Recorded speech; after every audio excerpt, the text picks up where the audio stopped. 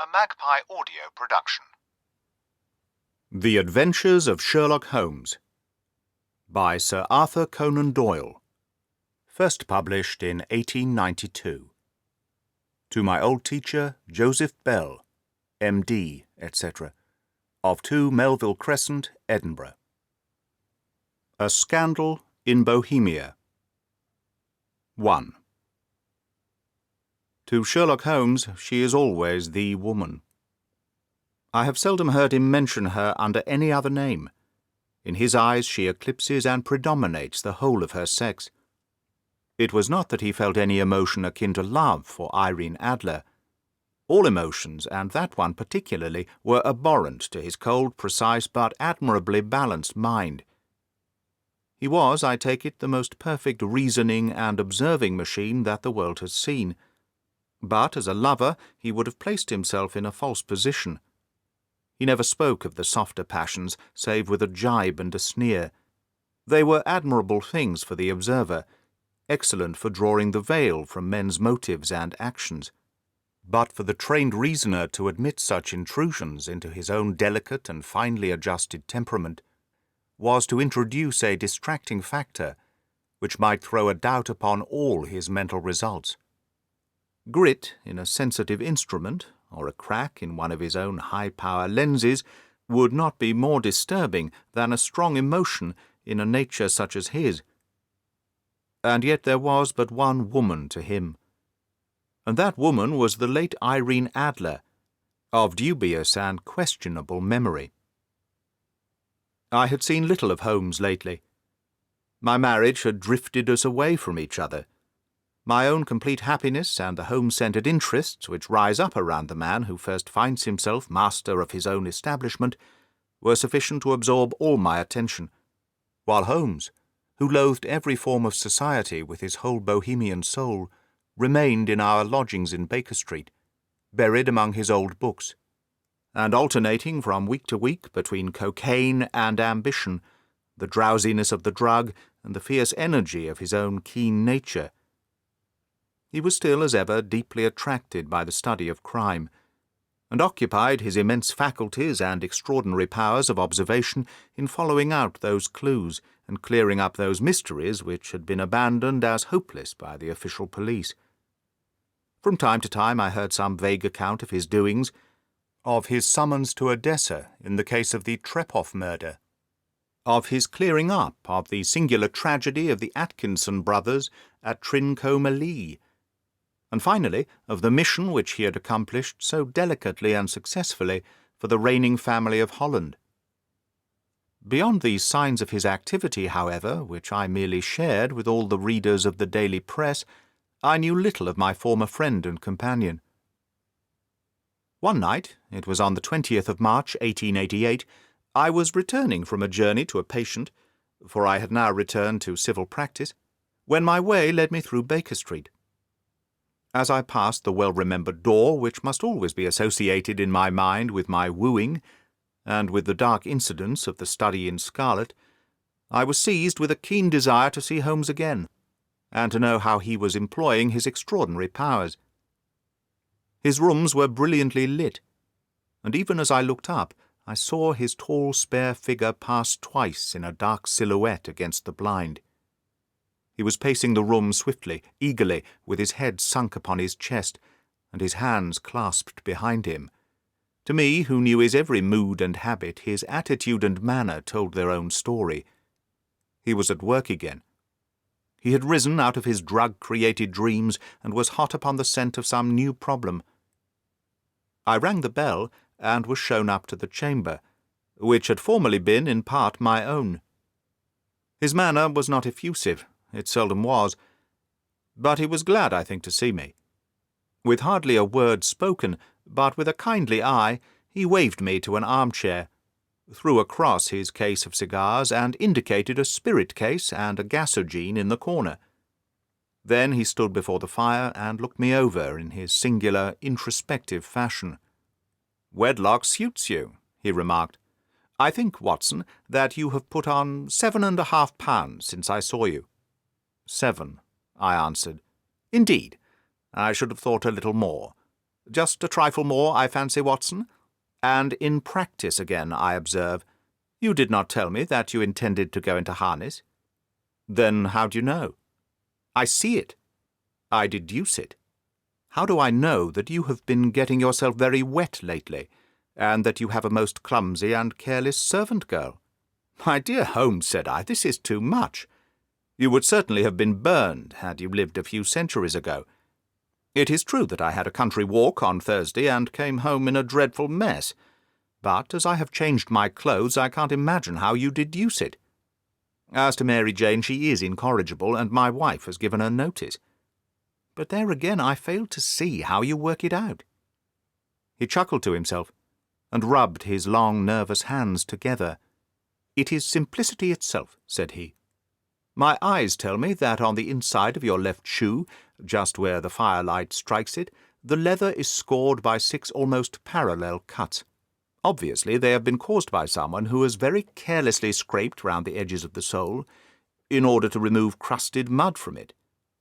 Hence, you see, my double deduction that you had been out in vile weather, and that you had a particularly malignant boot-splitting specimen of London slavey. As to your practice, if a gentleman walks into my room smelling of iodoform, with a black mark of nitrate of silver upon his right forefinger, and a bulge on the side of his top hat to show where he has secreted his stethoscope, I must be dull indeed if I do not pronounce him to be an active member of the medical profession. I could not help laughing at the ease with which he explained his process of deduction. When I hear you give your reasons, I remarked, the thing always appears to me to be so ridiculously simple that I could easily do it myself. Though at each successive instance of your reasoning I'm baffled until you explain the process. And yet I believe that my eyes are as good as yours. Quite so, he answered, lighting a cigarette and throwing himself down into an armchair. You see, but you do not observe. The distinction is clear. For example, you have frequently seen the steps which lead up from the hall to this room. Frequently. How often? Well, some hundreds of times. Then how many are there?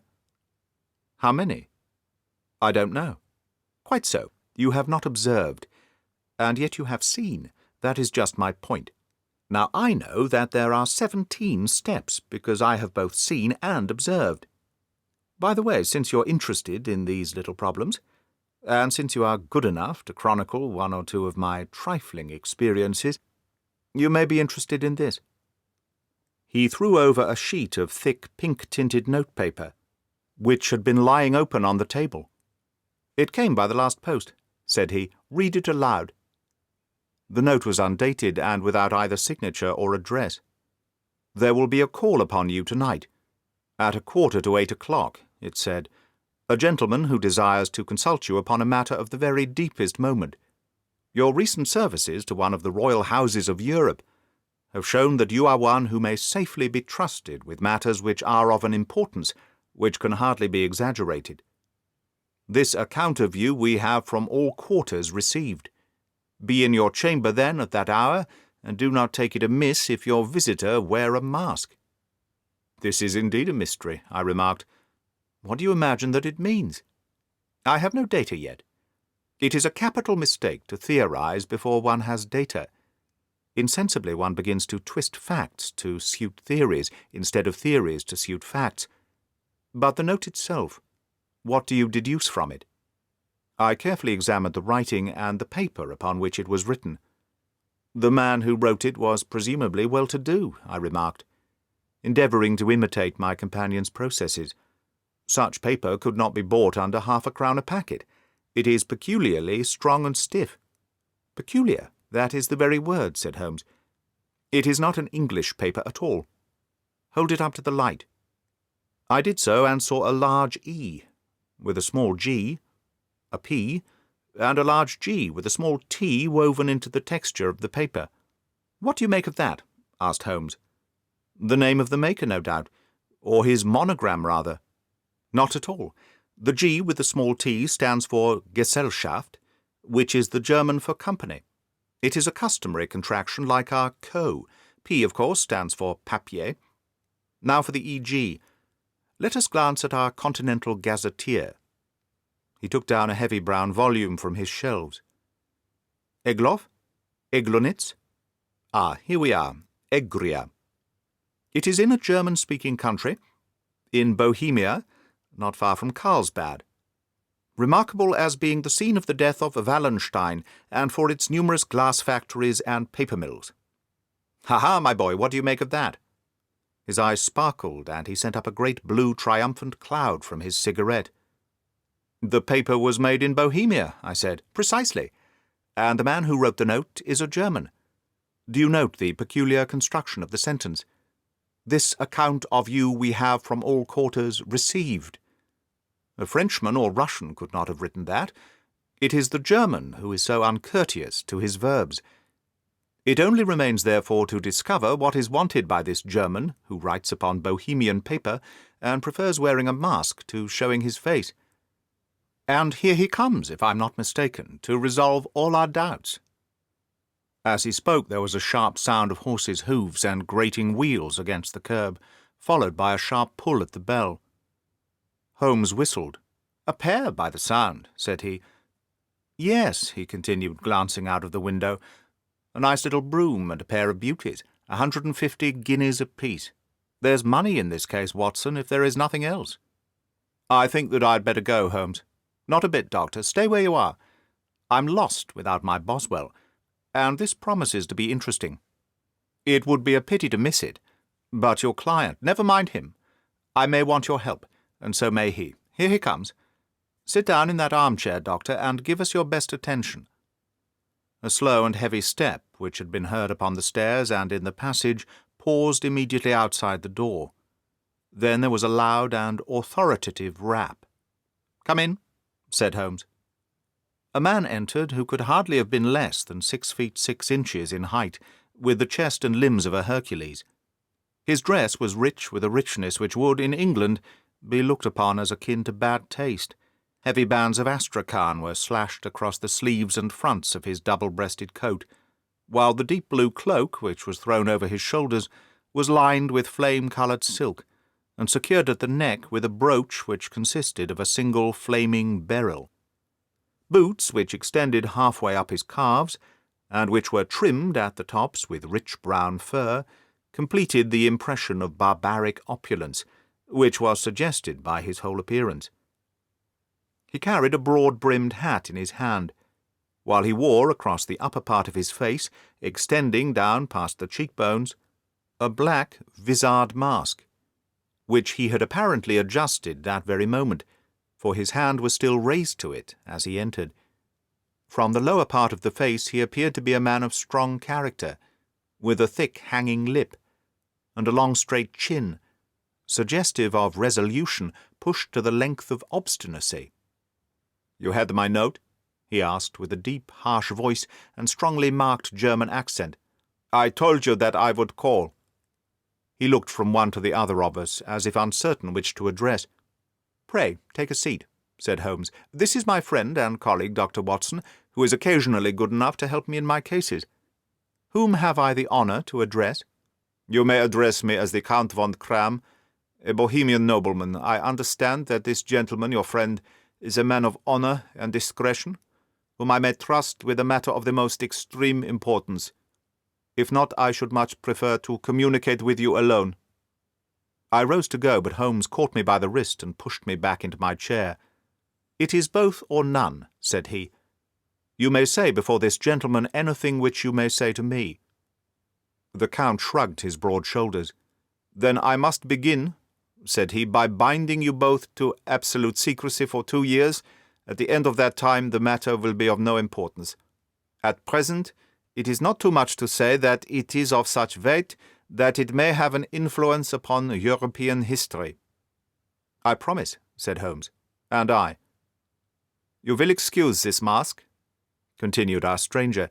"The august person who employs me wishes his agent to be unknown to you, and I may confess at once that the title by which I have just called myself is not exactly my own." "I was aware of it," said Holmes dryly.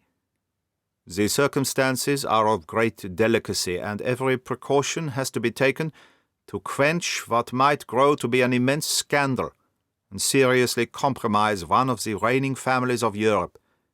To speak Plainly, the matter implicates the great house of Ormstein, hereditary kings of Bohemia." "I was also aware of that," murmured Holmes, settling himself down in his armchair and closing his eyes. Our visitor glanced with some apparent surprise at the languid, lounging figure of the man who had been no doubt depicted to him as the most incisive reasoner and most energetic agent in Europe. Holmes slowly reopened his eyes and looked impatiently at his gigantic client. "If your Majesty would condescend to state your case," he remarked, "I should be better able to advise you." The man sprang from his chair and paced up and down the room in uncontrollable agitation. Then, with a gesture of desperation, he tore the mask from his face and hurled it upon the ground. "You are right," he cried. "I am the king. Why should I attempt to conceal it?" "Why, indeed?" murmured Holmes.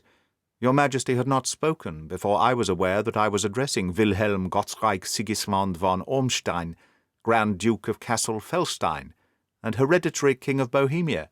But you can understand," said our strange visitor, sitting down once more and passing his hand over his high white forehead, "you can understand that I am not accustomed to doing such business in my own person.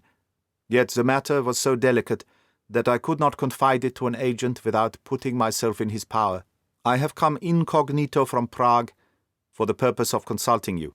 "Then pray consult," said Holmes, shutting his eyes once more. "The facts are briefly these. Some 5 years ago, during a lengthy visit to Warsaw, I made the acquaintance of the well-known adventuress Irene Adler. The name is no doubt familiar to you." "Kindly look her up in my index, Doctor," murmured Holmes without opening his eyes. For many years he had adopted a system of docketing all paragraphs concerning men and things, so that it was difficult to name a subject or a person on which he could not at once furnish information. In this case I found her biography sandwiched in between that of a Hebrew rabbi and that of a staff commander who had written a monograph upon the deep-sea fishes. "Let me see," said Holmes. Born in New Jersey in the year 1858. Contralto. La Scala. Prima donna, Imperial Opera of Warsaw. Yes. Retired from operatic stage. Living in London. Quite so. Your Majesty, as I understand, became entangled with this young person, wrote her some compromising letters, and is now desirous of getting those letters back." "Precisely so, but how—" "Was there a secret marriage?" "None." "No legal papers or certificates?" "None." "Then I fail to follow, your Majesty. If this young person should produce her letters for blackmailing or other purposes, how is she to prove their authenticity?" "There is the writing." "Pooh, forgery. My private notepaper? Stolen. My own seal? Imitated. My photograph? Bought. We were both in the photograph? Oh dear, that is very bad. Your Majesty has indeed committed an indiscretion. I was mad. Insane. You have compromised yourself seriously. I was only Crown Prince then. I was young. I am but 30 now. It must be recovered. We have tried and failed. Your Majesty must pay. It must be bought. She will not sell. Stolen, then. 5 attempts have been made. Twice burglars in my pay ransacked her house. Once we diverted her luggage when she travelled. Twice she has been waylaid. There has been no result. No sign of it. Absolutely none." Holmes laughed. "It is quite a pretty little problem," said he. "But a very serious one to me," returned the king reproachfully. "Very indeed. And what does she propose to do with the photograph?" "To ruin me." "But how?" "I am about to be married." "So I have heard." "To Clotilde Lothman von Saxe-Meiningen, second daughter of the King of Scandinavia. You may know the strict principles of her family. She is herself the very soul of delicacy. The shadow of a doubt as to my conduct would bring the matter to an end." "And Irene Adler?" "Threatens to send them the photograph. And she will do it. I know that she will do it. You do not know her, but she has a soul of steel. She has the face of the most beautiful of women and the mind of the most resolute of men. Rather than I should marry another woman, there are no lengths to which she would not go. None." "You are sure that she has not sent it yet?" "I am sure. And why?" "Because she has said that she would send it on the day when the betrothal was publicly proclaimed. That will be next Monday." "Oh, then we have 3 days yet," said Holmes with a yawn. "That is very fortunate, as I have one or two matters of importance to look into just at present. Your Majesty will, of course, stay in London for the present." "Certainly. You will find me at the Langham, under the name of Count von Kram." "Then I shall drop you a line to let you know how we progress." "Pray do so. I shall be all anxiety." "Then as to money? You have carte blanche." "Absolutely. I tell you that I would give one of the provinces of my kingdom to have that photograph." "And for present expenses?" The king took a heavy chamois leather bag from under his cloak and laid it on the table. "There are £300 in gold and 700 in notes," he said. Holmes scribbled a receipt upon a sheet of his notepaper and handed it to him. "And mademoiselle's address?" he asked. "Is Briony Lodge, Serpentine Avenue, St. John's Wood." Holmes took a note of it. "One other question," said he. "Was the photograph a cabinet?" "It was." "Then good night, Your Majesty, and I trust that we should soon have some good news for you. And good night, Watson," he added, as the wheels of the royal brougham rolled down the street. "If you will be good enough to call tomorrow afternoon at 3 o'clock, I should like to chat this little matter over with you." 2. At 3 o'clock precisely I was at Baker Street, but Holmes had not yet returned. The landlady informed me that he had left the house shortly after 8 o'clock in the morning. I sat down beside the fire, however, with the intention of awaiting him, however long he might be. I was deeply interested in his inquiry, for though it was surrounded by none of the grim and strange features which were associated with the two crimes which I have elsewhere recorded, still, the nature of the case and the exalted station of his client gave it a character of its own. Indeed, apart from the nature of the investigation which my friend had on hand, there was something in his masterly grasp of a situation and his keen, incisive reasoning which made it a pleasure to me to study his system of work, and to follow the quick, subtle methods by which he disentangled the most inextricable mysteries. So accustomed was I to his invariable success that the very possibility of his failing had ceased to enter into my head. It was close upon 4 before the door opened, and a drunken-looking groom, ill-kempt and side-whiskered, with an inflamed face and disreputable clothes, walked into the room. Accustomed as I was to my friend's amazing powers in the use of disguises, I had to look 3 times before I was certain that it was indeed he. With a nod he vanished into the bedroom, whence he emerged in 5 minutes, tweed-suited and respectable, as of old. Putting his hands into his pockets, he stretched out his legs in front of the fire, and laughed heartily for some minutes. "Well, really!" he cried, and then he choked, and laughed again, until he was obliged to lie back limp and helpless in the chair. "What is it?" "It's quite too funny. I'm sure you could never guess how I employed my morning, or what I ended by doing. I can't imagine. I suppose that you've been watching the habits and perhaps the house of Miss Irene Adler. Quite so. But the sequel was rather unusual. I will tell you, however. I left the house a little after 8 o'clock this morning in the character of a groom out of work. There is a wonderful sympathy and freemasonry among horsey men. Be one of them, and you will know all that there is to know. I soon found Briony Lodge.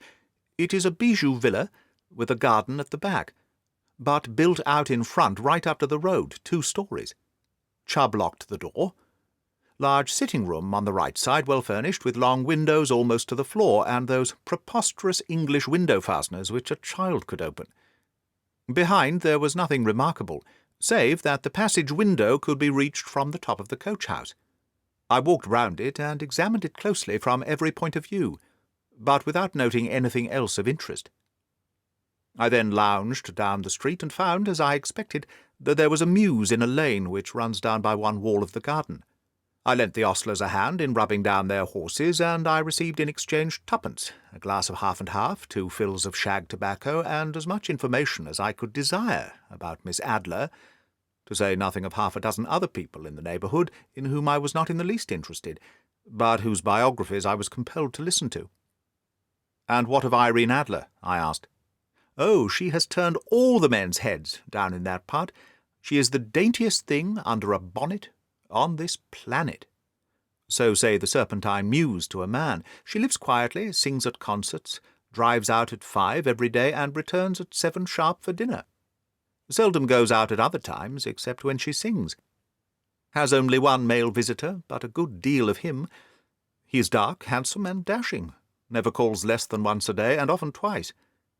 He's a Mr. Godfrey Norton, of the Inner Temple. See the advantages of a cabman as a confidant? They had driven him home a dozen times from Serpentine Mews, and knew all about him. When I had listened to all that they had to tell, I began to walk up and down near Briony Lodge once more, and to think over my plan of campaign. This Godfrey Norton was evidently an important factor in the matter. He was a lawyer. That sounded ominous. What was the relation between them? And what the object of his repeated visits? Was she his client, his friend, or his mistress?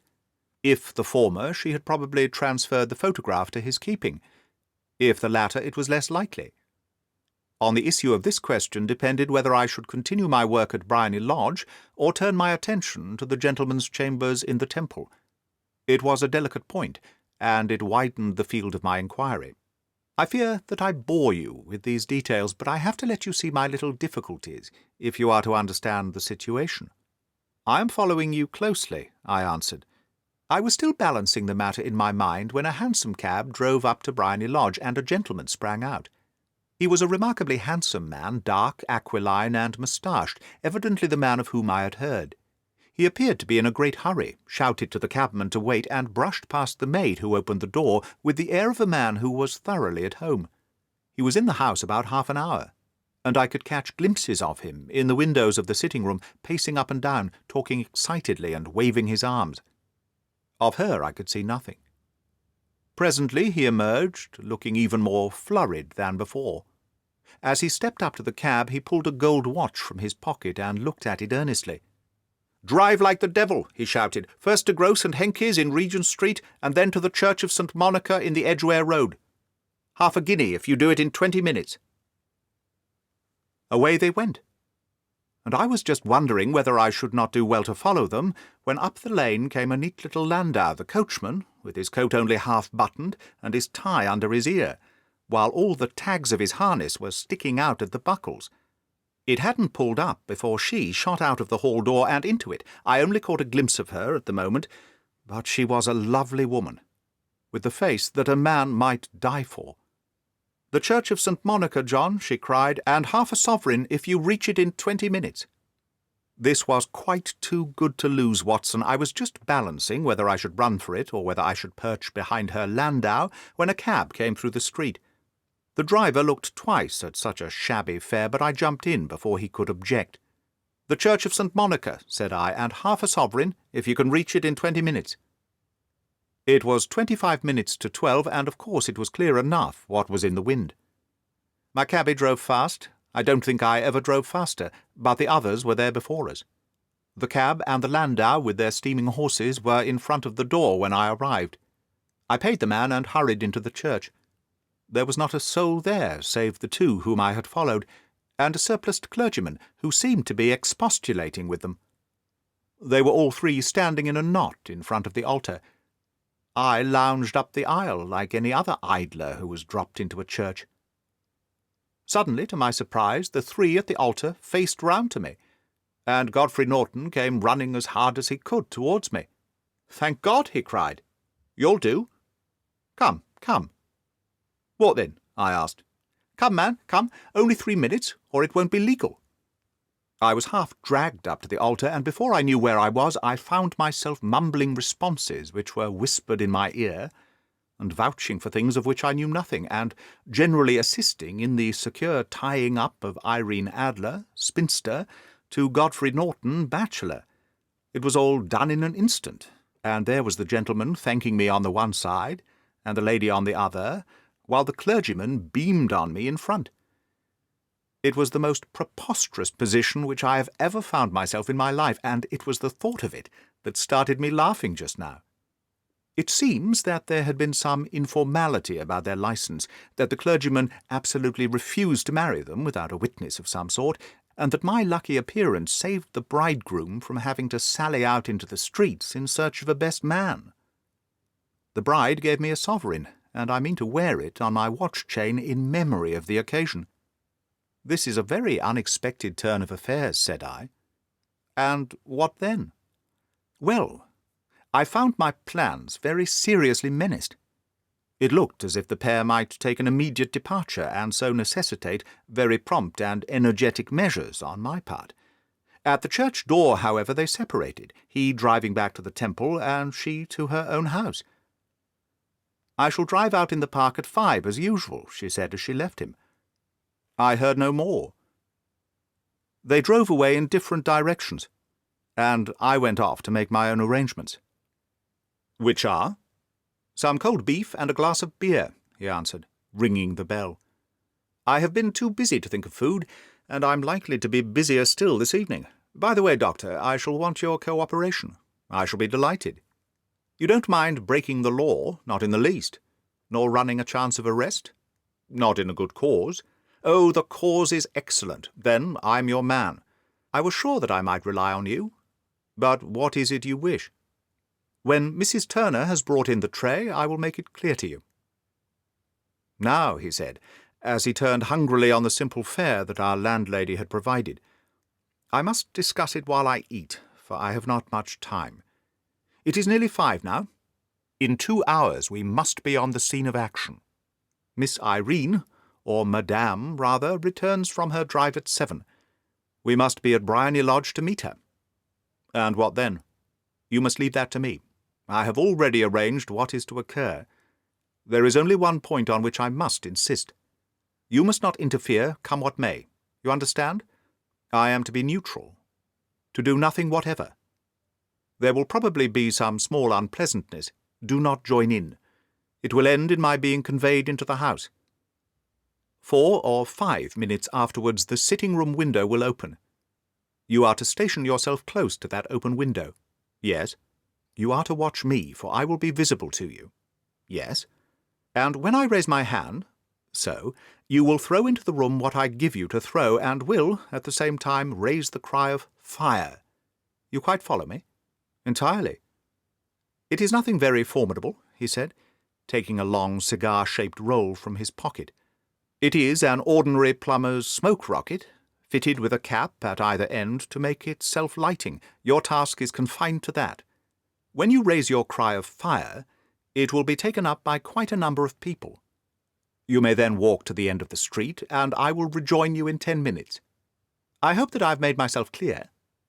I am to remain neutral, to get near the window, to watch you, and at the signal to throw in this object, then to raise the cry of 'Fire!' and to await you at the corner of the street, precisely. Then you may entirely rely on me. That is excellent. I think perhaps it is almost time that I prepared for the new role I have to play." He disappeared into his bedroom and returned in a few minutes, in the character of an amiable and simple-minded nonconformist clergyman.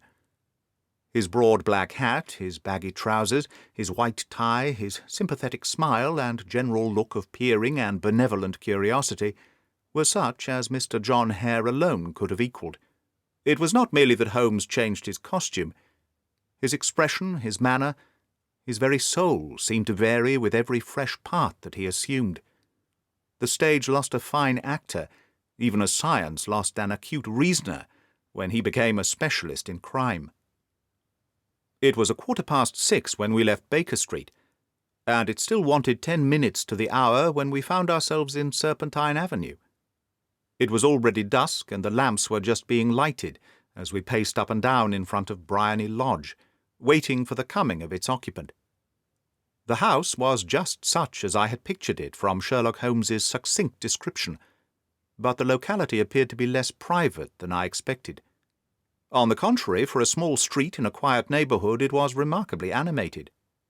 There was a group of shabbily dressed men smoking and laughing in a corner, a scissors grinder with his wheel, 2 guardsmen who were flirting with a nurse girl, and several well-dressed young men who were lounging up and down with cigars in their mouths. "You see," remarked Holmes, as we paced to and fro in front of the house, "this marriage rather simplifies matters. The photograph becomes a double-edged weapon now. The chances are that she would be as averse to its being seen by Mr. Godfrey Norton as our client is to its coming to the eyes of his princess. Now the question is, where are we to find the photograph? Where indeed? It is most unlikely that she carries it about with her. It is cabinet size, too large for easy concealment about a woman's dress. She knows that the king is capable of having her waylaid and searched. 2 attempts of that sort have already been made. We may take it, then, that she does not carry it about with her. Where, then? Her banker or her lawyer? There is that double possibility, but I am inclined to think neither. Women are naturally secretive, and they like to do their own secreting. Why should she hand it over to anyone else? She could trust her own guardianship, but she could not tell what indirect or political influence might be brought to bear upon a businessman. Besides, remember that she had resolved to use it within a few days. It must be where she can lay her hands upon it. It must be in her own house. But it has twice been burgled. Pshaw, they did not know how to look. But how will you look? I will not look. What then? I will get her to show me. But she will refuse. She will not be able to. But I hear the rumble of wheels. It is her carriage. Now carry out my orders to the letter. As he spoke, the gleam of the side lights of a carriage came round the curve of the avenue. It was a smart little landau which rattled up to the door of Bryony Lodge. As it pulled up, one of the loafing men at the corner dashed forward to open the door in the hope of earning a copper, but was elbowed away by another loafer who had rushed up with the same intention. A fierce quarrel broke out, which was increased by the 2 guardsmen, who took sides with one of the loungers, and by the scissors grinder, who was equally hot upon the other side. A blow was struck, and in an instant the lady, who had stepped from her carriage, was the centre of a little knot of flushed and struggling men, who struck savagely at each other with their fists and sticks. Holmes dashed into the crowd to protect the lady, but, just as he reached her, he gave a cry and dropped to the ground, with the blood running freely down his face. At his fall, the guardsmen took to their heels in one direction and the loungers in the other, while a number of better-dressed people who had watched the scuffle without taking part in it crowded in to help the lady and to attend to the injured man. Irene Adler, as I will still call her, had hurried up the steps, but she stood at the top, with her superb figure outlined against the lights of the hall, looking back into the street. "Is the poor gentleman much hurt?" she asked. "He is dead," cried several voices. No, there's life in him," shouted another, "but he'll be gone before you can get him to hospital." "He's a brave fellow," said a woman. "They would have had the lady's purse and watch if it hadn't been for him.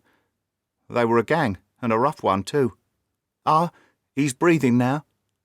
"He can't lie in the street. May we bring him in, ma'am?" "Surely, bring him into the sitting-room. There is a comfortable sofa. This way, please." Slowly and solemnly he was borne into Bryony Lodge and laid out in the principal room, while I still observed the proceedings from my post by the window. The lamps had been lit, but the blinds had not been drawn, so that I could see Holmes as he lay upon the couch. I do not know whether he was seized with compunction at that moment for the part he was playing, but I know that I never felt more heartily ashamed of myself in my life than when I saw the beautiful creature against whom I was conspiring, or the grace and kindliness with which she waited upon the injured man. And yet it would be the blackest treachery to Holmes to draw back now from the part which he had entrusted to me. I hardened my heart and took the smoke rocket from under my ulster. After all, I thought, we are not injuring her. We are but preventing her from injuring another. Holmes had sat up upon the couch, and I saw him motion like a man who is in want of air. A maid rushed across and threw open the window. At the same instant I saw him raise his hand, and at the signal I tossed my rocket into the room with a cry of "Fire!" The word was no sooner out of my mouth than the whole crowd of spectators, well-dressed and ill, gentlemen, ostlers, and servant-maids, joined in a general shriek of "Fire!" Thick clouds of smoke curled through the room and out at the open window. I caught a glimpse of rushing figures, and a moment later the voice of Holmes from within, assuring them that it was a false alarm. Slipping through the shouting crowd, I made my way to the corner of the street, and in 10 minutes was rejoiced to find my friend's arm in mine and to get away from the scene of the uproar. He walked swiftly and in silence for some minutes, until we had turned down one of the quiet streets which lead towards the Edgware Road. "You did it very nicely, Doctor," he remarked. "Nothing could have been better. It is all right. You have the photograph?" "I know where it is." "And how did you find out?" "She showed me, as I told you that she would. I am still in the dark." "I do not wish to make a mystery," said he, laughing. "The matter was perfectly simple. You, of course, saw that everyone in the street was an accomplice.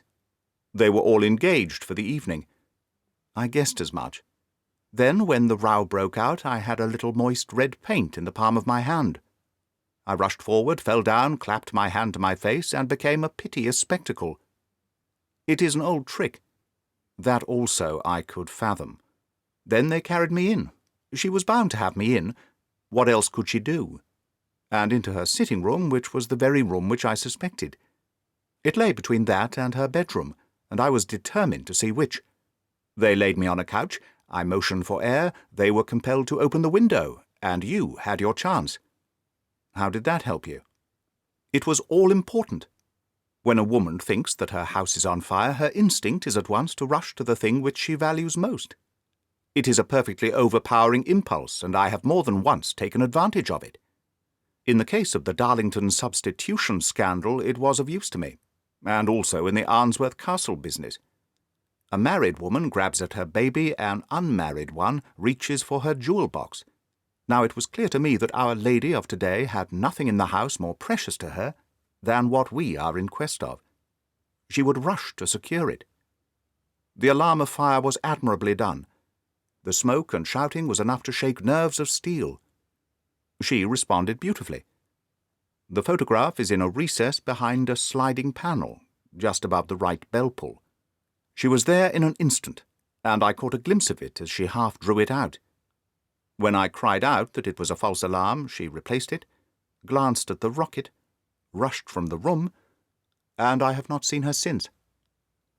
I rose and, making my excuses, escaped from the house. I hesitated whether to attempt to secure the photograph at once, but the coachman had come in, and as he was watching me narrowly, it seemed safer to wait. A little over-precipitance may ruin all. "And now?" I asked. "Our quest is practically finished. I shall call with the king tomorrow, and with you, if you care to come with us. We will be shown into the sitting-room to wait for the lady, but it is probable that when she comes she may find neither us nor the photograph. It might be a satisfaction to His Majesty to regain it with his own hands." "And when will you call?" "At 8 in the morning. She will not be up, so that we shall have a clear field. Besides, we must be prompt, for this marriage may mean a complete change in her life and habits. I must wire to the king without delay." We had reached Baker Street and had stopped at the door. He was searching his pockets for the key when someone passing said, "Good night, Mr. Sherlock Holmes." There were several people on the pavement at the time, but the greeting appeared to come from a slim youth in an ulster who had hurried by. "I've heard that voice before," said Holmes, staring down the dimly lit street. "Now, I wonder who the deuce that could have been." 3. I slept at Baker Street that night, and we were engaged upon our toast and coffee when the King of Bohemia rushed into the room. "You have really got it," he cried, grasping Sherlock Holmes by either shoulder and looking eagerly into his face. "Not yet." "But you have hopes?" "I have hopes." "Then come, I am impatient to be gone." "We must have a cab." "No, my brougham is waiting." "Then that will simplify matters." We descended and started off once more for Briony Lodge. "Irene Adler is married," remarked Holmes. "Married? When?" "Yesterday." "But to whom?" "To an English lawyer named Norton." "But she could not love him." "I am in hopes that she does." "And why in hopes?" "Because it would spare your Majesty all fear of future annoyance. If the lady loves her husband, she does not love your Majesty. If she does not love your Majesty, there is no reason why she should interfere with your Majesty's plan. "It is true, and yet, well, I wish she had been of my own station. What a queen she would have made!" He relapsed into a moody silence, which was not broken until we drew up in Serpentine Avenue. The door of Briony Lodge was open, and an elderly woman stood upon the steps. She watched us with a sardonic eye as we stepped from the brougham. "Mr. Sherlock Holmes, I believe?" said she. "I am Mr. Holmes," answered my companion, looking at her with a questioning and rather startled gaze. "Indeed. My mistress told me that you were likely to call. She left this morning with her husband by the 5:15 train from Charing Cross for the Continent." "What?" Sherlock Holmes staggered back, white with chagrin and surprise. "Do you mean that she has left England?" "Never to return." "And the papers?" asked the king hoarsely. "All is lost." "We shall see." He pushed past the servant and rushed into the drawing-room, followed by the king and myself. The furniture was scattered about in every direction, with dismantled shelves and open drawers, as if the lady had hurriedly ransacked them before her flight. Holmes rushed at the bell-pull, tore back a small sliding shutter, and, plunging in his hand, pulled out a photograph and a letter. The photograph was of Irene Adler herself in evening dress. The letter was superscribed to Sherlock Holmes, Esquire, to be left till called for. My friend tore it open, and we all three read it together. It was dated at midnight of the preceding night, and ran in this way. "My dear Mr. Sherlock Holmes, you really did it very well. You took me in completely.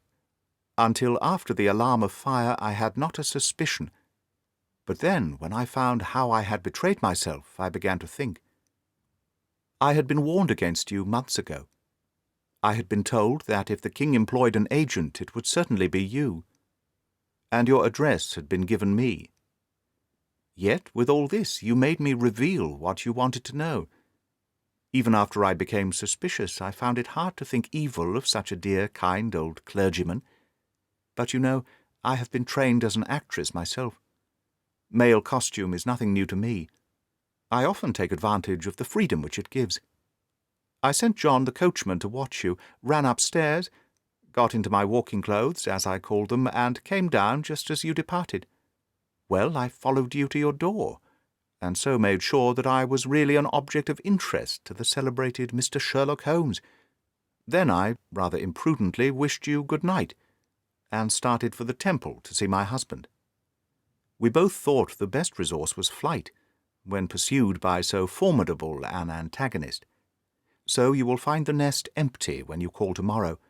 As to the photograph, your client may rest in peace. I love and am loved by a better man than he. The king may do what he will, without hindrance, from one whom he has cruelly wronged. I keep it only to safeguard myself, and to preserve a weapon which will always secure me from any steps which he might take in the future. I leave a photograph which he might care to possess. And I remain, dear Mr. Sherlock Holmes, very truly yours, Irene Norton, née Adler. "What a woman! Oh, what a woman!" cried the King of Bohemia, when we had all three read this epistle. "Did I not tell you how quick and resolute she was? Would she not have made an admirable queen? Is it not a pity she was not on my level?" "From what I have seen of the lady, she seems indeed to be on a very different level to your Majesty," said Holmes coldly. "I am sorry that I have not been able to bring your Majesty's business to a more successful conclusion." "On the contrary, my dear sir," cried the king, "nothing could be more successful. I know that her word is inviolate. The photograph is now as safe as if it were in the fire." "I am glad to hear your Majesty say so." "I am immensely indebted to you. Pray tell me in what way I can reward you. This ring?" He slipped an emerald snake ring from his finger, and held it out upon the palm of his hand.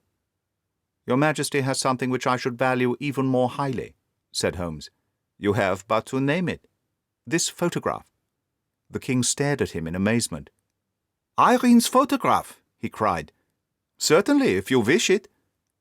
"I thank your Majesty. Then there is no more to be done in the matter. I have the honour to wish you a very good morning." He bowed, and turning away without observing the hand which the king had stretched out to him, he set off in my company for his chambers. And that was how a great scandal threatened to affect the kingdom of Bohemia, and how the best plans of Mr. Sherlock Holmes were beaten by a woman's wit. He used to make merry over the cleverness of women, but I have not heard him do it of late. And when he speaks of Irene Adler, or when he refers to her photograph, it is always under the honourable title of the woman. The Red-Headed League by Sir Arthur Conan Doyle. I had called upon my friend Mr. Sherlock Holmes one day in the autumn of last year, and found him in deep conversation with a very stout, florid-faced elderly gentleman with fiery red hair. With an apology for my intrusion, I was about to withdraw, when Holmes pulled me abruptly into the room and closed the door behind me. "You could not possibly have come at a better time, my dear Watson," he said cordially. "I was afraid that you were engaged." "So I am, very much so." "Then I can wait in the next room." "Not at all. This gentleman, Mr. Wilson, has been my partner and helper in many of my most successful cases, and I have no doubt that he will be of the utmost use to me in yours also." The stout gentleman half rose from his chair and gave a bob of greeting, with a quick little questioning glance from his small, fat-encircled eyes. "Try the settee," said Holmes, relapsing into his armchair, and pulling his fingertips together as was his custom when in judicial moods. "I know, my dear Watson, that you share my love of all that is bizarre and outside the conventions and humdrum routine of everyday life. You have shown your relish for it by the enthusiasm which has promoted you to chronicle, and if you will excuse my saying so, somewhat to embellish, so many of my own little adventures." "Your cases have indeed been of the greatest interest to me," I observed. "You will remember that I remarked the other day, just before we went into the very simple problem presented by Miss Mary Sutherland, that for strange effects and extraordinary combinations we must go to life itself, which is always far more daring than any effort of the imagination, a proposition which I took the liberty of doubting. You did, Doctor, but none the less you must come round to my view, for otherwise I shall keep piling fact upon fact on you until your reason breaks down under them and acknowledges me to be right. Now, Mr. Jabez Wilson here has been good enough to call upon me this morning and to begin a narrative, which promises to be one of the most singular which I have listened to for some time. You have heard me remark that the strangest and most unique things are very often connected not only with the larger, but with the smaller crimes, and occasionally, indeed, where there is room for doubt whether any positive crime has been committed.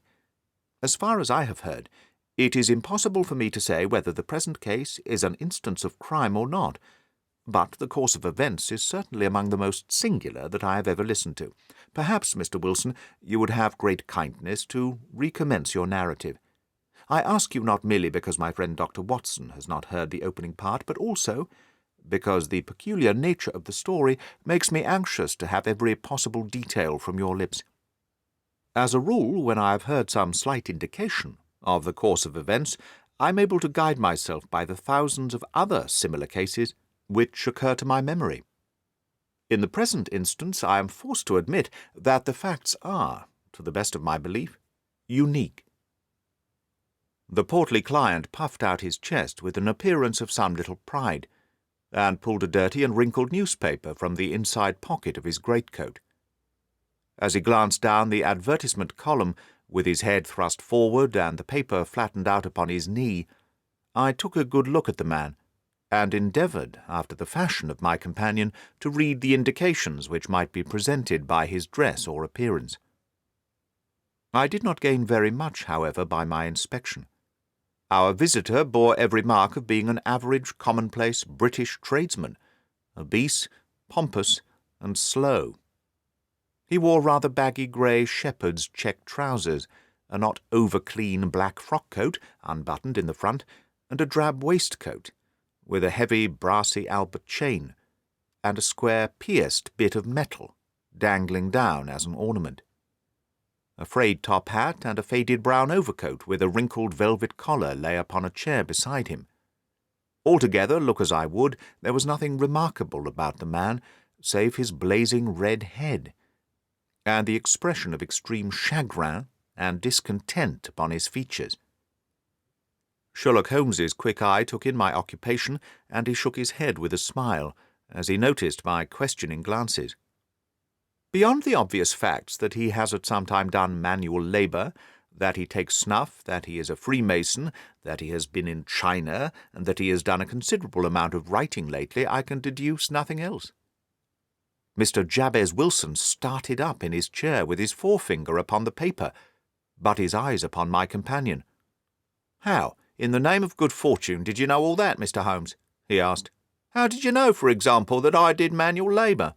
It's as true as gospel, and I began as a ship's carpenter." "Your hands, my dear sir. Your right hand is quite a size larger than your left. You have worked with it, and the muscles are more developed." "Well, the snuff, then, and the Freemasonry." "I won't insult your intelligence by telling you how I read that, especially as, rather against the strict rules of your order, you use an arc and compass breastpin." "Ah, of course. I forgot that. But the writing. What else can be indicated by that right cuff so very shiny for 5 inches, and the left one with the smooth patch near the elbow where you rest it upon the desk?" "Well, but China. The fish which you have tattooed immediately above your right wrist could only have been done in China. I have made a small study of tattoo marks, and have even contributed to the literature of the subject. That trick of staining the fish's scales of a delicate pink is quite peculiar to China. When, in addition, I see a Chinese coin hanging from your watch-chain, the matter becomes even more simple." Mr. Jabez Wilson laughed heavily. "Well, I never," said he. "I thought at first you'd done something clever, but I see that there was nothing in it after all." "I begin to think, Watson," said Holmes, "that I make a mistake in explaining. Omne ignotum pro magnifico, you know, and my poor little reputation, such as it is, will suffer shipwreck if I am so candid. Can you not find the advertisement, Mr. Wilson?" "Yes, I have got it now," he answered, with his thick red finger planted halfway down the column. "Here it is. This is what began it all. You just read it for yourself, sir."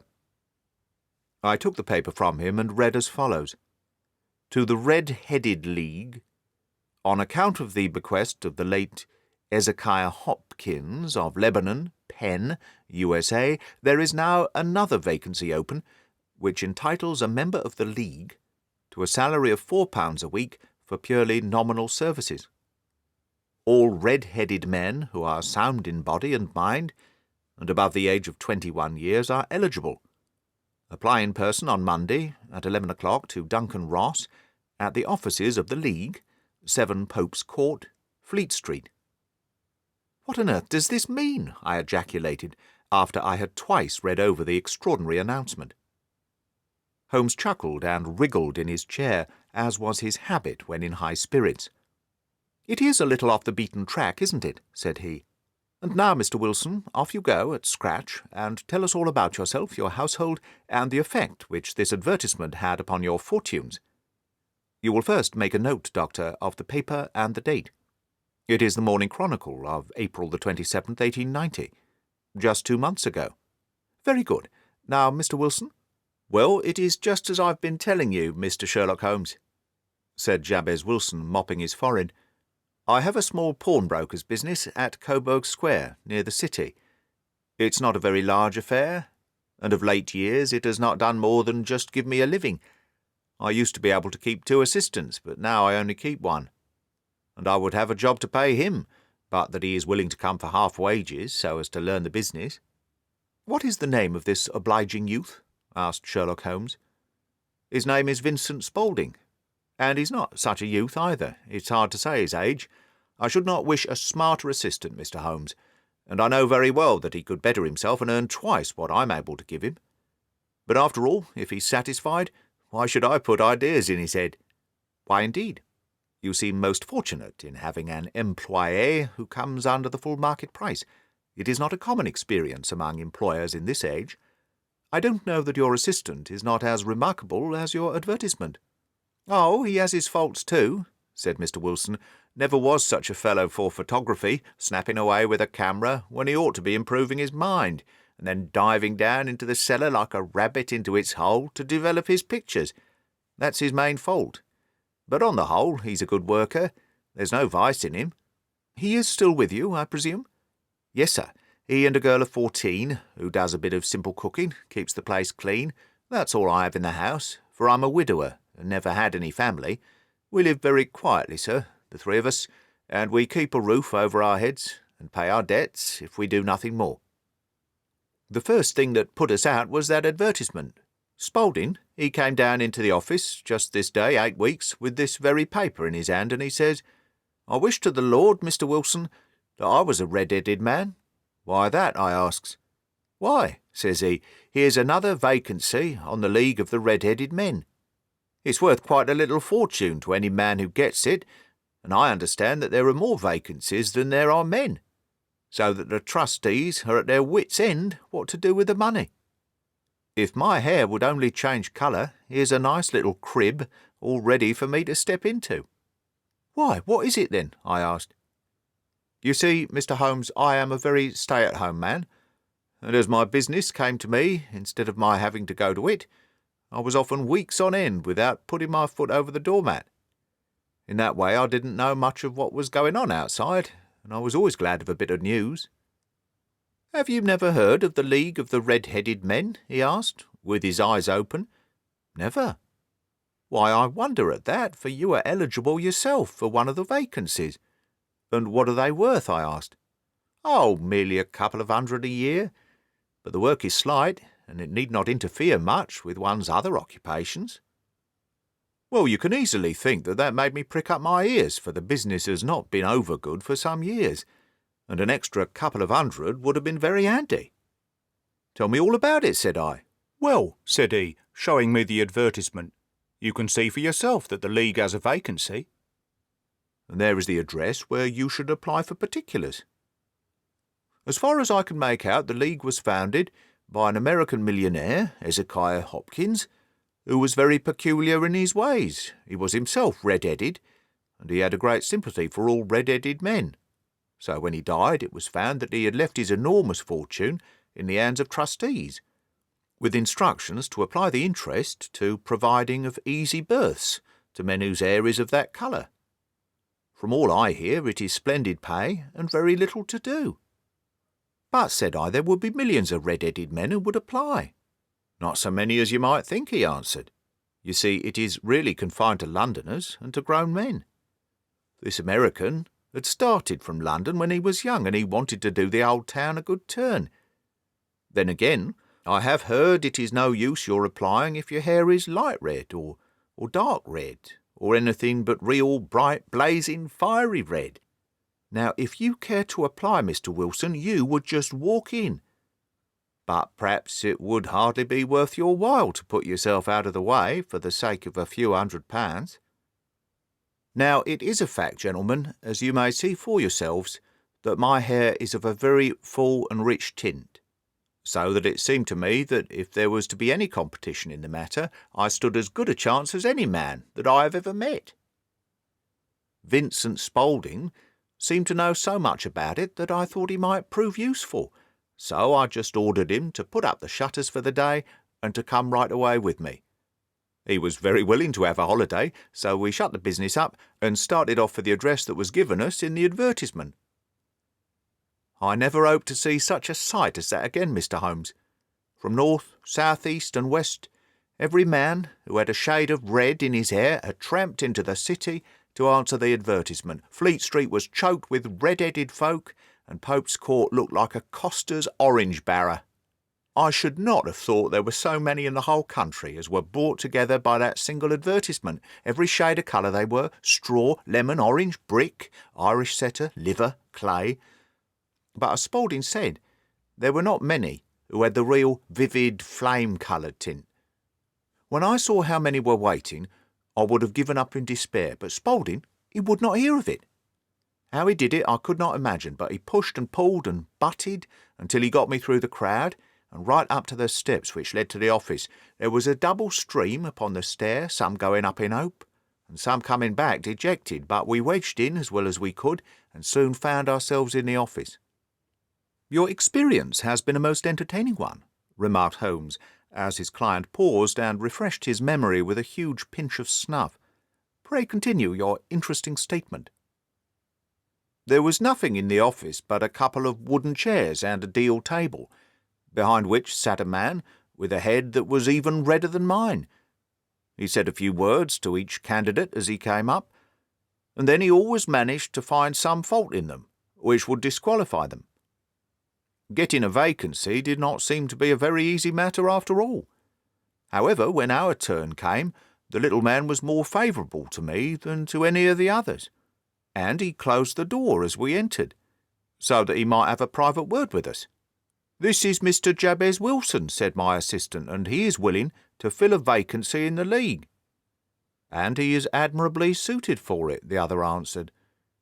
'He has every requirement. I cannot recall when I've seen anything so fine.' He took a step backwards, cocked his head on one side, and gazed at my hair until I felt quite bashful. Then suddenly plunged forward, wrung my hand, and congratulated me on my success. 'It would be injustice to hesitate,' said he. 'You will, however, I am sure, excuse me for taking an obvious precaution.' With that he seized my hair in both his hands, and tugged until I yelled with pain. 'There is water in your eyes,' said he, as he released me. 'I perceive that all is as it should be. But we have to be careful, for we have twice been deceived by wigs, and once by paint. I could tell you tales of cobbler's wax, which would disgust you with human nature.' He stepped over to the window, and shouted through it at the top of his voice that the vacancy was filled. A groan of disappointment came up from below, and the folk all trooped away in different directions, until there was not a redhead to be seen except my own and that of the manager. 'My name,' said he, "is Mr. Duncan Ross, and I am myself one of the pensioners upon that fund left by our noble benefactor. Are you a married man, Mr. Wilson? Have you any family?' I answered that I had not. His face fell immediately. 'Dear me,' he said gravely, 'that is very serious indeed. I'm sorry to hear you say that. The fund was, of course, for the propagation and spread of the redheads, as well as for their maintenance. It is exceedingly unfortunate that you should be a bachelor.' My face lengthened at this, Mr. Holmes, for I thought that I was not to have the vacancy after all. But after thinking it over for a few minutes, he said that it would be all right. 'In the case of another,' said he, 'the objection might be fatal. But we must stretch a point. In favour of a man with such a head of hair as yours, when shall you be able to enter upon your new duties?' 'Well, it is a little awkward, for I have a business already,' said I. 'Oh, never mind about that, Mr. Wilson,' said Vincent Spaulding. 'I shall be able to look after that for you.' 'What would be the hours?' I asked. 10 to 2. Now, a pawnbroker's business is mostly done of an evening, Mr. Holmes, especially Thursday and Friday evening, which is just before payday, so it would suit me very well to earn a little in the mornings. Besides, I knew that my assistant was a good man, and that he would see to anything that turned up. 'That would suit me very well,' said I. 'And the pay?' 'Is £4 a week.' 'And the work?' 'Is purely nominal.' 'What do you call purely nominal?' 'Well, you have to be in the office, or at least in the building the whole time. If you leave, you forfeit your whole position for ever. The will is very clear upon that point. You don't comply with the conditions if you budge from the office during that time.' 'It's only 4 hours a day, and I should not think of leaving,' said I. 'No excuse will avail,' said Mr. Duncan Ross, 'neither sickness nor business nor anything else. There you must stay, or you lose your billet.' 'And the work?' 'Is to copy out the Encyclopaedia Britannica. There is the first volume of it in that press. You must find your own ink, pens, and blotting paper, but we provide this table and chair. Will you be ready tomorrow?' 'Certainly,' I answered. "Then good-bye, Mr. Jabez Wilson, and let me congratulate you once more on the important position which you have been fortunate enough to gain."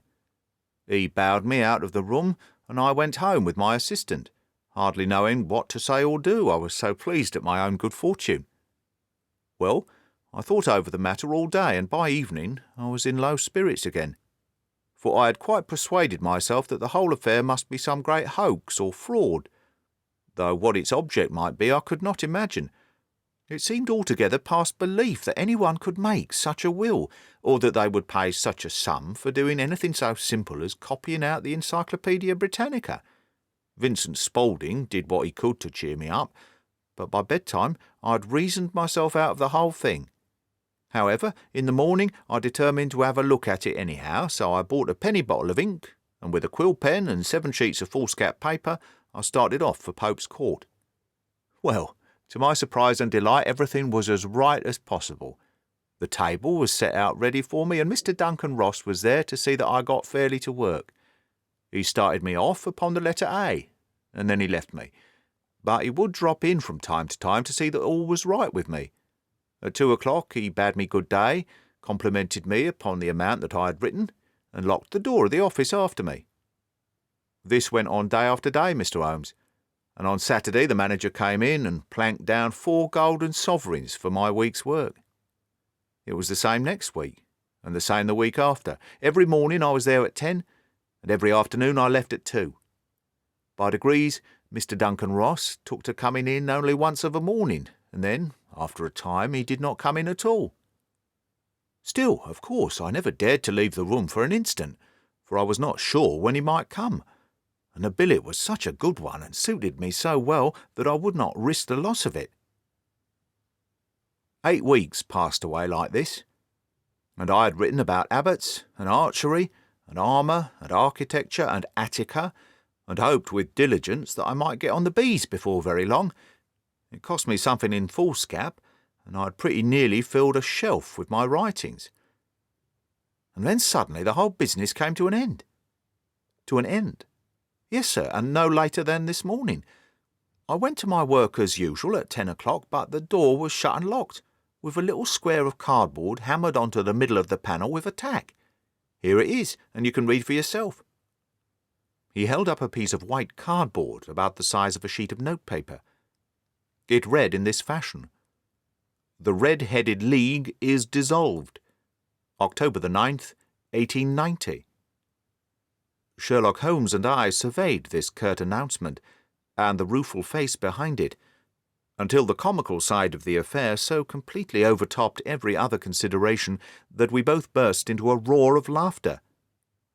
"I cannot see that there is anything very funny," cried our client, flushing up to the roots of his flaming head. "If you can do nothing better than laugh at me, I can go elsewhere." "No, no," cried Holmes, shoving him back into the chair from which he had half risen. "I really wouldn't miss your case for the world. It is most refreshingly unusual. But there is, if you will excuse me saying so, something just a little funny about it. Pray, what steps did you take when you found the card upon the door?" "I was staggered, sir. I did not know what to do. Then I called at the offices round, but none of them seemed to know anything about it. Finally, I went to the landlord, who is an accountant living on the ground floor, and I asked him if he could tell me what had become of the Red-Headed League. He said that he had never heard of any such body. Then I asked him who Mr. Duncan Ross was. He answered that the name was new to him. "Well," said I, "the gentleman at number 4. "What, the red-headed man?" "Yes." "Oh," said he, "his name was William Morris. He was a solicitor, and was using my room as a temporary convenience until his new premises were ready. He moved out yesterday." "Where could I find him?" "Oh, at his new offices. He did tell me the address. Yes, 17 King Edward Street, near St. Paul's." I started off, Mr. Holmes, but when I got to that address it was a manufactory of artificial kneecaps, and no one in it had ever heard of either Mr. William Morris or Mr. Duncan Ross. "And what did you do then?" asked Holmes. "I went home to Saxe-Coburg Square, and I took the advice of my assistant, but he could not help me in any way. He could only say that if I waited I should hear by post, but that was not quite good enough, Mr. Holmes. I did not wish to lose such a place without a struggle, so As I had heard that you were good enough to give advice to poor folk who were in need of it, I came right away to you." "And you did very wisely," said Holmes. "Your case is an exceedingly remarkable one, and I shall be happy to look into it. From what you have told me, I think that it is possible that graver issues hang from it than might at first sight appear." "Grave enough," said Mr. Jabez Wilson. "Why, I have lost £4 a week." "As far as you are personally concerned," remarked Holmes, "I do not see that you have any grievance against this extraordinary league. On the contrary, you are, as I understand, richer by some £30, to say nothing of the minute knowledge which you have gained on every subject which comes under letter A. You have lost nothing by them." "No, sir, but I want to find out about them, and who they are, and what their object was in playing this prank, if it was a prank, upon me. It was a pretty expensive joke for them, for it cost them £32. "We shall endeavour to clear up these points for you, and first 1 or 2 questions, Mr. Wilson. This assistant of yours who first called your attention to the advertisement, how long had he been with you?" "About a month, then." "How did he come?" "In answer to an advertisement." "Was he the only applicant?" "No, I had a dozen." "Why did you pick him?" "Because he was handy and would come cheap." "At half wages, in fact?" "Yes." "What is he like, this Vincent Spaulding?" "Small, stout-built, very quick in his ways, no hair on his face, so he's not short of 30. Has a white splash of acid upon his forehead." Holmes sat up in his chair in considerable excitement. "I thought as much," said he. "Have you ever observed that his ears are pierced for earrings?" "Yes, sir. He told me that a gipsy had done it for him when he was a lad." "Hum," said Holmes, sinking back in deep thought. "He is still with you?" "Oh, yes, sir. I've only just left him." "And has your business been attended to in your absence?" "Nothing to complain of, sir. There's never very much to do of a morning." "That will do, Mr. Wilson. I shall be happy to give an opinion upon the subject in the course of a day or two. Today is Saturday, and I hope that by Monday we may come to a conclusion."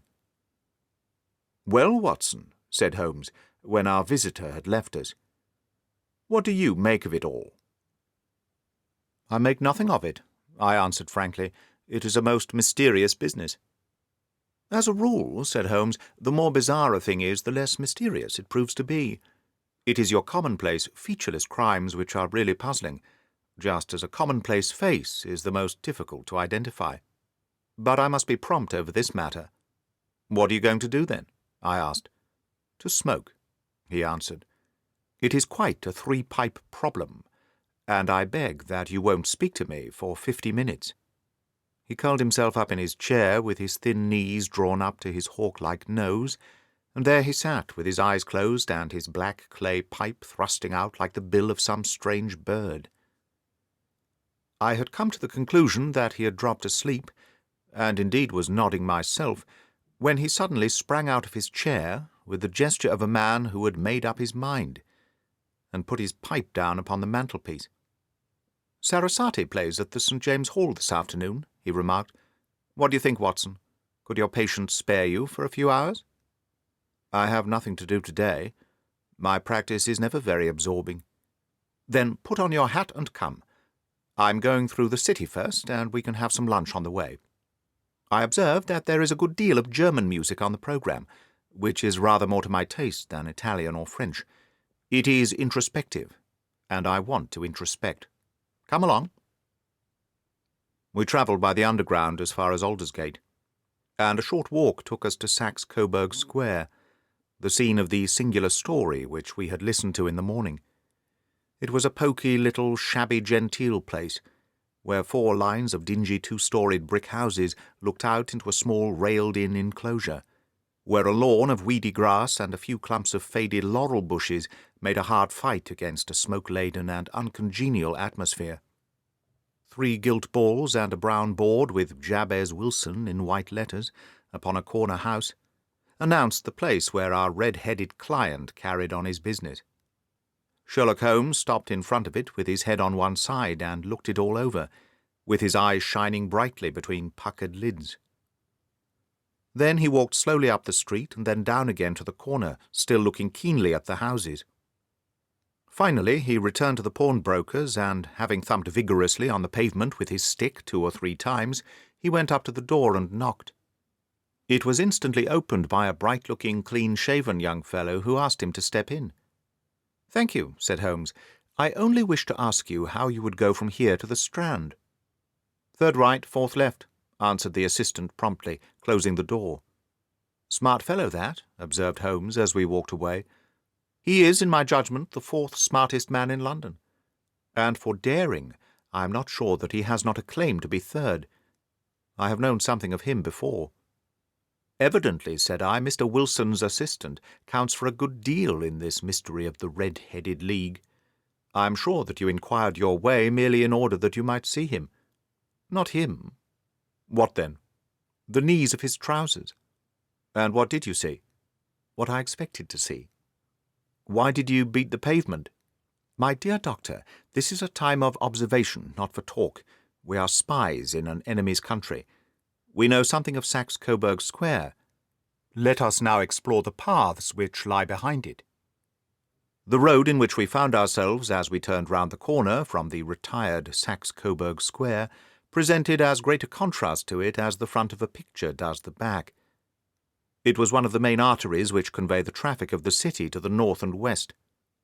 The roadway was blocked with the immense stream of commerce flowing in a double tide inwards and outwards, while the footpaths were black with the hurrying swarm of pedestrians. It was difficult to realize, as we looked at the line of fine shops and stately business premises, that they really abutted on the other side upon the faded and stagnant square which we had just quitted. "Let me see," said Holmes, standing at the corner and glancing along the line. "I should like just to remember the order of the houses here. It is a hobby of mine to have exact knowledge of London. There is Mortimer's, the tobacconist, the little newspaper shop, the Coburg branch of the City and Suburban Bank, the Vegetarian Restaurant, and Macfarlane's carriage-building depot. That carries us right on to the other block. And now, Doctor, we've done our work, so it's time we had some play. A sandwich and a cup of coffee, and then off to Violin-land, where all is sweetness and delicacy and harmony, and there are no red-headed clients to vex us with their conundrums." My friend was an enthusiastic musician, being himself not only a very capable performer, but a composer of no ordinary merit. All the afternoon he sat in the stalls wrapped in the most perfect happiness, gently waving his long thin fingers in time to the music, while his gently smiling face and his languid, dreamy eyes were as unlike those of Holmes the sleuth-hound, Holmes the relentless, keen-witted, ready-handed criminal agent, as it was possible to conceive. In his singular character the dual nature alternately asserted itself, and his extreme exactness and astuteness represented, as I have often thought, the reaction against the poetic and contemplative mood which occasionally predominated in him. The swing of his nature took him from extreme languor to devouring energy, and, as I knew well, he was never so truly formidable as when, for days on end, he had been lounging in his armchair amid his improvisations and his black-letter editions. Then it was that the lust of the chase would suddenly come upon him, and that his brilliant reasoning power would rise to the level of intuition, until those who were unacquainted with his methods would look askance at him, as on a man whose knowledge was not that of other mortals. When I saw him that afternoon, so enwrapped in the music at St. James's Hall, I felt that an evil time might be coming upon those whom he had set himself to hunt down. "You want to go home, no doubt, Doctor?" he remarked as we emerged. "Yes, it would be as well. And I have some business to do which will take some hours. This business at Coburg Square is serious." "Why serious?" "A considerable crime is in contemplation. I have every reason to believe that we shall be in time to stop it. But today being Saturday rather complicates matters. I shall want your help tonight." "At what time?" 10 will be early enough." "I shall be at Baker Street at 10. "Very well. And I say, Doctor, there may be some little danger, so kindly put your army revolver in your pocket." He waved his hand, turned on his heel, and disappeared in an instant among the crowd. I trust that I am not more dense than my neighbours, but I was always oppressed with a sense of my own stupidity in my dealings with Sherlock Holmes. Here I had heard what he had heard. I had seen what he had seen. And yet from his words it was evident that he saw clearly not only what had happened, but what was about to happen. While to me the whole business was still confused and grotesque. As I drove home to my house in Kensington, I thought over it all, from the extraordinary story of the red-headed copier of the Encyclopaedia down to the visit to Saxe-Coburg Square, and the ominous words with which he had parted from me. What was this nocturnal expedition, and why should I go armed? Where were we going, and what were we to do? I had the hint from Holmes that this smooth-faced pawnbroker's assistant was a formidable man, a man who might play a deep game. I tried to puzzle it out, but gave up in despair, and set the matter aside until night should bring an explanation. It was 9:15 when I started from home and made my way across the park and so through Oxford Street to Baker Street. 2 hansoms were standing at the door, and as I entered the passage, I heard the sound of voices from above. On entering his room, I found Holmes in animated conversation with 2 men, one of whom I recognized as Peter Jones, the official police agent, while the other was a long, thin, sad-faced man with a very shiny hat and oppressively respectable frock-coat. "Ha!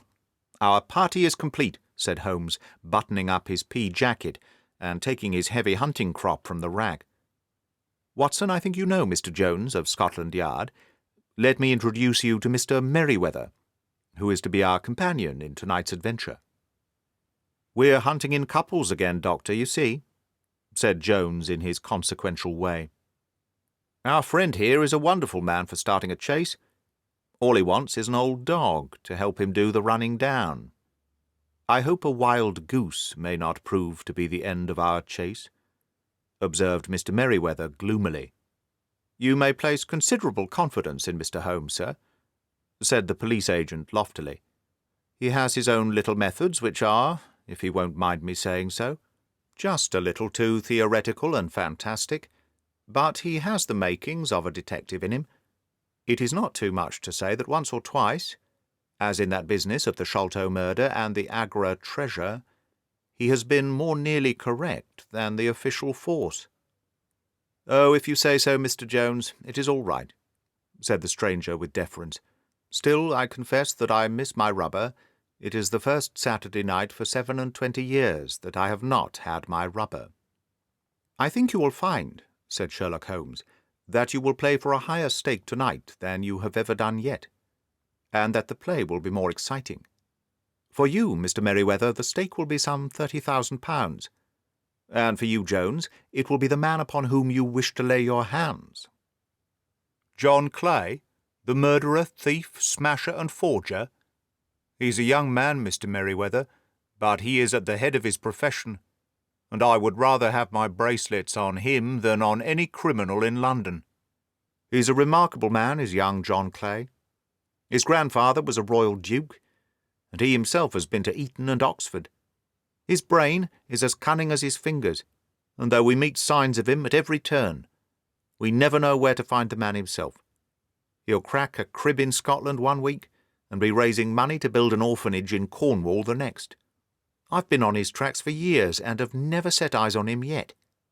I hope that I may have the pleasure of introducing you tonight. I've had 1 or 2 little turns also with Mr. John Clay, and I agree with you that he is at the head of his profession. It is past 10, however, and quite time we started. If you 2 will take the first hansom, Watson and I will follow in the second."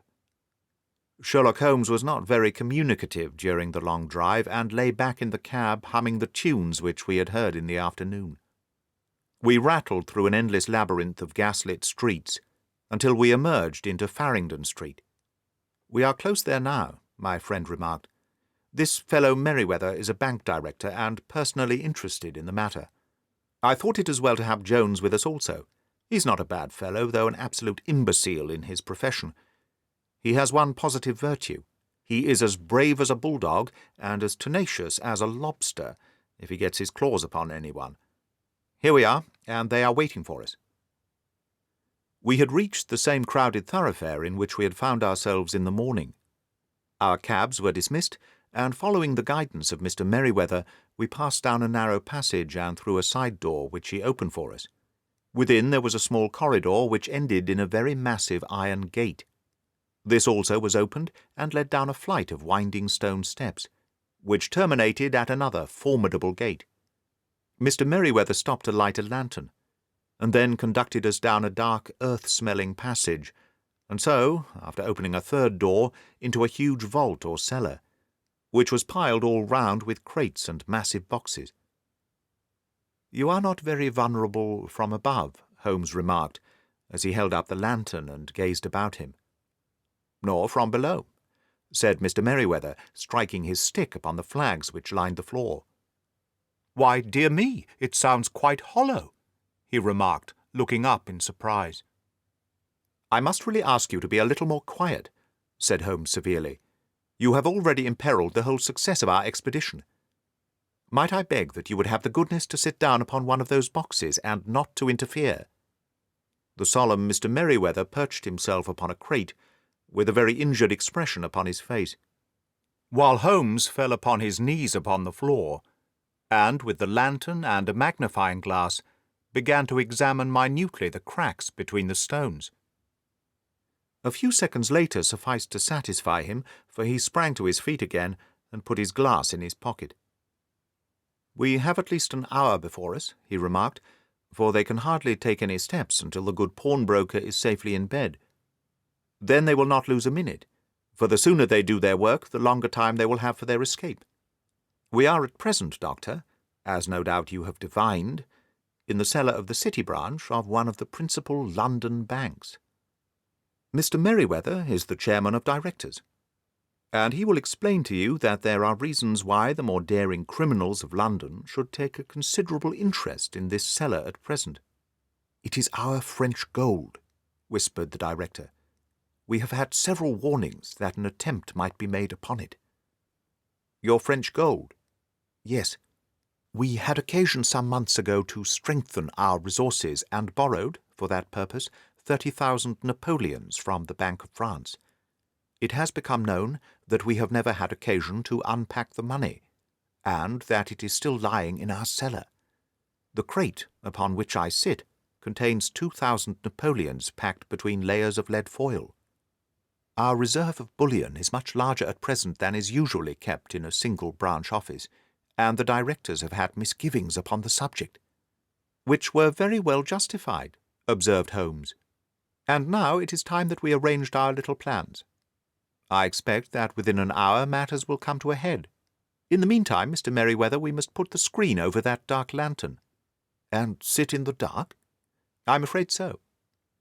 I had brought a pack of cards in my pocket, and I thought that, as we were a partie carrée, you might have your rubber after all, but I see that the enemy's preparations have gone so far that we cannot risk the presence of a light. And first of all we must choose our positions. These are daring men, and though we shall take them at a disadvantage, they may do us some harm, unless we are careful. I shall stand behind this crate, and do you conceal yourself behind those. Then, when I flash a light upon them, close in swiftly. If they fire, Watson, have no compunction about shooting them down." I placed my revolver cocked upon the top of the wooden case behind which I crouched. Holmes shot the slide across the front of his lantern, and left us in pitch darkness. Such an absolute darkness as I have never before experienced. The smell of hot metal remained, to assure us that the light was still there, ready to flash out at a moment's notice. To me, with my nerves worked up to a pitch of expectancy, there was something depressing and subduing in the sudden gloom, and in the cold, dank air of the vault. "They have but one retreat," whispered Holmes. "That is back through the house into Saxe-Coburg Square. I hope that you have done what I asked you, Jones." "I have an inspector and 2 officers waiting at the front door." "Then we have stopped all the holes, and now we must be silent and wait." What a time it seemed! From comparing notes afterwards, it was but an hour and a quarter. Yet it appeared to me that the night must have almost gone, and the dawn be breaking above us. My limbs were weary and stiff, for I feared to change my position. Yet my nerves were worked up to the highest pitch of tension, and my hearing was so acute that I could not only hear the gentle breathing of my companions, but I could distinguish the deeper, heavier in-breath of the bulky Jones from the thin, sighing note of the bank director. From my position, I could look over the case in the direction of the floor. Suddenly my eyes caught the glint of a light. At first it was but a lurid spark upon the stone pavement. Then it lengthened out until it became a yellow line, and then, without any warning or sound, a gash seemed to open, and a hand appeared, a white, almost womanly hand, which felt about in the centre of the little area of light. For a moment or more the hand, with its writhing fingers, protruded out of the floor. Then it was withdrawn as suddenly as it appeared, and all was dark again save the single lurid spark, which marked a chink between the stones. Its disappearance, however, was but momentary. With a rending, tearing sound, one of the broad white stones turned over upon its side and left a square gaping hole, through which streamed the light of a lantern. Over the edge there peeped a clean-cut, boyish face, which looked keenly about it, and then, with a hand on either side of the aperture, drew itself shoulder-high and waist-high, until one knee rested upon the edge. In another instant he stood at the side of the hole, and was hauling after him a companion, lithe and small like himself, with a pale face and a shock of very red hair. "It's all clear," he whispered. "Have you the chisel and the bags?" "Great Scott! Jump, Archie, jump, and I'll swing for it." Sherlock Holmes had sprung out and seized the intruder by the collar. The other dived down the hole, and I heard the sound of rending cloth as Jones clutched at his skirts. The light flashed upon the barrel of a revolver, but Holmes's hunting crop came down on the man's wrist, and the pistol clinked upon the stone floor. "It's no use, John Clay," said Holmes blandly. "You have no chance at all." "So I see," the other answered with the utmost coolness. "I fancy that my pal is all right, though I see that you have got his coat-tails." "There are 3 men waiting for him at the door," said Holmes. "Oh, indeed. You seem to have done the thing very completely. I must compliment you." "And I you," Holmes answered. "Your red-headed idea was very new and effective." "You'll see your pal again presently," said Jones. "He's quicker at climbing down holes than I am. Just hold out while I fix the derbies." "I beg that you will not touch me with your filthy hands," remarked our prisoner, as the handcuffs clattered upon his wrists. "You may not be aware that I have royal blood in my veins.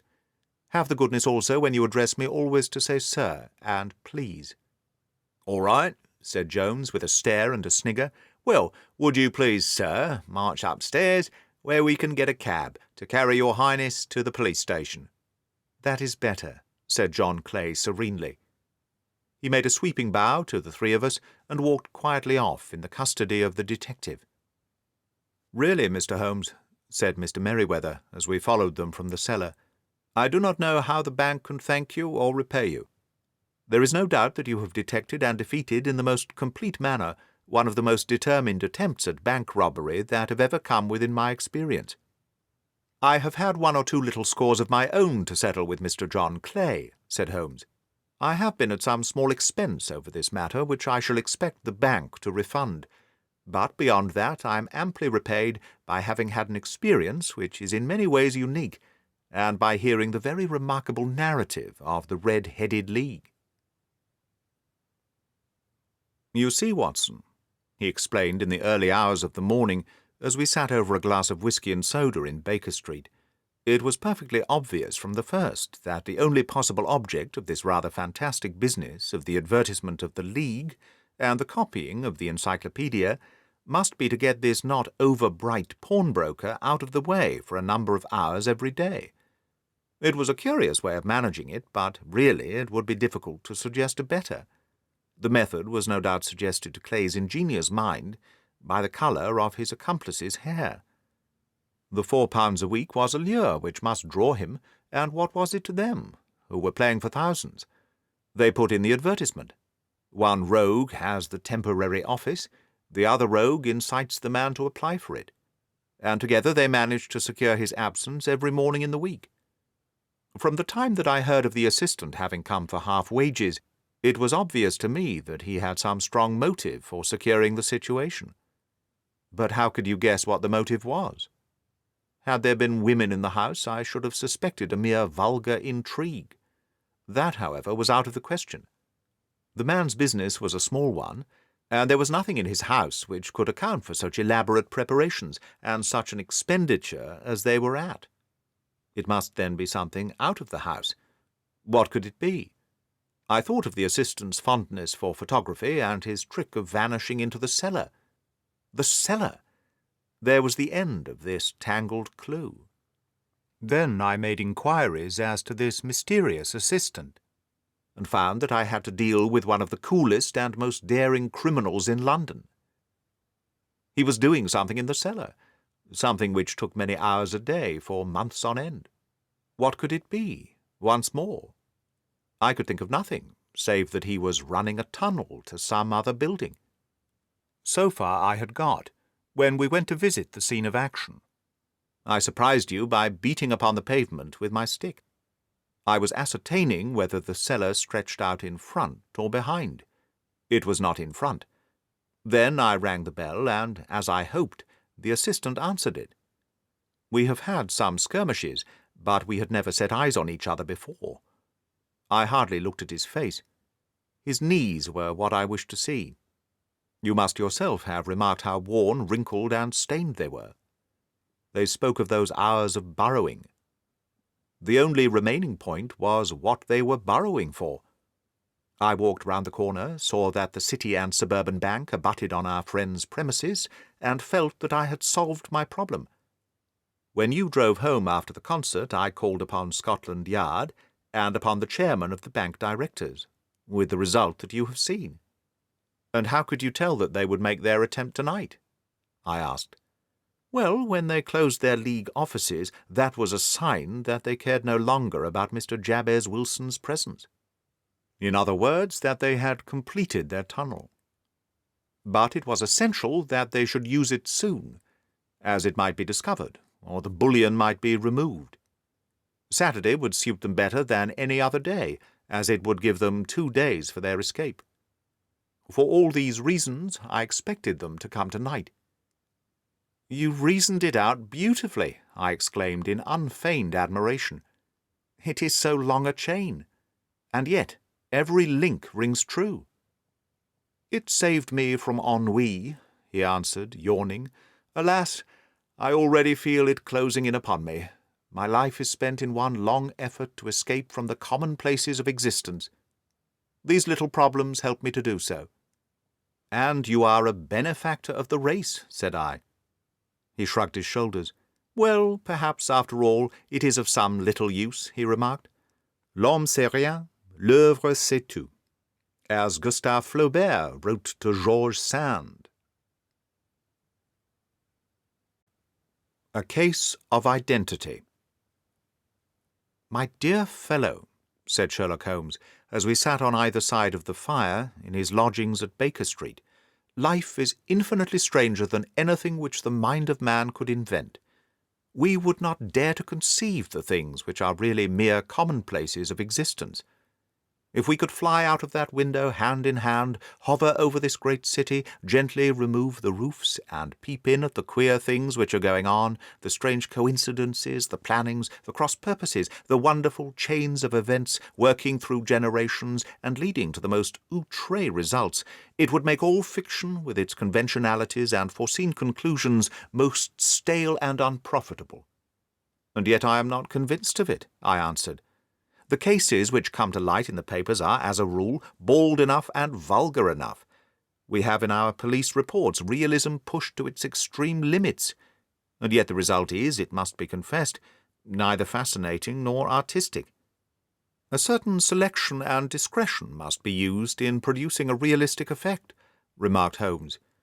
This is wanting in the police report, where more stress is laid perhaps upon the platitudes of the magistrate than upon the details, which to an observer contain the vital essence of the whole matter. Depend upon it, there is nothing so unnatural as the commonplace. I smiled and shook my head. I can quite understand you thinking so, I said. Of course, in your position of unofficial adviser and helper to everybody who is absolutely puzzled throughout 3 continents, you are brought in contact with all that is strange and bizarre. But here, I picked up the morning paper from the ground, let us put it to a practical test. Here is the first heading upon which I come. A husband's cruelty to his wife. There is half a column of print, but I know without reading it that it is all perfectly familiar to me. There is, of course, the other woman, the drink, the push, the blow, the bruise, the sympathetic sister or landlady. The crudest of writers could invent nothing more crude. Indeed, your example is an unfortunate one for your argument, said Holmes, taking the paper and glancing his eye down it. This is the Dundas separation case, and, as it happens, I was engaged in clearing up some small points in connection with it. The husband was a teetotaler, there was no other woman, and the conduct complained of was that he had drifted into the habit of winding up every meal by taking out his false teeth and hurling them at his wife, which you will allow is not an action likely to occur to the imagination of the average storyteller. Take a pinch of snuff, Doctor, and acknowledge that I have scored over you in your example.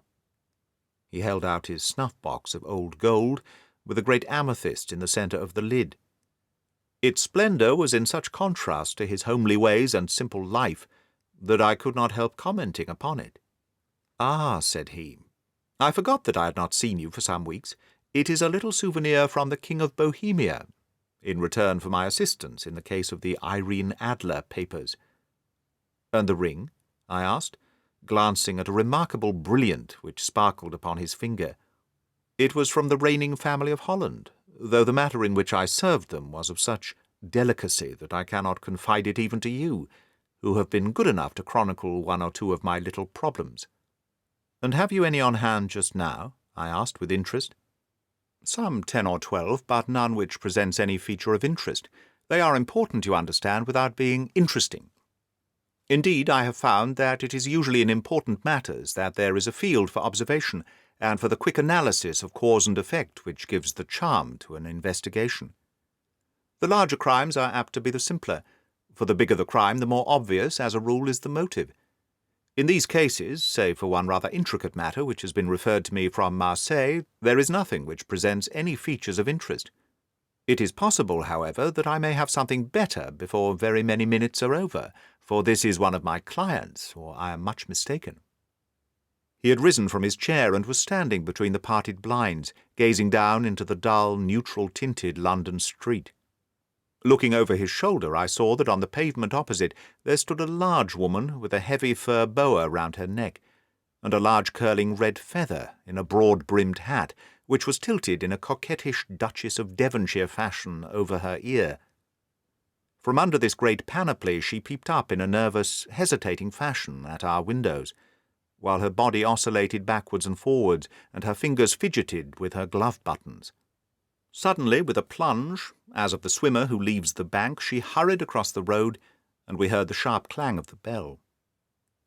"I have seen those symptoms before," said Holmes, throwing his cigarette into the fire.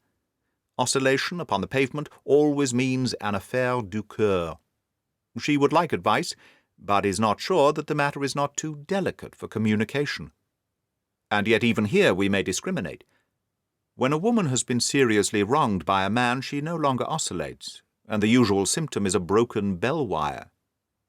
Here we may take it that there is a love matter, but that the maiden is not so much angry as perplexed or grieved. But here she comes in person to resolve our doubts." As he spoke there was a tap at the door, and the boy in buttons entered to announce Miss Mary Sutherland, while the lady herself loomed behind his small black figure like a full-sailed merchantman behind a tiny pilot-boat. Sherlock Holmes welcomed her with the easy courtesy for which he was remarkable, and having closed the door and bowed her into an armchair, he looked over her in the minute and yet abstracted fashion which was peculiar to him. "Do you not find," he said, "that with your short sight it is a little trying to do so much typewriting?" "I did at first," she answered, "but now I know where the letters are without looking." Then, suddenly realizing the full purport of his words, she gave a violent start, and looked up with fear and astonishment upon her broad, good-humoured face. "You've heard about me, Mr. Holmes," she cried. "Else how could you know all that?" "Never mind," said Holmes, laughing. "It is my business to know things. Perhaps I have trained myself to see what others overlook. If not, why should you come to consult me?" "I came to see you, sir, because I heard of you from Mrs. Etheridge, whose husband you found so easy when the police and every one had given him up for dead. Oh, Mr. Holmes, I wish you would do as much for me. I'm not rich, but still I have 100 a year in my own right, beside the little that I make by the machine, and I would give it all to know what has become of Mr. Hosmer Angel." "Why did you come away to consult me in such a hurry?" asked Sherlock Holmes, with his fingertips together and his eyes to the ceiling. Again a startled look came over the somewhat vacuous face of Miss Mary Sutherland. "Yes, I did bang out of the house," she said, "for it made me angry to see the easy way in which Mr. Windybank, that is, my father, took it all. He would not go to the police, and he would not go to you. And so at last, as he would do nothing, and kept on saying that there was no harm done, it made me mad. And I just on with me things, and came right away to you." "Your father?" said Holmes. "Your stepfather, surely, since the name is different." "Yes, my stepfather. I call him father, though it sounds funny too, for he is only 5 years and 2 months older than myself." "And your mother is alive?" "Oh, yes, mother is alive and well. I wasn't best pleased, Mr. Holmes, when she married again so soon after father's death, and a man who was nearly 15 years younger than herself." "Father was a plumber in the Tottenham Court Road, and he left a tidy business behind him, which mother carried on with Mr. Hardy, the foreman. But when Mr. Windybank came, he made her sell the business, for he was very superior, being a traveller in wines. They got 4,700 for the goodwill and interest, which wasn't near as much as father could have got if he'd been alive." I had expected to see Sherlock Holmes impatient under this rambling and inconsequential narrative, but on the contrary he had listened with the greatest concentration of attention. "Your own little income," he asked, "does it come out of the business?" "Oh, no, sir, it is quite separate, and was left me by my Uncle Ned in Auckland. It is in New Zealand stock, paying 4.5%. £2,500 was the amount, but I can only touch the interest." "You interest me extremely," said Holmes, "and since you draw so large a sum as 100 a year, with what you earn into the bargain, you no doubt travel a little and indulge yourself in every way. I believe that a single lady can get on very nicely upon an income of about £60. I could do with much less than that, Mr. Holmes, but you understand that as long as I live at home I don't wish to be a burden to them, and so they have the use of the money just while I'm staying with them. Of course, that is only just for the time. Mr. Windybank draws my interest every quarter and pays it over to mother, and I find that I can do pretty well with what I earn at typewriting. It brings me 2pence a sheet, and I can often do from 15 to 20 sheets a day." "You have made your position very clear to me," said Holmes. "This is my friend, Dr. Watson, before whom you can speak as freely as before myself. Kindly tell us now all about your connection with Mr. Hosmer Angel." A flush stole over Miss Sutherland's face, and she picked nervously at the fringe of her jacket. "I met him first at the gasfitters' ball," she said. "They used to send father tickets when he was alive, and then afterwards they remembered us and sent them to mother. Mr. Windybank did not wish us to go. He never did wish us to go anywhere. He would get quite mad if I wanted so much as to join a Sunday school treat. But this time I was set on going, and I would go, for what right had he to prevent? He said the folk were not fit for us to know, when all father's friends were to be there. And he said that I had nothing fit to wear, when I had my purple plush, that I had never so much as taken out of the drawer. At last, when nothing else would do, he went off to France upon the business of the firm, but we went, mother and I, with Mr. Hardy, who used to be our foreman, and it was there I met Mr. Hosmer Angel." "I suppose," said Holmes, "that when Mr. Windybank came back from France, he was very annoyed at your having gone to the ball." "Oh, well, he was very good about it. He laughed, I remembered, and shrugged his shoulders, and said there was no use denying anything to a woman, for she would have her way." "I see. Then at the gasfitters' ball you met, as I understand, a gentleman called Mr. Hosmer Angel." Yes, sir, I met him that night, and he called next day to ask if we had got home all safe. And after that we met him. That is to say, Mr. Holmes, I met him twice for walks. But after that father came back again, and Mr. Hosmer Angel could not come to the house any more. No? Well, you know, father didn't like anything of the sort. He wouldn't have any visitors if he could help it, and he used to say that a woman should be happy in her own family circle. But then, as I used to say to mother, a woman wants her own circle to begin with, and I had not got mine yet. But how about Mr. Hosmer Angel?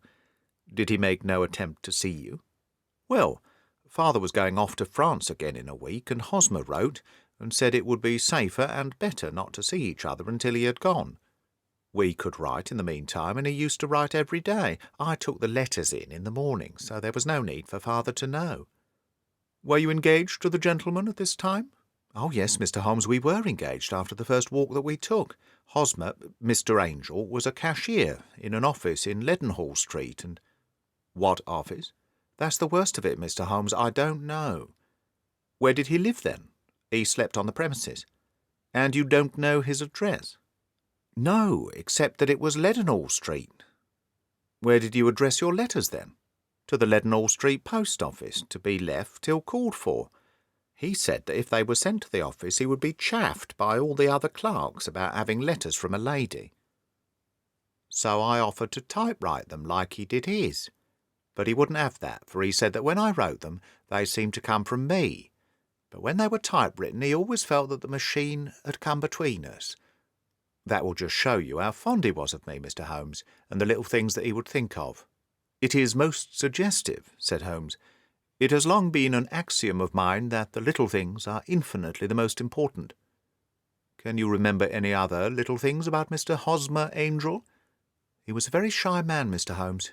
He would rather walk with me in the evening than in the daylight, for he said that he hated to be conspicuous. Very retiring and gentlemanly he was. Even his voice was gentle. It had the quinsy and swollen glands when he was young, he told me, and it had left him with a weak throat and a hesitating, whispering fashion of speech.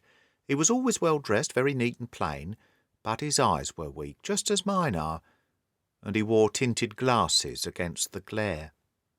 Well, and what happened when Mr. Windybank, your stepfather, returned to France? Mr. Hosmer Angel came to the house again and proposed that we should marry before father came back. He was in dreadful earnest, and made me swear with my hands on the testament that whatever happened I would always be true to him. Mother said he was quite right to make me swear, and that it was a sign of his passion. Mother was all in his favour from the first, and was even fonder of him than I was. Then when they talked of marrying within the week, I began to ask about father. But they both said never to mind about father, but just to tell him afterwards, and mother said she would make it all right with him. I didn't quite like that, Mr. Holmes. It seemed funny that I should ask his leave, as he was only a few years older than me. But I didn't want to do anything on the sly, so I wrote to father at Bordeaux, where the company has its French offices. But the letter came back to me on the very morning of the wedding. It missed him then? Yes, sir, for he had started to England just before it arrived. Ha! That was unfortunate. Your wedding was arranged, then, for the Friday. Was it to be in church? Yes, sir, but very quietly. It was to be at St. Saviour's, near King's Cross, and we were to have breakfast afterwards at the St. Pancras Hotel. Hosmer came for us in a hansom, but as there were two of us, he put us both into it and stepped himself into a four-wheeler, which happened to be the only other cab in the street. We got to the church first, and when the four-wheeler drove up, we waited for him to step out. But he never did. And when the cabman got down from the box and looked, there was no one there. The cabman said he could not imagine what had become of him, for he had seen him get in with his own eyes. That was last Friday, Mr. Holmes, and I have never seen or heard anything since to throw any light upon what became of him. It seems to me that you have been very shamefully treated, said Holmes. Oh, no, sir, he was too good and kind to leave me so. Why, all the morning he was saying to me that, whatever happened, I was to be true, and that even if something quite unforeseen occurred to separate us, I was always to remember that I was pledged to him, and that he would claim his pledge sooner or later. It seemed strange talk for a wedding morning. but what has happened since gives a meaning to it." "Most certainly it does. Your own opinion is, then, that some unforeseen catastrophe has occurred to him?" "Yes, sir. I believe that he foresaw some danger, or else he would not have talked so, and then I think that what he foresaw happened." "But you have no notion as to what it could have been?" "None." "One more question. How did your mother take the matter?"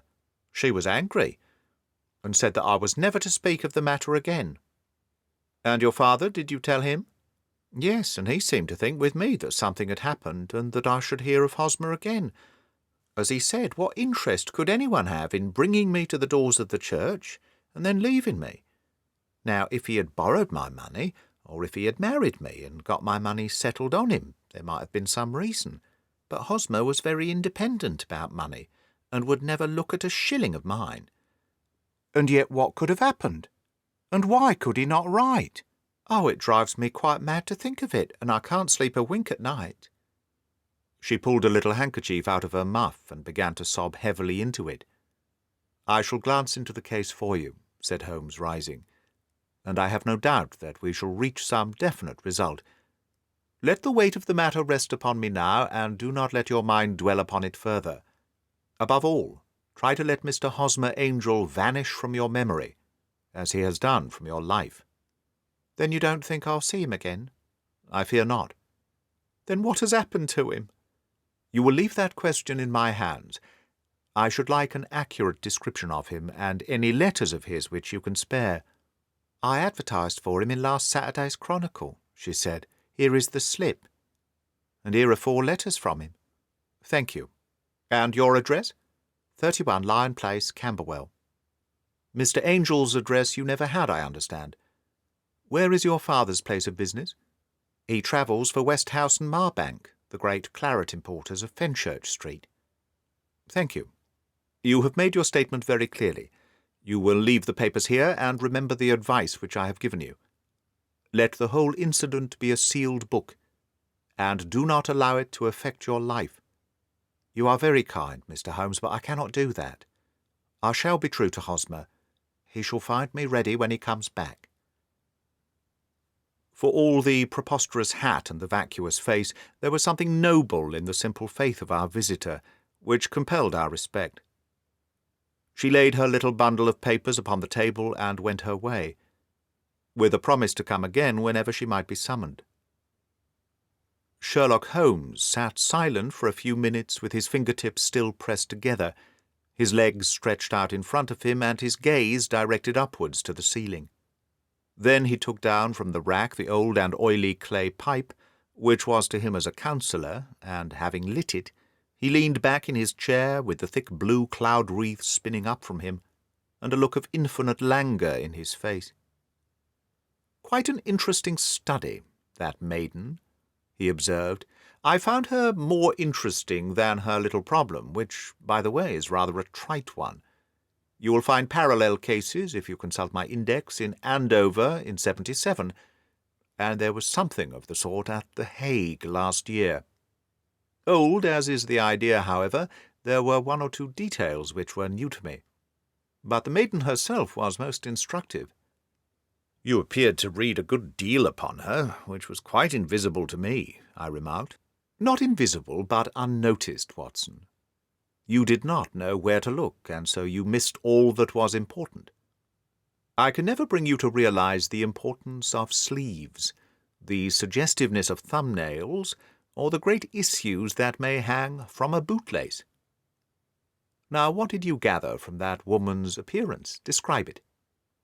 "Well, she had a slate-coloured, broad-brimmed straw hat, with a feather of a brickish red. Her jacket was black, with black beads sewn upon it, and a fringe of little black jet ornaments. Her dress was brown, rather darker than coffee colour, with a little purple plush at the neck and sleeves. Her gloves were greyish, and were worn through at the right forefinger. Her boots I didn't observe. She had small round hanging gold earrings, and a general air of being fairly well-to-do, in a vulgar, comfortable, easy-going way."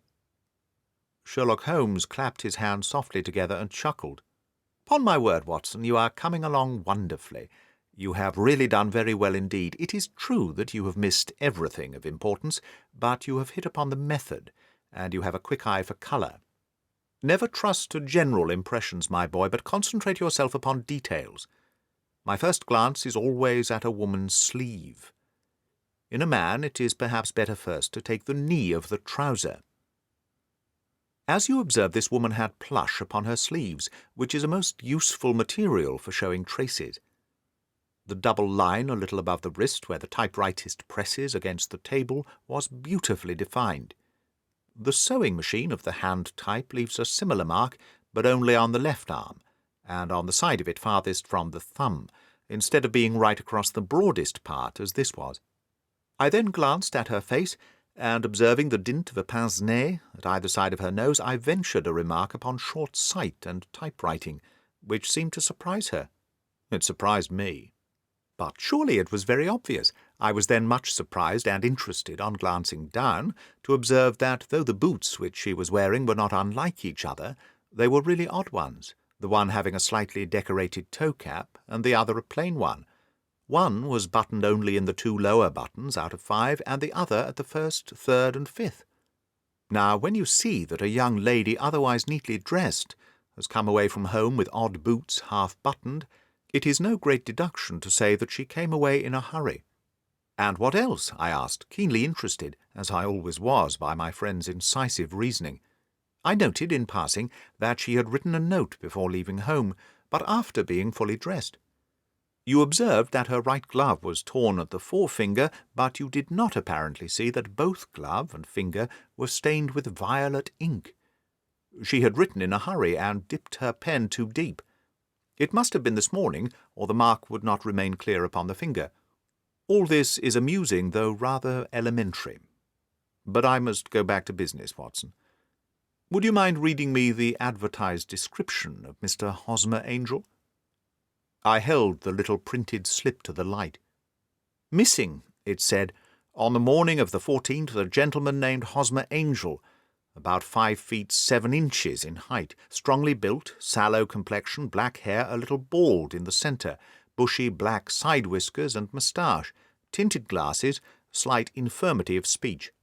Was dressed, when last seen, in black frock-coat faced with silk, black waistcoat, gold Albert chain, and grey Harris tweed trousers, with black gaiter over elastic-sided boots. Known to have been employed in an office in Leadenhall Street.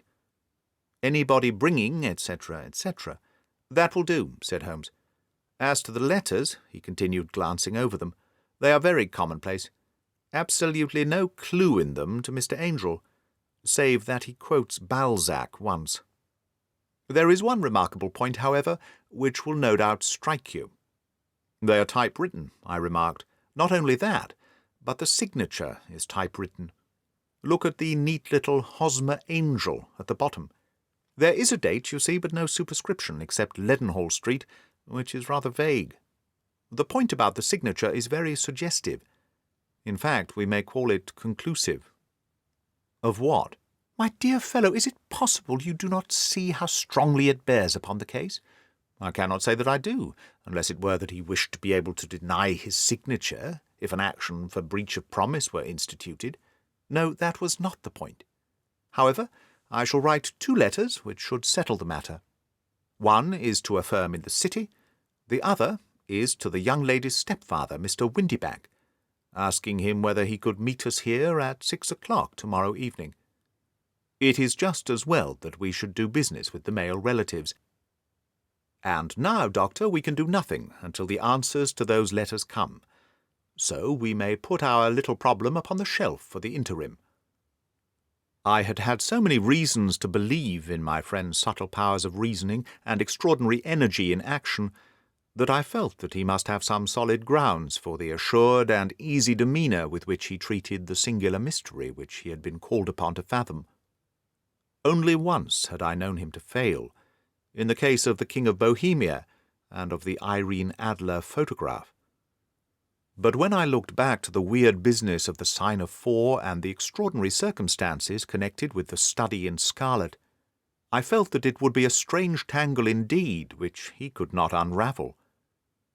I left him then, still puffing at his black clay pipe, with the conviction that when I came again on the next evening I would find that he held in his hands all the clues which would lead up to the identity of the disappearing bridegroom of Miss Mary Sutherland. A professional case of great gravity was engaging my own attention at the time, and the whole of next day I was busy at the bedside of the sufferer.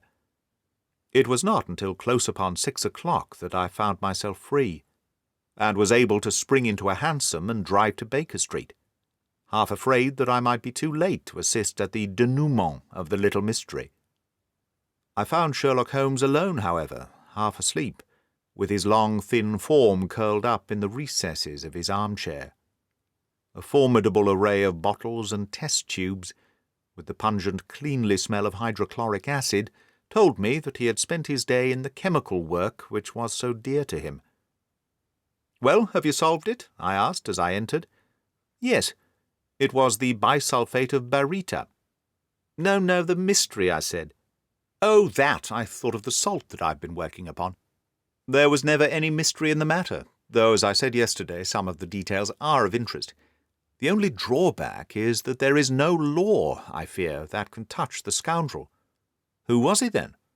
And what was his object in deserting Miss Sutherland?" The question was hardly out of my mouth, and Holmes had not yet opened his lips to reply, when we heard a heavy footfall in the passage, and a tap at the door. "This is the girl's stepfather, Mr. James Windibank," said Holmes. "He has written to me to say that he would be here at 6. Come in." The man who entered was a sturdy, middle-sized fellow, some 30 years of age, clean-shaven and sallow-skinned, with a bland, insinuating manner, and a pair of wonderfully sharp and penetrating grey eyes.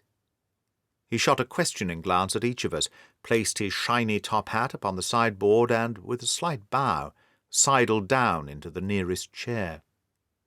"Good evening, Mr. James Windibank," said Holmes. "I think that this typewritten letter is from you, in which you made an appointment with me for 6 o'clock. "Yes, sir. I'm afraid that I am a little late, but I'm not quite my own master, you know. I am sorry that Miss Sutherland has troubled you about this little matter, for I think it is far better not to wash linen of this sort in public. It was quite against my wishes that she came, but she is a very excitable, impulsive girl, as you may have noticed, and she is not easily controlled when she has made up her mind on a point. Of course, I do not mind you so much, as you are not connected with the official police, but it is not pleasant to have a family misfortune like this noised abroad.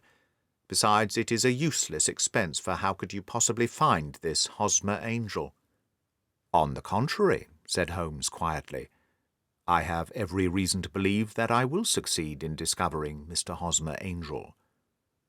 Mr. Windibank gave a violent start and dropped his gloves. "I am delighted to hear it," he said. "It is a curious thing," remarked Holmes, "that a typewriter has really quite as much individuality as a man's handwriting. Unless they are quite new, no two of them write exactly alike. Some letters get more worn than others, and some wear only on one side. Now, you remark in this note of yours, Mr. Windibank, that in every case there is some little slurring over of the E, and a slight defect in the tail of the R. There are 14 other characteristics, but those are the more obvious. We do all our correspondence with this machine at the office, and no doubt it is a little worn," our visitor answered, glancing keenly at Holmes with his bright little eyes. "And now I will show you what is really a very interesting study, Mr. Windibank," Holmes continued.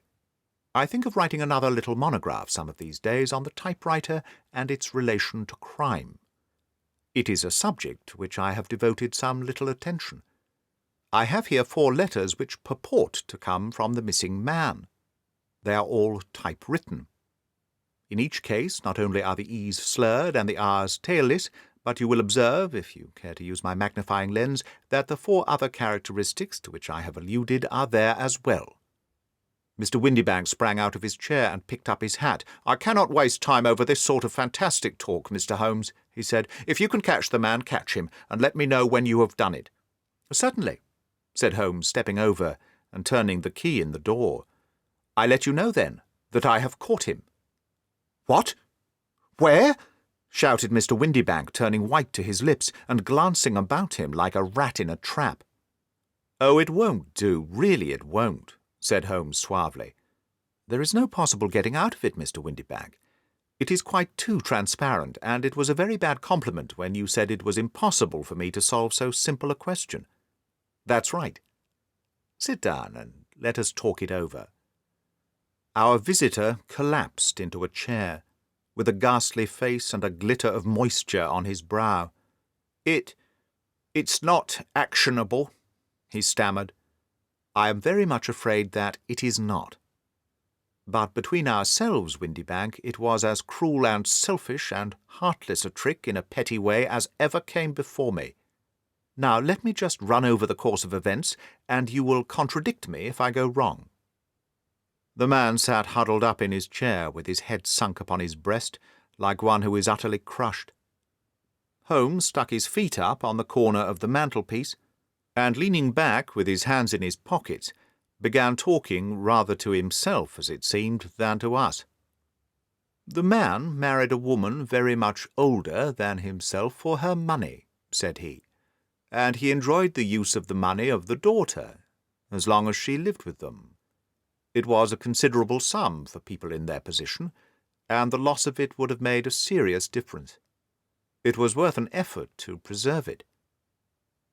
The daughter was of a good, amiable disposition, but affectionate and warm-hearted in her ways, so that it was evident that with her fair personal advantages and her little income she would not be allowed to remain single long. Now her marriage would mean, of course, the loss of 100 a year. So what does her stepfather do to prevent it? He takes the obvious course of keeping her at home, and forbidding her to seek the company of people of her own age. But soon he found that that would not answer for ever. She became restive, insisted upon her rights, and finally announced her positive intention of going to a certain ball. What does her clever stepfather do then? He conceives an idea more creditable to his head than to his heart.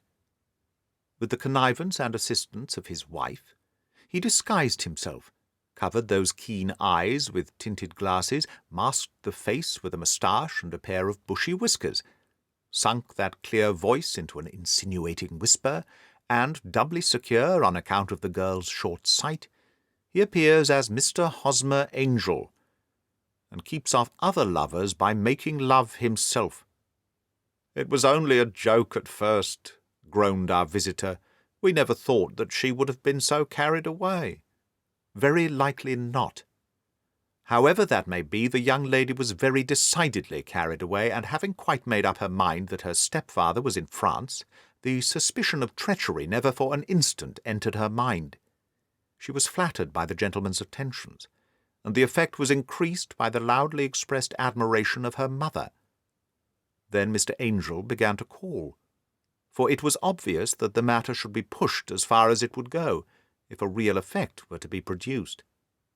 There were meetings, and an engagement, which would finally secure the girl's affections from turning towards anyone else. But the deception could not be kept up for ever. These pretended journeys to France were rather cumbrous. The thing to do was clearly to bring the business to an end, in such a dramatic manner that it would leave a permanent impression upon the young lady's mind, and prevent her from looking upon any other suitor for some time to come. Hence those vows of fidelity exacted upon a testament, and hence also the allusions to a possibility of something happening on the very morning of the wedding. James Windybank wished Miss Sutherland to be so bound to Hosmer Angel and so uncertain as to his fate, that for 10 years to come, at any rate, she would not listen to another man. As far as the church door he brought her, and then, as he could go no further, he conveniently vanished away by the old trick of stepping in at one door of a four-wheeler and out at the other. I think that was the chain of events, Mr. Windybank." Our visitor had recovered something of his assurance while Holmes had been talking, and he rose from his chair now with a cold sneer upon his pale face. "It may be so, or it may not, Mr. Holmes," said he, "but if you are so very sharp, You ought to be sharp enough to know that it is you who are breaking the law now, and not me. I have done nothing actionable from the first, but as long as you keep that door locked, you lay yourself open to an action for assault and illegal constraint." "The law cannot, as you say, touch you," said Holmes, unlocking and throwing open the door. "Yet there never was a man who deserved punishment more. If the young lady has a brother or a friend, he ought to lay a whip across your shoulders. By Jove!" he continued, flushing up at the sight of the bitter sneer upon the man's face, "it is not part of my duties to my client. But here's a hunting crop handy, and I think I shall just treat myself to—" He took 2 swift steps to the whip, but before he could grasp it there was a wild clatter of steps upon the stairs, the heavy hall door banged, and from the window we could see Mr. James Windybank running at the top of his speed down the road. "There's a cold-blooded scoundrel," said Holmes, laughing, as he threw himself down into his chair once more. "That fellow will rise from crime to crime until he does something very bad and ends on a gallows. The case has, in some respects, been not entirely devoid of interest." "I cannot now entirely see all the steps of your reasoning," I remarked. Well, of course, it was obvious from the first that this Mr. Hosmer Angel must have some strong object for his curious conduct, and it was equally clear that the only man who really profited by the incident, as far as we could see, was the stepfather. Then the fact that the 2 men were never together, but that the one always appeared when the other was away, was suggestive. So were the tinted spectacles and the curious voice, which both hinted at a disguise, as did the bushy whiskers. My suspicions were all confirmed by his peculiar action in typewriting his signature, which of course inferred that his handwriting was so familiar to her that she would recognize even the smallest sample of it. You see, all these isolated facts, together with many minor ones, all pointed in the same direction. And how did you verify them? Having once spotted my man, it was easy to get corroboration. I knew the firm for which this man worked. Having taken the printed description, I eliminated everything from it which could be the result of a disguise, the whiskers, the glasses, the voice, and I sent it to the firm, with a request that they would inform me whether it answered the description of any of their travellers. I had already noticed the peculiarities of the typewriter, and wrote to the man himself at his business address, asking him if he would come here. As I expected, his reply was typewritten, and revealed the same trivial but characteristic defects. The same post brought me a letter from Westhouse and Marbank of Fenchurch Street to say that the description tallied in every respect with that of their employé, James Windybank. Voilà tout. And Miss Sutherland? If I tell her, she will not believe me. You may remember the old Persian saying, "There is danger for him who taketh the tiger cub, and danger also for whoso snatches a delusion from a woman." There is as much sense in Hafiz as in Horace, and as much knowledge of the world. The Boscombe Valley Mystery. We were seated at breakfast one morning, my wife and I, when the maid brought in a telegram. It was from Sherlock Holmes, and ran in this way. "Have you a couple of days to spare? Have just been wired from the west of England in connection with Boscombe Valley tragedy. Shall be glad if you will come with me. Air and scenery perfect. Leave Paddington by the 11:15. "What do you say, my dear?" said my wife, looking across at me. "Will you go?" "I really don't know what to say. I have a fairly long list at present." "Oh, Anstruther would do your work for you. You've been looking a little pale lately. I think that the change would do you good, and you are always so interested in Mr. Sherlock Holmes's cases." "I should be ungrateful if I were not, seeing what I gained through one of them," I answered. "But if I am to go, I must pack at once, for I have only half an hour." My experience of camp life in Afghanistan had at least had the effect of making me a prompt and ready traveller. My wants were few and simple, so that in less than the time stated I was in a cab with my valise, rattling away to Paddington Station.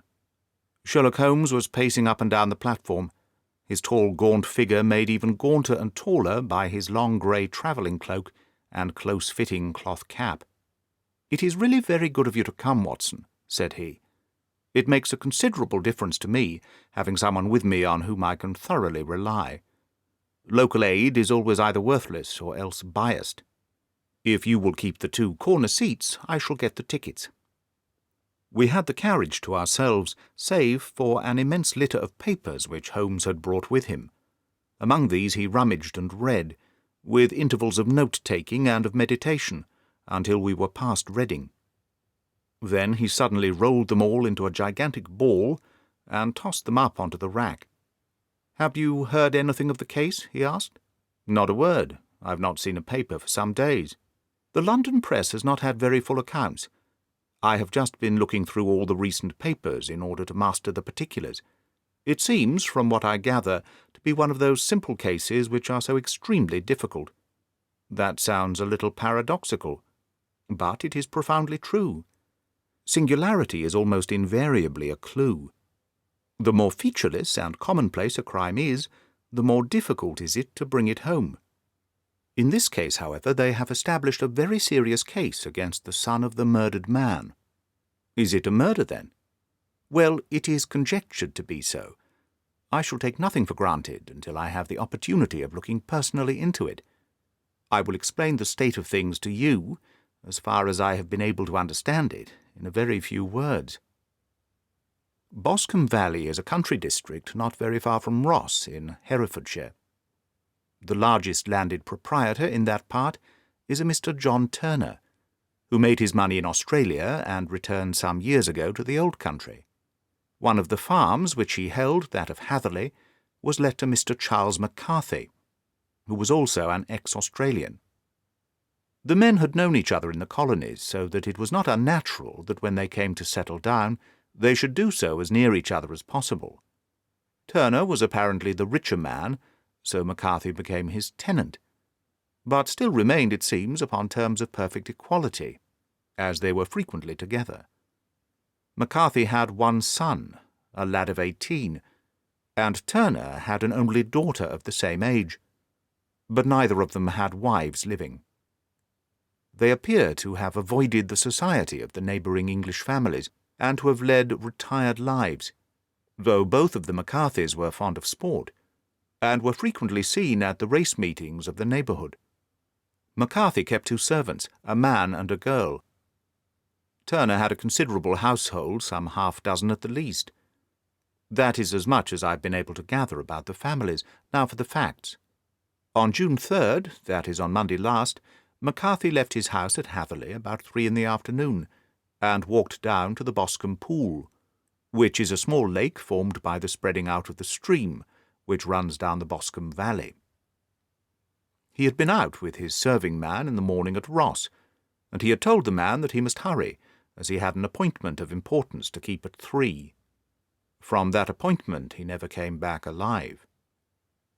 From Hatherley farmhouse to the Boscombe Pool is 1/4 of a mile, and 2 people saw him as he passed over this ground. One was an old woman whose name is not mentioned, and the other was William Crowder, a gamekeeper in the employ of Mr. Turner. Both these witnesses deposed that Mr. McCarthy was walking alone. The gamekeeper adds that within a few minutes of his seeing Mr. McCarthy pass, he had seen his son, Mr. James McCarthy, going the same way with a gun under his arm. To the best of his belief, the father was actually in sight at the time, and the son was following him. He thought no more of the matter until he heard in the evening of the tragedy that had occurred. The 2 McCarthys were seen after the time when William Crowder, the gamekeeper, lost sight of them. The Boscombe Pool is thickly wooded round, with just a fringe of grass and of reeds round the edge. A girl of 14, Patience Moran, who is the daughter of the lodge-keeper of the Boscombe Valley estate, was in one of the woods picking flowers. She states that while she was there she saw at the border of the wood and close by the lake Mr. McCarthy and his son, and that they appeared to be having a violent quarrel. She heard Mr. McCarthy the elder using very strong language to his son, and she saw the latter raise up his hand as if to strike his father. She was so frightened by their violence that she ran away and told her mother, when she reached home, that she had left the two McCarthys quarrelling near Boscombe Pool, and that she was afraid that they were going to fight. She had hardly said the words when young Mr. McCarthy came running up to the lodge to say that he had found his father dead in the wood, and to ask for the help of the lodge-keeper. He was much excited without either his gun or his hat, and his right hand and sleeve were observed to be stained with fresh blood. On following him, they found the dead body of his father stretched out upon the grass beside the pool. The head had been beaten in by repeated blows of some heavy and blunt weapon. The injuries were such as might very well have been inflicted by the butt end of his son's gun, which was found lying on the grass within a few paces of the body. Under these circumstances, the young man was instantly arrested, and a verdict of wilful murder having been returned at the inquest on Tuesday, he was on Wednesday brought before the magistrates at Ross, who have referred the case to the next assizes. Those are the main facts of the case, as they came out before the coroner and at the police court. I could hardly imagine a more damning case, I remarked. If ever circumstantial evidence pointed to a criminal, it does so here. Circumstantial evidence is a very tricky thing, answered Holmes thoughtfully. It may seem to point very straight to one thing, but if you shift your own point of view a little, you may find it pointing in an equally uncompromising manner to something entirely different. It must be confessed, however, that the case looks exceedingly grave against the young man, and it is very possible that he is indeed the culprit. There are several people in the neighbourhood, however, and among them Miss Turner, the daughter of the neighbouring landowner, who believe in his innocence, and who have retained Lestrade, whom you may remember in connection with the study in scarlet, to work out the case in his interest. Lestrade, being rather puzzled, has referred the case to me. And hence it is two middle-aged gentlemen are flying westward at 50 miles an hour, instead of quietly digesting their breakfasts at home. I'm afraid, said I, that the facts are so obvious that you will find little credit to be gained out of this case. There is nothing more deceptive than an obvious fact, he answered, laughing. Besides, we may chance to hit upon some other obvious facts which may have been by no means obvious to Mr. Lestrade. You know me too well to think that I am boasting when I say that I shall either confirm or destroy his theory by means which he is quite incapable of employing, or even of understanding. To take the first example in hand, I very clearly perceive that in your bedroom the window is upon the right-hand side, and yet I question whether Mr. Lestrade would have noted even so self-evident a thing as that. How on earth, my dear fellow? I know you well. I know the military neatness which characterizes you. You shave every morning, and in this season you shave by the sunlight.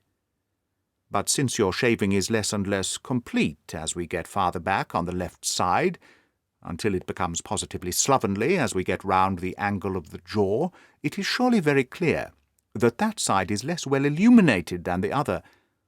I could not imagine a man of your habits looking at himself in an equal light, and being satisfied with such a result. I only quote this as a trivial example of observation and inference.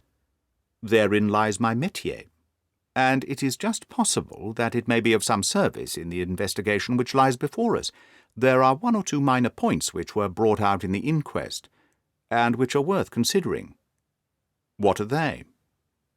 It appears that his arrest did not take place at once, but after the return to Hatherley Farm. On the Inspector of Constabulary informing him that he was a prisoner, he remarked that he was not surprised to hear it, and it was no more than his deserts. This observation of his had the natural effect of removing any traces of doubt which might have remained in the minds of the coroner's jury. "It was a confession," I ejaculated. "No, for it was followed by a protestation of innocence. Coming on the top of such a damning series of events, it was at least a most suspicious remark." "On the contrary," said Holmes, "it is the brightest rift which I can at present see in the clouds. However innocent he might be, he could not be such an absolute imbecile as not to see that the circumstances were very black against him. Had he appeared surprised at his own arrest, or feigned indignation at it, I should have looked upon it as highly suspicious, because such surprise or anger would not be natural under the circumstances, and yet might appear to be the best policy to a scheming man. His frank acceptance of the situation marks him as either an innocent man, or else as a man of considerable self-restraint and firmness. As to his remark about his deserts, it was also not unnatural, if you consider that he stood by the dead body of his father, and that there is no doubt that he had that very day so far forgotten his filial duty as to bandy words with him, and even, according to the little girl whose evidence is so important, to raise his hand as if to strike him. The self-reproach and contrition which are displayed in his remark appear to me to be the signs of a healthy mind, rather than of a guilty one. I shook my head. Many men have been hanged on far slighter evidence, I remarked. So they have, and many men have been wrongfully hanged. What is the young man's own account of the matter? It is, I am afraid, not very encouraging to his supporters, though there are one or two points in it which are suggestive. You will find it here, and may read it for yourself. He picked out from his bundle a copy of the local Herefordshire paper, and having turned down the sheet, he pointed out the paragraph in which the unfortunate young man had given his own statement of what had occurred. I settled myself down in the corner of the carriage and read it very carefully. It ran in this way. Mr. James McCarthy, the only son of the deceased, was then called, and gave evidence as follows. I had been away from home for 3 days at Bristol, and had only just returned upon the morning of last Monday, the 3rd. My father was absent from home at the time of my arrival, and I was informed by the maid that he had driven over to Ross with John Cobb, the groom. Shortly after my return, I heard the wheels of his trap in the yard, and looking out of my window, I saw him get out and walk rapidly out of the yard, though I was not aware in which direction he was going. I then took my gun and strolled out in the direction of the Boscombe pool, with the intention of visiting the rabbit warren, which is upon the other side. On my way I saw William Crowder, the gamekeeper, as he has stated in his evidence, but he is mistaken in thinking that I was following my father. I had no idea that he was in front of me. When about 100 yards from the pool I heard a cry of coo-ee, which was a usual signal between my father and myself. I then hurried forward and found him standing by the pool. He appeared to be much surprised at seeing me, and asked me, rather roughly, what I was doing there. A conversation ensued which led to high words, and almost to blows, for my father was a man of a very violent temper. Seeing that his passion was becoming ungovernable, I left him, and returned towards Hatherley Farm. I had not gone more than 150 yards, however, when I heard a hideous outcry behind me, which caused me to run back again. I found my father expiring on the ground with his head terribly injured. I dropped my gun and held him in my arms, but he almost instantly expired. I knelt beside him for some minutes, and then made my way to Mr. Turner's lodge-keeper, his house being the nearest, to ask for assistance. I saw no one near my father when I returned, and I have no idea how he came by his injuries. He was not a popular man, being somewhat cold and forbidding in his manners, but he had, as far as I know, no active enemies. I know nothing further of the matter. The Coroner. Did your father make any statement to you before he died? Witness. He mumbled a few words, but I could only catch some allusion to a rat. The Coroner. What did you understand by that? Witness. It conveyed no meaning to me. I thought that he was delirious. The Coroner. What was the point upon which you and your father had this final quarrel? Witness. I should prefer not to answer. The Coroner. I'm afraid that I must press it. Witness.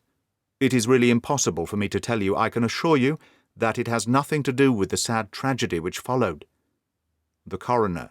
That is for the court to decide. I need not point out to you that your refusal to answer will prejudice your case considerably in any future proceedings which may arise. Witness: I must still refuse.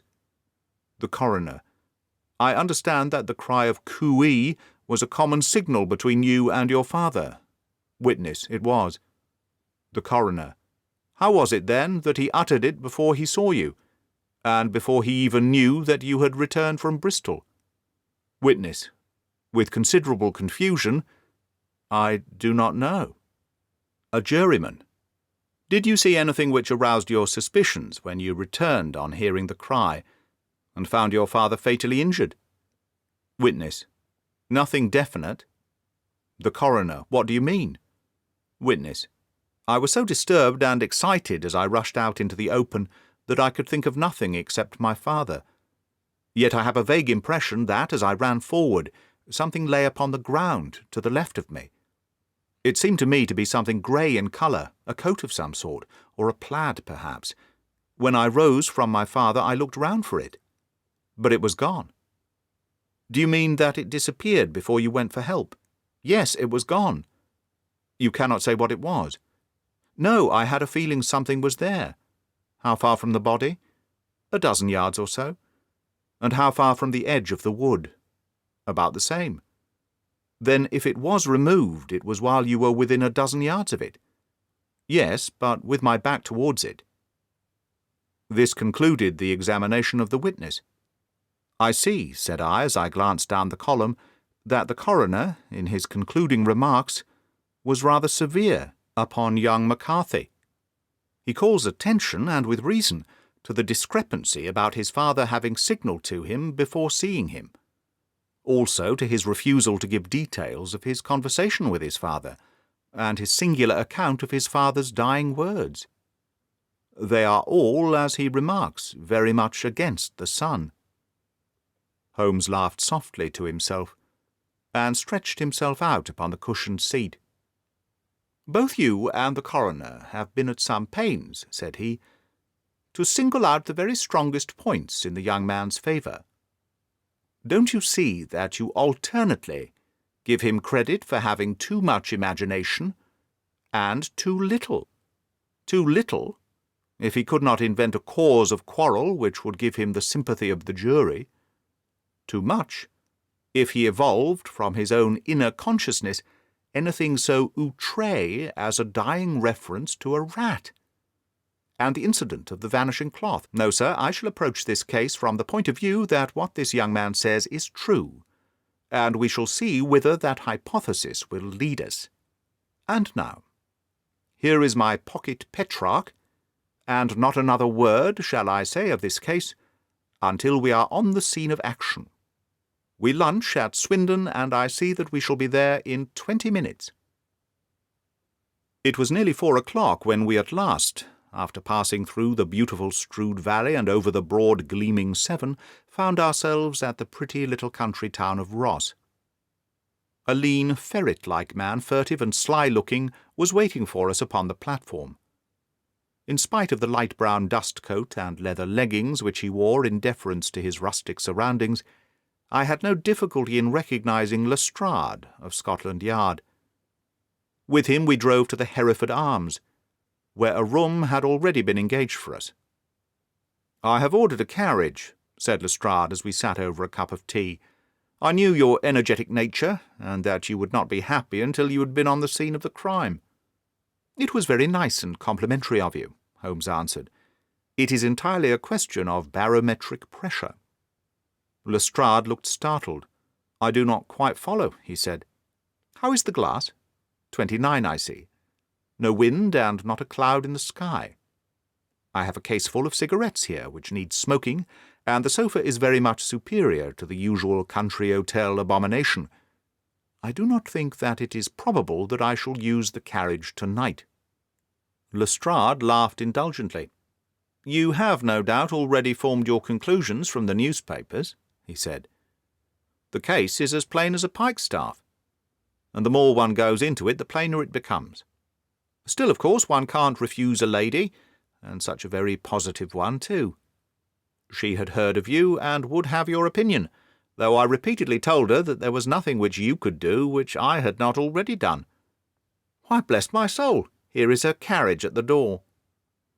He had hardly spoken before there rushed into the room one of the most lovely young women that I have ever seen in my life. Her violet eyes shining, her lips parted, a pink flush upon her cheeks, all thought of her natural reserve lost in her overpowering excitement and concern. "Oh, Mr. Sherlock Holmes," she cried, glancing from one to the other of us, and finally, with a woman's quick intuition, fastening upon my companion, "I am so glad that you have come. I have driven down to tell you so. I know that James didn't do it, I know it, and I want you to start upon your work knowing it too. Never let yourself doubt upon that point. We have known each other since we were little children, and I know his faults as no one else does, but he is too tender-hearted to hurt a fly. Such a charge is absurd to anyone who really knows him." "I hope we may clear him, Miss Turner," said Sherlock Holmes. "You may rely upon my doing all that I can. But you have read the evidence. You have formed some conclusion. Do you not see some loophole, some flaw? Do you not yourself think that he is innocent? I think that is very probable." "There now," she cried, throwing back her head and looking defiantly at Lestrade. "You hear? He gives me hope." Lestrade shrugged his shoulders. "I'm afraid that my colleague has been a little quick in forming his conclusions," he said. "But he is right. Oh, I know that he is right. James never did it.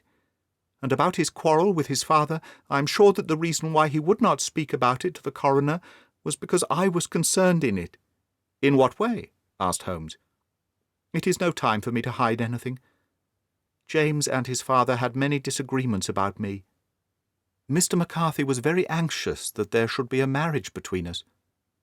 James and I have always loved each other as brother and sister, but of course he is young, and has seen very little of life yet, well, he naturally did not wish to do anything like that yet. So there were quarrels, and this, I am sure, was one of them." "And your father?" asked Holmes. "Was he in favour of such a union?" "No, he was averse to it also. No one but Mr. McCarthy was in favour of it." A quick blush passed over her fresh young face, as Holmes shot one of his keen, questioning glances at her. "Thank you for this information," said he. "May I see your father if I call tomorrow?" "I'm afraid the doctor won't allow it." "The doctor?" "Yes, have you not heard? Poor father has never been strong for years back, but this has broken him down completely. He has taken to his bed, and Dr. Willow says that he is a wreck, and that his nervous system is shattered. Mr. McCarthy was the only man alive who had known Dad in the old days in Victoria." "Ha! In Victoria? That is important." "Yes, at the mines." "Quite so, at the gold mines, where, as I understand, Mr. Turner made his money." "Yes, certainly." "Thank you, Miss Turner. You have been of material assistance to me." "You will tell me if you have any news tomorrow. No doubt you will go to the prison to see James. Oh, if you do, Mr. Holmes, do tell him that I know him to be innocent." "I will, Miss Turner." "I must go home now, for Dad is very ill, and he misses me so if I leave him. Good-bye, and God help you in your undertaking." She hurried from the room as impulsively as she had entered, and we heard the wheels of her carriage rattle off down the street. "I am ashamed of you, Holmes," said Lestrade with dignity, after a few minutes' silence. "Why should you raise up hopes which you are bound to disappoint? I'm not over-tender of heart, but I call it cruel." "I think that I see my way to clearing James McCarthy," said Holmes. "Have you an order to see him in prison?" "Yes, but only for you and me." "Then I shall reconsider my resolution about going out. We have still time to take a train to Hereford and see him tonight?" "Ample. Then let us do so." "Watson, I fear that you will find it very slow, but I shall only be away a couple of hours." I walked down to the station with them, and then wandered through the streets of the little town, finally returning to the hotel, where I lay upon the sofa and tried to interest myself in a yellow-backed novel. The puny plot of the story was so thin, however, when compared to the deep mystery through which we were groping, and I found my attention wander so constantly from the fiction to the fact, that I at last flung it across the room and gave myself up entirely to a consideration of the events of the day. Supposing that this unhappy young man's story was absolutely true, then what hellish thing, what absolutely unforeseen and extraordinary calamity could have occurred between the time when he parted from his father and the moment when, drawn back by his screams, he rushed into the glade? It was something terrible and deadly. What could it be? Might not the nature of the injuries reveal something to my medical instinct?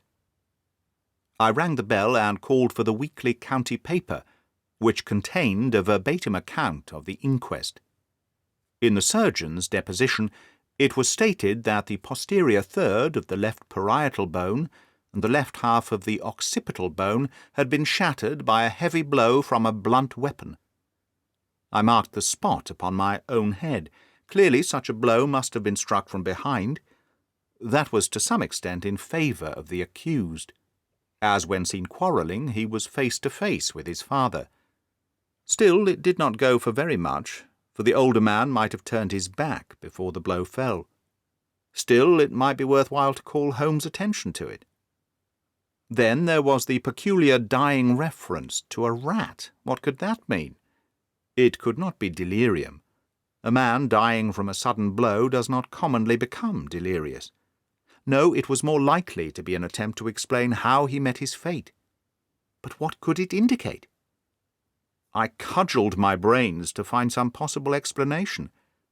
And then the incident of the grey cloth seen by young McCarthy. If that were true, the murderer must have dropped some part of his dress, presumably his overcoat, in his flight, and must have had the hardihood to return and carry it away at the instant when the son was kneeling, with his back turned, not a dozen paces off.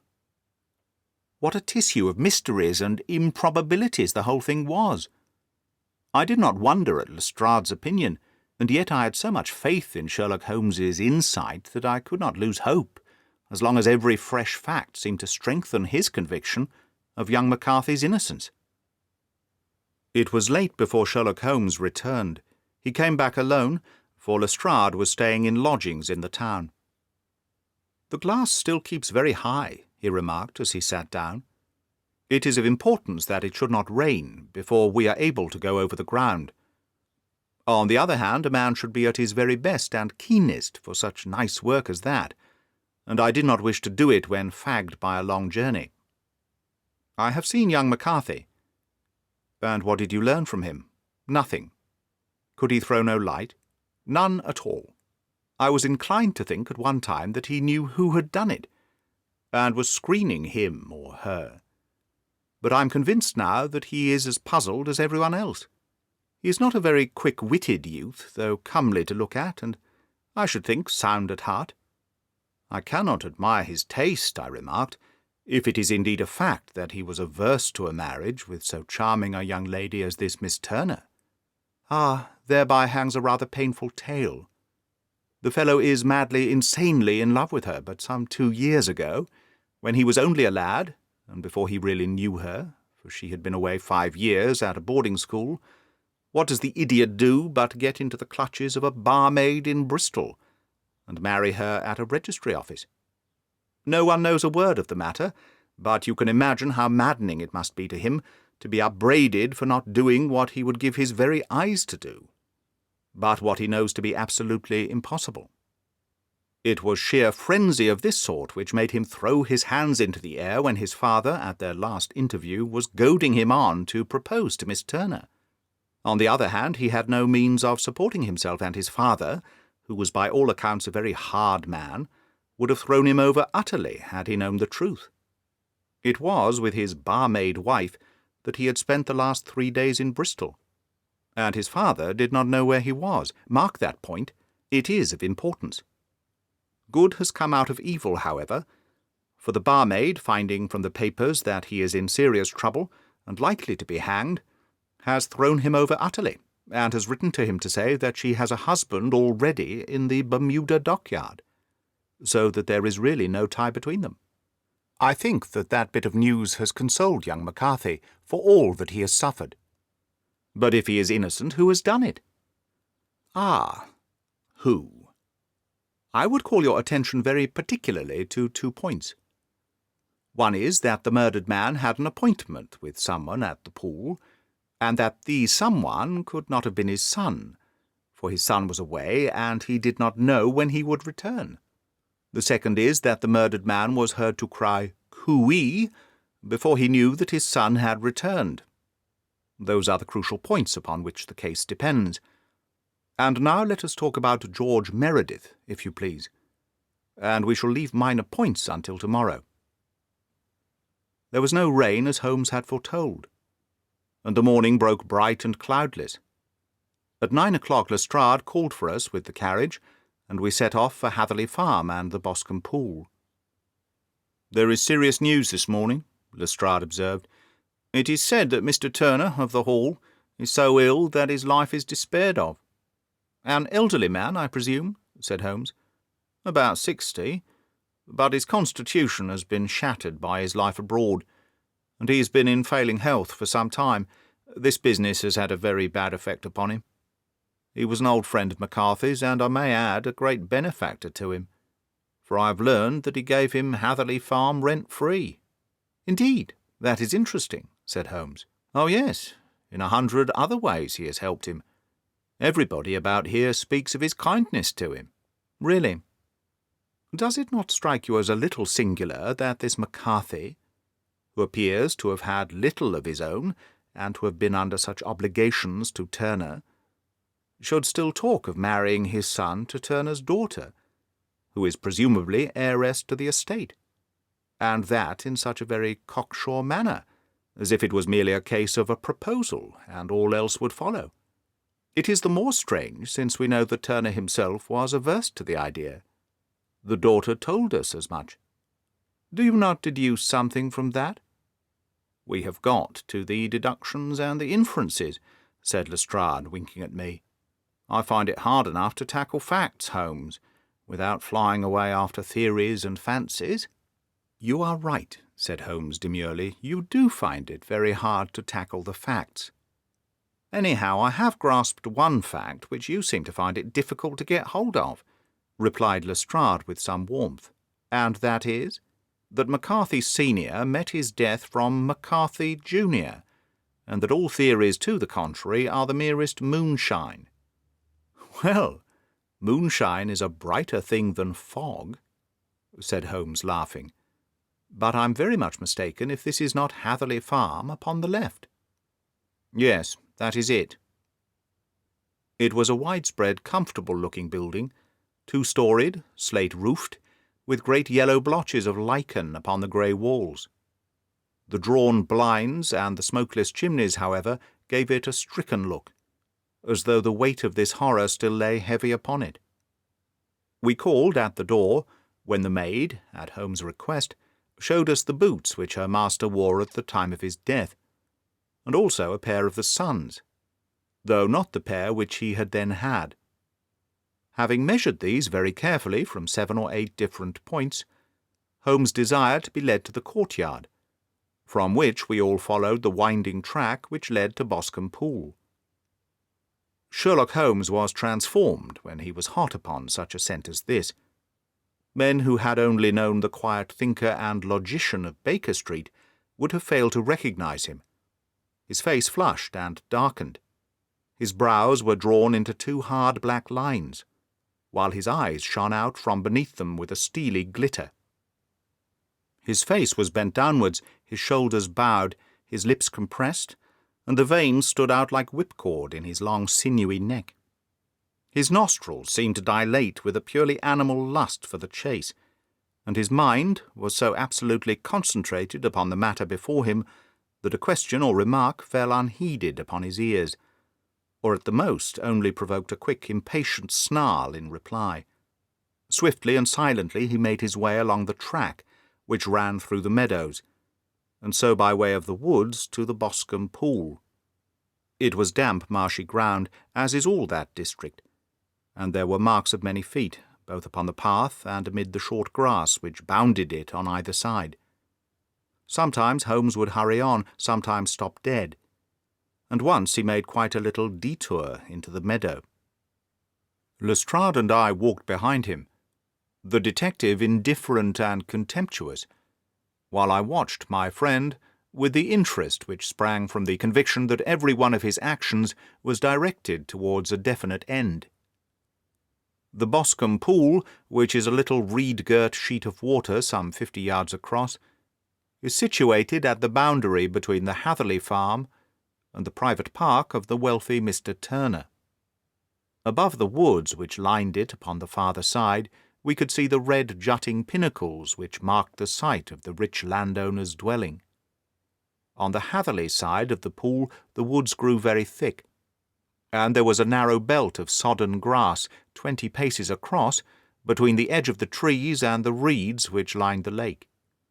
Lestrade showed us the exact spot at which the body had been found, and indeed so moist was the ground that I could plainly see the traces which had been left by the fall of the stricken man.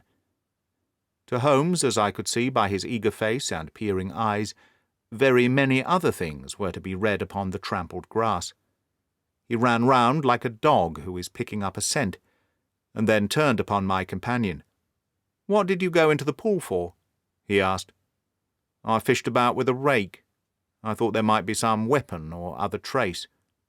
"But how on earth—" "Oh, tut-tut, I have no time. That left foot of yours with its inward twist is all over the place. A mole could trace it, and there it vanishes among the reeds. Oh, how simple it would all have been had I been here before they came like a herd of buffalo and wallowed all over it. Here is where the party with the lodge-keeper came, and they have covered all tracks for 6 or 8 feet round the body. But here are 3 separate tracks of the same feet." He drew out a lens and lay down upon his waterproof to have a better view, talking all the time rather to himself than to us. "These are young McCarthy's feet. Twice he was walking, and once he ran swiftly, so that the soles are deeply marked, and the heels hardly visible. That bears out his story. He ran when he saw his father on the ground. Then here are the father's feet as he paced up and down. What is this, then? It is the butt end of the gun as the son stood listening. And this? Ha-ha! What have we here? Tiptoes, tiptoes. Square, too, quite unusual boots. They come, they go, they come again. Of course, that was for the cloak. Now, where did they come from?" He ran up and down, sometimes losing, sometimes finding the track, until we were well within the edge of the wood, and under the shadow of a great beech, the largest tree in the neighbourhood. Holmes traced his way to the farther side of this, and lay down once more upon his face, with a little cry of satisfaction. For a long time he remained there, turning over the leaves and dry sticks, gathering up what seemed to me to be dust into an envelope, and examining with his lens not only the ground, but even the bark of the tree as far as he could reach. A jagged stone was lying among the moss, and this also he carefully examined and retained. Then he followed a pathway through the wood until he came to the high road, where all traces were lost. "It has been a case of considerable interest," he remarked, returning to his natural manner. "I fancy that this grey house on the right must be the lodge. I think that I will go in and have a word with Moran, and perhaps write a little note. Having done that, we may drive back to our luncheon. You may walk to the cab, and I shall be with you presently." It was about 10 minutes before we regained our cab and drove back into Ross, Holmes still carrying with him the stone which he had picked up in the wood. "This may interest you, Lestrade," he remarked, holding it out. "The murder was done with it." "I see no marks." "There are none." "How do you know, then?" "The grass was growing under it. It had only lain there a few days. There was no sign of a place whence it had been taken. It corresponds with the injuries. There is no sign of any other weapon. And the murderer is a tall man, left-handed, limps with the right leg, wears thick-soled shooting boots and a grey cloak, smokes Indian cigars, uses a cigar-holder, and carries a blunt penknife in his pocket. There are several other indications, but these may be enough to aid us in our search." Lestrade laughed. "I'm afraid that I'm still a sceptic," he said. "Theories are all very well, but we have to deal with a hard-headed British jury." "Nous verrons," answered Holmes calmly. "You work your own method, and I shall work mine. I shall be busy this afternoon, and shall probably return to London by the evening train." "And leave your case unfinished?"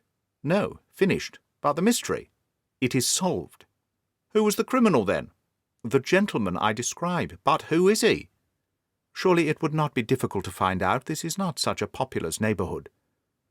Lestrade shrugged his shoulders. "I'm a practical man," he said, "and I really cannot undertake to go about the country looking for a left-handed gentleman with a game leg. I should become the laughing-stock of Scotland Yard." "All right," said Holmes quietly. "I have given you the chance. Here are your lodgings. Good-bye. I shall drop you a line before I leave." Having left Lestrade at his rooms, we drove to our hotel, where we found lunch upon the table. Holmes was silent and buried in thought, with a pained expression upon his face, as one who finds himself in a perplexing position. "Look here, Watson," he said, when the cloth was cleared. "Just sit down in this chair and let me preach to you for a little. I don't quite know what to do, and I should value your advice. Light a cigar, and let me expound." "Pray do so." "Well now, in considering this case there are 2 points about young McCarthy's narrative which struck us both instantly, although they impressed me in his favour and you against him. One was the fact that his father should, according to his account, cry cooey before seeing him. The other was his singular dying reference to a rat. He mumbled several words, you understand, but that was all that caught the son's ear. Now from this double point our research must commence, and we will begin it by presuming that what the lad says is absolutely true." "What of this cooey, then?" "Well, obviously it could not have been meant for the son. The son, as far as he knew, was in Bristol. It was mere chance that he was within earshot. The cooey was meant to attract the attention of whoever it was he had the appointment with. But cooey is a distinctly Australian cry, and one which is used between Australians. There is a strong presumption that the person whom McCarthy expected him to meet at Boscombe Pool was someone who had been in Australia." "What of the rat, then?" Sherlock Holmes took a folded paper from his pocket and flattened it out on the table. "This is a map of the colony of Victoria," he said. "I wired to Bristol for it last night." He put his hand over part of the map. "What do you read?" he asked. "Arat," I read. "And now?" He raised his hand. "Ballarat." "Quite so. That was the word the man uttered, and of which his son only caught the last 2 syllables. He was trying to utter the name of his murderer. So-and-so of Ballarat." "It is wonderful," I exclaimed. "It is obvious. And now, you see, I had narrowed the field down considerably. The possession of a grey garment was a 3rd point which, granting the son's statement to be correct, was a certainty. We have come now out of mere vagueness to the definite conception of an Australian from Ballarat with a grey cloak, certainly, and one who was at home in the district. For the pool can only be approached by the farm or by the estate, where strangers could hardly wander." "Quite so." "Then comes our expedition of today. By an examination of the ground, I gained the trifling details which I gave to that imbecile Lestrade as to the personality of the criminal." "But how did you gain them?" "You know my method. It is founded upon the observation of trifles. His height I know that you might roughly judge from the length of his stride. His boots, too, might be told from their traces. Yes, they were peculiar boots. But his lameness? The impression of his right foot was always less distinct than his left. He put less weight upon it. Why? Because he limped. He was lame. But his left-handedness? You were yourself struck by the nature of the injury, as recorded by the surgeon at the inquest. The blow was struck from immediately behind, and yet was upon the left side. Now, how can that be unless it were by a left-handed man? He had stood behind that tree during the interview between the father and son. He had even smoked there. I found the ash of a cigar, which my special knowledge of tobacco ashes enabled me to pronounce as an Indian cigar.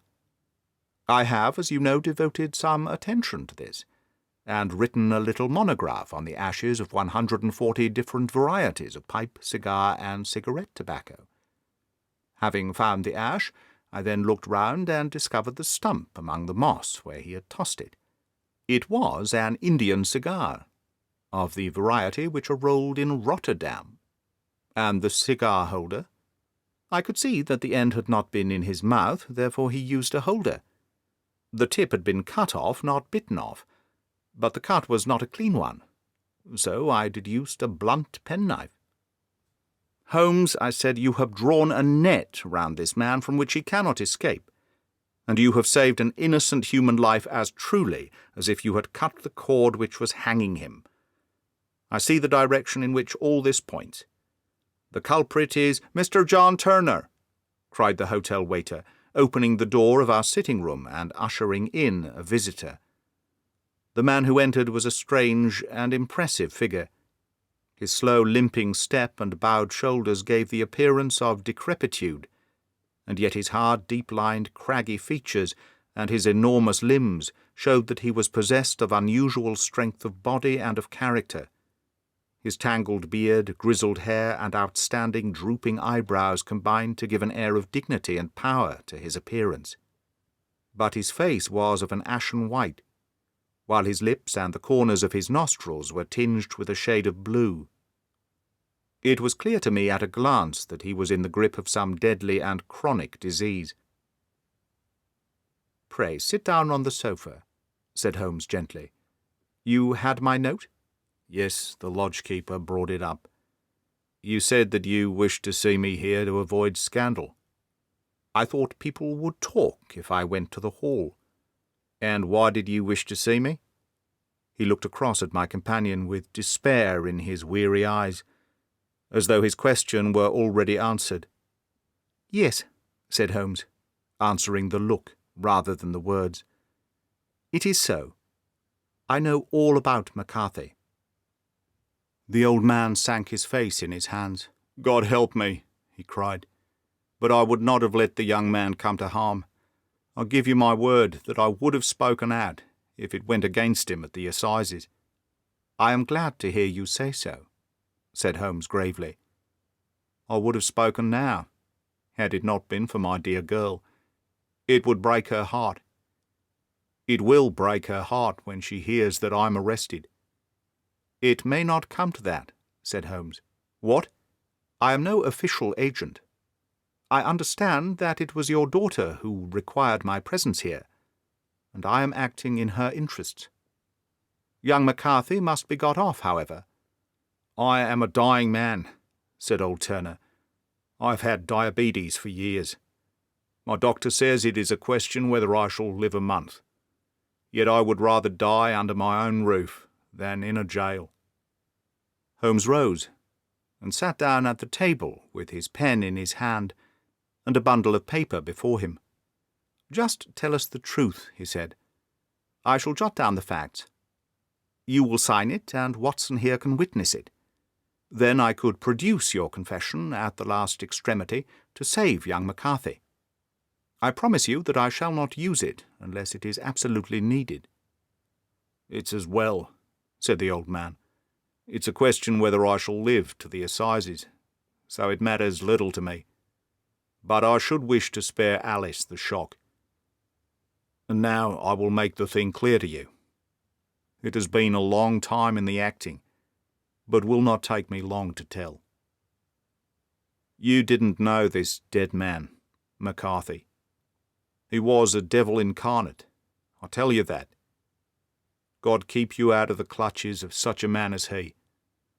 His grip has been upon me these 20 years, and he has blasted my life. I'll tell you how I first came to be in his power. It was in the early 60s at the diggings. I was a young chap then, hot-blooded and reckless, ready to turn my hand to anything. I got among bad companions, took to drink, had no luck with my claim, took to the bush, and in a word became what you would call over here a highway robber. There were 6 of us, and we had a wild, free life of it, sticking up a station from time to time or stopping the wagons on the road to the diggings. Black Jack of Ballarat was the name I went under, and our party is still remembered in the colony as the Ballarat Gang. One day, a gold convoy came down from Ballarat to Melbourne, and we lay in wait for it and attacked it. There were 6 troopers and 6 of us, so it was a close thing, but we emptied 4 of their saddles at the first volley. 3 of our boys were killed, however, before we got the swag. I put my pistol to the head of the wagon driver, who was this very man, McCarthy. I wished to the Lord that I had shot him then, but I spared him, though I saw his wicked little eyes fixed on my face, as though to remember every feature. We got away with the gold, became wealthy men, and made our way over to England without being suspected. There I parted from my old pals and determined to settle down to a quiet and respectable life.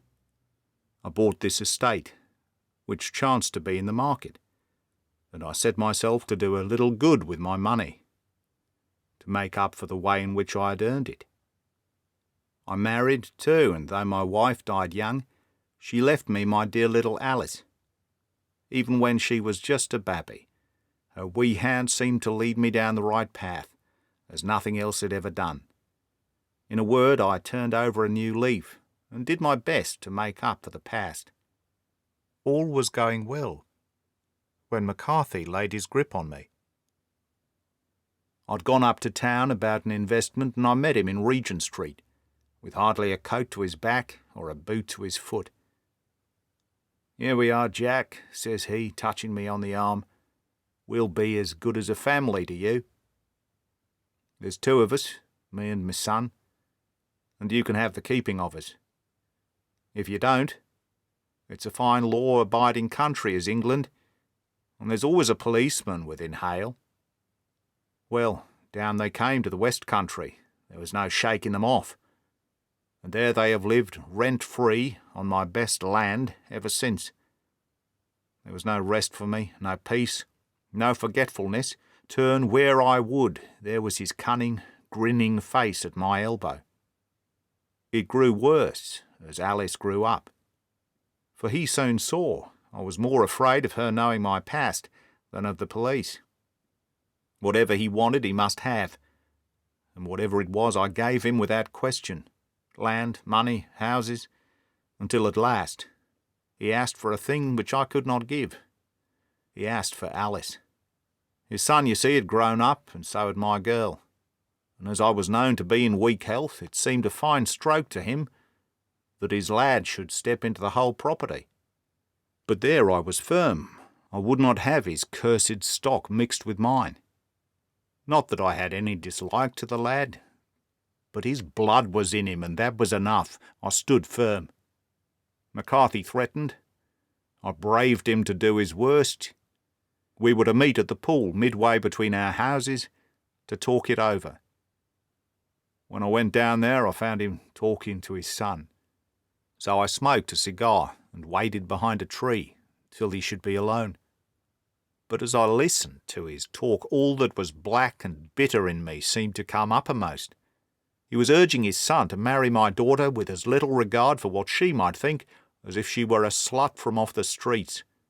It drove me mad to think that I and all that I held most dear should be in the power of such a man as this. Could I not snap the bond? I was already a dying and a desperate man. Though clear of mind and fairly strong of limb, I knew that my own fate was sealed. But my memory and my girl, both could be saved, if I could but silence that foul tongue. I did it, Mr. Holmes. I would do it again. Deeply as I have sinned, I have led a life of martyrdom to atone for it. But that my girl should be entangled in the same meshes that held me was more than I could suffer. I struck him down with no more compunction than if he had been some foul and venomous beast. His cry brought back his son, but I had gained the cover of the wood, though I was forced to go back to fetch the cloak which I had dropped in my flight. That is the true story, gentlemen, of all that occurred." "Well, it is not for me to judge you," said Holmes, as the old man signed the statement which had been drawn out. "I pray that we may never be exposed to such a temptation." "I pray not, sir. And what do you intend to do?" "In view of your health, nothing. You are yourself aware that you will soon have to answer for your deed at a higher court than the assizes. I will keep your confession, and, if McCarthy is condemned, I shall be forced to use it. If not, it shall never be seen by mortal eye. And your secret, whether you be alive or dead, shall be safe with us." "Farewell, then," said the old man solemnly. "Your own deathbeds, when they come, will be the easier for the thought of the peace which you have given to mine." Tottering and shaking in all his giant frame, he stumbled slowly from the room. "God help us," said Holmes after a long silence. "Why does fate play such tricks with poor helpless worms? I never hear of such a case as this that I do not think of Baxter's words and say, 'There, but for the grace of God, goes Sherlock Holmes.'" James McCarthy was acquitted at the assizes on the strength of a number of objections which had been drawn out by Holmes and submitted to the defending counsel. Old Turner lived for 7 months after our interview, but he is now dead, and there is every prospect that the son and daughter may come to live happily together in ignorance of the black cloud which rests upon their past. The 5 Orange Pips. When I glance over my notes and records of the Sherlock Holmes cases between the years 82 and 90, I'm faced by so many which present strange and interesting features that it is no easy matter to know which to choose and which to leave. Some, however, have already gained publicity through the papers, and others have not offered a field for those peculiar qualities which my friend possessed in so high a degree, and which it is the object of these papers to illustrate. Some, too, have baffled his analytical skill, and would be, as narratives, beginnings without an ending, while others have been but partially cleared up, and have their explanations founded rather upon conjecture and surmise than on that absolute logical proof which was so dear to him. There is, however, one of these last which was so remarkable in its details and so startling in its results that I am tempted to give some account of it, in spite of the fact that there are points in connection with it which never have been and probably never will be entirely cleared up. The year 87 furnished us with a long series of cases, of greater or less interest, of which I retain the records. Among my headings under this one 12 months, I find an account of the adventure of the Paradol Chamber, of the Amateur Mendicant Society, who held a luxurious club in the lower vault of a furniture warehouse, of the facts connected with the loss of the British bark Sophie Anderson, of the singular adventure of the Grice Pattersons in the island of Uffa, and finally of the Camberwell poisoning case. In the latter, as may be remembered, Sherlock Holmes was able, by winding up the dead man's watch, to prove that it had been wound up 2 hours ago, and that therefore the deceased had gone to bed within that time, a deduction which was of the greatest importance in clearing up the case. All these I may sketch out at some future date, but none of them present such singular features as the strange train of circumstances which I have now taken up my pen to describe. It was in the latter days of September, and the equinoctial gales had set in with exceptional violence. All the day the wind had screamed, and the rain had beaten against the windows, so that even here, in the heart of great handmade London, we were forced to raise our minds for the instant from the routine of life, and to recognize the presence of those great elemental forces which shriek at mankind through the bars of his civilization like untamed beasts in a cage. As evening drew in, the storm grew louder and louder, and the wind cried and sobbed like a child in the chimney. Sherlock Holmes sat moodily at one side of the fireplace, cross-indexing his records of crime, whilst I, at the other, was deep in one of Clark Russell's fine sea stories, until the howl of the gale from without seemed to blend with the text, and the splash of the rain to lengthen out into the long swash of the sea waves. My wife was on a visit to her aunt's, and for a few days I was a dweller once more in my old quarters at Baker Street. "Why," said I, glancing up at my companion, "that was surely the bell. Who could come tonight? Some friend of yours, perhaps?" "Except yourself, I have none," he answered. "I do not encourage visitors." "A client, then?" "If so, it is a serious case. Nothing less would bring a man out on such a day and at such an hour. But I take it that it is more likely to be some crony of the landlady's." Sherlock Holmes was wrong in his conjecture, however, for there came a step in the passage and a tapping at the door. He stretched out his long arm to turn the lamp away from himself and towards the vacant chair upon which a newcomer must sit. "Come in," said he. The man who entered was young, some 22 at the outside, well-groomed and trimly clad, with something of refinement and delicacy in his bearing. The streaming umbrella which he held in his hand, and the long shining waterproof, told of the fierce weather through which he had come. He looked about him anxiously in the glare of the lamp, and I could see that his face was pale and his eyes heavy, like those of a man who is weighed down with some great anxiety. "I owe you an apology," he said, raising his golden pince-nez to his eyes. "I trust that I am not intruding. I fear that I have brought some traces of the storm and the rain into your snug chamber." "Give me your coat and umbrella," said Holmes. "They may rest here on the hook, and will be dry presently. You have come up from the south-west, I see." "Yes, from Horsham. That clay and chalk mixture which I see upon your toe-caps is quite distinctive. I have come for advice. That is easily got. And help. That is not always so easy. I have heard of you, Mr. Holmes. I heard from Major Prendergast how you saved him in the Tankerville Club scandal. Ah, of course, he was wrongly accused of cheating at cards. He said that you could solve anything. He said too much. That you are never beaten. I have been beaten 4 times, 3 times by men, and once by a woman. But what is that compared with the number of your successes? It is true that I have been generally successful. Then you may be so with me. I beg that you will draw your chair up to the fire, and favour me with some details as to your case. It is no ordinary one. None of those which come to me are. I am the last court of appeal, and yet I question, sir, whether in all your experience you have ever listened to a more mysterious and inexplicable chain of events than those which have happened in my own family." "You fill me with interest," said Holmes. "Pray, give us the essential facts from the commencement, and I can afterwards question you as to those details which seem to me to be most important." The young man pulled his chair up and pushed his wet feet out towards the blaze.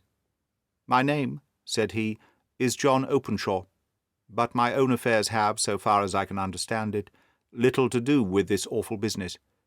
It is a hereditary matter, so in order to give you an idea of the facts, I must go back to the commencement of the affair.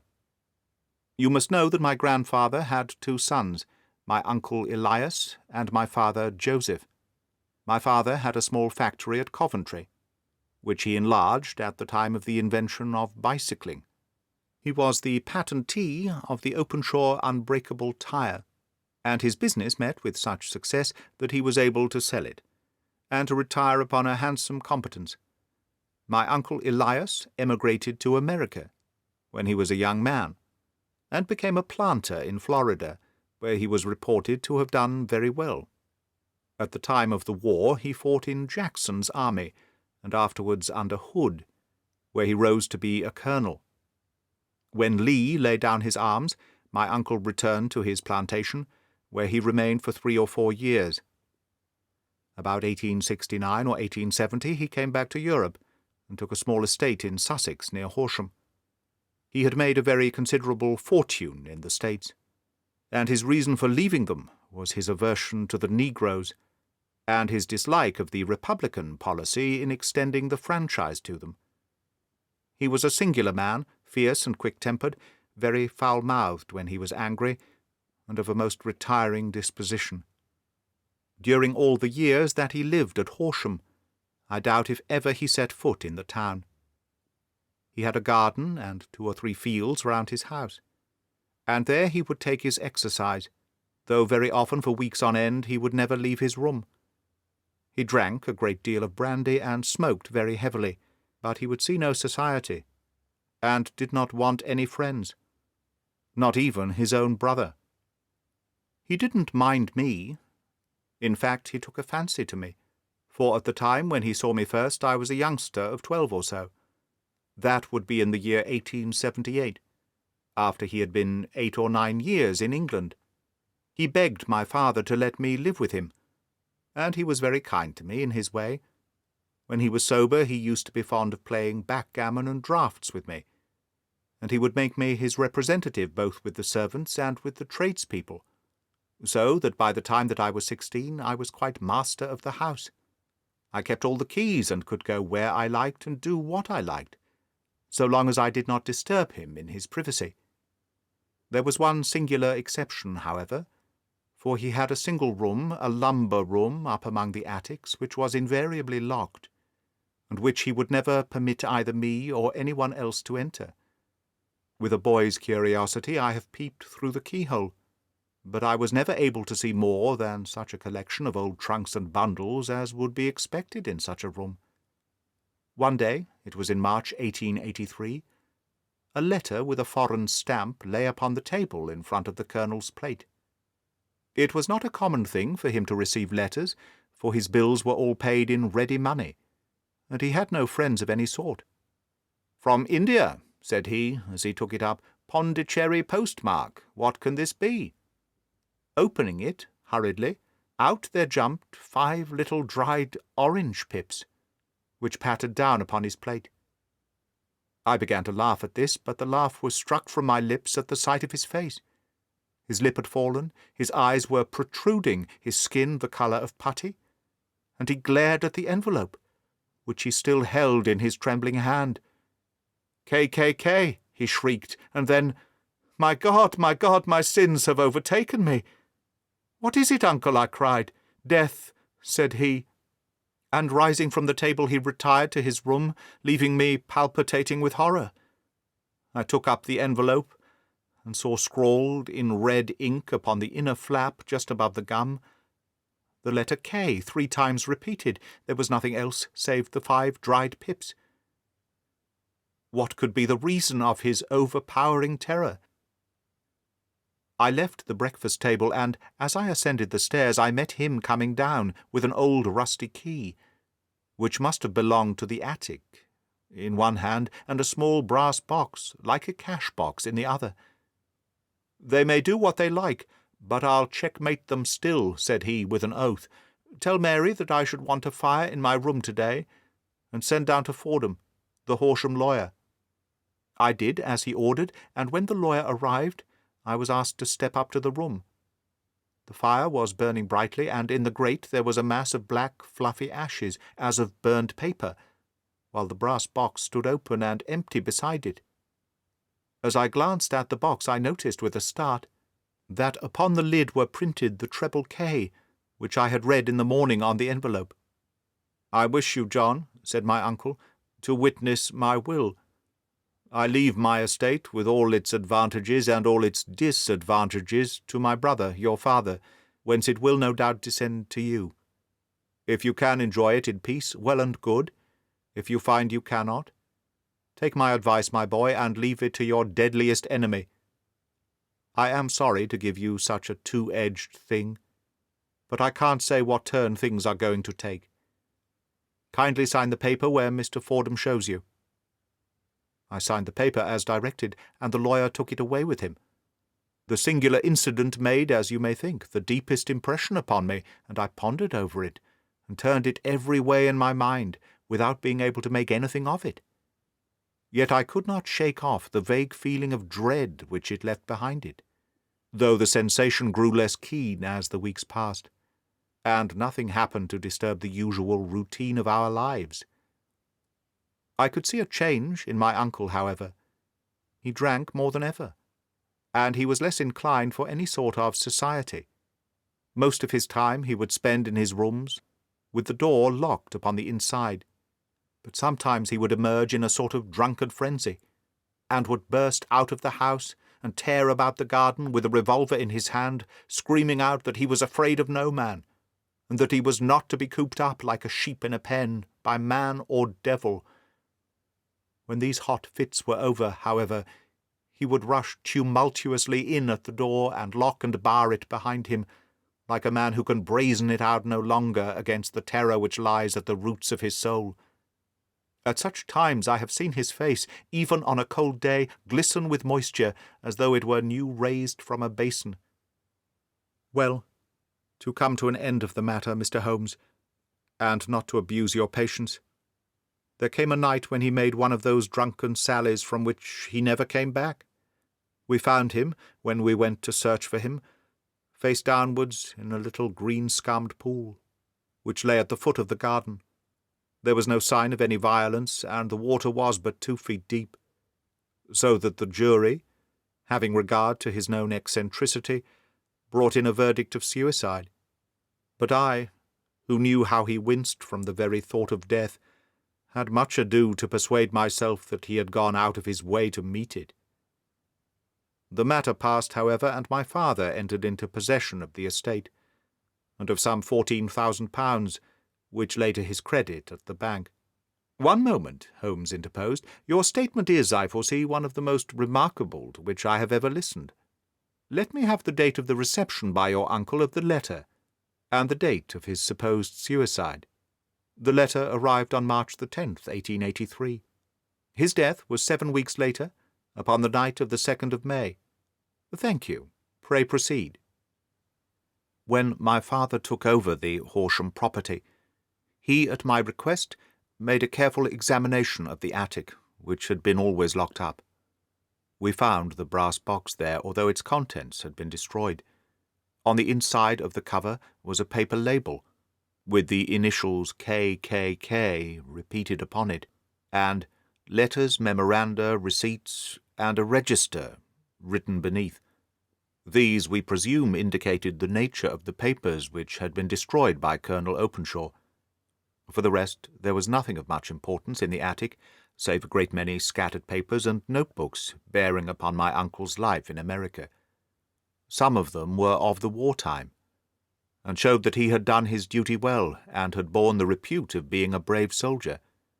Others were of a date during the reconstruction of the Southern States, and were mostly concerned with politics, for he had evidently taken a strong part in opposing the carpet-bag politicians who had been sent down from the north.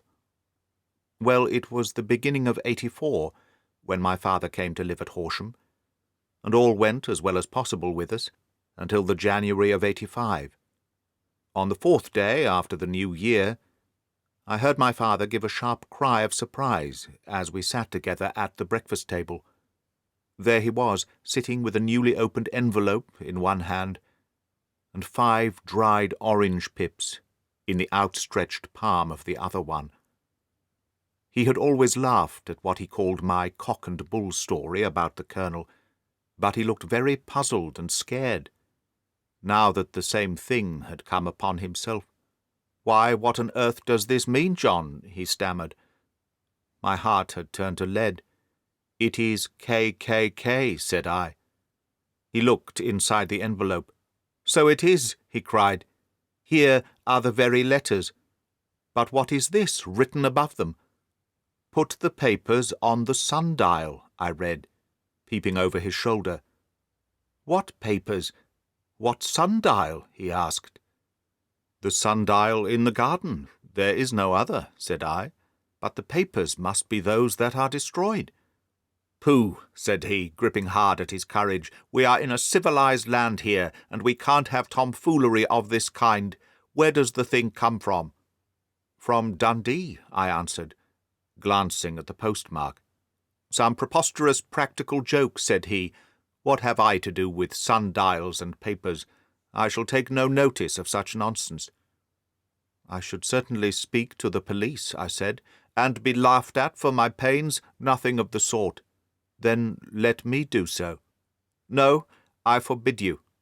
I won't have a fuss made over such nonsense.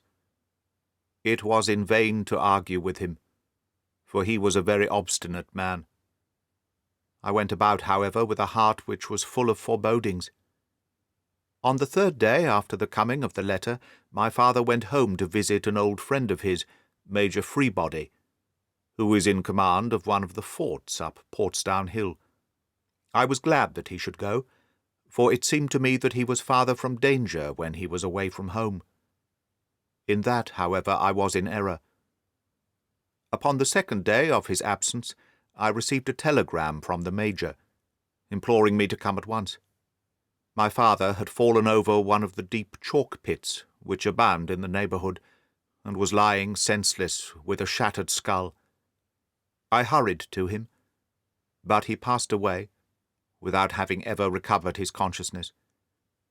He had, as it appears, been returning from Fareham in the twilight, and as the country was unknown to him, and the chalk pit unfenced, the jury had no hesitation in bringing in a verdict of death from accidental causes.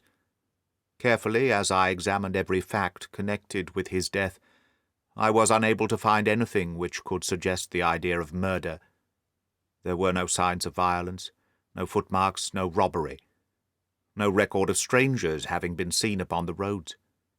And yet I need not tell you that my mind was far from at ease, and that I was well nigh certain that some foul plot had been woven round him. In this sinister way I came into my inheritance. You will ask me why I did not dispose of it. I answer because I was well convinced that our troubles were in some way dependent upon an incident in my uncle's life, and that the danger would be as pressing in one house as in another. It was in January 85 that my poor father met his end, and 2 years and 8 months have elapsed since then. During that time I have lived happily at Horsham, and I had begun to hope that this curse had passed away from the family and that it had ended with the last generation. I had begun to take comfort too soon, however. Yesterday morning the blow fell in the very shape in which it had come upon my father. The young man took from his waistcoat a crumpled envelope, and turning to the table, he shook out upon it 5 little dried orange pips. "This is the envelope," he continued. "The postmark is London, Eastern Division. Within are the very words which were upon my father's last message, KKK. And then, put the papers on the sundial." "What have you done?" asked Holmes. "Nothing." "Nothing? To tell the truth," he sank his face into his thin white hands, "I have felt helpless. I have felt like one of those poor rabbits when the snake is writhing towards it. I seem to be in the grasp of some resistless, inexorable evil, which no foresight and no precautions can guard against." "Tut, tut!" cried Sherlock Holmes. "You must act, man, or you are lost. Nothing but energy can save you. This is no time for despair. I have seen the police." "Ah?" "But they listen to my story with a smile. I am convinced that the inspector has formed the opinion that the letters are all practical jokes, and that the deaths of my relations were really accidents, as the jury stated, and were not to be connected with the warnings." Holmes shook his clenched hands in the air. "Incredible imbecility!" he cried. "They have, however, allowed me a policeman who may remain in the house with me." "Has he come with you tonight?" "No. His orders were to stay in the house." Again Holmes raved in the air.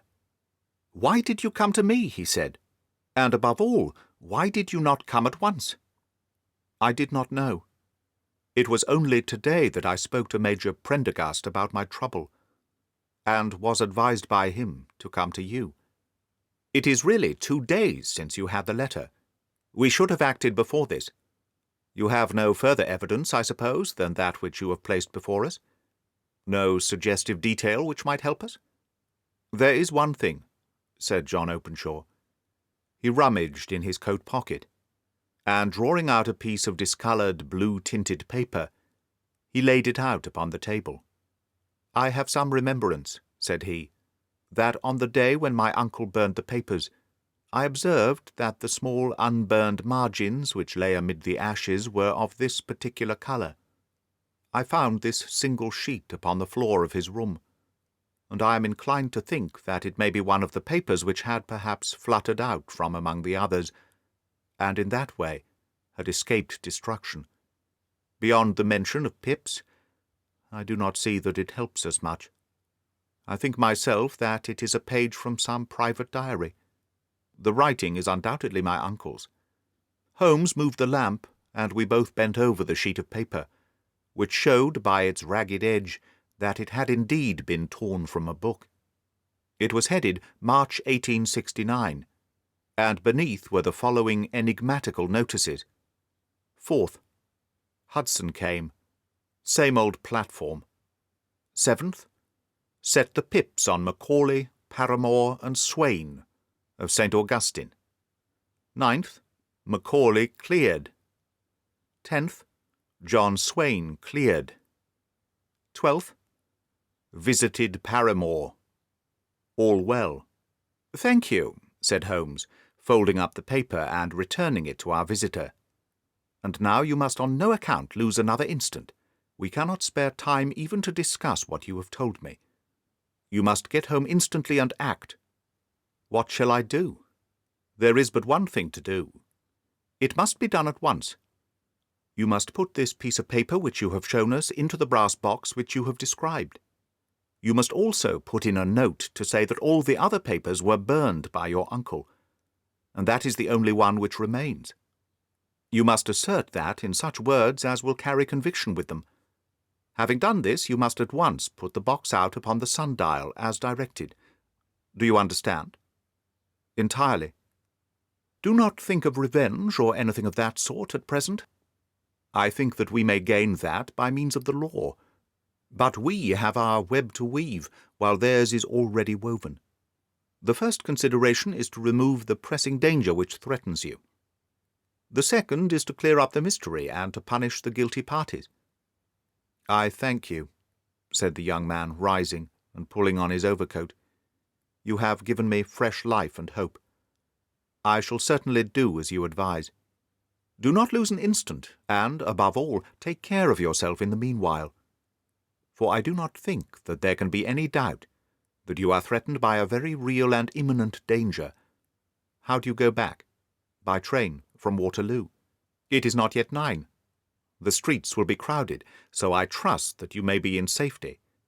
And yet you cannot guard yourself too closely. I am armed. That is well. Tomorrow I shall set to work upon your case. I shall see you at Horsham then. No, your secret lies in London.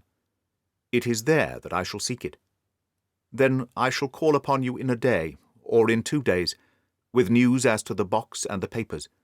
I shall take your advice in every particular. He shook hands with us and took his leave. Outside the wind still screamed, and the rain splashed and pattered against the windows.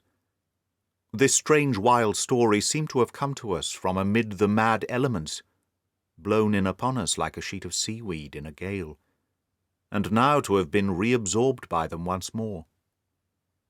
Sherlock Holmes sat for some time in silence with his head sunk forward, and his eyes bent upon the red glow of the fire. Then he lit his pipe, and leaning back in his chair he watched the blue smoke rings as they chased each other up to the ceiling. "I think, Watson," he remarked at last, "that of all our cases we have had none more fantastic than this. Save perhaps the sign of 4. Well, yes, save perhaps that. And yet this John Openshaw seems to me to be walking amid even greater perils than did the Sholtos." "But have you," I asked, "formed any definite conception as to what these perils are?" "There can be no question as to their nature," he answered. "Then what are they? Who is this KKK? And why does he pursue this unhappy family?" Sherlock Holmes closed his eyes and placed his elbows upon the arms of his chair, with his fingertips together. "The ideal reasoner," he remarked, "would, when he has once been shown a single fact in all its bearings, deduce from it not only all the chain of events which led up to it, but also all the results which would follow from it. As Cuvier could correctly describe a whole animal by the contemplation of a single bone, so the observer, who has thoroughly understood one link in a series of incidents, should be able accurately to state all the other ones, both before and after. We have not yet grasped the results which the reason alone can attain to. Problems may be solved in the study, which have baffled all those who have sought a solution by the aid of their senses. To carry the art, however, to its highest pitch, it is necessary that the reasoner should be able to utilize all the facts which have come to his knowledge, and this in itself implies, as you will readily see, a possession of all knowledge, which even in these days of free education and encyclopedias is a somewhat rare accomplishment. It is not so impossible, however, that a man should possess all knowledge which is likely to be useful to him in his work, and this I have endeavoured in my case to do. If I remember rightly, you on one occasion, in the early days of our friendship, defined my limits in a very precise fashion. Yes, I answered, laughing, it was a singular document.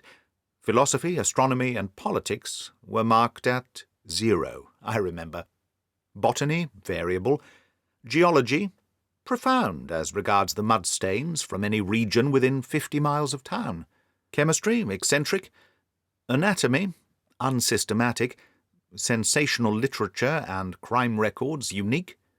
Violin player, boxer, swordsman, lawyer, and self-poisoner, by cocaine and tobacco.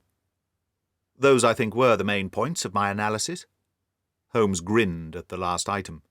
Well, he said, I say now as I said then, that a man should keep his little brain attic stocked with all the furniture that he is likely to use, and the rest he can put away in the lumber room of his library, where he can get it if he wants it. Now, for such a case as the one which has been submitted to us tonight, we need certainly to muster all our resources. Kindly hand me down the letter K of the American Encyclopedia, which stands upon the shelf beside you. Thank you. Now let us consider the situation and see what may be deduced from it.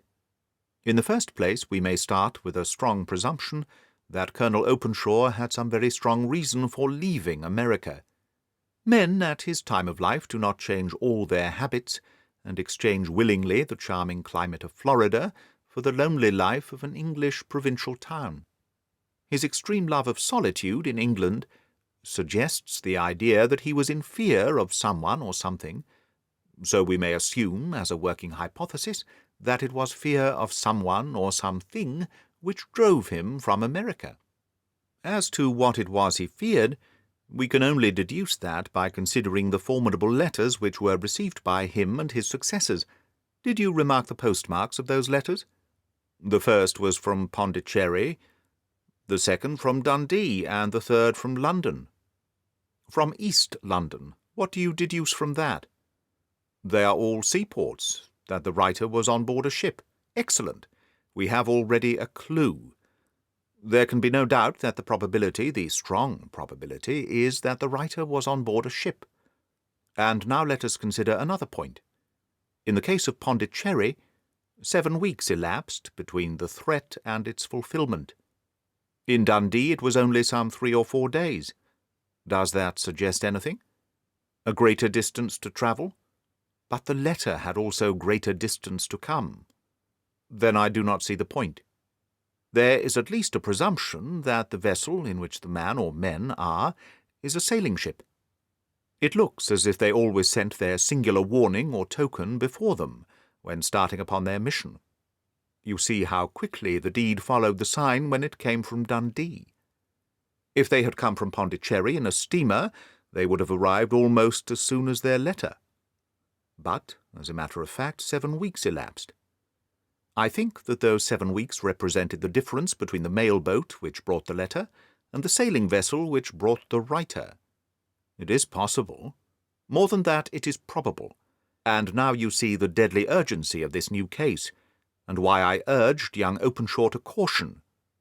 The blow has always fallen at the end of the time which it would take the senders to travel the distance. But this one comes from London, and therefore we cannot count upon delay." "Good God!" I cried, "what can it mean, this relentless persecution?" The papers which Openshaw carried are obviously of vital importance to the person or persons in the sailing ship. I think that it is quite clear that there must be more than one of them. A single man could not have carried out 2 deaths in such a way as to deceive a coroner's jury. There must have been several in it, and they must have been men of resource and determination. Their papers they mean to have, be the holder of them who it may. In this way, you see, KKK ceases to be the initials of an individual and becomes the badge of a society. "Have you never," said Sherlock Holmes, bending forward and sinking his voice, "have you never heard of the Ku Klux Klan?" "I never have." Holmes turned over the leaves of the book upon his knee. "Here it is," said he presently, "Ku Klux Klan. A name derived from a fanciful resemblance to the sound produced by cocking a rifle. This terrible secret society was formed by some ex-Confederate soldiers in the Southern states after the Civil War, and it rapidly formed local branches in different parts of the country, notably in Tennessee, Louisiana, the Carolinas, Georgia, and Florida. Its power was used for political purposes, principally for the terrorizing of the Negro voters, and the murdering or driving from the country of those who were opposed to its views. Its outrages were usually preceded by a warning sent to the marked man, in some fantastic but generally recognized shape.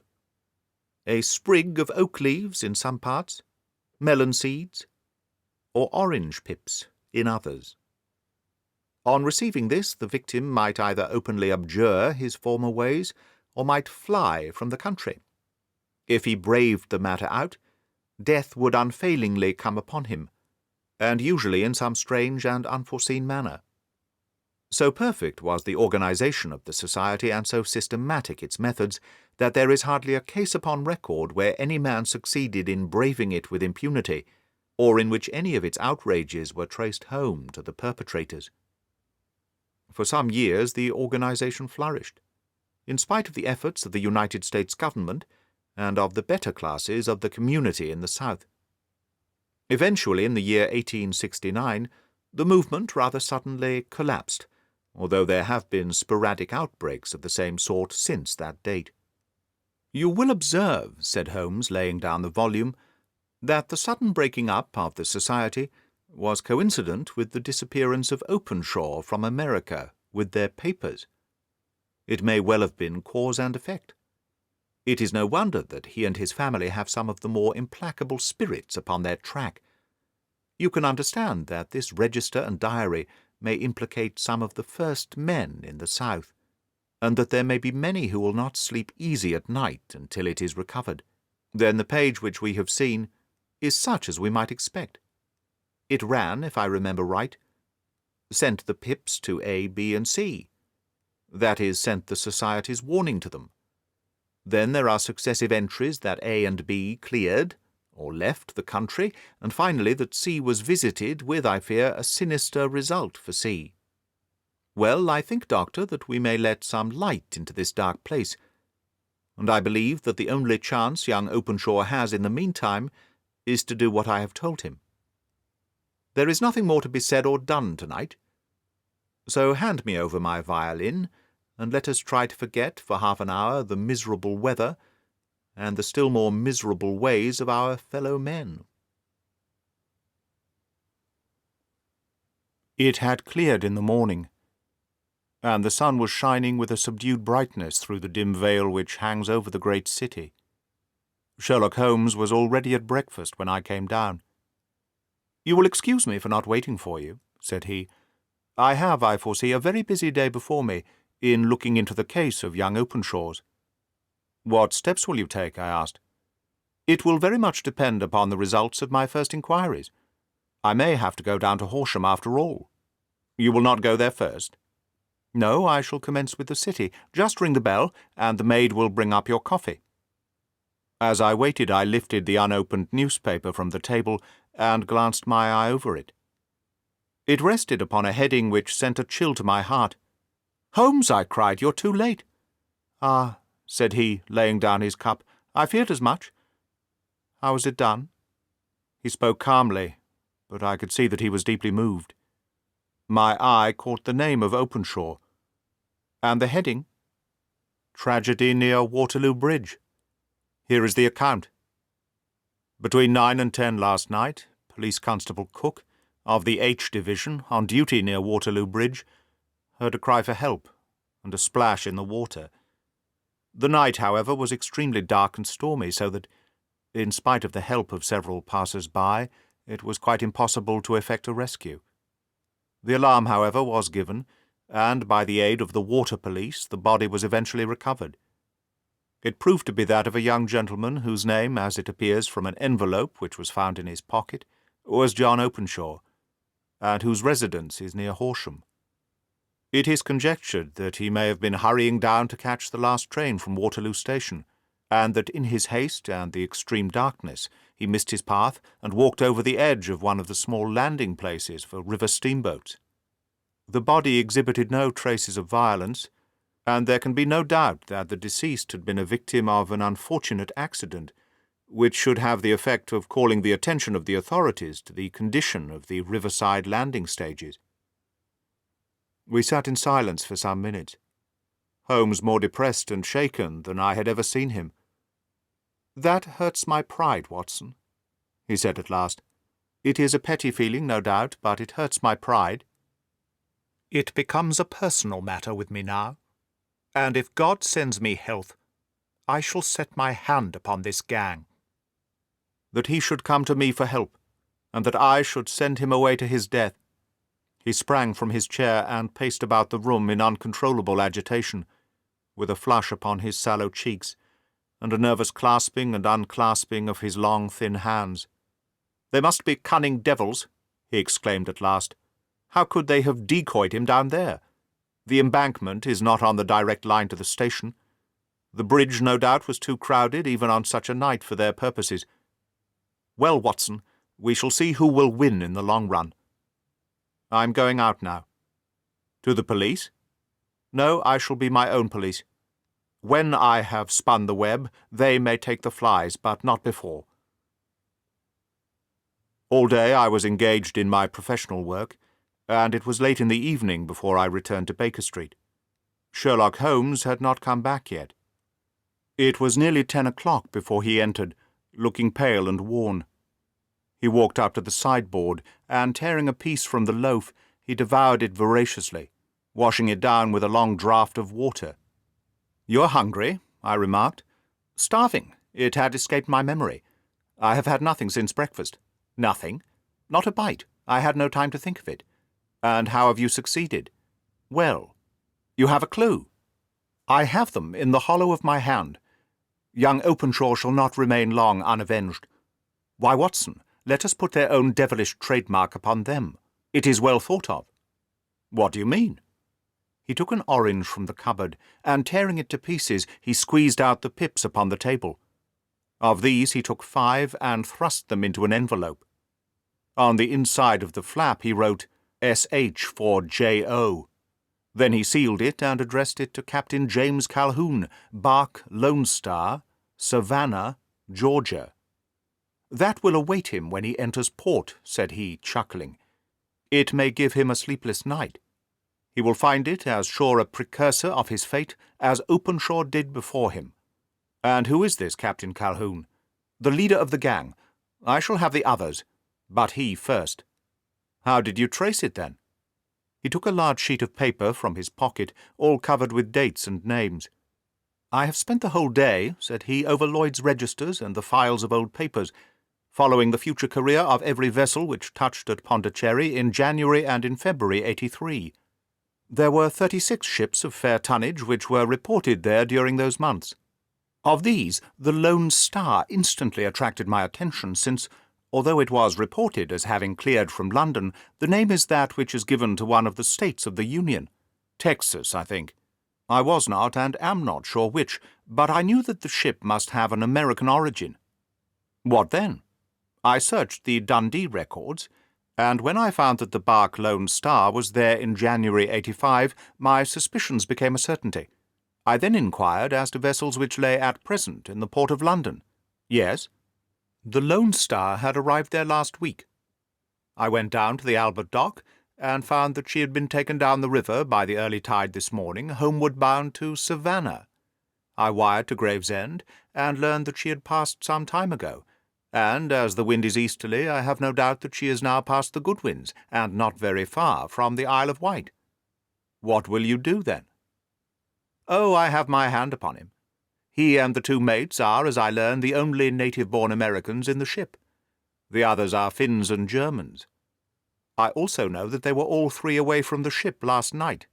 I had it from the stevedore, who has been loading their cargo. By the time their sailing ship reaches Savannah, the mail-boat will have carried this letter, and the cable will have informed the police of Savannah that these 3 gentlemen are badly wanted here upon a charge of murder. There is ever a flaw, however, in the best laid of human plans, and the murderers of John Openshaw were never to receive the orange pips, which would show them that another, as cunning and as resolute as themselves, was on their track. Very long and severe were the equinoctial gales that year. We waited long for news of the Lone Star of Savannah, but none ever reached us. We did at last hear that somewhere far out in the Atlantic, a shattered stern-post of a boat was seen swinging in the trough of a wave, with the letters LS carved upon it. And that is all which we shall ever know of the fate of the Lone Star. The Man with the Twisted Lip. Isa Whitney, brother of the late Elias Whitney, D.D., principal of the Theological College of St. George's, was much addicted to opium. The habit grew upon him, as I understand, from some foolish freak when he was at college. For having read De Quincey's description of his dreams and sensations, he had drenched his tobacco with laudanum in an attempt to produce the same effects. He found, as so many more have done, that the practice is easier to attain than to get rid of, and for many years he continued to be a slave to the drug, an object of mingled horror and pity to his friends and relatives. I can see him now, with yellow pasty face, drooping lids, and pinpoint pupils, all huddled in a chair, the wreck and ruin of a noble man. One night, it was in June 89, there came a ring to my bell, about the hour when a man gives his first yawn and glances at the clock. I sat up in my chair, and my wife laid her needlework down in her lap and made a little face of disappointment. "A patient?" said she. "You'll have to go out." I groaned, for I was newly come back from a weary day. We heard the door open, a few hurried words, and then quick steps upon the linoleum. Our own door flew open, and a lady, clad in some dark-coloured stuff with a black veil, entered the room. "You will excuse my calling so late," she began, and then suddenly losing her self-control, she ran forward, threw her arms about my wife's neck, and sobbed upon her shoulder. "Oh, I'm in such trouble," she cried. "I do so want a little help." "Why," said my wife, pulling up her veil, "it is Kate Whitney. How you startled me, Kate. I had not an idea who you were when you came in. I didn't know what to do, so I came straight to you." That was always the way.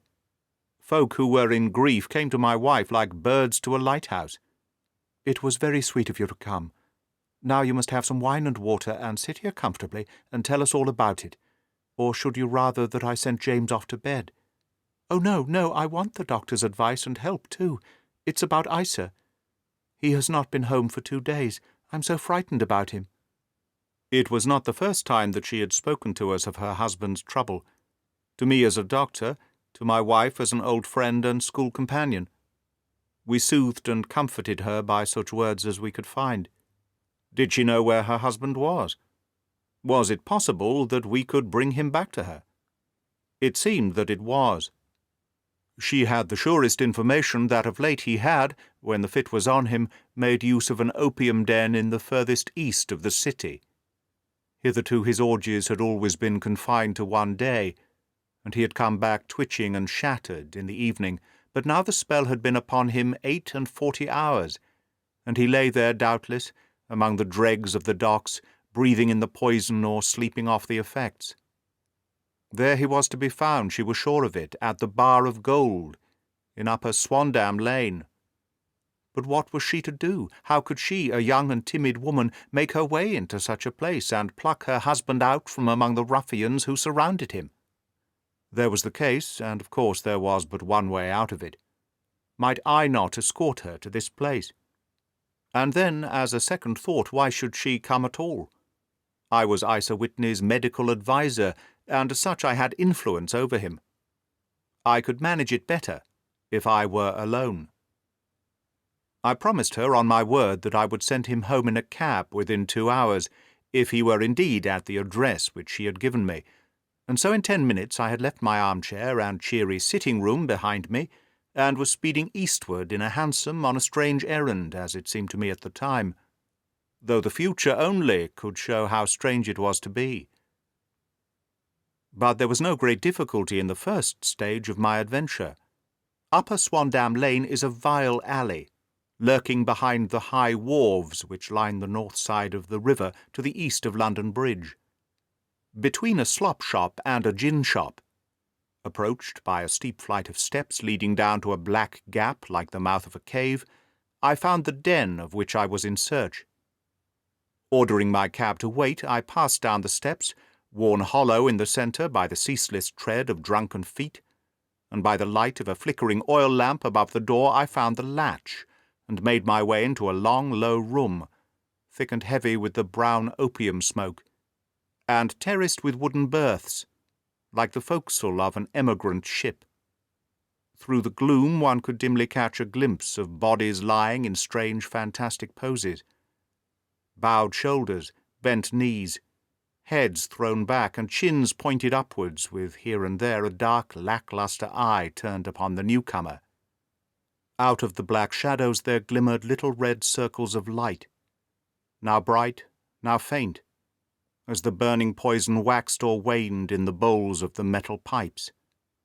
The most lay silent, but some muttered to themselves, and others talked together in a strange, low, monotonous voice, their conversation coming in gushes, and then suddenly tailing off into silence, each mumbling out his own thoughts and paying little heed to the words of his neighbour. At the further end was a small brazier of burning charcoal, beside which, on a 3-legged wooden stool, there sat a tall, thin old man, with his jaw resting upon his 2 fists, and his elbows upon his knees, staring into the fire. As I entered, a sallow Malay attendant had hurried up with a pipe for me and a supply of the drug, beckoning me to an empty berth. "Thank you, I have not come to stay," said I. "There is a friend of mine here, Mr. Isa Whitney, and I wish to speak with him." There was a movement and an exclamation from my right, and peering through the gloom I saw Whitney, pale, haggard, and unkempt, staring out at me. "My God, it's Watson," said he. He was in a pitiable state of reaction, with every nerve in a twitter. "I say, Watson, what o'clock is it?" "Nearly 11. "Of what day?" "Of Friday, June the 19th. "Good heavens, I thought it was Wednesday. It is Wednesday. What do you want to frighten a chap for?" He sank his face onto his arms and began to sob in a high treble key. "I tell you that it is Friday, man. Your wife has been waiting this 2 days for you. You should be ashamed of yourself." "So I am. But you've got mixed, Watson. For I have only been here a few hours, 3 pipes, 4 pipes, I forget how many, but I'll go home with you. I wouldn't frighten Kate, poor little Kate. Give me your hand. Have you a cab?" "Yes, I have one waiting." "Then I shall go in it. But I must owe something. Find what I owe, Watson. I am off colour. I can do nothing for myself." I walked down the narrow passage between the double row of sleepers, holding my breath to keep out the vile, stupefying fumes of the drug, and looking about for the manager. As I passed the tall man who sat by the brazier, I felt a sudden pluck at my skirt, and a low voice whispered, "Walk past me and then look back at me." The words fell quite distinctly upon my ear. I glanced down. They could only have come from the very old man at my side, and yet he sat now as absorbed as ever, very thin, very wrinkled, bent with age, an opium pipe dangling down from between his knees, as though it had dropped in sheer lassitude from his fingers. I took 2 steps forward and looked back. It took all my self-control to prevent me from breaking out into a cry of astonishment. He had turned his back so that none could see him but I. His form had filled out, his wrinkles were gone, the dull eyes had regained their fire, and there, sitting by the fire and grinning at my surprise, was none other than Sherlock Holmes.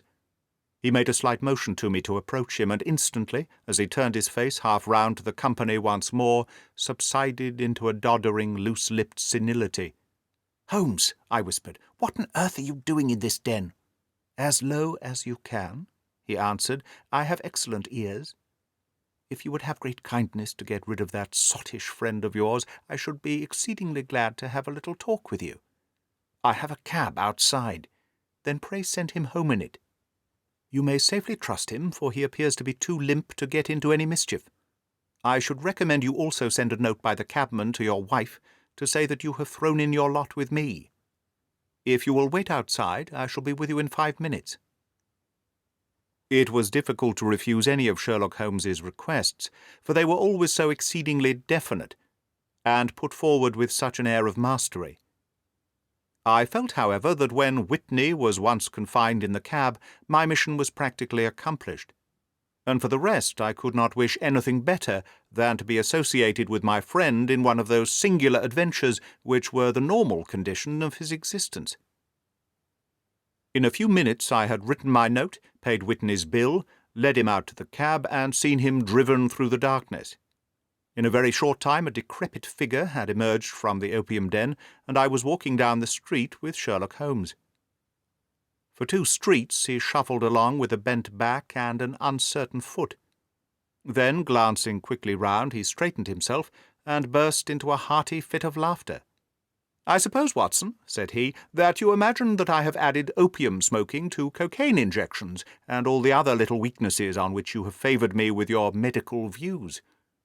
I was certainly surprised to find you there, but not more so than I to find you. I came to find a friend, and I to find an enemy."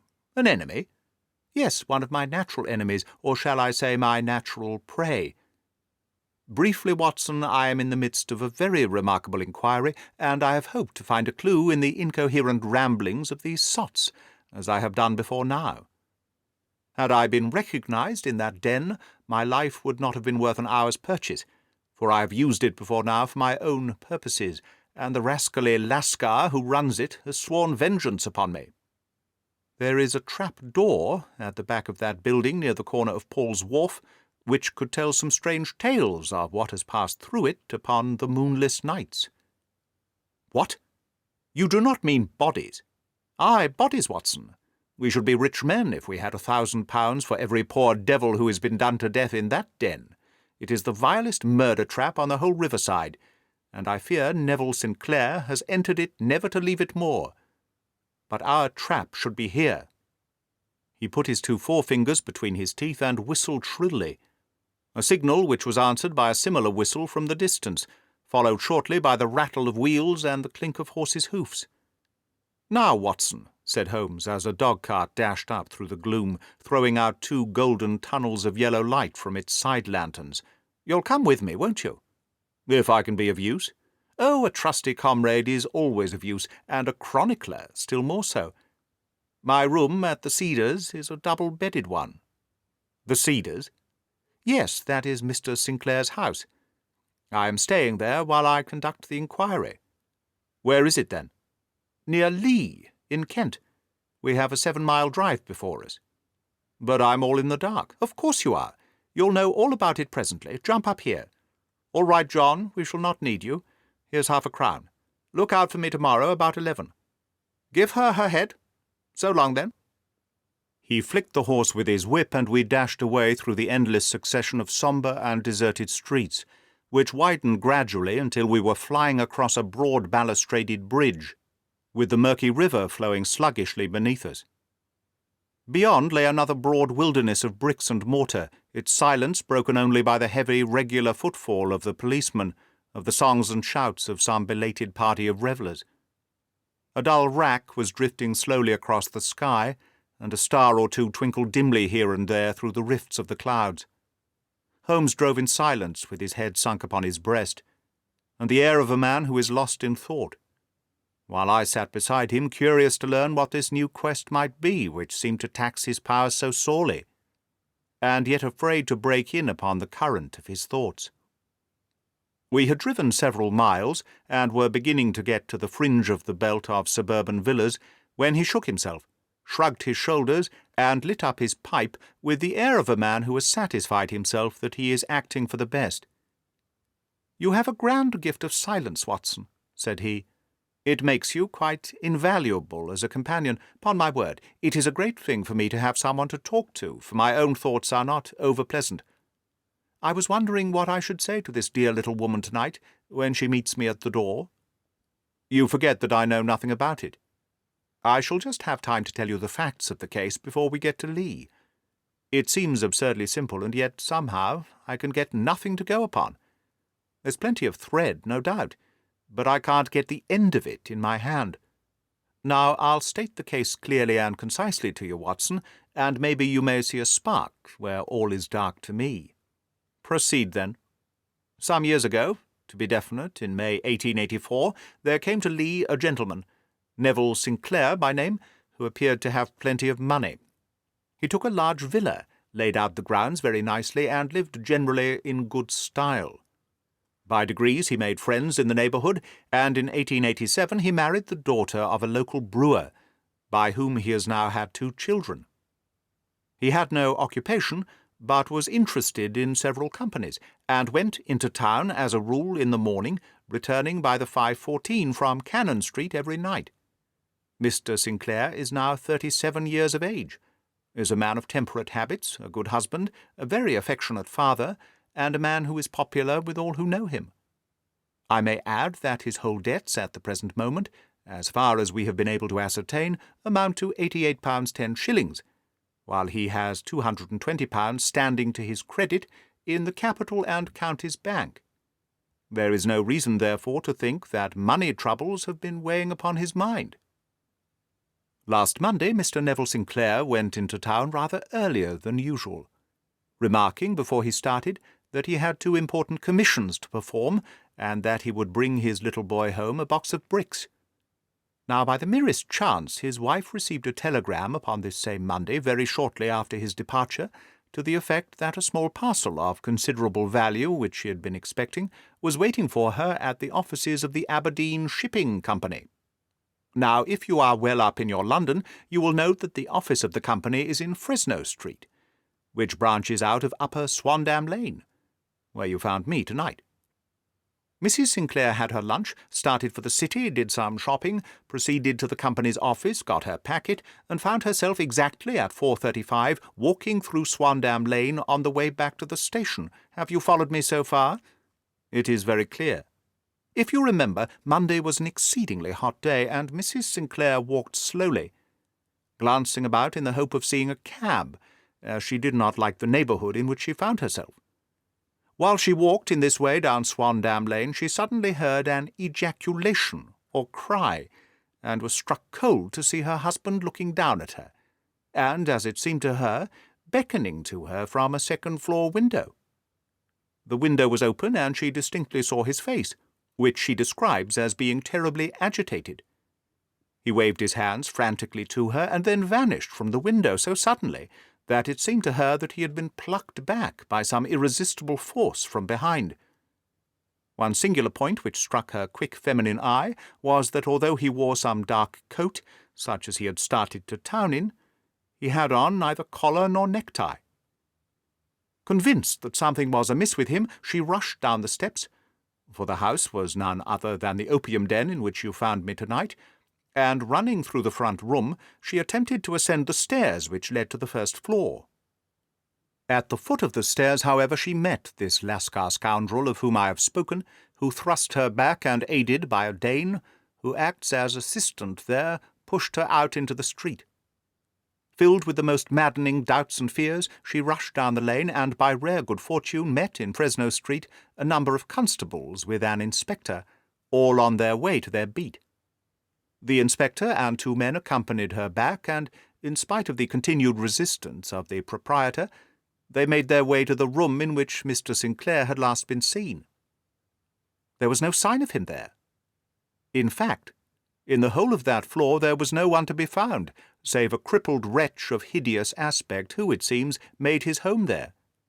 Both he and the Lascar stoutly swore that no one else had been in the front room during that afternoon. So determined was their denial that the inspector was staggered, and had almost come to believe that Mrs. Sinclair had been deluded when, with a cry, she sprang at a small deal box which lay upon the table, and tore the lid from it. Out there fell a cascade of children's bricks. It was the toy which he had promised to bring home. This discovery, and the evident confusion which the cripple showed, made the inspector realize that the matter was serious. The rooms were carefully examined, and results all pointed to an abominable crime. The front room was plainly furnished as a sitting-room, and led into a small bedroom, which looked out upon the back of one of the wharves. Between the wharf and the bedroom window is a narrow strip, which is dry at low tide, but is covered at high tide with at least 4½ feet of water. The bedroom window was a broad one and open from below. On examination, traces of blood were to be seen upon the window-sill, and several scattered drops were visible upon the wooden floor of the bedroom. Thrust away behind the curtain in the front room were all the clothes of Mr. Neville Sinclair, with the exception of his coat.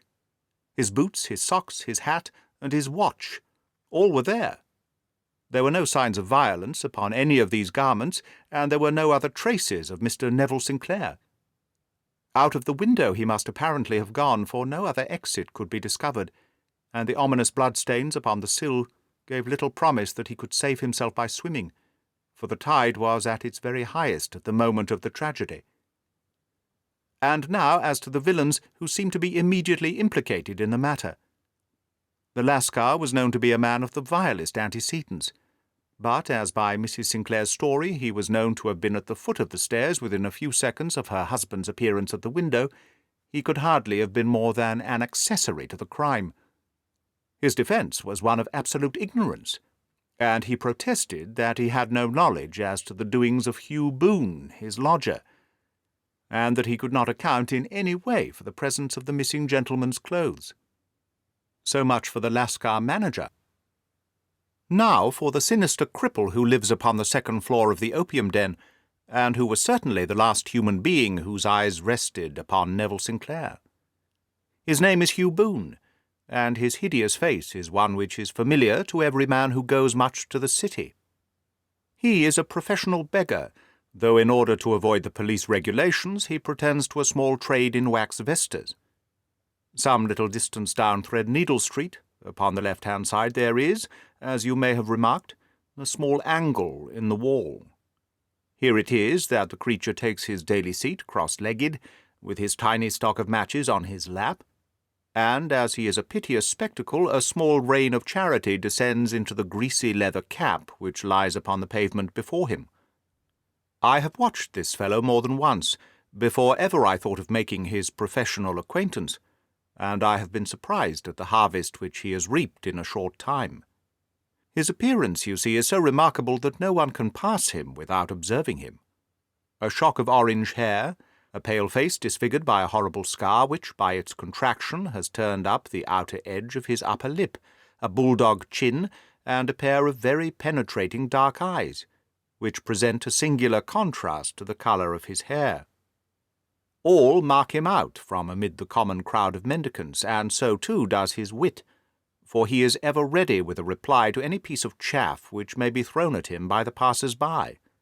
This is the man whom we now learn to have been the lodger at the opium den, and to have been the last man to have seen the gentleman of whom we are in quest. But a cripple, said I. What could he have done, single-handed, against a man in the prime of life? He is a cripple in the sense that he walks with a limp, but in other respects he appears to be a powerful and well-nurtured man.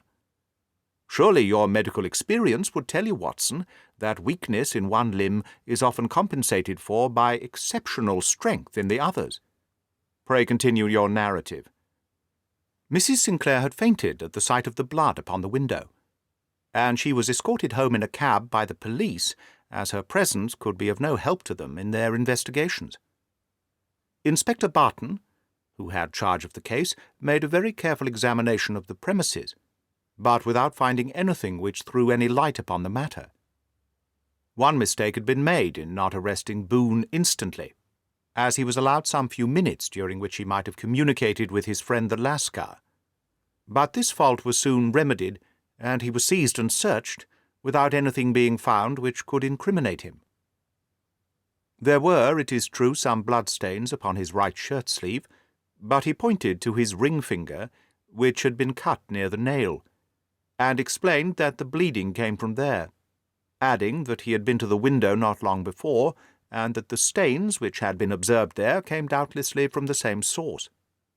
He denied strenuously having ever seen Mr. Neville Sinclair, and swore that the presence of the clothes in his room was as much a mystery to him as to the police.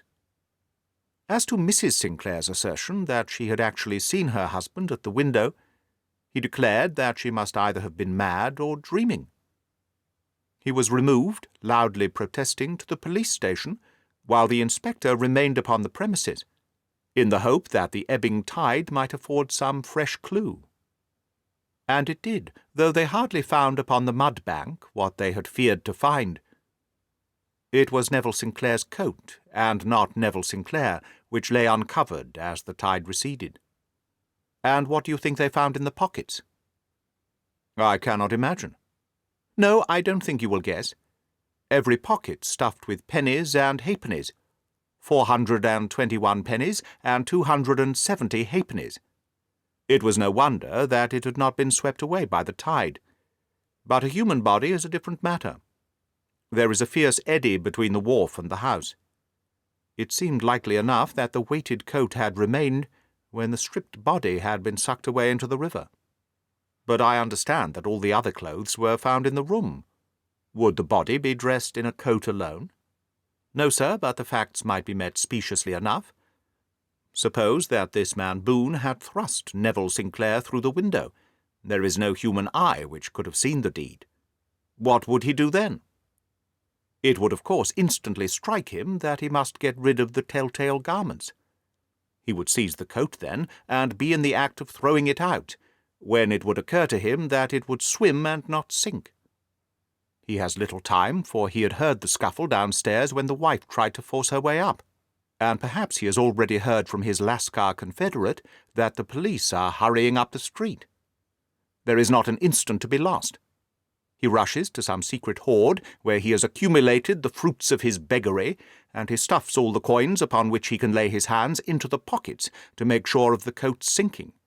He throws it out, and would have done the same with the other garments had not he heard the rush of steps below, and only just had time to close the window when the police appeared. It certainly sounds feasible. Well, we will take it as a working hypothesis for want of a better. Boone, as I have told you, was arrested and taken to the station, but it could not be shown that there had ever before been anything against him. He had for years been known as a professional beggar, but his life appeared to have been a very quiet and innocent one. There the matter stands at present, and the questions which have to be solved, what Neville Sinclair was doing in the opium den, what happened to him when there, where is he now, and what Hugh Boone had to do with his disappearance, are all as far from a solution as ever. I confess that I cannot recall any case within my experience which looked at the first glance so simple, and yet which presented such difficulties. Whilst Sherlock Holmes had been detailing this singular series of events, we had been whirling through the outskirts of the great town until the last straggling houses had been left behind, and we rattled along with a country hedge upon either side of us. Just as he finished, however, we drove through 2 scattered villages where a few lights still glimmered in the windows. "We are on the outskirts of Lee," said my companion. "We have touched on 3 English counties in our short drive, starting in Middlesex, passing over an angle of Surrey, and ending in Kent. See that light among the trees? That is the cedars, and beside that lamp sits a woman whose anxious ears have already, I have little doubt, caught the clink of our horses' feet. But why are you not conducting the case from Baker Street? I asked. Because there are many inquiries which must be made out here. Mrs. Sinclair has most kindly put 2 rooms at my disposal, and you may rest assured that she will have nothing but a welcome for my friend and colleague. I hate to meet her, Watson, when I have no news of her husband. Here we are. Whoa there, whoa! We had pulled up in front of a large villa which stood within its own grounds. A stable boy had run out to the horse's head, and springing down, I followed Holmes up the small winding gravel drive which led to the house. As we approached, the door flew open, and a little blonde woman stood in the opening, clad in some sort of light mousseline de soie, with a touch of fluffy pink chiffon at her neck and wrists. She stood with her figure outlined against the flood of light, one hand upon the door, one half raised in eagerness, her body slightly bent, her head and face protruded, with eager eyes and parted lips, a standing question. "Well," she cried, "well?" And then, seeing that there were 2 of us, she gave a cry of hope, which sank into a groan, as she saw that my companion shook his head and shrugged his shoulders. "No good news?" "None." "No bad?" "No." "Thank God for that. But come in. You must be weary, for you have had a long day. This is my friend Dr. Watson. He has been of most vital use to me in several of my cases, and a lucky chance has made it possible for me to bring him out and associate him with this investigation." "I am delighted to see you," said she, pressing my hand warmly. "You will, I am sure, forgive anything which may be wanting in our arrangements, when you consider the blow which has come so suddenly upon us." "My dear madam," said I am an old campaigner, and if I were not, I can very well see that no apology is needed. If I can be of any assistance, either to you or to my friend here, I shall be indeed happy." "Now, Mr. Sherlock Holmes," said the lady as we entered a well-lit dining-room, upon the table of which a cold supper had been laid out, "I should very much like to ask you 1 or 2 plain questions, to which I beg that you will give a plain answer." "Certainly, madam. Do not trouble about my feelings. I am not hysterical nor given to fainting. I simply wish to hear your real opinion." "Upon what point?" "In your heart of hearts. Do you think that Neville is alive?" Sherlock Holmes seemed to be embarrassed by the question. "Frankly now?" she repeated, standing upon the rug and looking keenly down at him, as he leaned back in a basket chair. "Frankly, then, madam, I do not." "You think that he is dead?" "I do." "Murdered?" "I don't say that." "Perhaps." "And on what day did he meet his death?" "On Monday." "Then perhaps, Mr. Holmes, you would be good enough to explain how it is that I have received this letter from him today." Sherlock Holmes sprang out of his chair as if he had been galvanized. "What?" he roared. "Yes, today." She stood smiling, holding up a little slip of paper in the air. "May I see it?" "Certainly." He snatched it from her in his eagerness, and smoothing it out upon the table, he drew over the lamp and examined it intently. I had left my chair and was gazing at it over his shoulder. The envelope was a very coarse one, and was stamped with the Gravesend postmark, and with the date of that very day, or rather of the day before, for it was considerably after midnight. "Coarse writing," murmured Holmes. "Surely this is not your husband's writing, madam?" "No, but the enclosure is." "I perceive also that whoever addressed the envelope had to go and inquire as to the address." "How can you tell that?" "The name, you see, is in perfectly black ink, which has dried itself. The rest is of the greyish colour, which shows that blotting paper has been used. If it had been written straight off and then blotted, none would be of a deep black shade. This man has written the name, and there has then been a pause before he wrote the address, which can only mean that he was not familiar with it. It is, of course, a trifle, but there is nothing so important as trifles. Let us now see the letter. Ha! There has been an enclosure here." "Yes, there was a ring, his signet ring." "And you are sure that this is your husband's hand?" One of his hands? One? His hand when he wrote hurriedly. It is very unlike his usual writing, and yet I know it well. Dearest, do not be frightened. All will come well. There is a huge error which it may take some little time to rectify. Wait in patience. Neville. Written in pencil upon a fly-leaf of a book, octavo size, no watermark. Posted today in Gravesend by a man with a dirty thumb. Ha! And the flap has been gummed, if I'm not very much in error, by a person who has been chewing tobacco. And you have no doubt that it is your husband's hand, madam? None. Neville wrote those words. And they were posted today at Gravesend. Well, Mrs. Sinclair, the clouds lighten, though I should not venture to say that the danger is over. But he must be alive, Mr. Holmes, unless this is a clever forgery to put us on the wrong scent. The ring, after all, proves nothing. It may have been taken from him. No, it is. It is his very own writing. Very well. It may, however, have been written on Monday and only posted today. That is possible. If so, much may have happened between. Oh, you must not discourage me, Mr. Holmes. I know that all is well with him. There is so keen a sympathy between us that I should know if evil came upon him. On the very day that I saw him last, he cut himself in the bedroom, and yet I, in the dining-room, rushed upstairs instantly with the utmost certainty that something had happened. Do you think that I would respond to such a trifle, and yet be ignorant of his death?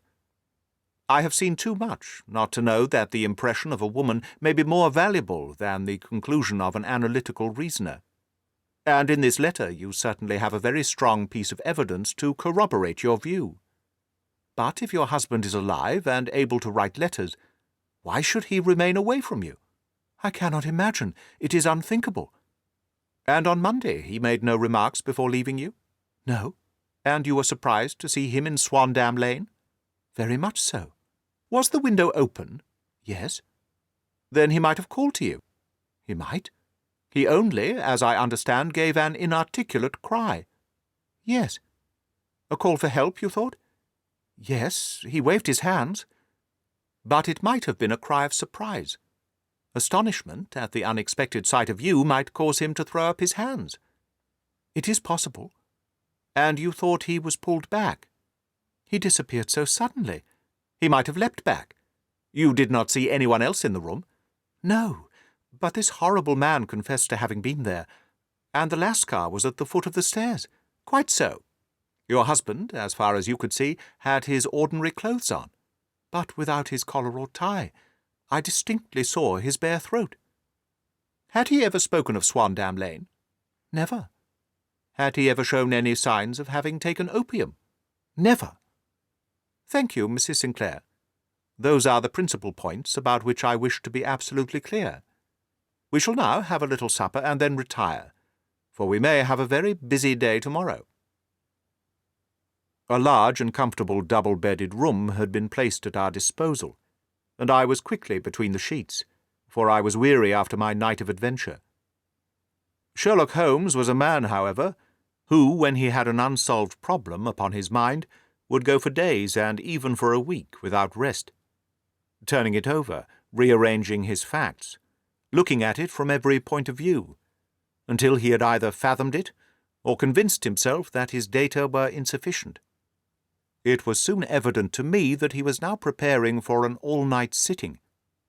He took off his coat and waistcoat, put on a large blue dressing-gown, and then wandered about the room, collecting pillows from his bed, and cushions from the sofa and armchairs. With these he constructed a sort of Eastern divan, upon which he perched himself cross-legged, with an ounce of shag tobacco and a box of matches laid out in front of him. In the dim light of the lamp I saw him sitting there, an old briar pipe between his lips, his eyes fixed vacantly upon the corner of the ceiling, the blue smoke curling up from him, silent, motionless, with the light shining upon his strong-set aquiline features. So he sat as I dropped off to sleep, and so he sat when a sudden ejaculation caused me to wake up, and I found the summer sun shining into the apartment. The pipe was still between his lips, the smoke still curled upwards, and the room was full of a dense tobacco haze. but nothing remained of the heap of shag which I had seen upon the previous night. "Awake, Watson?" he asked. "Yes." "Game for a morning drive?" "Certainly." "Then dress. No one is stirring yet, but I know where the stable-boy sleeps, and we shall soon have the trap out." He chuckled to himself as he spoke, his eyes twinkled, and he seemed a different man to the sombre thinker of the previous night. As I dressed, I glanced at my watch. It was no wonder that no one was stirring. It was 25 minutes past 4. I had hardly finished when Holmes returned, with the news that the boy was putting in the horse. "I want to test a little theory of mine," said he, pulling on his boots. "I think, Watson, that you are now standing in the presence of one of the most absolute fools in Europe. I deserve to be kicked from here to Charing Cross. But I think I have the key of the affair now." "And where is it?" I asked, smiling. "In the bathroom," he answered. "Oh, yes, I'm not joking," he continued, seeing my look of incredulity. "I have just been there, and I have taken it out, and I have got it in this Gladstone bag. Come on, my boy, and we shall see whether it will not fit the lock." We made our way downstairs as quickly as possible, and out into the bright morning sunshine. In the road stood our horse and trap, with the half-clad stable-boy waiting at the head. We both sprang in, and away we dashed down the London road.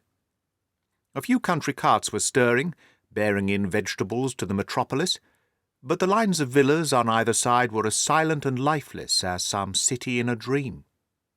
"It has been in some points a singular case," said Holmes, flicking the horse on into a gallop. "I confess that I have been as blind as a mole, but it is better to learn wisdom late than never to learn it at all." In town, the earliest risers were just beginning to look sleepily from their windows as we drove through the streets of the Surrey side.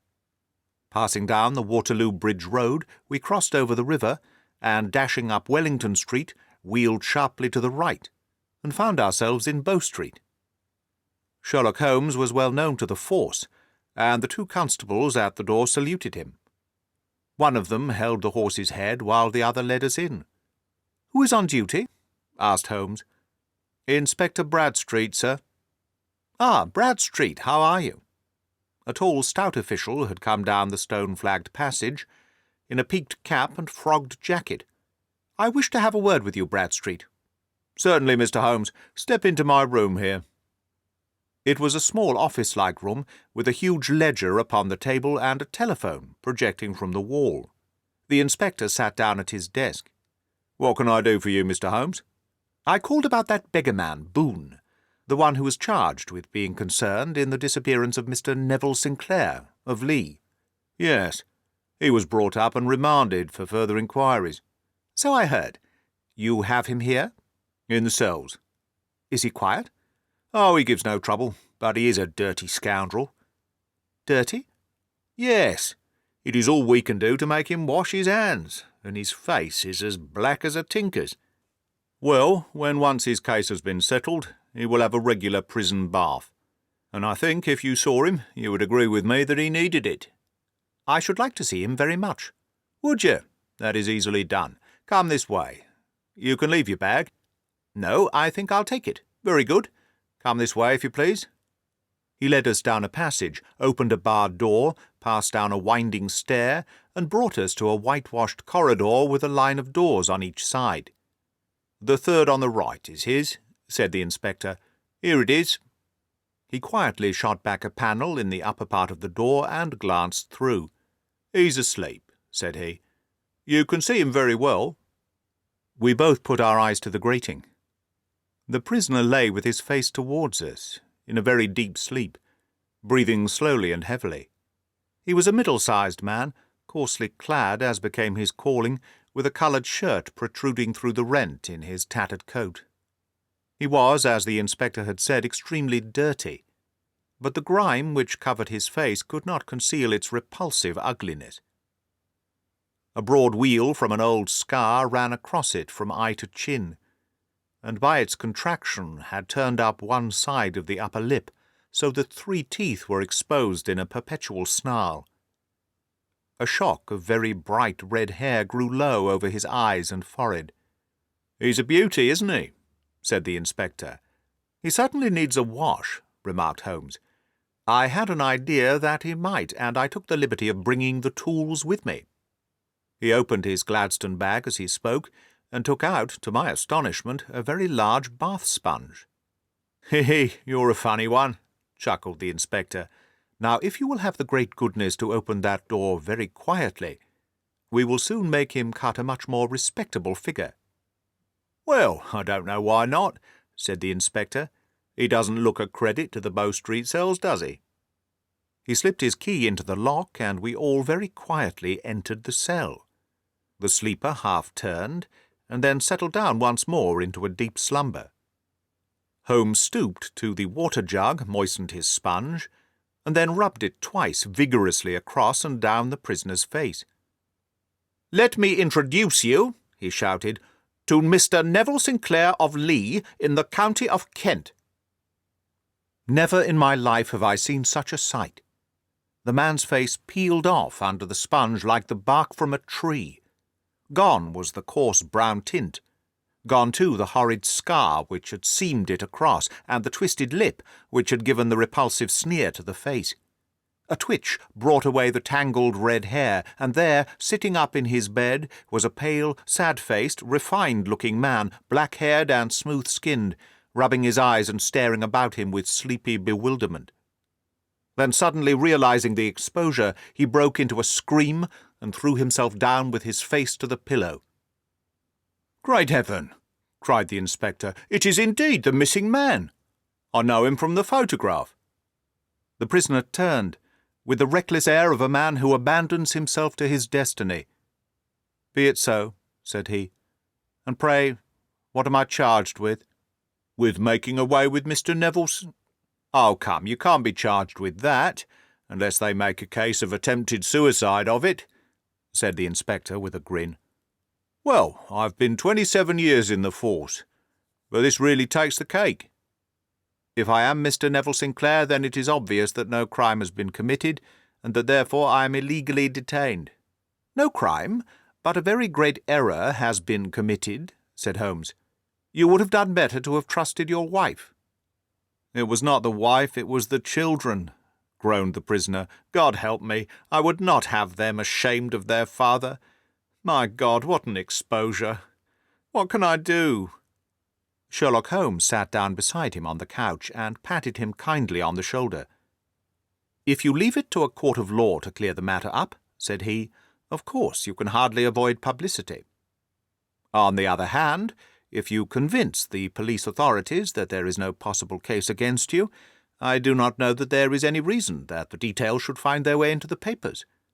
Inspector Bradstreet would, I am sure, make notes upon anything which you might tell us, and submit it to the proper authorities. The case would then never go into court at all." "God bless you!" cried the prisoner passionately. "I would have endured imprisonment, aye, even execution, rather than have left my miserable secret as a family blot to my children." You are the first to have ever heard my story. My father was a schoolmaster in Chesterfield, where I received an excellent education.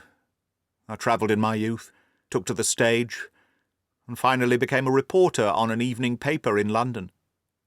One day my editor wished to have a series of articles upon begging in the metropolis, and I volunteered to supply them. There was the point from which all my adventures started. It was only by trying begging as an amateur that I could get the facts upon which to base my articles. When an actor, I had of course learned all the secrets of making up, and had been famous in the green room for my skill. I took advantage now of my attainments. I painted my face, and to make myself as pitiable as possible, I made a good scar and fixed one side of my lip in a twist, with the aid of a small slip of flesh-coloured plaster. Then, with a red head of hair and an appropriate dress, I took my station in the busiest part of the city, ostensibly as a match-seller, but really as a beggar. For 7 hours I plied my trade, and when I returned home in the evening I found, to my surprise, that I had received no less than 26 shillings and 4pence. I wrote my articles and thought little more of the matter until, some time later, I backed a bill for a friend, and had a writ served upon me for £25. I was at my wits' end where to get the money, but a sudden idea came to me. I begged a fortnight's grace from the creditor, asked for a holiday from my employers, and spent the time in begging in the city under my disguise. In 10 days I had the money, and had paid the debt. Well, you can imagine how hard it was to settle down to arduous work at £2 a week, when I knew that I could earn as much in a day by smearing my face with a little paint, laying my cap on the ground, and sitting still. It was a long fight between my pride and the money, but the dollars won at last, and I threw up reporting, and sat day after day in the corner which I had first chosen, inspiring pity by my ghastly face, and filling my pockets with coppers. Only one man knew my secret. He was the keeper of a low den in which I used to lodge in Swandam Lane, where I could every morning emerge as a squalid beggar, and in the evenings transform myself into a well-dressed man about town. This fellow, a Lascar, was well paid by me for his rooms, so that I knew that my secret was safe in his possession. Well, very soon I found that I was saving considerable sums of money. I do not mean that any beggar in the streets of London could earn £700 a year, which is less than my average takings.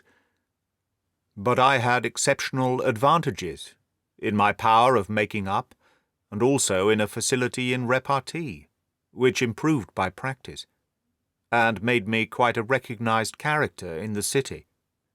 All day a stream of pennies, varied by silver, poured in upon me, and it was a very bad day upon which I failed to take £2. As I grew richer, I grew more ambitious, took a house in the country, and eventually married, without anyone having a suspicion as to my real occupation. My dear wife knew that I had business in the city. She little knew what. Last Monday I had finished for the day and was dressing in my room above the opium den when I looked out of the window and saw, to my horror and astonishment, that my wife was standing in the street, with her eyes fixed full upon me. I gave a cry of surprise, threw up my arms to cover my face, and rushing to my confidant, the Lascar, entreated him to prevent anyone from coming up to me. I heard her voice downstairs, but I knew that she could not ascend. Swiftly I threw off my clothes, pulled on those of a beggar, and put on my pigments and wig. Even a wife's eyes could not pierce so complete a disguise. But then it occurred to me that there might be a search in the room, and that the clothes might betray me. I threw open the window, reopening by my violence a small cut which I had inflicted upon myself in the bedroom that morning. Then I seized my coat, which was weighted by the coppers which I had just transferred to it from the leather bag in which I carried my takings. I hurled it out of the window, and it disappeared into the Thames. The other clothes would have followed, but at that moment there was a rush of constables up the stairs, and a few minutes after I found, rather I confess to my relief, that instead of being identified as Mr. Neville Sinclair, I was arrested as his murderer. I do not know that there is anything else for me to explain. I was determined to preserve my disguise as long as possible, and hence my preference for a dirty face. Knowing that my wife would be terribly anxious, I slipped off my ring and confided it to the Lascar at a moment when no constable was watching me, together with a hurried scrawl, telling her that she had no cause to fear. "That note only reached her yesterday," said Holmes. "Good God, what a week she must have spent!" "The police have watched this Lascar," said Inspector Bradstreet, "and I can quite understand that he might find it difficult to post a letter unobserved. Probably he handed it to some sailor customer of his, who forgot all about it for some days." "That was it," said Holmes, nodding approvingly. "I have no doubt of it. But have you never been prosecuted for begging?" "Many times. But what was a fine to me?" "It must stop here, however," said Bradstreet. "If the police are to hush this thing up, there must be no more of Hugh Boone." "I have sworn it, by the most solemn oaths which a man can take." "In that case, I think that it is probable that no further steps may be taken. But if you are found again, then all must come out. I am sure, Mr. Holmes, that we are very much indebted to you for having cleared the matter up. I wish I knew how you reach your results." "I reached this one," said my friend, "by sitting upon 5 pillows and consuming an ounce of shag. I think, Watson, that if we drive to Baker Street we shall just be in time for breakfast."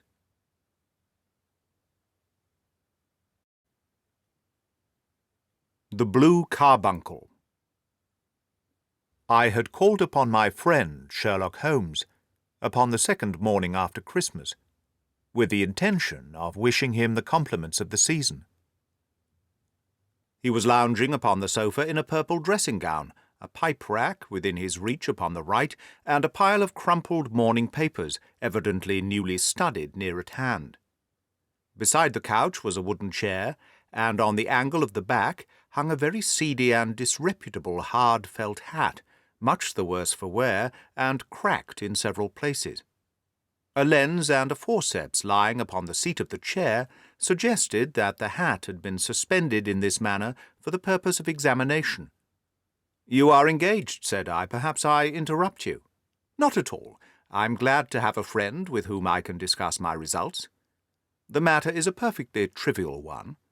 He jerked his thumb in the direction of the old hat. "But there are points in connection with it which are not entirely devoid of interest, and even of instruction." I seated myself in his armchair, and warmed my hands before his crackling fire, for a sharp frost had set in, and the windows were thick with the ice crystals. "I suppose," I remarked, "that, homely as it looks, this thing has some deadly story linked on to it.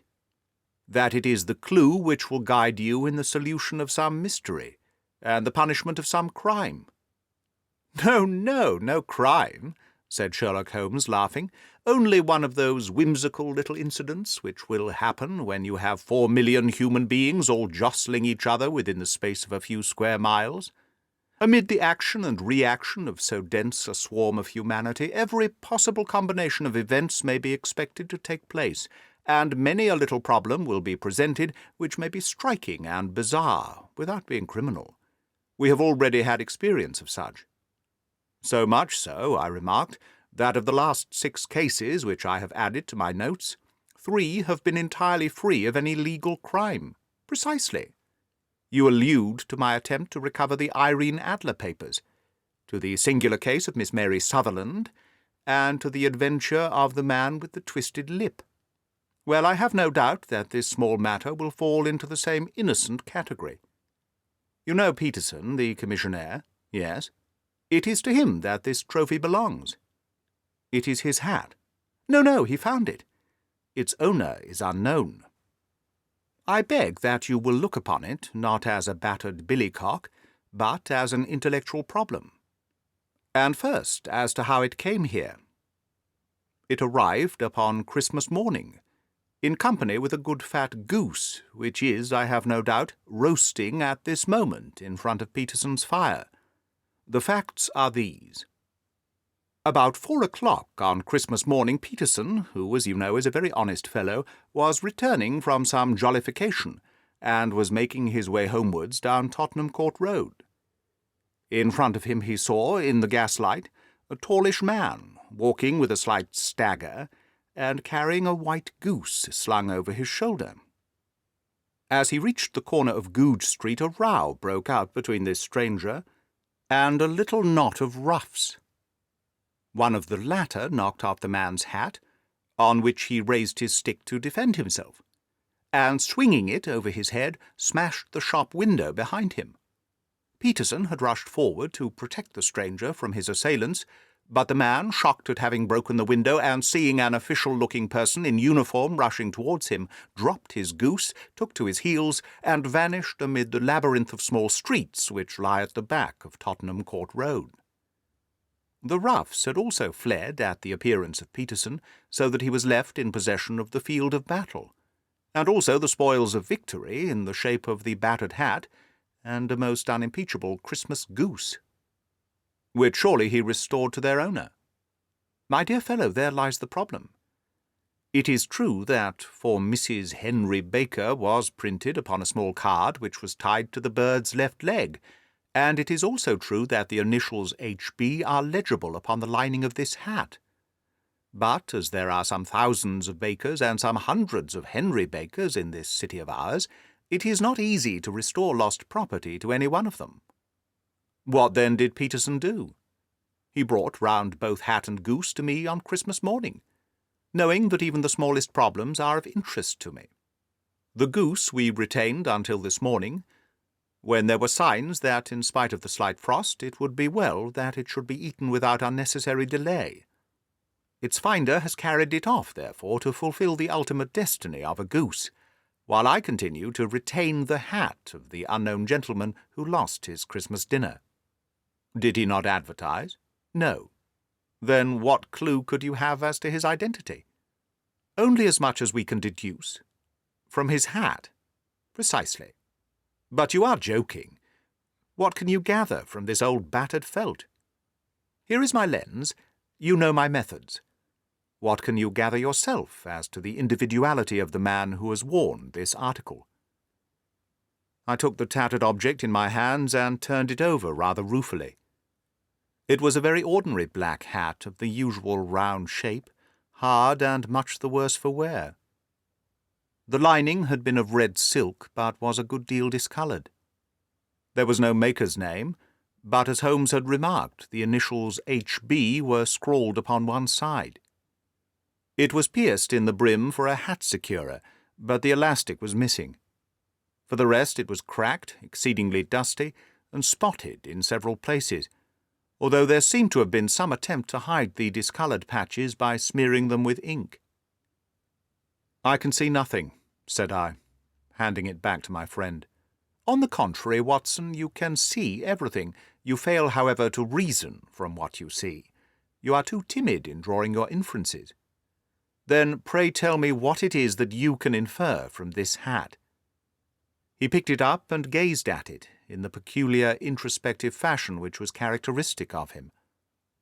"It is perhaps less suggestive than it might have been," he remarked, "and yet there are a few inferences which are very distinct, and a few others which represent at least a strong balance of probability. That the man was highly intellectual is of course obvious upon the face of it, and also that he was fairly well-to-do within the last 3 years, although he has now fallen upon evil days. He had foresight, but has less now than formerly, pointing to a moral retrogression which, when taken with the decline of his fortunes, seems to indicate some evil influence, probably drink, at work upon him. This may account also for the obvious fact that his wife has ceased to love him." "My dear Holmes! He has, however, retained some degree of self-respect," he continued, disregarding my remonstrance.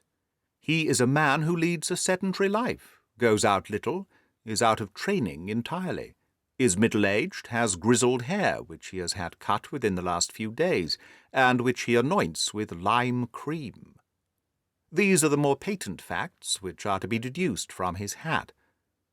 Also, by the way, that it is extremely improbable that he has gas laid on in his house." "You are certainly joking, Holmes." "Not in the least. It is possible that even now, when I give you these results, you are unable to see how they are retained." "I have no doubt that I am very stupid, but I must confess that I am unable to follow you. For example, how did you deduce that this man was intellectual?" For answer, Holmes clapped the hat upon his head. It came right over the forehead and settled upon the bridge of his nose. "It's a question of cubic capacity," said he. "A man with so large a brain must have something in it." "The decline of his fortunes, then?" "This hat is 3 years old. These flat brims curled in at the edge came in then. It is a hat of the very best quality. Look at the band of ribbed silk and the excellent lining. If this man could afford to buy so expensive a hat 3 years ago, and has had no hat since, then he has assuredly gone down in the world." "Well, that is clear enough, certainly. But how about the foresight and the moral retrogression?" Sherlock Holmes laughed. "Here is the foresight," said he, putting his finger upon the little disc and loop of the hat securer. "They are never sold upon hats. If this man ordered one, It is a sign of a certain amount of foresight, since he went out of his way to take this precaution against the wind. But since we see that he has broken the elastic and has not troubled to replace it, it is obvious that he has less foresight now than formerly, which is a distinct proof of a weakening nature. On the other hand, he has endeavoured to conceal some of these stains upon the felt by daubing them with ink, which is a sign that he has not entirely lost his self-respect. Your reasoning is certainly plausible. The further points that he is middle-aged, that his hair is grizzled, that it has been recently cut, and that he uses lime cream, are all to be gathered from a close examination of the lower part of the lining. The lens discloses a large number of hair-ends, clean cut by the scissors of the barber. They all appear to be adhesive, and there is a distinct odour of lime cream. This dust, you will observe, is not the gritty grey dust of the street, but the fluffy brown dust of the house, showing that it has been hung up indoors most of the time, while the marks of moisture upon the inside are proof positive that the wearer perspired very freely, and could therefore hardly be in the best of training. But his wife, you said that she had ceased to love him. This hat has not been brushed for weeks. When I see you, my dear Watson, with a week's accumulation of dust upon your hat, and when your wife allows you to go out in such a state, I shall fear that you also have been unfortunate enough to lose your wife's affection. But he might be a bachelor. Nay, he was bringing home the goose as a peace-offering to his wife. Remember the card upon the bird's leg. You have an answer to everything.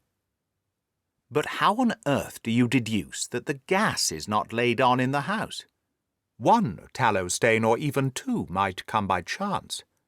But when I see no less than 5, I think that there can be little doubt that the individual must be brought into frequent contact with burning tallow, walks upstairs at night, probably with his hat in one hand and a guttering candle in the other. Anyhow, he never got tallow stains from a gas jet. Are you satisfied? Well, it is very ingenious, said I, laughing, but since, as you said just now, there has been no crime committed, and no harm done save the loss of a goose, all this seems to be rather a waste of energy. Sherlock Holmes had opened his mouth to reply, when the door flew open and Peterson, the commissionaire, rushed into the compartment with flushed cheeks and the face of a man who is dazed with astonishment. "The goose, Mr. Holmes, the goose, sir," he gasped. "Eh? What of it, then? Has it returned to life and flapped off through the kitchen window?"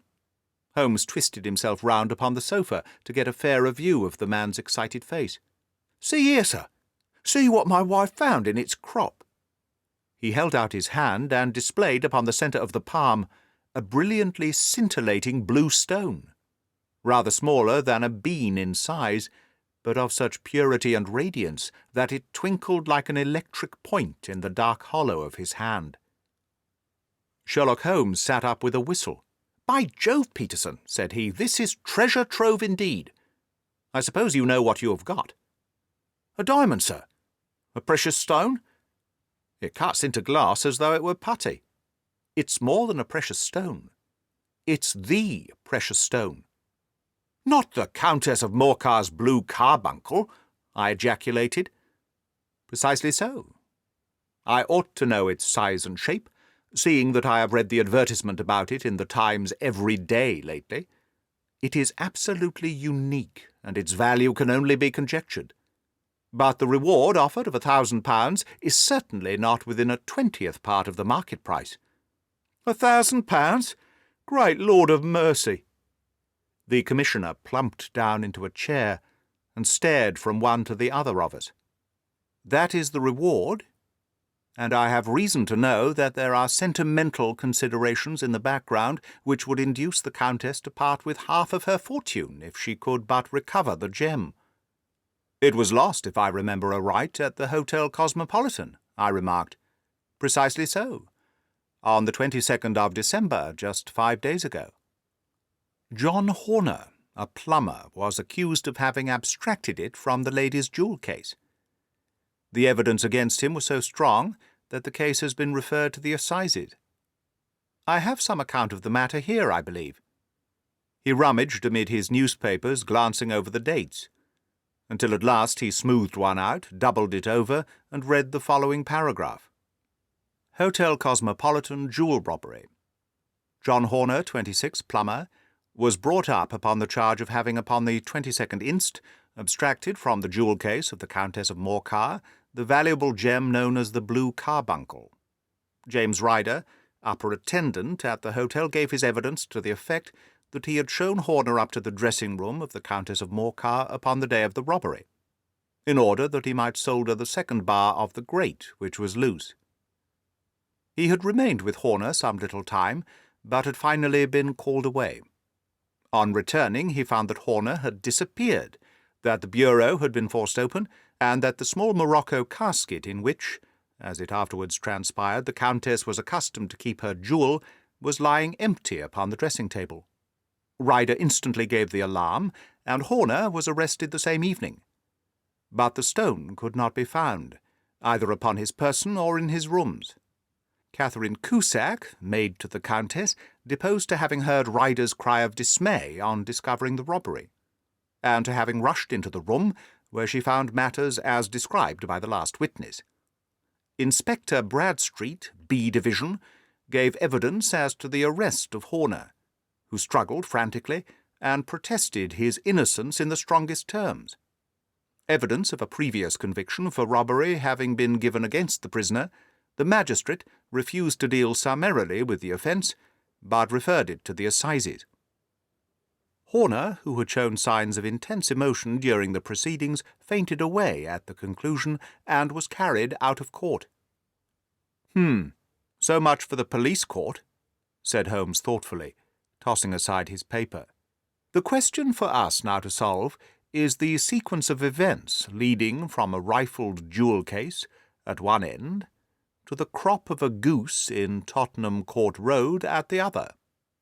You see, Watson, our little deductions have suddenly assumed a much more important and less innocent aspect. Here is the stone. The stone came from the goose, and the goose came from Mr. Henry Baker, the gentleman with the bad hat, and all the other characteristics with which I have bored you. So now we must set ourselves very seriously to finding this gentleman, and ascertaining what part he has played in this little mystery. To do this we must try the simplest means first, and these lie undoubtedly in an advertisement in all the evening papers. If this fail, I shall have recourse to other methods. What will you say? Give me a pencil and that slip of paper. Now then. Found at the corner of Goodge Street, a goose and a black felt hat. Mr. Henry Baker can have the same by applying at 6:30 this evening at 221B Baker Street. That is clear and concise. Very, but will he see it? Well, he is sure to keep an eye on the papers, since, to a poor man, the loss was a heavy one. He was clearly so scared by his mischance in breaking the window and by the approach of Peterson, that he thought of nothing but flight. But since then he must have bitterly regretted the impulse which caused him to drop his bird. Then again the introduction of his name will cause him to see it, for every one who knows him will direct his attention to it. Here you are, Peterson. Run down to the advertising agency and have this put in the evening papers. In which, sir? Oh, in the Globe, Star, Pall Mall, St. James's Gazette, Evening News, Standard, Echo, and any others that occur to you. Very well, sir. And this stone? Ah, yes, I shall keep the stone, thank you. And I say, Peterson, just buy a goose on your way back and leave it here with me, for we must have one to give to this gentleman, in place of the one which your family is now devouring. When the commissionaire had gone, Holmes took up the stone and held it against the light. "It's a bonny thing," said he. "Just see how it glints and sparkles." Of course it is a nucleus and focus of crime. Every good stone is. They are the devil's pet baits. In the larger and older jewels, every facet may stand for a bloody deed. This stone is not yet 20 years old. It was found in the banks of the Amoy River in southern China, and is remarkable in having every characteristic of the carbuncle, save that it is blue in shade, instead of ruby red. In spite of its youth, it has already a sinister history. There have been 2 murders, a vitriol throwing, a suicide, and several robberies brought about for the sake of this 40-grain weight of crystallized charcoal. Who would think that so pretty a toy would be a purveyor to the gallows and the prison? I'll lock it up in my strong-box now, and drop a line to the Countess to say that we have it. Do you think that this man Horner is innocent? I cannot tell. Well, then, do you imagine that this other one, Henry Baker, had anything to do with the matter? It is, I think, much more likely that Henry Baker is an absolutely innocent man, who had no idea that the bird which he was carrying was of considerably more value than if it were made of solid gold. That, however, I shall determine by a very simple test, if we have an answer to our advertisement. And you can do nothing until then? Nothing. In that case, I shall continue my professional round. But I shall come back in the evening at the hour you have mentioned, for I should like to see the solution of so tangled a business. Very glad to see you. I dine at 7. There is a woodcock, I believe. By the way, in view of recent occurrences, perhaps I ought to ask Mrs. Hudson to examine its crop. I had been delayed at a case, and it was a little after 6:30 when I found myself in Baker Street once more. As I approached the house, I saw a tall man in a Scotch bonnet, with a coat which was buttoned up to his chin, waiting outside in the bright semicircle which was thrown from the fanlight. Just as I arrived, the door was opened, and we were shown up together to Holmes's room. "Mr. Henry Baker, I believe," said he, rising from his armchair, and greeting his visitor with the easy air of geniality which he could so readily assume. "Pray, take this chair by the fire, Mr. Baker. It is a cold night, and I observe that your circulation is more adapted for summer than for winter. Ah, Watson, you have just come at the right time. Is that your hat, Mr. Baker?" "Yes, sir." "That is undoubtedly my hat." He was a large man with rounded shoulders, a massive head, and a broad, intelligent face, sloping down to a pointed beard of grizzled brown. A touch of red in nose and cheeks, with a slight tremor of his extended hand, recalled Holmes's surmise as to his habits. His rusty black frock-coat was buttoned right up in front, with the collar turned up, and his lank wrists protruded from his sleeves, without a sign of cuff or shirt. He spoke in a low staccato fashion, choosing his words with care, and gave the impression generally of a man of learning and letters who had had ill usage at the hands of fortune. "We have retained these things for some days," said Holmes, "because we expected to see an advertisement from you giving your address. I am at a loss to know why you did not advertise." Our visitor gave a rather shamefaced laugh. "Shillings have not been so plentiful with me as they once were," he remarked. "I had no doubt that the gang of roughs who assaulted me had carried off both my hat and the bird. I did not care to spend more money in a hopeless attempt at recovering them. Very naturally. By the way, about the bird. We were compelled to eat it." "To eat it?" Our visitor half rose from his chair in his excitement. "Yes. It would have been no use to anyone had we not done so.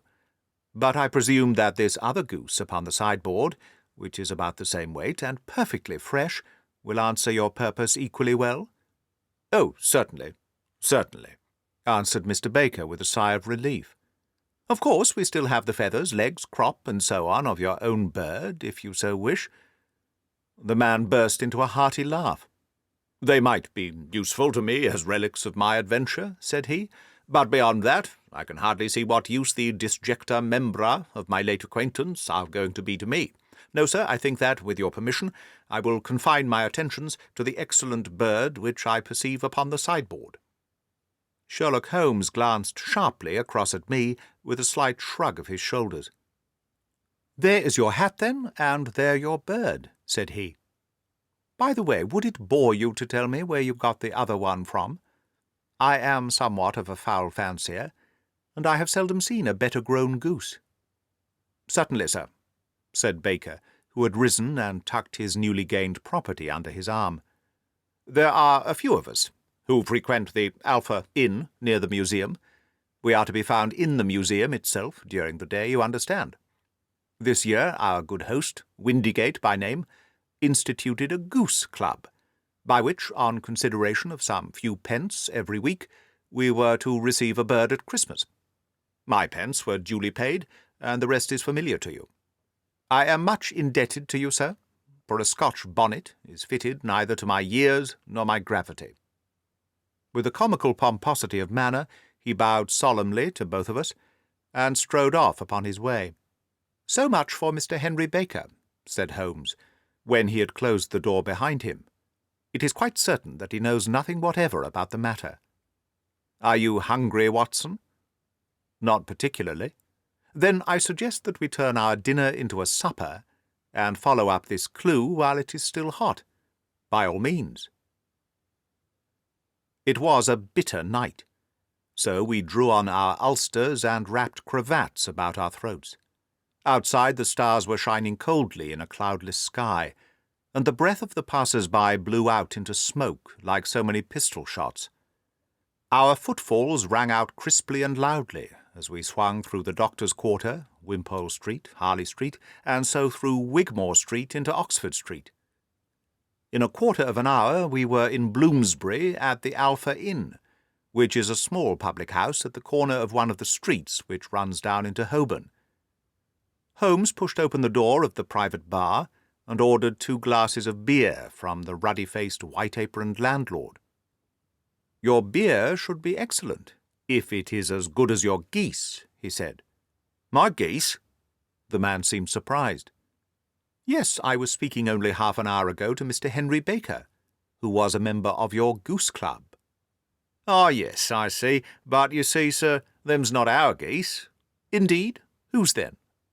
"Well, I get the 2 dozen from a salesman in Covent Garden." "Indeed? I know some of them. Which was it?" "Breckenridge is his name." "Ah, I don't know him. Well, here's your good health, landlord, and prosperity to your house. Good night." "Now for Mr. Breckenridge," he continued, buttoning up his coat as we came out into the frosty air. "Remember, Watson, that though we have so homely a thing as a goose at one end of this chain, we have at the other a man who will certainly get 7 years' penal servitude unless we can establish his innocence. It is possible that our inquiry may but confirm his guilt. But in any case we have a line of investigation which has been missed by the police, and which a singular chance has placed in our hands. Let us follow it out to the bitter end. Faces to the south, then, and quick march." We passed across Holborn, down Endell Street, and so through a zigzag of slums to Covent Garden Market. One of the largest stalls bore the name of Breckenridge upon it, and the proprietor, a horsey-looking man with a sharp face and trim side-whiskers, was helping a boy to put up the shutters. "Good evening. It's a cold night," said Holmes. The salesman nodded and shot a questioning glance at my companion. "Sold out of geese, I see," continued Holmes, pointing at the bare slabs of marble. "Let you have 500 tomorrow morning." "That's no good." "Well, there are some on the stall with the gas flare."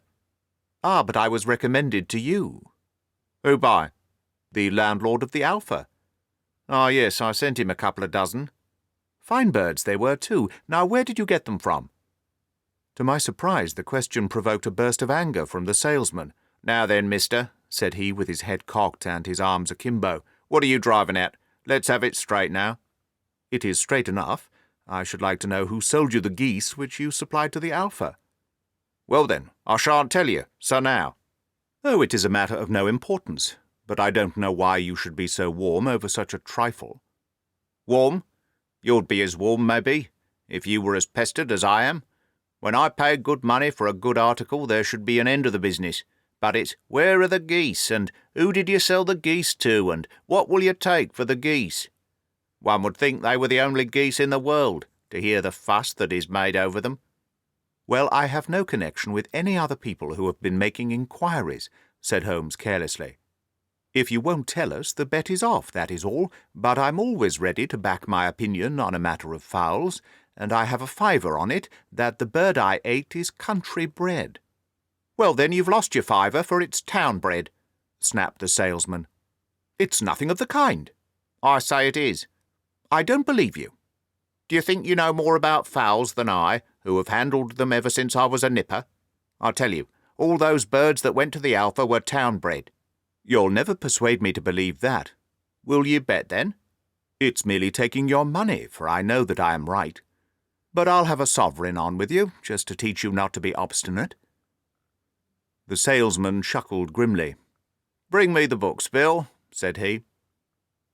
The small boy brought round a small thin volume and a great greasy-backed one, laying them out together beneath the hanging lamp. "Now then, Mr. Cockshaw," said the salesman, "I thought that I was out of geese, but before I finish, you'll find that there is still one left in my shop. You see this little book? Well, that's the list of the folk from whom I buy, d'you see? Well then, here on this page are the country folk, and the numbers after their names are where their accounts are in the big ledger. Now then, you see this other page in red ink? Well, that is a list of my town suppliers. Now look at that third name. Just read it out to me." "Mrs. Oakshott, 117 Brixton Road." 249, read Holmes. "Quite so. Now turn that up in the ledger." Holmes turned to the page indicated. "Here you are, Mrs. Oakshott, 117 Brixton Road, egg and poultry supplier. Now then, what's the last entry?" "December 22nd, 24 geese at 7 shillings and sixpence." "Quite so. There you are. And underneath?"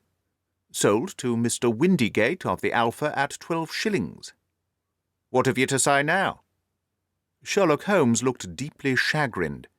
He drew a sovereign from his pocket and threw it down upon the slab, turning away with the air of a man whose disgust is too deep for words. A few yards off he stopped under a lamp-post and laughed in the hearty, noiseless fashion which was peculiar to him. "When you see a man with whiskers of that cut, and the pink 'un protruding out of his pocket, you can always draw him by a bet," said he. "I dare say if I had put £100 down in front of him, that man would not have given me such complete information as was drawn from him by the idea that he was doing me on a wager. Well, Watson, we are, I fancy, nearing the end of our quest, and the only point which remains to be determined is whether we should go on to this Mrs. Oakshott tonight, or whether we should reserve it for tomorrow. It is clear, from what that surly fellow said, that there are others besides ourselves who are anxious about the matter, and I should—" His remarks were suddenly cut short by a loud hubbub which broke out from the stall which we had just left. Turning round, we saw a little rat-faced fellow standing in the centre of the circle of yellow light which was thrown by the swinging lamp, while Breckenridge the salesman, framed in the door of his stall, was shaking his fists fiercely at the cringing creature. "I've had enough of you and your geese," he shouted. "I wish you were all at the devil together. If you come pestering me any more with your silly talk, I'll set the dog at you. You bring Mrs. Oakshott here and I'll answer her. But what have you to do with it? Did I buy the geese off you?" "No, but one of 'em was mine all the same," whined the little man. "Well then, ask Mrs. Oakshott for it." "She told me to ask you." "Well, you can ask the King of Prussia for all I care. I've had enough of it. Get out of this." He rushed fiercely forward, and the inquirer flitted away into the darkness. This may save us a visit to Brixton Road," whispered Holmes. "Come with me, and we shall see what is to be made of this fellow." Striding through the scattered knots of people who lounged round the flaring stalls, my companion speedily overtook the little man and touched him upon the shoulder. He sprang round, and I could see in the gaslight that every vestige of colour had been driven from his face. "Who are you, then? What do you want?" he asked in a quavering voice. "You will excuse me," said Holmes blandly, "but I could not help overhearing the questions which you put to the salesman just now. I think that I could be of assistance to you." "You? Who are you? How could you know anything of the matter?" "My name is Sherlock Holmes. It is my business to know what other people don't know. But you can know nothing of this." "Excuse me, I know everything of it. You are endeavouring to trace some geese which were sold by Mrs. Oakshott of Brixton Road to a salesman named Breckenridge, by him in turn to Mr. Windigate of the Alpha, and by him to his club, of which Mr. Henry Baker is a member. "Oh, sir, you are the very man whom I have longed to meet," cried the little fellow with outstretched hands and quivering fingers. "I can hardly explain to you how interested I am in this matter." Sherlock Holmes hailed a four-wheeler which was passing. "In that case we had better discuss it in a cosy room, rather than in this wind-swept market-place," said he. "But pray tell me, before we go further, who it is that I have the pleasure of assisting." The man hesitated for an instant. "My name is John Robinson," he answered with a sidelong glance. No, the real name," said Holmes sweetly. "It is always awkward doing business with an alias." A flush sprang to the white cheeks of the stranger. "Well, then," said he, "my real name is James Ryder." "Precisely so, head attendant at the Hotel Cosmopolitan. Pray step into the cab, and I shall soon be able to tell you everything which you would wish to know." The little man stood glancing from one to the other of us, with half-frightened, half-hopeful eyes, as one who is not sure whether he is on the verge of a windfall or of a catastrophe. Then he stepped into the cab, and in half an hour we were back in the sitting-room at Baker Street. Nothing had been said during our drive, but the high, thin breathings of our new companion and the claspings and unclaspings of his hands spoke of the nervous tension within him. "Here we are," said Holmes cheerily, as we filed into the room. "The fire looks very seasonable in this weather. You look cold, Mr. Ryder. Pray take the basket chair. I will just put on my slippers before we settle this little matter of yours. Now then, you want to know what became of those geese?" "Yes, sir." "Or rather, I fancy, of that goose. It was one bird, I imagine, in which you were interested. White with a black bar across the tail." Ryder quivered with emotion. "Oh, sir," he cried, "can you tell me where it went to?" "It came here." "Here?" "Yes, and a most remarkable bird it proved. I don't wonder that you should take an interest in it. It laid an egg after it was dead, the bonniest, brightest little blue egg that ever was seen. I have it here, in my museum." Our visitor staggered to his feet and clutched the mantelpiece with his right hand. Holmes unlocked his strong-box and held up the Blue Carbuncle, which shone out like a star with a cold, brilliant, many-pointed radiance.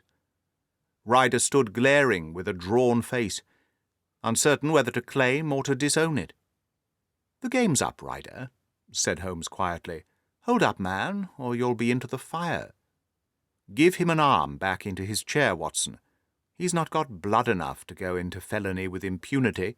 Give him a dash of brandy. So, now he looks a little more human. What a shrimp it is, to be sure." For a moment he had staggered and nearly fallen, but the brandy brought a tinge of colour into his cheeks, and he sat staring with frightened eyes at his accuser. "I have almost every link in my hands, and all the proofs which I could possibly need, so there is little which you need tell me.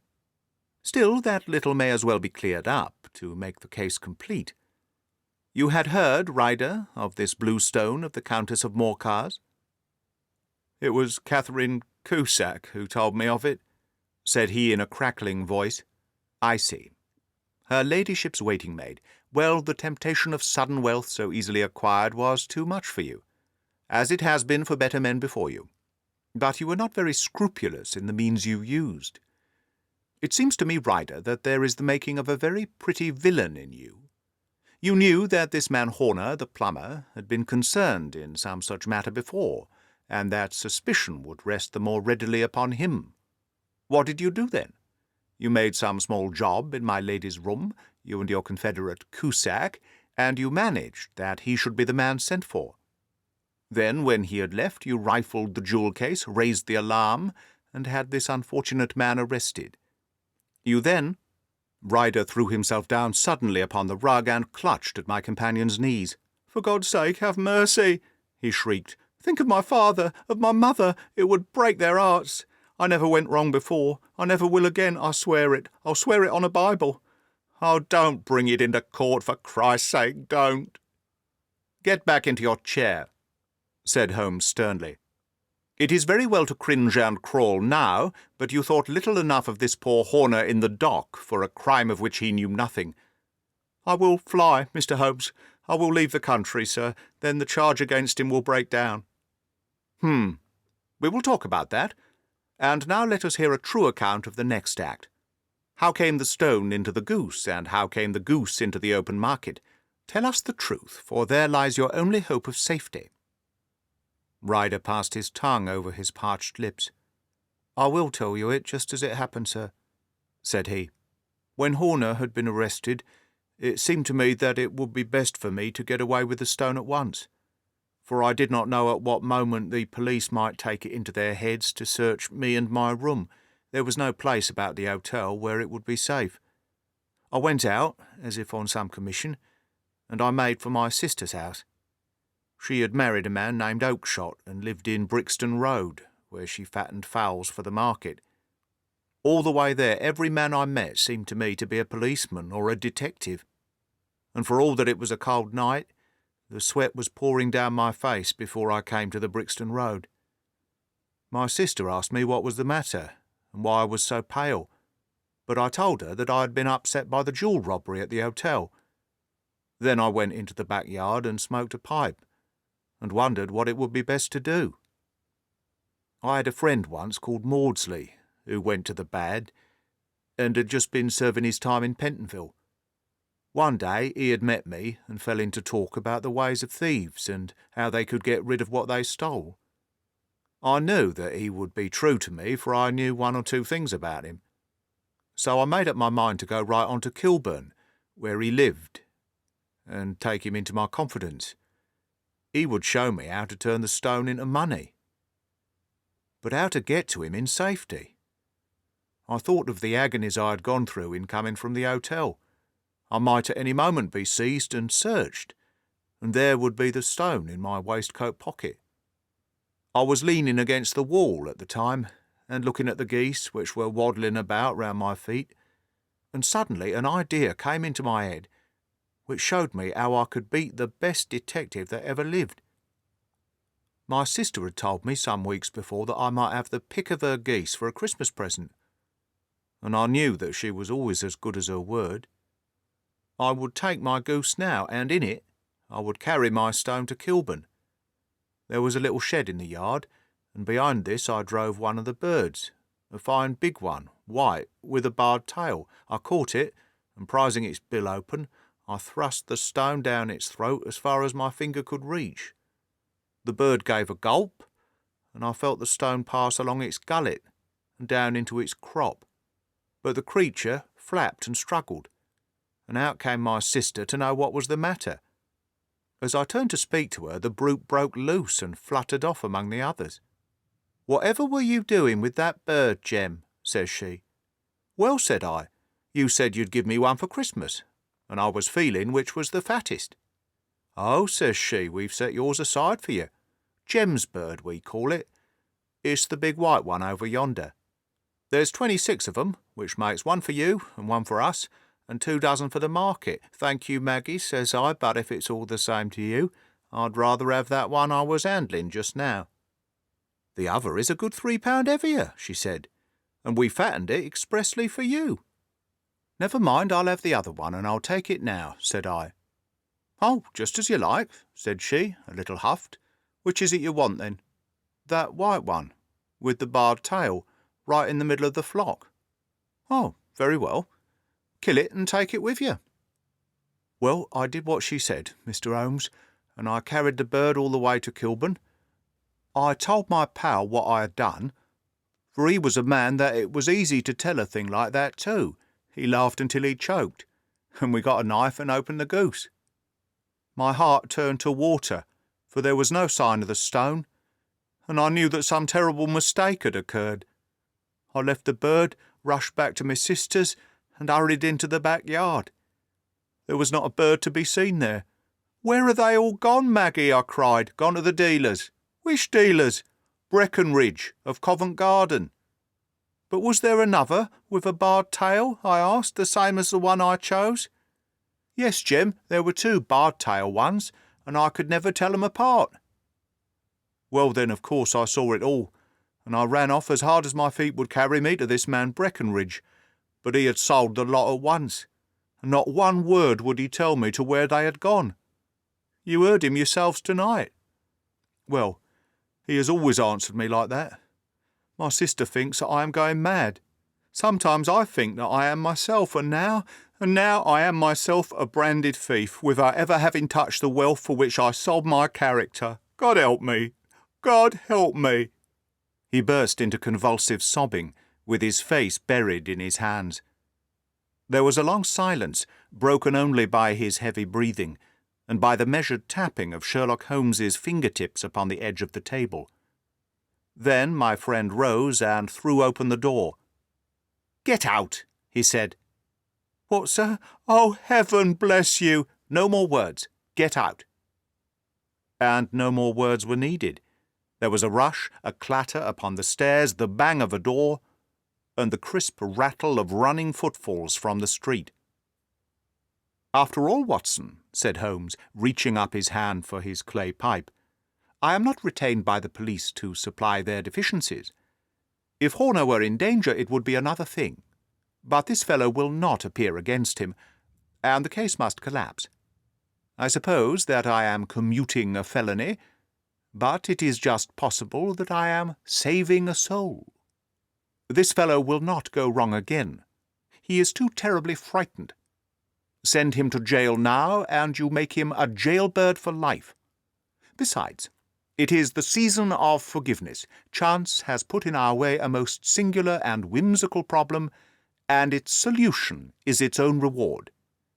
If you will have the goodness to touch the bell, Doctor, we will begin another investigation, in which also a bird will be the chief feature."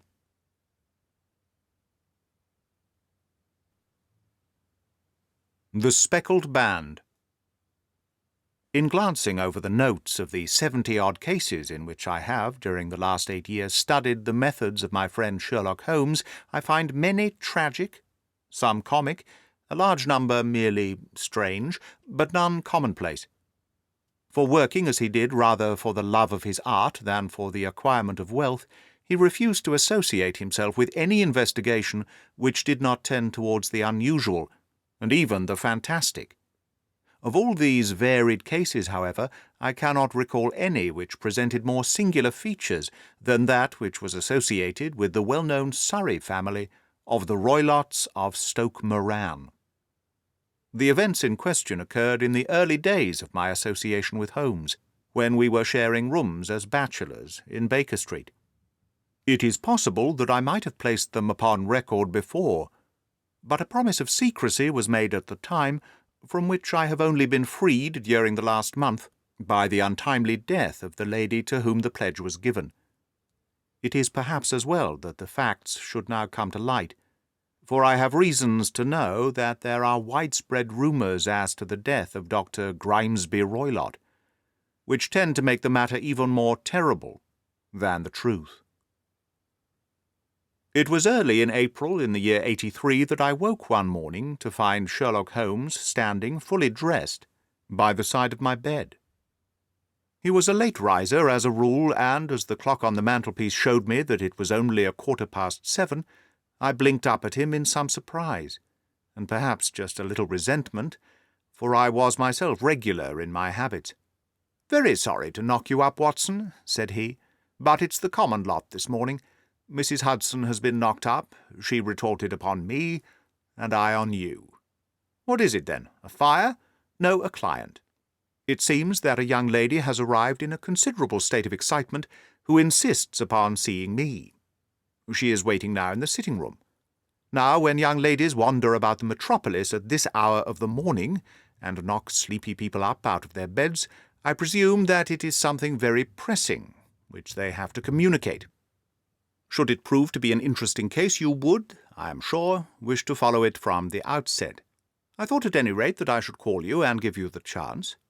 My dear fellow, I would not miss it for anything." I had no keener pleasure than in following Holmes in his professional investigations, and in admiring the rapid deductions, as swift as intuitions, and yet always founded on a logical basis, with which he unravelled the problems which were submitted to him. I rapidly threw on my clothes, and was ready in a few minutes to accompany my friend down to the sitting-room. A lady dressed in black and heavily veiled, who had been sitting in the window, rose as we entered. "Good morning, madam," said Holmes cheerily. "My name is Sherlock Holmes. This is my intimate friend and associate, Dr. Watson, before whom you can speak freely as before myself. I am glad to see that Mrs. Hudson has had the good sense to light the fire. Pray draw up to it, and I shall order you a cup of hot coffee, for I observe that you are shivering." "It is not the cold which makes me shiver," said the woman in a low voice, changing her seat as requested. "What then?" "It is fear, Mr. Holmes. It is terror." She raised her veil as she spoke, and we could see that she was indeed in a pitiable state of agitation, her face all drawn and grey, with restless, frightened eyes, like those of some hunted animal. Her features and figure were those of a woman of 30, but her hair was shot with premature grey, and her expression was weary and haggard. Sherlock Holmes ran her over with one of his quick, all-comprehensive glances. "You must not fear," said he soothingly, bending forward and patting her forearm. "We shall soon set matters right, I have no doubt. You have come in by train this morning, I see." "You know me, then?" "No, but I observe the second half of a return ticket in the palm of your left glove. You must have started early, and yet you had a good drive in a dog-cart along heavy roads before you reached the station." The lady gave a violent start and stared in bewilderment at my companion. "There is no mystery, my dear madam," said he, smiling. "The left arm of your jacket is spattered with mud in no less than 7 places. The marks are perfectly fresh. There is no vehicle save a dog-cart which throws up mud in that way, and then only when you sit on the left-hand side of the driver." "Whatever your reasons may be, you are perfectly correct," said she. "I started from home before 6, reached Leatherhead at 20 past, and came in by the first train to Waterloo. Sir, I can stand this strain no longer. I shall go mad if it continues. I have no one to turn to, none, save only one who cares for me, and he, poor fellow, can be of little aid. I have heard of you, Mr. Holmes. I have heard of you from Mrs. Farintosh, whom you helped in the hour of her sore need. It was from her that I had your address. Oh, sir, do you not think that you could help me too, and at least throw a little light through the dense darkness which surrounds me? At present it is out of my power to reward you for your services, but in a month or two I shall be married, with the control of my own income, and then at least you shall not find me ungrateful." Holmes turned to his desk, and unlocking it, drew out a small case-book, which he consulted. "Farintosh," said he. "Ah, yes, I recall the case. It was concerned with an opal tiara. I think it was before your time, Watson.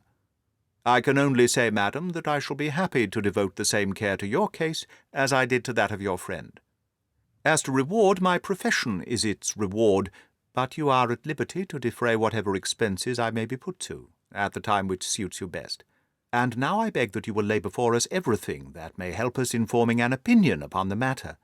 "Alas," replied our visitor, "the very horror of my situation lies in the fact that my fears are so vague, and my suspicions depend so entirely upon small points, which might seem trivial to another, that even he to whom of all others I have a right to look for help and advice looks upon all that I tell him about it as the fancies of a nervous woman. He does not say so, but I can read it from his soothing answers and averted eyes. But I have heard, Mr. Holmes, that you can see deeply into the manifold wickedness of the human heart.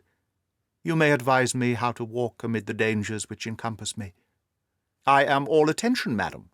"My name is Helen Stoner, and I am living with my stepfather, who is the last survivor of one of the oldest Saxon families in England, the Roylotts of Stoke Moran, on the western border of Surrey." Holmes nodded his head. "The name is familiar to me," said he. "The family was at one time among the richest in England, and the estate extended over the borders into Berkshire in the north and Hampshire in the west. In the last century, however, 4 successive heirs were of a dissolute and wasteful disposition, and the family ruin was eventually completed by a gambler in the days of the Regency. Nothing was left save a few acres of ground and the 200-year-old house, which is itself crushed under a heavy mortgage." The last squire dragged out his existence there, living the horrible life of an aristocrat pauper.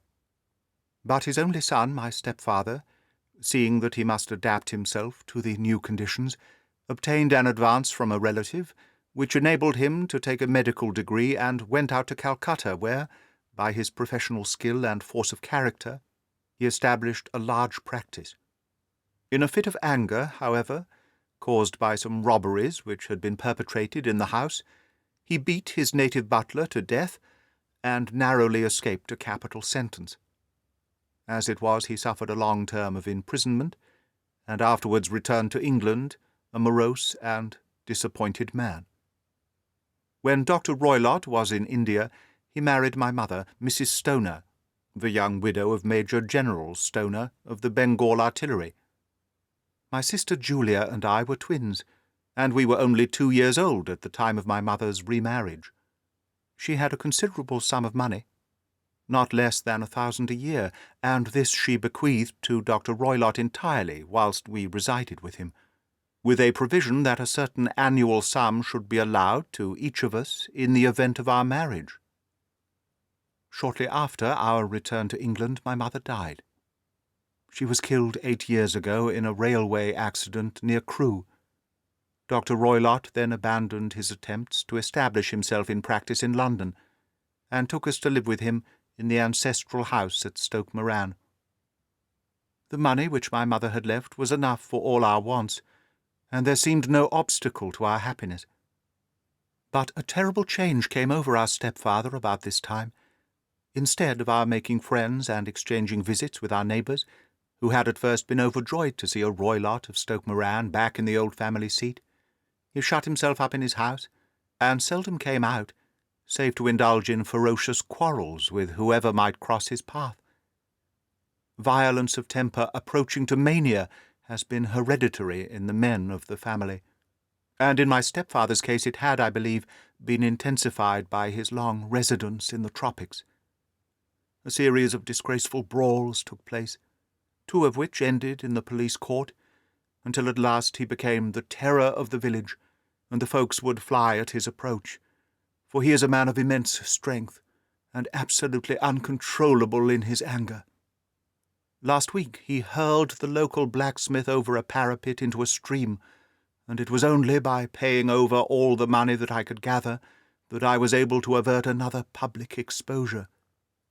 He had no friends at all save the wandering gipsies, and he would give these vagabonds leave to encamp upon the few acres of bramble-covered land which represent the family estate, and would accept in return the hospitality of their tents, wandering away with them sometimes for weeks on end. He has a passion also for Indian animals, which are sent over to him by a correspondent, and he has at this moment a cheetah and a baboon, which wander freely over his grounds, and are feared by the villagers almost as much as their master. You can imagine from what I say that my poor sister Julia and I had no great pleasure in our lives. No servant would stay with us, and for a long time we did all the work of the house. She was but 30 at the time of her death, and yet her hair had already begun to whiten, even as mine has. Your sister is dead, then?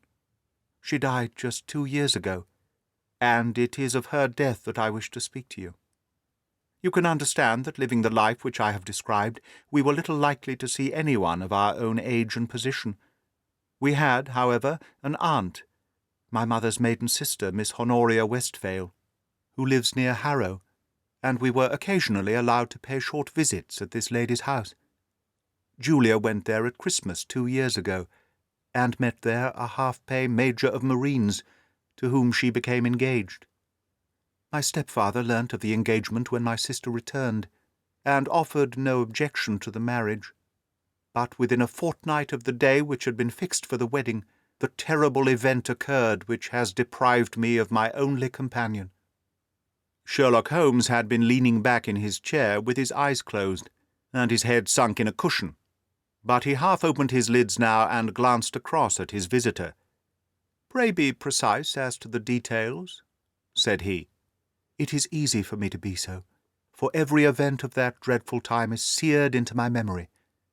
The manor house is, as I have already said, very old, and only one wing is now inhabited. The bedrooms in this wing are on the ground floor, the sitting-rooms being in the central block of the buildings. Of these bedrooms, the first is Dr. Roylott's, the second my sister's, and the third my own. There is no communication between them, but they all open out into the same corridor. Do I make myself plain? Perfectly so. The windows of the 3 rooms open out upon the lawn. That fateful night Dr. Roylott had gone to his room early, though we knew that he had not retired to rest, for my sister was troubled by the smell of the strong Indian cigars which it was his custom to smoke. She left her room, therefore, and came into mine, where she sat for some time, chatting about her approaching wedding. At 11 o'clock she rose to leave me, but she paused at the door and looked back. "Tell me, Helen," said she, "have you ever heard anyone whistle in the dead of night?" "Never," said I. "I suppose that you could not possibly whistle yourself in your sleep." "Certainly not. But why?" "Because during the last few nights I have always, about 3 in the morning, heard a low, clear whistle. I am a light sleeper, and it has awakened me. I cannot tell where it came from, perhaps from the next room, perhaps from the lawn. I thought that I would just ask you whether you had heard it." "No, I have not." "It must be those wretched gypsies in the plantation. Very likely. And yet if it were on the lawn, I wonder that you did not hear it also." "Ah, but I sleep more heavily than you." "Well, it is of no great consequence, at any rate." She smiled back at me, closed my door, and a few moments later I heard her key turn in the lock. "Indeed," said Holmes. "Was it your custom always to lock yourselves in at night?" "Always." "And why?" "I think that I mentioned to you that the doctor kept a cheetah and a baboon. We had no feeling of security unless our doors were locked." "Quite so. Pray proceed with your statement." "I could not sleep that night. A vague feeling of impending misfortune impressed me. My sister and I, you will recollect, were twins, and you know how subtle are the links which bind 2 souls which are so closely allied. It was a wild night. The wind was howling outside, and the rain was beating and splashing against the windows. Suddenly, amidst all the hubbub of the gale, there burst forth the wild scream of a terrified woman. I knew that it was my sister's voice. I sprang from my bed, wrapped a shawl round me, and rushed into the corridor. As I opened my door I seemed to hear a low whistle such as my sister described, and a few moments later a clanging sound, as if a mass of metal had fallen. As I ran down the passage my sister's door was unlocked, and revolved slowly upon its hinges. I stared at it, horror-stricken, not knowing what was about to issue from it. By the light of the corridor lamp I saw my sister appear at the opening, her face blanched with terror, her hands groping for help, her whole figure swaying to and fro like that of a drunkard. I ran to her and threw my arms round her, but at that moment her knees seemed to give way, and she fell to the ground. She writhed as one who is in terrible pain, and her limbs were dreadfully convulsed. At first I thought that she had not recognized me, but as I bent over her, she suddenly shrieked out in a voice which I shall never forget, "Oh, my God, Helen! It was the band, the Speckled Band!" There was something else which she would fain have said, and she stabbed with her finger into the air in the direction of the doctor's room, but a fresh convulsion seized her and choked her words. I rushed out, calling loudly for my stepfather, and I met him hastening from his room in his dressing-gown. When he reached my sister's side she was unconscious, and though he poured brandy down her throat and sent for medical aid in the village, all efforts were in vain, for she slowly sank and died without having recovered her consciousness. Such was the dreadful end of my beloved sister. "One moment," said Holmes. "Are you sure about this whistle and metallic sound? Could you swear to it?" "That is what the county coroner asked me at the inquiry. It is my strong impression that I heard it, and yet among the crash of the gale and the creaking of an old house I may possibly have been deceived." "Was your sister dressed?" "No, she was in her nightdress. In her right hand was found the charred stump of a match, and in her left a matchbox, showing that she had struck a light and looked about her when the alarm took place. That is important. And what conclusion did the coroner come to? He investigated the case with great care, for Dr. Roylott's conduct has long been notorious in the county. But he was unable to find any satisfactory cause of death. My evidence showed that the door had been fastened upon the inner side, and the windows were blocked by old-fashioned shutters with broad iron bars, which were secured every night. The walls were carefully sounded, and were shown to be quite solid all round, and the flooring was also thoroughly examined with the same result. The chimney is wide, but is barred up by 4 large staples. It is certain, therefore, that my sister was quite alone when she met her end. Besides, there were no marks of any violence upon her. How about poison? The doctors examined her for it, but without success. What do you think that this unfortunate lady died of, then? It is my belief that she died of pure fear and nervous shock, though what it was which frightened her I cannot imagine. Were there gipsies in the plantation at the time? Yes, there are nearly always some there. Ah, and what did you gather from this allusion to a band? A speckled band. Sometimes I have thought that it was merely the wild talk of delirium, sometimes that it may have referred to some band of people, perhaps to these very gipsies in the plantation. I do not know whether these spotted handkerchiefs which so many of them wear over their heads might have suggested the strange adjective which she used. Holmes shook his head like a man who is far from being satisfied. "These are very deep waters," said he. "Pray go on with your narrative." 2 years have passed since then, and my life has been, until lately, lonelier than ever. A month ago, however, a dear friend, whom I have known for many years, has done me the honour to ask my hand in marriage.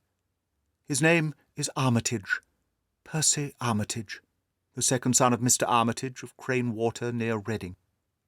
My stepfather has offered no opposition to the match, and we are to be married in the course of the spring. 2 days ago some repairs were started in the west wing of the building, and my bedroom wall has been pierced, so that I have had to move into the chamber in which my sister died, and to sleep in the very bed in which she slept. Imagine, then, my thrill of terror when last night, as I lay awake, thinking over her terrible fate, I suddenly heard in the silence of the night the low whistle which had been the herald of her own death. I sprang up and lit the lamp, but nothing was to be seen in the room. I was too shaken to go to bed again, however, so I dressed, and as soon as it was daylight I slipped down, got a dog-cart at the Crown Inn, which is opposite, and drove to Leatherhead, from whence I have come on this morning, with the one object of seeing you and asking your advice." "You have done wisely," said my friend. "But have you told me all?" "Yes, all." "Miss Roylott, you have not. You are screening your stepfather." "Why, what do you mean?" For answer, Holmes pushed back the frill of black lace which fringed the hand that lay upon our visitor's knee. 5 little livid spots, the marks of 4 fingers and a thumb, were printed upon the white wrist. "You have been cruelly used," said Holmes. The lady coloured deeply and covered over her injured wrist. "He is a hard man," she said, "and perhaps he hardly knows his own strength." There was a long silence, during which Holmes leaned his chin upon his hands and stared into the crackling fire. "This is a very deep business," he said at last. "There are 1,000 details which I should desire to know before I decide upon our course of action. Yet we have not a moment to lose. If we were to come to Stoke Moran today, would it be possible for us to see over these rooms without the knowledge of your stepfather? As it happens, he spoke of coming into town today upon some most important business. It is probable that he will be away all day, and that there would be nothing to disturb you. We have a housekeeper now, but she is old and foolish, and I could easily get her out of the way." "Excellent. You are not averse to this trip, Watson?" "By no means. Then we shall both come. What are you going to do yourself?" "I have 1 or 2 things which I would wish to do now that I am in town, but I shall return by the 12 o'clock train, so as to be there in time for your coming." "And you may expect us early in the afternoon. I have myself some small business matters to attend to." "Will you not wait and breakfast?" "No, I must go. My heart is lightened already since I have confided my trouble to you. I shall look forward to seeing you again this afternoon." She dropped her thick black veil over her face and glided from the room. "And what do you think of it all, Watson?" asked Sherlock Holmes, leaning back in his chair. "It seems to me to be a most dark and sinister business. Dark enough and sinister enough. Yet if the lady is correct in saying that the floor and walls are sound, and that the door, window, and chimney are impassable, then her sister must have been undoubtedly alone when she met her mysterious end. What becomes, then, of these nocturnal whistles, and what of the very peculiar words of the dying woman? I cannot think. When you combine the ideas of whistles at night, the presence of a band of gypsies who are on intimate terms with this old doctor, the fact we have every reason to believe that the doctor has an interest in preventing his stepdaughter's marriage, the dying allusion to a band, and finally the fact that Miss Helen Stoner heard a metallic clang, which might have been caused by one of those metal bars which secured the shutters falling back into their place, I think there is good ground to think that the mystery may be cleared along those lines. But what then did the gypsies do? I cannot imagine. I see many objections to any such a theory. And so do I. It is precisely for that reason that we are going to Stoke Moran this day. I want to see whether the objections are fatal, or if they may be explained away." "But what, in the name of the devil—" The ejaculation had been drawn from my companion by the fact that our door had been suddenly dashed open, and that a huge man framed himself in the aperture. His costume was a peculiar mixture of the professional and of the agricultural, having a black top hat, a long frock-coat, and a pair of high gaiters, with a hunting crop swinging in his hand. So tall was he that his hat actually brushed the crossbar of the doorway, and his breadth seemed to span it across from side to side. A large face, seared with 1,000 wrinkles, burned yellow with the sun, and marked with every evil passion, was turned from one to the other of us, while his deep-set, bile-shot eyes and the high, thin, fleshless nose gave him somewhat the resemblance to a fierce old bird of prey. "Which of you is Holmes?" asked this apparition. "My name, sir, but you have the advantage of me," said my companion quietly. "I am Dr. Grimesby Roylott of Stoke Moran." "Indeed, doctor," said Holmes blandly. "Pray take a seat." "I will do nothing of the kind. My stepdaughter has been here. I have traced her. What has she been saying to you?"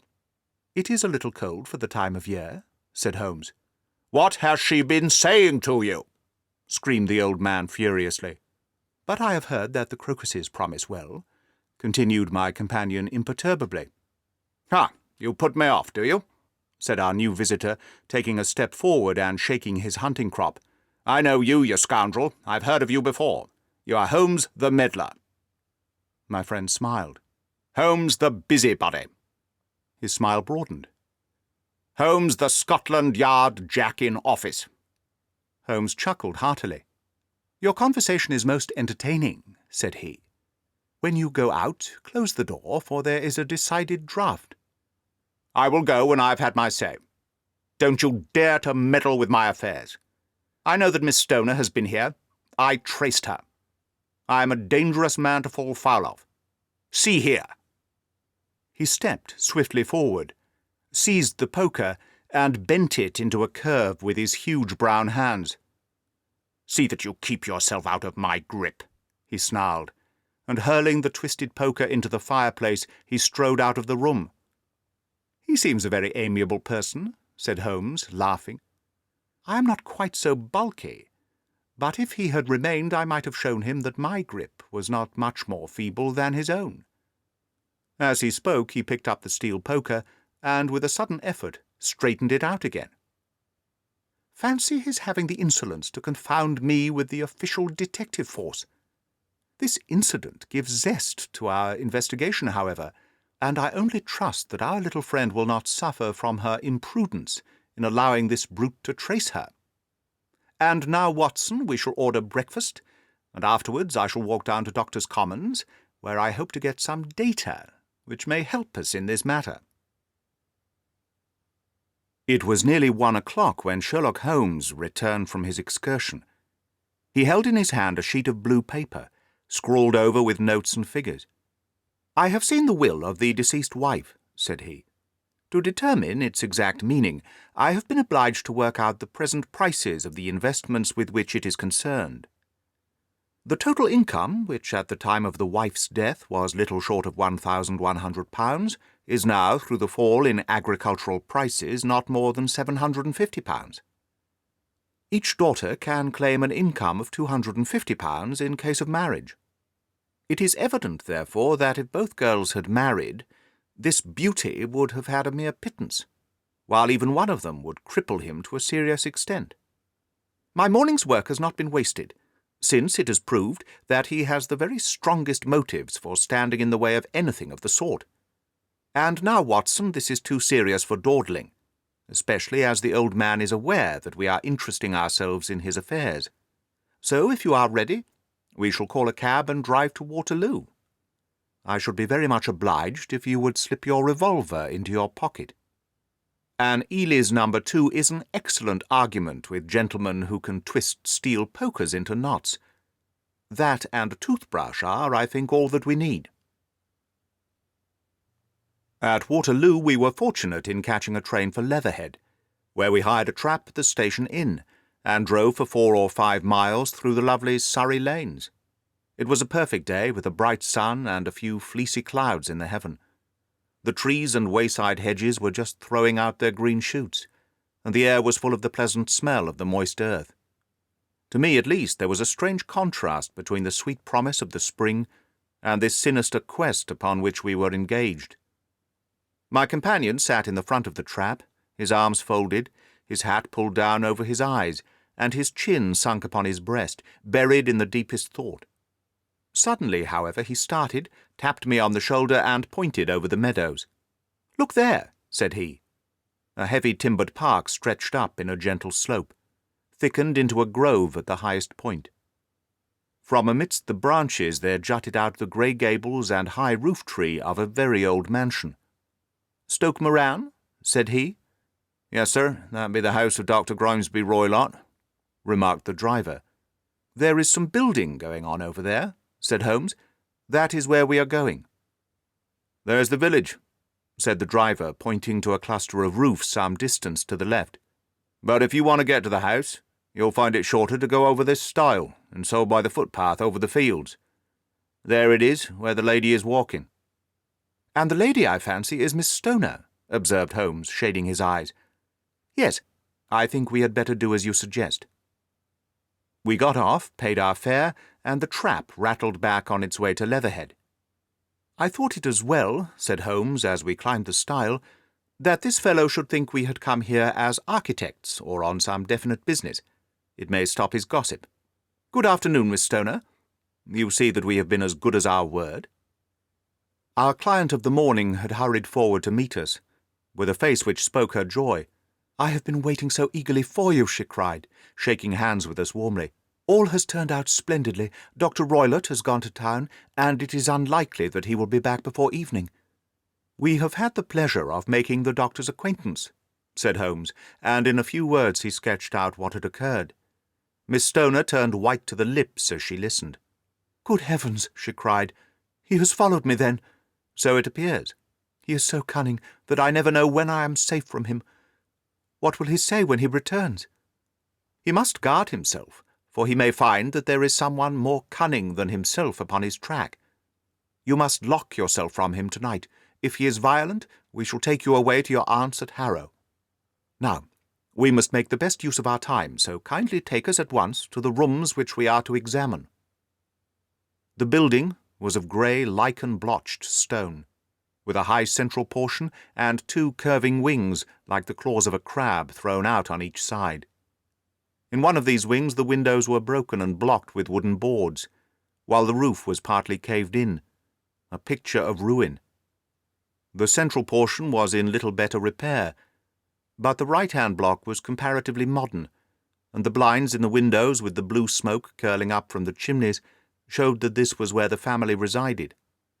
Some scaffolding had been erected against the end wall, and the stonework had been broken into. but there were no signs of any workmen at the moment of our visit. Holmes walked slowly up and down the ill-trimmed lawn, and examined with deep attention the outsides of the windows. "This, I take it, belongs to the room in which you used to sleep. The centre one to your sister's, and the one next to the main building to Dr. Roylott's chamber." "Exactly so, but I am now sleeping in the middle one, pending the alterations, as I understand. By the way, there does not seem to be any very pressing need for repairs at that end wall." "There were none. I believe that it was an excuse to move me from my room." "Ah, that is suggestive. Now, on the other side of this narrow wing runs the corridor from which these 3 rooms open. There are windows in it, of course?" "Yes, but very small ones, too narrow for anyone to pass through. As you both locked your doors at night, your rooms were unapproachable from that side. Now, would you have the kindness to go into your room and to bar your shutters?" Miss Stoner did so, and Holmes, after a careful examination through the open window, endeavoured in every way to force the shutter open, but without success. There was no slit through which a knife could be passed to raise the bar. Then, with his lens, he tested the hinges, but they were of solid iron, built firmly into the massive masonry. Said he, scratching his chin in some perplexity.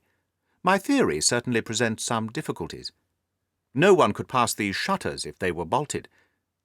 Well, we shall see if the inside throws any light upon the matter." A small side door led into the whitewashed corridor from which the 3 bedrooms opened. Holmes refused to examine the 3rd chamber, so we passed at once to the 2nd, that in which Miss Stoner was now sleeping, and in which her sister had met her fate. It was a homely little room, with a low ceiling and a gaping fireplace, after the fashion of old country houses. A brown chest of drawers stood in one corner, a narrow white counterpaned bed in another, and a dressing-table on the left-hand side of the window. These articles, with 2 small wicker-work chairs, made up all the furniture in the room, save for a square of Wilton carpet in the centre. The boards round, and the panelling of the walls were brown, worm-eaten oak, so old and discoloured that it may have dated from the original building of the house. Holmes drew one of the chairs into a corner and sat silent, while his eyes travelled round and up and down, taking in every detail of the apartment. "Where does that bell communicate with?" he asked at last, pointing to a thick bell rope which hung down beside the bed, the tassel actually lying upon the pillow. "It goes to the housekeeper's room. It looks newer than the other things." "Yes, it was only put there a couple of years ago." "Your sister asked for it, I suppose?" "No, I never heard of her using it. We used always to get what we wanted for ourselves." "Indeed, it seems unnecessary to put so nice a bell-pull there. You will excuse me for a few minutes while I satisfy myself as to this floor." He threw himself down upon his face with his lens in his hand and crawled swiftly backwards and forwards, examining minutely the cracks between the boards. Then he did the same with the woodwork with which the chamber was panelled. Finally he walked over to the bed and spent some time in staring at it and running his eye up and down the wall. Finally he took the bell-rope in his hand and gave it a brisk tug. "Why, it's a dummy," said he. "Won't it ring?" "No, it is not even attached to a wire. This is very interesting. You can see now that it is fastened to a hook just above where the little opening of the ventilator is." "How very absurd! I never noticed that before." "Very strange," muttered Holmes, pulling at the rope. "There are 1 or 2 very singular points about this room. For example, what a fool a builder must be to open a ventilator into another room, when, with the same trouble, he might have communicated with the outside air." "That is also quite modern," said the lady. "Done about the same time as the bell-rope," remarked Holmes. "Yes, there were several little changes carried out about that time. They seem to have been of a most interesting character. Dummy bell-ropes and ventilators which do not ventilate. With your permission, Miss Stoner, we shall now carry our researches into the inner apartment." Dr. Grimesby Roylott's chamber was larger than that of his stepdaughter, but was plainly furnished. A camp bed, a small wooden shelf full of books, mostly of a technical character, an armchair beside the bed, a plain wooden chair against the wall, a round table, and a large iron safe were the principal things which met the eye. Holmes walked slowly round and examined each and all of them with the keenest interest. "What's in here?" he asked, tapping the safe. "My stepfather's business papers." "Oh, you have seen inside, then?" "Only once, some years ago. I remember that it was full of papers." "There isn't a cat in it, for example?" "No, what a strange idea." "Well, look at this." He took up a small saucer of milk which stood on the top of it. "No, we don't keep a cat. But there is a cheetah and a baboon." "Ah, yes, of course." "Well, a cheetah is just a big cat, and yet a saucer of milk does not go very far in satisfying its wants, I dare say. There is one point which I should wish to determine." He squatted down in front of the wooden chair and examined the seat of it with the greatest attention. "Thank you, that is quite settled," said he, rising and putting his lens in his pocket. "Hello, here is something interesting." The object which had caught his eye was a small dog lash hung upon one corner of the bed. The lash, however, was curled upon itself and tied so as to make a loop of whipcord. "What do you make of that, Watson?" "It's a common enough lash, but I don't know why it should be tied." "That is not quite so common, is it? Ah me, it's a wicked world, and when a clever man turns his brain to crime, it is the worst of all. I think that I have seen enough now, Miss Stoner, and with your permission we shall walk out upon the lawn." I had never seen my friend's face so grim or his brow so dark, as it was when we turned from the scene of this investigation. We had walked several times up and down the lawn, neither Miss Stoner nor myself liking to break in upon his thoughts before he roused himself from his reverie. "It is very essential, Miss Stoner," said he, "that you should absolutely follow my advice in every respect." "I shall most certainly do so." "The matter is too serious for any hesitation. Your life may depend upon your compliance." "I assure you that I am in your hands." "In the first place, both my friend and I must spend the night in your room." Both Miss Stoner and I gazed at him in astonishment. "Yes, it must be so. Let me explain. I believe that that is the village inn over there." "Yes, that is the Crown." "Very good. Your windows would be visible from there?" "Certainly." "You must confine yourself to your room on pretence of a headache when your stepfather comes back. Then, when you hear him retire for the night, you must open the shutters of your window, undo the hasp, put your lamp there as a signal to us, and then withdraw, with everything which you are likely to want, into the room which you used to occupy. I have no doubt that, in spite of the repairs, you could manage there for one night." "Oh, yes, easily." "The rest you will leave in our hands." "But what will you do?" "We shall spend the night in your room, and we shall investigate the cause of this noise which has disturbed you." "I believe, Mr. Holmes, that you have already made up your mind," said Miss Stoner, laying her hand upon my companion's sleeve. "Perhaps I have." "Then for pity's sake tell me what was the cause of my sister's death." "I should prefer to have clearer proofs before I speak." "You can at least tell me whether my own thought is correct, and if she died from sudden fright." "No, I do not think so. I think that there was probably some more tangible cause. And now, Miss Stoner, we must leave you, for if Dr. Roylott returned and saw us, our journey would be in vain. Good-bye, and be brave, for if you will do what I have told you, you may rest assured that we shall soon drive away the dangers that threaten you." Sherlock Holmes and I had no difficulty in engaging a bedroom and sitting-room at the Crown Inn. They were on the upper floor, and from our window we could command a view of the avenue gate and of the inhabited wing of Stoke Moran Manor House. At dusk we saw Dr. Grimesby Roylott drive past, his huge form looming up beside the little figure of the lad who drove him. The boy had some slight difficulty in undoing the heavy iron gates, and we heard the hoarse roar of the doctor's voice and saw the fury with which he shook his clenched fists at him. The trap drove on, and a few minutes later we saw a sudden light spring up among the trees, as the lamp was lit in one of the sitting-rooms. "Do you know, Watson," said Holmes as we sat together in the gathering darkness, I have really some scruples as to taking you tonight. There is a distinct element of danger.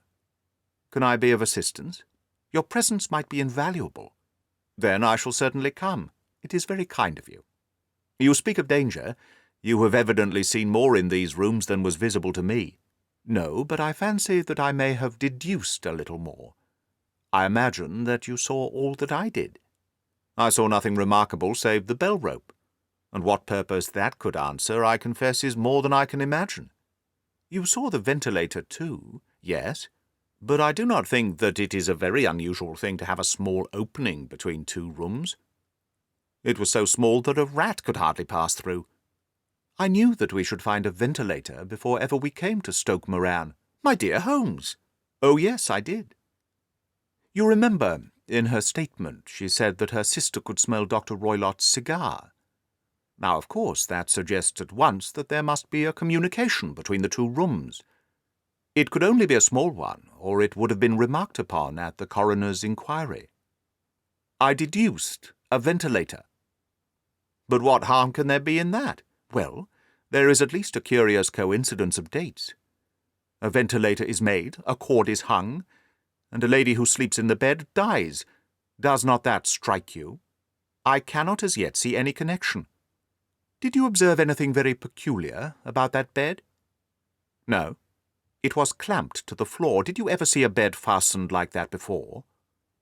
I cannot say that I have. The lady could not move her bed. It must always be in the same relative position to the ventilator and to the rope, for so we may call it, since it was clearly never meant for a bell-pull. Holmes, I cried, I seem to see dimly what you are hitting at. We are only just in time to prevent some subtle and horrible crime. Subtle enough and horrible enough. When a doctor does go wrong, he is the first of criminals. He has nerve and he has knowledge. Palmer and Pritchard were among the heads of their profession. This man strikes even deeper, but I think, Watson, that we shall be able to strike even deeper still. But we shall have horrors enough before the night is over. For goodness' sake, let us have a quiet pipe and turn our minds for a few hours to something more cheerful. About 9 o'clock the light among the trees was extinguished, and all was dark in the direction of the manor house. 2 hours passed slowly away, and then suddenly, just at the stroke of 11, a single bright light shone out right in front of us. "That is our signal," said Holmes, springing to his feet. "It comes from the middle window." As we passed out, he exchanged a few words with the landlord, explaining that we were going on a late visit to an acquaintance, and that it was possible that we might spend the night there. A moment later we were out on the dark road, a chill wind blowing in our faces, and one yellow light twinkling in front of us through the gloom to guide us on our sombre errand. There was little difficulty in entering the grounds, for unrepaired breaches gaped in the old park wall. Making our way among the trees, we reached the lawn, crossed it, and were about to enter through the window, when out from a clump of laurel bushes there darted what seemed to be a hideous and distorted child, who threw itself on the grass with writhing limbs, and then ran swiftly across the lawn into the darkness. "My God," I whispered, "did you see it?" Holmes was for a minute as startled as I. His hand closed like a vice upon my wrist in his agitation. Then he broke into a low laugh and put his lips to my ear. "It is a nice household," he murmured. "That is the baboon." I had forgotten the strange pets which the doctor affected. There was a cheetah, too. Perhaps we might find it upon our shoulders at any moment. I confess that I felt easier in my mind when, after following Holmes's example and slipping off my shoes, I found myself inside the bedroom. My companion noiselessly closed the shutters, moved the lamp onto the table, and cast his eyes round the room. All was as we had seen it in the daytime. Then, creeping up to me and making a trumpet of his hand, he whispered into my ear again so gently that it was all that I could do to distinguish the words. "The least sound would be fatal to our plans." I nodded to show that I had heard. "We must sit without a light. He would see it through the ventilator." I nodded again. Do not go to sleep. Your very life may depend upon it. Have your pistol ready in case we should need it. I will sit on the side of the bed, and you in the chair." I took out my revolver and laid it on the corner of the table. Holmes had brought up a long, thin cane, and this he placed upon the bed beside him. By it he laid the box of matches and the stump of a candle. Then he turned down the lamp, and we were left in darkness. How shall I ever forget that dreadful vigil? I could not hear a sound, not even the drawing of a breath, and yet I knew that my companion sat open-eyed, within a few feet of me in the same state of nervous tension in which I was myself. The shutters cut off the least ray of light, and we waited in absolute darkness. From outside came the occasional cry of a night-bird, and once, at our very window, a long-drawn, cat-like whine, which told us that the cheetah was indeed at liberty. Far away we could hear the deep tones of the parish clock, which boomed out every quarter of an hour. How long they seemed, those quarters! 12 o'clock, and 1, and 2, and 3, and still we sat waiting silently for whatever might befall. Suddenly there was a momentary gleam of a light up in the direction of the ventilator, which vanished immediately, but was succeeded by a strong smell of burning oil and heated metal. Someone in the next room had lit a dark lantern. I heard a gentle sound of movement, and then all was silent once more, though the smell grew stronger. For half an hour I sat with straining ears. Then suddenly another sound became audible. A very gentle, soothing sound like that of a small jet of steam escaping continually from a kettle. The instant that we heard it, Holmes sprang from the bed, struck a match, and lashed furiously with his cane at the bell-pull. "You see it, Watson?" he yelled. "You see it?" But I saw nothing. At the moment when Holmes struck the light, I heard a low, clear whistle, but the sudden glare flashing into my weary eyes made it impossible for me to tell what it was at which my friend lashed so savagely. I could, however, see that his face was deadly pale and filled with horror and loathing. He had ceased to strike, and was gazing up at the ventilator, when suddenly there broke from the silence of the night the most horrible cry to which I have ever listened. It swelled up louder and louder, a hoarse yell of pain and fear and anger, all mingled in the one dreadful shriek. They say that away down in the village and even in the distant parsonage, that cry raised the sleepers from their beds. It struck cold to our hearts, and I stood gazing at Holmes and he at me, until the last echoes of it had died away into the silence from which it rose. "What can it mean?" I gasped. "It means that it is all over," Holmes answered, "and perhaps after all it is for the best. Take your pistol, and we shall enter Dr. Roylott's room." With a grave face he lit the lamp and led the way down the corridor. Twice he struck at the chamber door without any reply from within. Then he turned the handle and entered, I at his heels, with the cocked pistol in my hand. It was a singular sight which met our eyes. On the table stood a dark lantern with the shutter half open, throwing a brilliant beam of light upon the iron safe, the door of which was ajar. Beside this table on the wooden chair sat Dr. Grimesby Roylott, clad in a long grey dressing-gown, his bare ankles protruding beneath, and his feet thrust into red, heel-less Turkish slippers. Across his lap lay the short stock with the long lash, which we had noticed during the day. His chin was cocked upward, and his eyes were fixed in a dreadful, rigid stare at the corner of the ceiling. Round his brow he had a peculiar yellow band, with brownish speckles, which seemed to be bound tightly round his head. As we entered he made neither sound nor motion. "The band, the speckled band," whispered Holmes. I took a step forward. In an instant his strange headgear began to move, and there reared itself from among his hair the squat, diamond-shaped head and puffed neck of a loathsome serpent. "It was a swamp adder," cried Holmes, "the deadliest snake in India." He has died within 10 seconds of being bitten. Violence does in truth recoil upon the violent, and the schemer falls into the pit which he digs for another. Let us thrust this creature back into its den, and we can then remove Miss Stoner to some place of shelter, and let the county police know what has happened." As he spoke, he drew the dog-whip swiftly from the dead man's lap, and throwing the noose round the reptile's neck, he drew it from its horrid perch, and, carrying it at arm's length, threw it into the iron safe, which he closed upon it. Such are the true facts of the death of Dr. Grimesby Roylott, of Stoke Moran.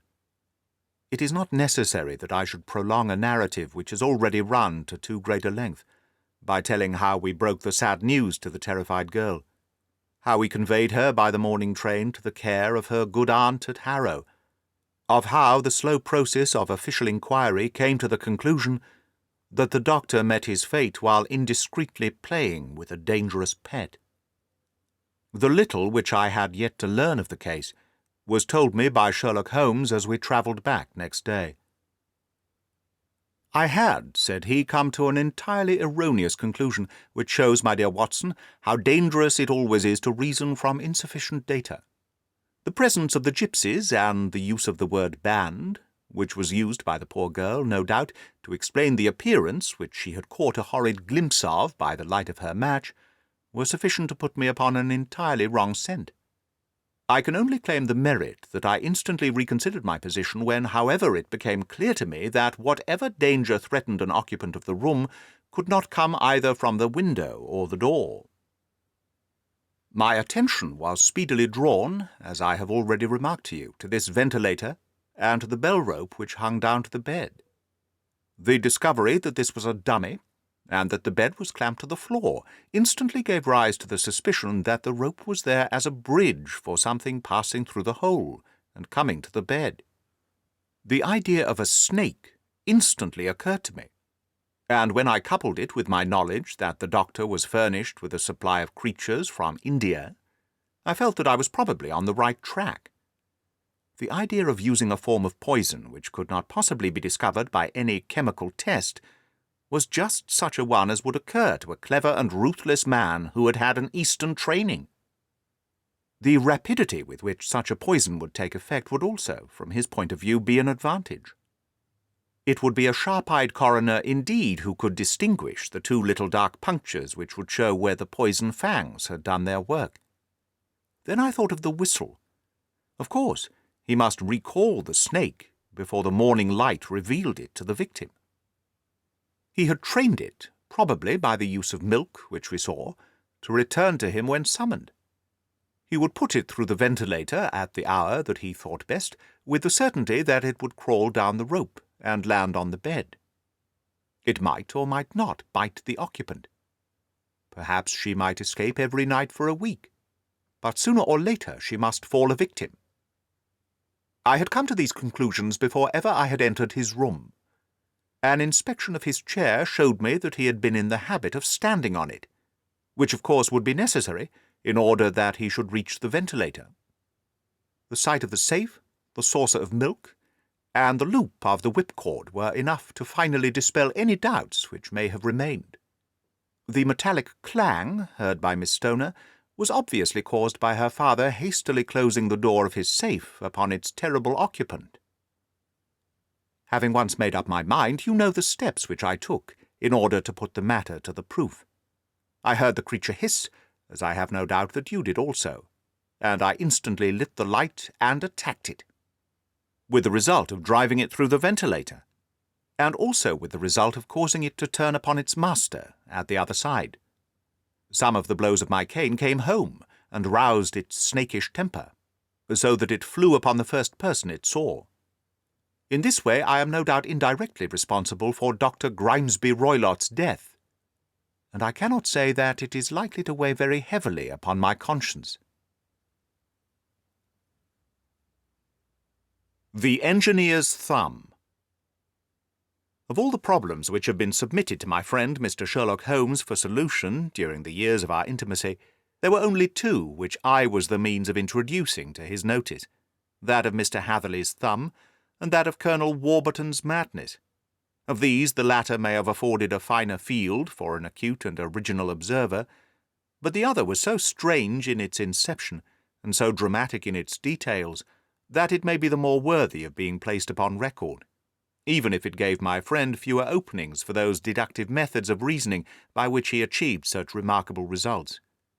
The story has, I believe, been told more than once in the newspapers, but like all such narratives, its effect is much less striking when set forth en bloc in a single half-column of print than when the facts slowly evolve before your own eyes, and the mystery clears gradually away as each new discovery furnishes a step which leads on to the complete truth. At the time, the circumstances made a deep impression upon me, and the lapse of 2 years has hardly served to weaken the effect. It was in the summer of '89, not long after my marriage, that the events occurred which I am now about to summarize. I had returned to civil practice, and had finally abandoned Holmes in his Baker Street rooms, although I continually visited him, and occasionally even persuaded him to forego his Bohemian habits so far as to come and visit us. My practice had steadily increased, and as I happened to live at no very great distance from Paddington Station, I got a few patients from among the officials. One of these, whom I had cured of a painful, lingering disease, was never weary of advertising my virtues and of endeavouring to send me on every sufferer over whom he might have any influence. One morning, at a little before 7 o'clock, I was awakened by the maid tapping at the door to announce that 2 men had come from Paddington and were waiting in the consulting room. I dressed hurriedly, for I knew by experience that railway cases were seldom trivial, and hastened downstairs. As I descended, my old ally, the guard, came out of the room and closed the door tightly behind him. "I've got him here," he whispered, jerking his thumb over his shoulder. "He's all right." "What is it, then?" I asked, for his manner suggested that it was some strange creature which he had caged up in my room. "It's a new patient," he whispered. "I thought I'd bring him round myself. Then he couldn't slip away. There he is, all safe and sound. I must go now, Doctor. I have my duties, just the same as you." And off he went, this trusty tout, without even giving me time to thank him. I entered my consulting room and found a gentleman seated by the table. He was quietly dressed in a suit of heather tweed, with soft cloth cap, which he had laid down upon my books. Round one of his hands he had a handkerchief wrapped, which was mottled all over with blood-stains. He was young, not more than 25, I should say, with a strong masculine face. But he was exceedingly pale, and gave me the impression of a man who was suffering from some strong agitation, which it took all his strength of mind to control. "I am sorry to knock you up so early, Doctor," said he, "but I have had a very serious accident during the night. I came in by train this morning, and on inquiring at Paddington as to where I might find a doctor, a worthy fellow very kindly escorted me here. I gave the maid a card, but I see that she has left it upon the side table." I took it up and glanced at it. "Mr. Victor Hatherley, hydraulic engineer, 16A Victoria Street, 3rd floor." That was the name, style, and abode of my morning visitor. "I regret that I have kept you waiting," said I, sitting down in my library chair. "You are fresh from a night journey, I understand, which is in itself a monotonous occupation." "Oh, my night could not be called monotonous," said he, and laughed. He laughed very heartily, with a high ringing note, leaning back in his chair and shaking his sides. All my medical instincts rose up against that laugh. "Stop it," I cried. "Pull yourself together." And I poured out some water from a carafe. It was useless, however. He was off in one of those hysterical outbursts which come upon a strong nature when some great crisis is over and gone. Presently he came to himself once more, very weary and blushing hotly. "I have been making a fool of myself," he gasped. "Not at all. Drink this." I dashed some brandy into the water, and the colour began to come back to his bloodless cheeks. "That's better," said he. "And now, Doctor, perhaps you would kindly attend to my thumb, or rather to the place where my thumb used to be." He unwound the handkerchief and held out his hand. It gave even my hardened nerves a shudder to look at it. There were 4 protruding fingers, and a horrid red spongy surface, where the thumb should have been. It had been hacked or torn right out from the roots. "Good heavens!" I cried. "This is a terrible injury. It must have bled considerably." "Yes, it did. I fainted when it was done, and I think that I must have been senseless for a long time. When I came to, I found that it was still bleeding, so I tied one end of my handkerchief very tightly round the wrist, and braced it up with a twig." "Excellent. You should have been a surgeon." "It's a question of hydraulics, you see, and came within my own province." "This has been done," said I, examining the wound, "by a very heavy and sharp instrument." "A thing like a cleaver," said he. "An accident, I presume?" "By no means." "What, a murderous attack?" "Very murderous indeed." "You horrify me." I sponged the wound, cleaned it, dressed it, and finally covered it with cotton wadding and carbolized bandages. He lay back without wincing, though he bit his lip from time to time. "How is that?" I asked when I had finished. "Capital. Between your brandy and your bandage I feel a new man. I was very weak, but I have had a good deal to go through. Perhaps you had not better speak of the matter. It is evidently trying to your nerves." "Oh, no, not now. I shall have to tell my tale to the police, but between ourselves, if it were not for the convincing evidence of this wound of mine, I should be surprised if they believed my statement, for it is a very extraordinary one, and I have not much in the way of proof with which to back it up. And even if they believe me, the clues which I can give them are so vague that it is a question whether justice will be done." "Ha!"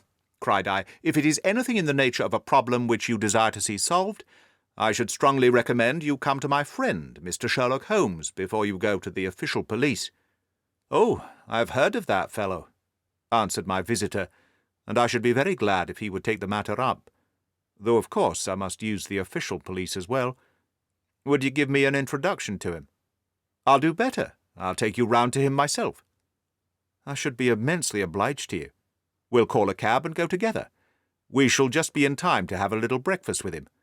Do you feel equal to it?" "Yes, I shall not feel easy until I have told my story." "Then my servant will call a cab, and I shall be with you in an instant." I rushed upstairs, explained the matter shortly to my wife, and in 5 minutes was inside a hansom, driving with my new acquaintance to Baker Street. Sherlock Holmes was, as I expected, lounging about his sitting-room, in his dressing-gown, reading the agony column of the Times, and smoking his before-breakfast pipe, which was composed of all the plugs and dottles left from his smokes of the day before, all carefully dried and collected on the corner of the mantelpiece. He received us in his quietly genial fashion, ordered fresh rashers and eggs, and joined us in a hearty meal. When it was concluded, he settled our new acquaintance upon the sofa, placed a pillow beneath his head, and laid a glass of brandy and water within his reach. "It is easy to see that your experience has been no common one, Mr. Hatherley," said he. "Pray lie down there and make yourself absolutely at home. Tell us what you can, but stop when you are tired, and keep up your strength with a little stimulant." "Thank you," said my patient, "but I have felt another man since the doctor bandaged me, and I think that your breakfast has completed the cure. I shall take up as little of your valuable time as possible, so I shall start at once upon my peculiar experiences." Holmes sat in his big armchair with the weary, heavy-lidded expression which veiled his keen and eager nature, while I sat opposite to him, and we listened in silence to the strange story which our visitor detailed to us. "You must know," said he, "that I am an orphan and a bachelor, residing alone in lodgings in London. By profession I am a hydraulic engineer, and have had considerable experience of my work during the 7 years that I was apprentice to Venner and Matheson, the well-known firm of Greenwich. 2 years ago, having served my time, and having also come into a fair sum of money through my poor father's death, I determined to start in business for myself, and took professional chambers in Victoria Street. I suppose that everyone finds his first independent start in business a dreary experience. To me it had been exceptionally so. During 2 years I've had 3 consultations and 1 small job, and that is absolutely all that my profession has brought me. My gross takings amount to £27.10. Every day from 9 in the morning until 4 in the afternoon I waited in my little den, until at last my heart began to sink, and I came to believe that I should never have any practice at all. Yesterday, however, just as I was thinking of leaving the office, my clerk entered, to say there was a gentleman waiting who wished to see me upon business.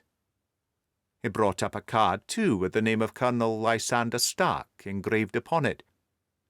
Close at his heels came the colonel himself, a man rather over the middle size, but of an exceeding thinness. I do not think that I have ever seen so thin a man. His whole face sharpened away into nose and chin, and the skin of his cheeks was drawn quite tense over his outstanding bones. Yet this emaciation seemed to be his natural habit, and due to no disease, for his eye was bright, his step brisk, and his bearing assured. He was plainly but neatly dressed, and his age, I should judge, would be nearer 40 than 30. "Mr. Hatherley," said he, with something of a German accent, "you have been recommended to me, Mr. Hatherley, as being a man who is not only proficient in his profession, but is also discreet and capable of preserving a secret." I bowed, feeling as flattered as any young man would at such an address. "May I ask who it was who gave me so good a character?" I asked. "Well, perhaps it is better that I should not tell you just at this moment. I have it from the same source that you are both an orphan and a bachelor, and are residing alone in London." "That is quite correct," I answered, "but you will excuse me if I say that I cannot see how all this bears upon my professional qualifications. I understand that it was on a professional matter that you wished to speak to me." "Undoubtedly so. But you will find that all I say is really to the point. I have a professional commission for you, but absolute secrecy is quite essential. Absolute secrecy, you understand. And of course we may expect that more from a man who is alone than from one who lives in the bosom of his family." "If I promise to keep a secret," said I, "you may absolutely depend upon my doing so." He looked very hard at me as I spoke, and it seemed to me that I had never seen so suspicious and questioning an eye.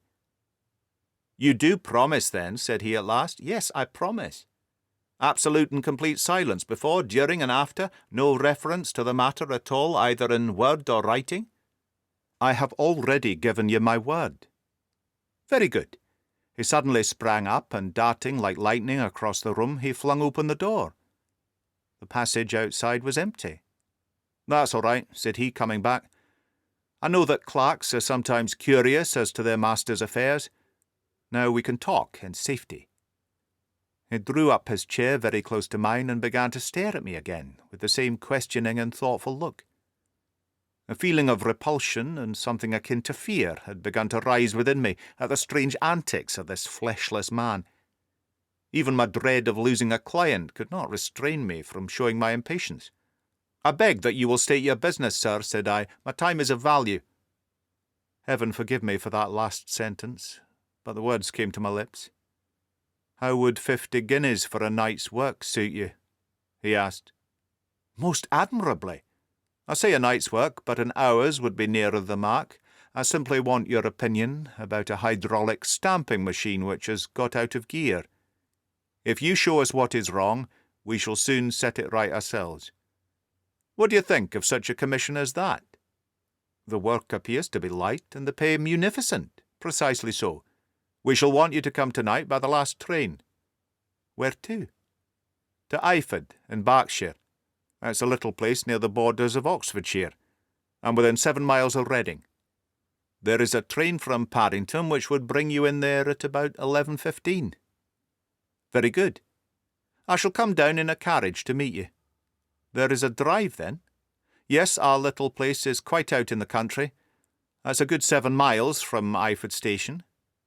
"Then we can hardly get there before midnight. I suppose there would be no chance of a train back. I should be compelled to stop the night." "Yes, we could easily give you a shakedown." "That is very awkward. Could I not come at some more convenient hour?" "We have judged it best that you should come late. It is to recompense you for any inconvenience that we are paying you, a young and unknown man, a fee which would buy an opinion from the very heads of your profession. Still, of course, if you'd like to draw out of the business, there's plenty of time to do so." I thought of the 50 guineas and of how very useful they would be to me. "Not at all," said I. "I should be very happy to accommodate myself to your wishes. I should like, however, to understand a little more clearly what it is you wish me to do." "Quite so. It is very natural that the pledge of secrecy which we have exacted from you should have aroused your curiosity. I have no wish to commit you to anything without having it all laid before you. I suppose that we are absolutely safe from eavesdroppers?" "Entirely." "Then the matter stands thus. You are probably aware that Fuller's earth is a valuable product, and that it is only found in 1 or 2 places in England." "I have heard so." "Some little time ago I bought a small place, a very small place, within 10 miles of Reading. I was fortunate enough to discover that there was a deposit of Fuller's earth in one of my fields. On examining it, however, I found that this deposit was a comparatively small one, and that it formed a link between 2 very much larger ones upon the right and left, both of them, however, in the grounds of my neighbours. These good people were absolutely ignorant that their land contained that which was quite as valuable as a gold mine. Naturally, it was my interest to buy their land before they discovered its true value, but unfortunately I had no capital by which I could do this. I took a few of my friends into the secret, however, and they suggested that we should quietly and secretly work our own little deposit, and that in this way we should earn the money which would enable us to buy the neighbouring fields. This we have now been doing for some time, and in order to help us in our operations we erected a hydraulic press. This press, as I have already explained, has got out of order, and we wish your advice upon the subject. We guard our secret very jealously, however, and if it once became known that we had hydraulic engineers coming to our little house, it would soon rouse inquiry, and then, if the facts came out, it would be goodbye to any chance of getting these fields, and carrying out our plans. That is why I've made you promise that you will not tell a human being that you are going to Eyford tonight. I hope that I make it all plain." "I quite follow you," said I. "The only point which I could not quite understand was what use you could make of a hydraulic press in excavating Fuller's earth, which, as I understand, is dug out like gravel from a pit." "Ah," said he carelessly, "we have our own process. We compress the earth into bricks so as to remove them without revealing what they are. But that's a mere detail. I've taken you fully into my confidence now, Mr. Hatherley, and I have shown you how I trust you." He rose as he spoke. "I shall expect you then at Eyford at 11:15. "I shall certainly be there." "And not a word to a soul."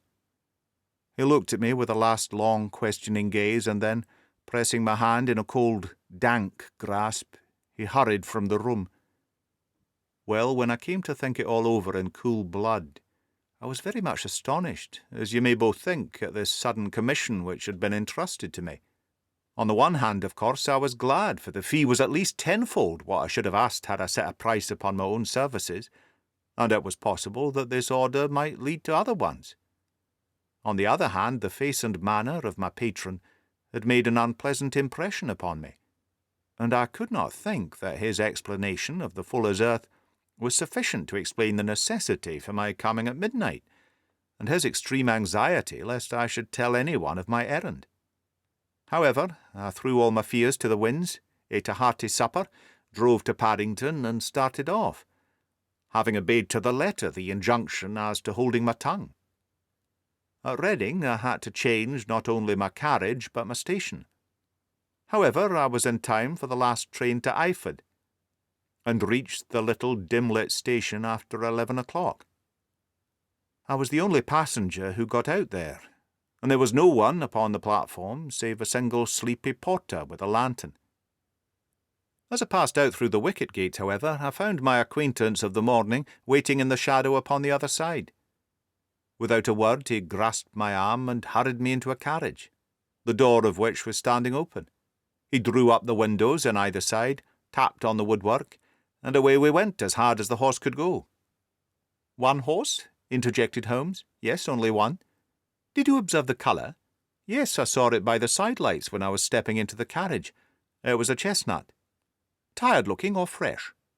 "Oh, fresh and glossy." "Thank you. I'm sorry to have interrupted you. Pray continue your most interesting statement." Away we went then, and we drove for at least an hour. Colonel Lysander Stark had said that it was only 7 miles, but I should think, from the rate that we seemed to go and the time that we took, that it must have been nearer 12. He sat at my side in silence all the time, and I was aware more than once, when I glanced in his direction, that he was looking at me with great intensity. The country roads seemed to be not very good in that part of the world, for we lurched and jolted terribly. I tried to look out of the window to see something of where we were, but they were made of frosted glass, and I could make out nothing save an occasional blur of a passing light. Now and then I hazarded some remark to break the monotony of the journey, but the Colonel answered only in monosyllables, and the conversation soon flagged. At last, however, the bumping of the road was exchanged for the crisp smoothness of a gravel drive, and the carriage came to a stand. Colonel Lysander Stark sprang out, and as I followed after him, pulled me swiftly into a porch which gaped in front of us. We stepped, as it were, right out of the carriage and into the hall, so that I failed to catch the most fleeting glance of the front of the house. The instant that I had crossed the threshold, the door slammed heavily behind us, and I heard faintly the rattle of the wheels as the carriage drove away.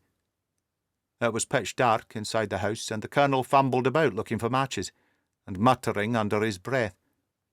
Suddenly a door opened at the other end of the passage, and a long golden bar of light shot out in our direction. It grew broader, and a woman appeared with a lamp in her hand, which she held above her head, pushing her face forward and peering at us.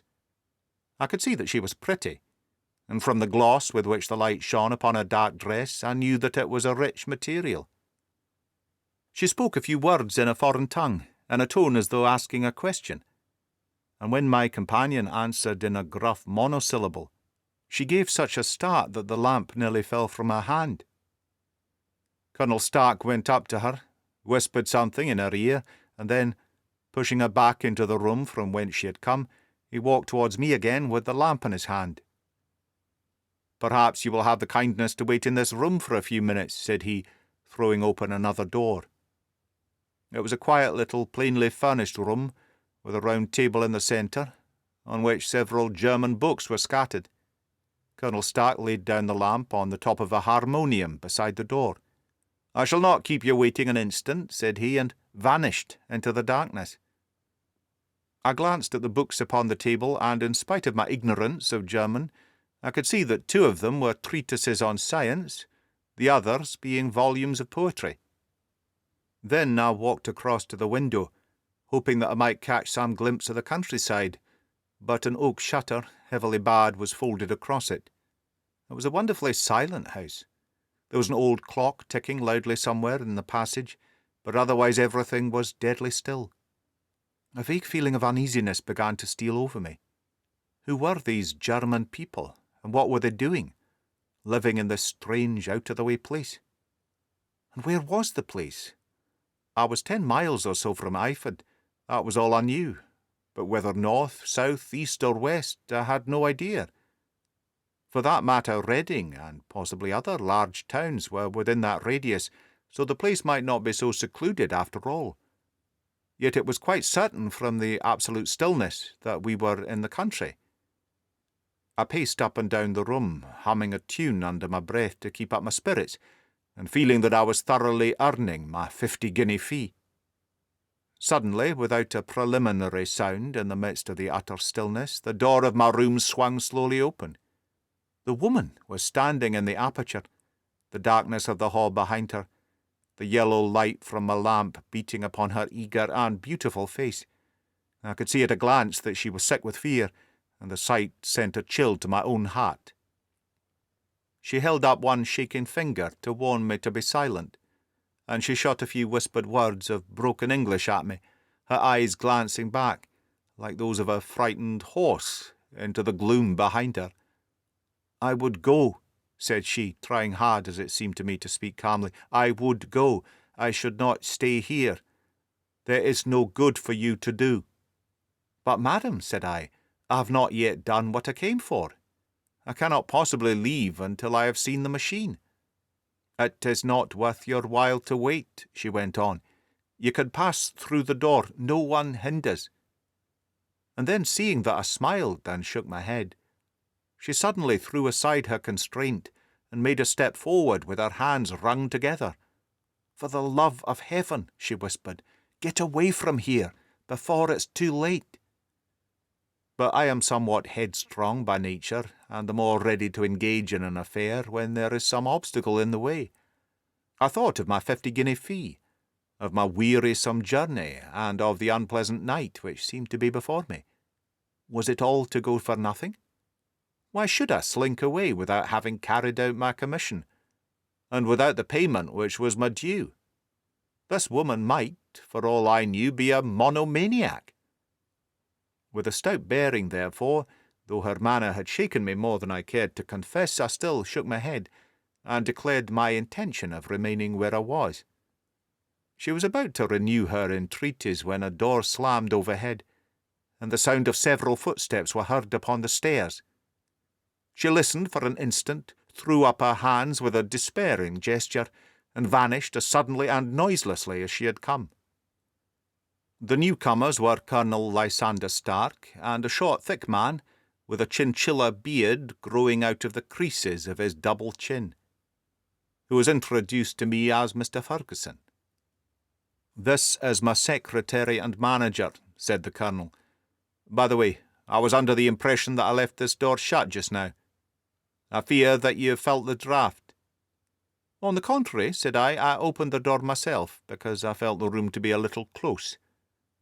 He shot one of his suspicious glances at me. "Perhaps we had better proceed to business then," said he. "Mr. Ferguson and I will take you up to see the machine."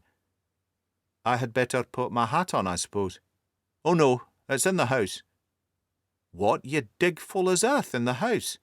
No, that is only where we compress it.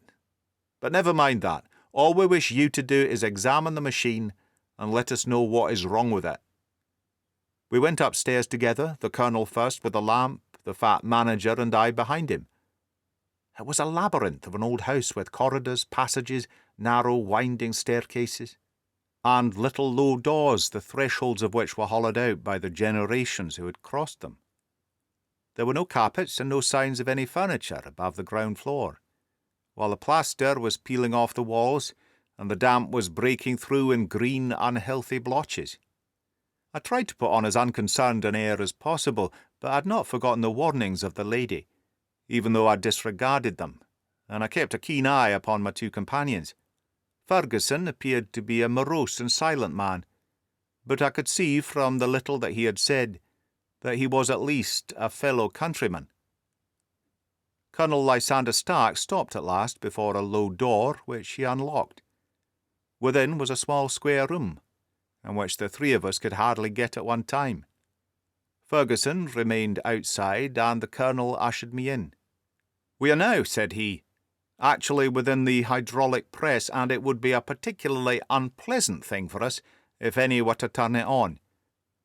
The ceiling of this small chamber is really the end of the descending piston, and it comes down with the force of many tons upon this metal floor. There are small lateral columns of water outside which receive the force, and which transmit and multiply it in the manner which is familiar to you. The machine goes readily enough, but there is some stiffness in the working of it, and it has lost a little of its force.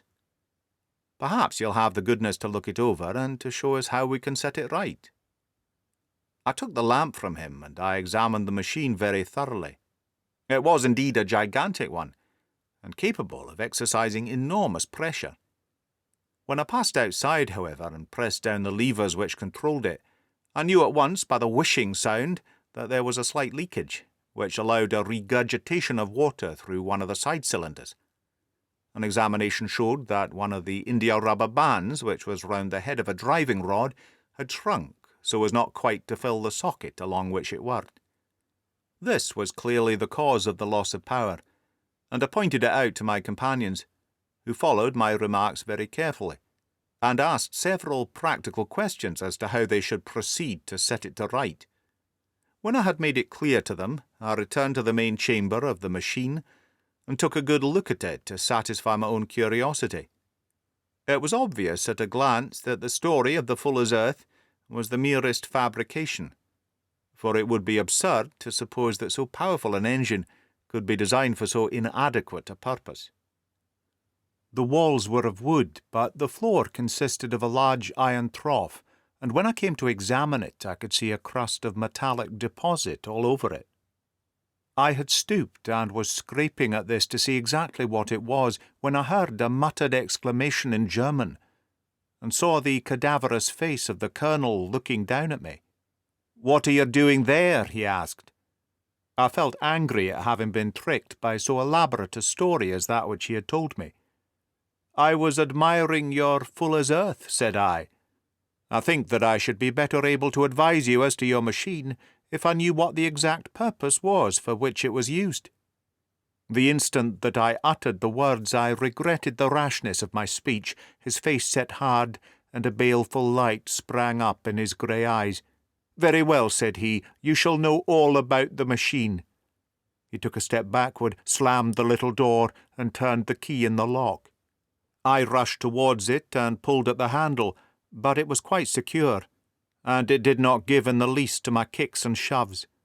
"Hello!" I yelled. "Hello, Colonel! Let me out!" And then suddenly in the silence I heard a sound which sent my heart into my mouth. It was the clank of the levers and the swish of the leaking cylinder. He had set the engine at work. The lamp still stood upon the floor where I had placed it, examining the trough. By its light I saw that the black ceiling was coming down upon me slowly, jerkily, but as none knew better than myself, with the force which must within a minute grind me to a shapeless pulp. I threw myself screaming against the door and dragged with my nails at the lock. I implored the colonel to let me out, but the remorseless clanking of the levers drowned my cries. The ceiling was only a foot or two above my head, and with my hand upraised I could feel its hard, rough surface.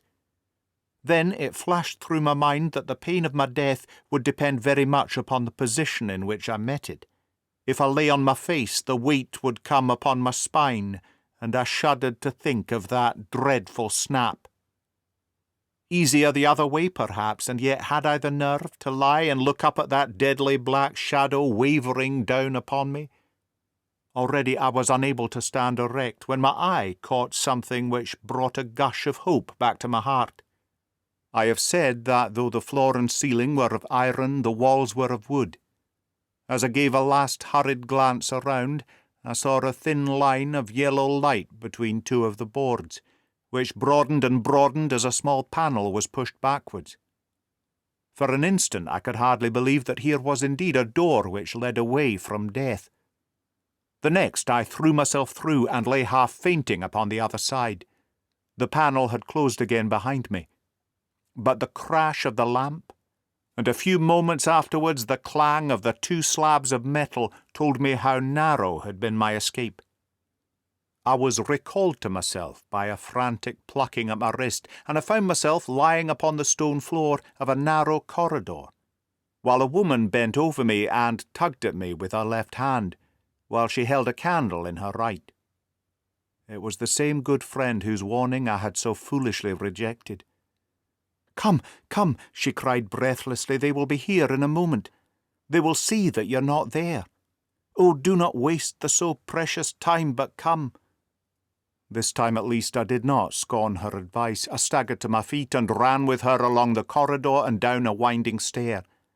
The latter led to another broad passage, and just as we reached it, we heard the sound of running feet and the shouting of two voices, one answering the other, from the floor on which we were, and from the one beneath. My guide stopped and looked about her like one who is at her wit's end. Then she threw open a door which led into a bedroom, through the window of which the moon was shining brightly. "It is your only chance," said she. "It is high, but it may be that you can jump it." As she spoke, a light sprang into view at the further end of the passage, and I saw the lean figure of Colonel Lysander Stark rushing forward with a lantern in one hand and a weapon like a butcher's cleaver in the other. I rushed across the bedroom, flung open the window and looked out. How quiet and sweet and wholesome the garden looked in the moonlight, and it could not be more than 30 feet down. I clambered out upon the sill, but I hesitated to jump. until I should have heard what passed between my saviour and the ruffian who pursued me. If she were ill-used, then at any risk I was determined to go back to her assistance. The thought had hardly flashed through my mind before he was at the door, pushing his way past her, but she threw her arms round him and tried to hold him back. "Fritz, Fritz," she cried in English, "remember your promise after the last time. You said it should not be again. He will be silent. Oh, he will be silent." "You are mad, Elise," he shouted, struggling to break away from her. "You will be the ruin of us. He has seen too much. Let me pass, I say." He dashed her to one side and, rushing to the window, cut at me with his heavy weapon. I had let myself go, and was hanging with my fingers in the window slot and my hands across the sill when his blow fell. I was conscious of a dull pain, my grip loosened, and I fell into the garden below. I was shaken, but not hurt by the fall, so I picked myself up and rushed off among the bushes as hard as I could run, for I understood that I was far from being out of danger yet. Suddenly, however, as I ran, a deadly dizziness and sickness came over me. I glanced down at my hand, which was throbbing painfully, and then for the first time saw that my thumb had been cut off, and that blood was pouring from my wound. I endeavoured to tie my handkerchief round it, but there came a sudden buzzing in my ears, and next moment I fell in a dead faint among the rose bushes. How long I remained unconscious I cannot tell. It must have been a very long time, for the moon had sunk, and a bright morning was breaking when I came to myself. My clothes were all sodden with dew, and my coat sleeve was drenched with blood from my wounded thumb.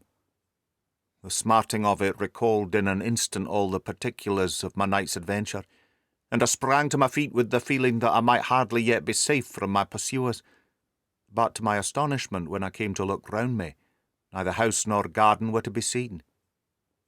I had been lying in an angle of the hedge close by the high road, and just a little lower down was a long building which proved, upon my approaching it, to be the very station at which I had arrived upon the previous night. Were it not for the ugly wound upon my hand, all that had passed during those dreadful hours might have been an evil dream. Half-dazed, I went into the station and asked about the morning train. There would be one to Reading in less than an hour. The same porter was on duty, I found, as had been there when I arrived. I inquired from him whether he had ever heard of Colonel Lysander Stark. The name was strange to him. Had he observed a carriage the night before waiting for me? No, he had not. Was there a police station anywhere near? There was one about 3 miles off. It was too far for me to go, weak and ill as I was. I determined to wait until I got back to town before telling my story to the police. It was a little past 6 when I arrived, so I went first to have my wound dressed, and then the doctor was kind enough to bring me along here. I put the case into your hands, and shall do exactly what you advise." We both sat in silence for some little time after listening to this extraordinary narrative. Then Sherlock Holmes pulled down from the shelf one of the ponderous commonplace books in which he placed his cuttings. "Here is an advertisement which will interest you," said he. "It appeared in all the papers about a year ago. Listen to this. Lost on the 9th inst, Mr. Jeremiah Hayling, aged 26, a hydraulic engineer. Left his lodgings at 10 o'clock at night, and has not been heard of since. Was dressed in, etc., etc. Ha! That represents the last time that the Colonel needed to have his machine overhauled, I fancy." "Good heavens!" cried my patient. "Then that explains what the girl said." "Undoubtedly. It is quite clear that the Colonel was a cool and desperate man, who was absolutely determined that nothing should stand in the way of his little game, like those out-and-out pirates who will leave no survivors from a captured ship. Well, every moment now is precious. So, if you feel equal to it, we shall go down to Scotland Yard at once, as a preliminary to starting for Eyford." Some 3 hours or so afterwards we were all in the train together, bound from Reading to the little Berkshire village. There were Sherlock Holmes, the hydraulic engineer, Inspector Bradstreet of Scotland Yard, a plain-clothes man, and myself. Bradstreet had spread an ordnance map of the country out upon the seat, and was busy with his compasses, drawing a circle with Iford for its centre. "There you are," said he. "That circle is drawn at a radius of 10 miles from the village. The place we want must be somewhere near that line. You said 10 miles, I think, sir? That was an hour's good drive. And you think that they brought you back all that way when you were unconscious?" "They must have done. I have a confused memory, too, of having been lifted and conveyed somewhere. What I cannot understand," said I, "is why they should have spared you when they found you lying fainting in the garden. Perhaps the villain was softened by the woman's entreaties. I hardly think that likely. I never saw a more inexorable face in my life." "Oh, we shall soon clear up all that," said Bradstreet. "Well, I've drawn my circle, and I only wish I knew at what point upon it the folk that we are in search of are to be found." "I think I could lay my finger on it," said Holmes quietly. "Really now?" cried the inspector. "You have formed your opinion. Come now, we shall see who agrees with you. I say it is south, for the country is more deserted there." "And I say east," said my patient. "I'm for the west," remarked the plain-clothes man. "There are several quiet little villages up there." "And I'm for north," said I, "because there are no hills there, and our friend says that he did not notice the carriage go up any." "Come," said the inspector, laughing, "it's a very pretty diversity of opinion. We have boxed the compass among us. Who do you give your casting vote to?" "You are all wrong." "But we can't all be." "Oh, yes, you can. This is my point." He placed his finger on the centre of the circle. "This is where we shall find them." "But the 12-mile drive!" gasped Hatherley.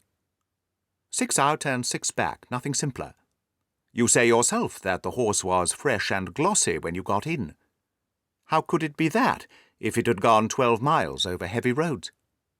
"Indeed, it is a likely ruse enough," observed Bradstreet thoughtfully. "Of course, there can be no doubt as to the nature of this gang."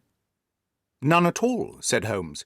"They are coiners on a large scale, and have used the machine to form the amalgam which takes the place of silver." "We have known for some time that a clever gang was at work," said the inspector. "They have been turning out half-crowns by the thousand. We even traced them as far as Reading, but could get no further, for they had covered their traces in a way that showed that they were very old hands. But now, thanks to this lucky chance, I think that we have got them right enough." But the inspector was mistaken, for those criminals were not destined to fall into the hands of justice.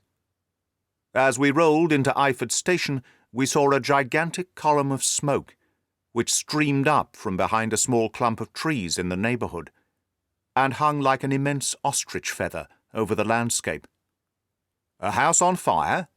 asked Bradstreet as the train steamed off again on its way. "Yes, sir," said the station-master.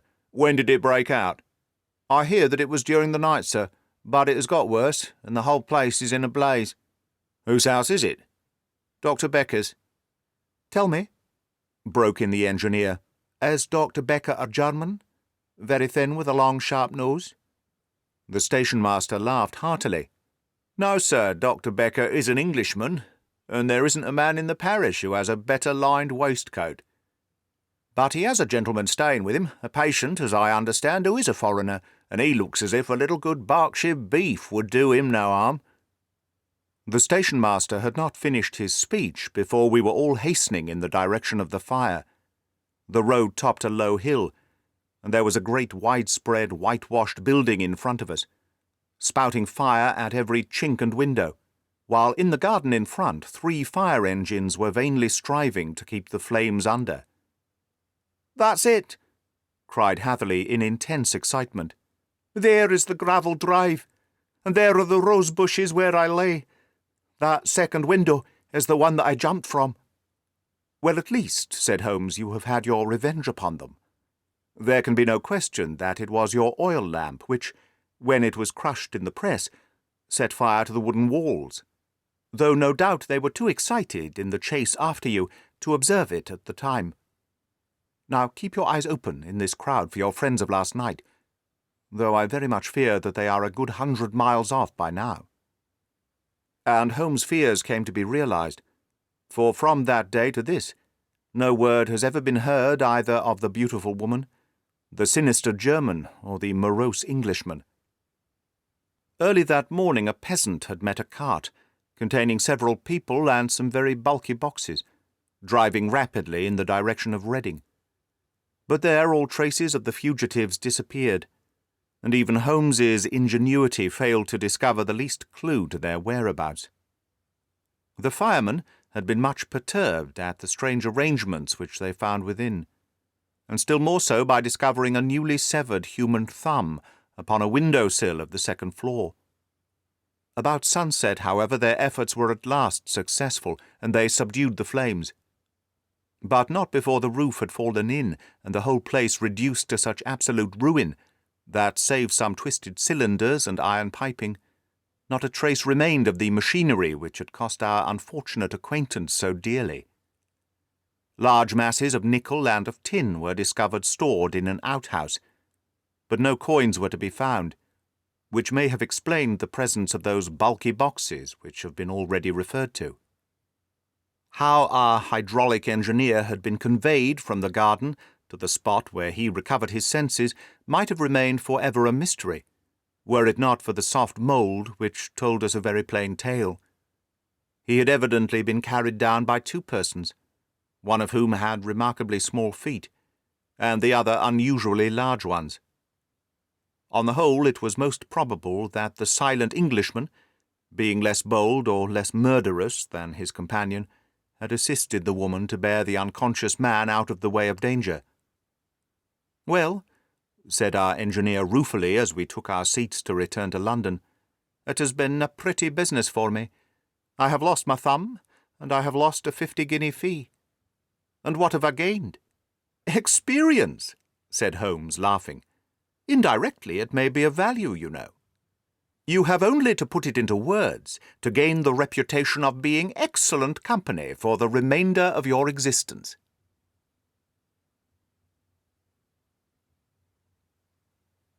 The Noble Bachelor.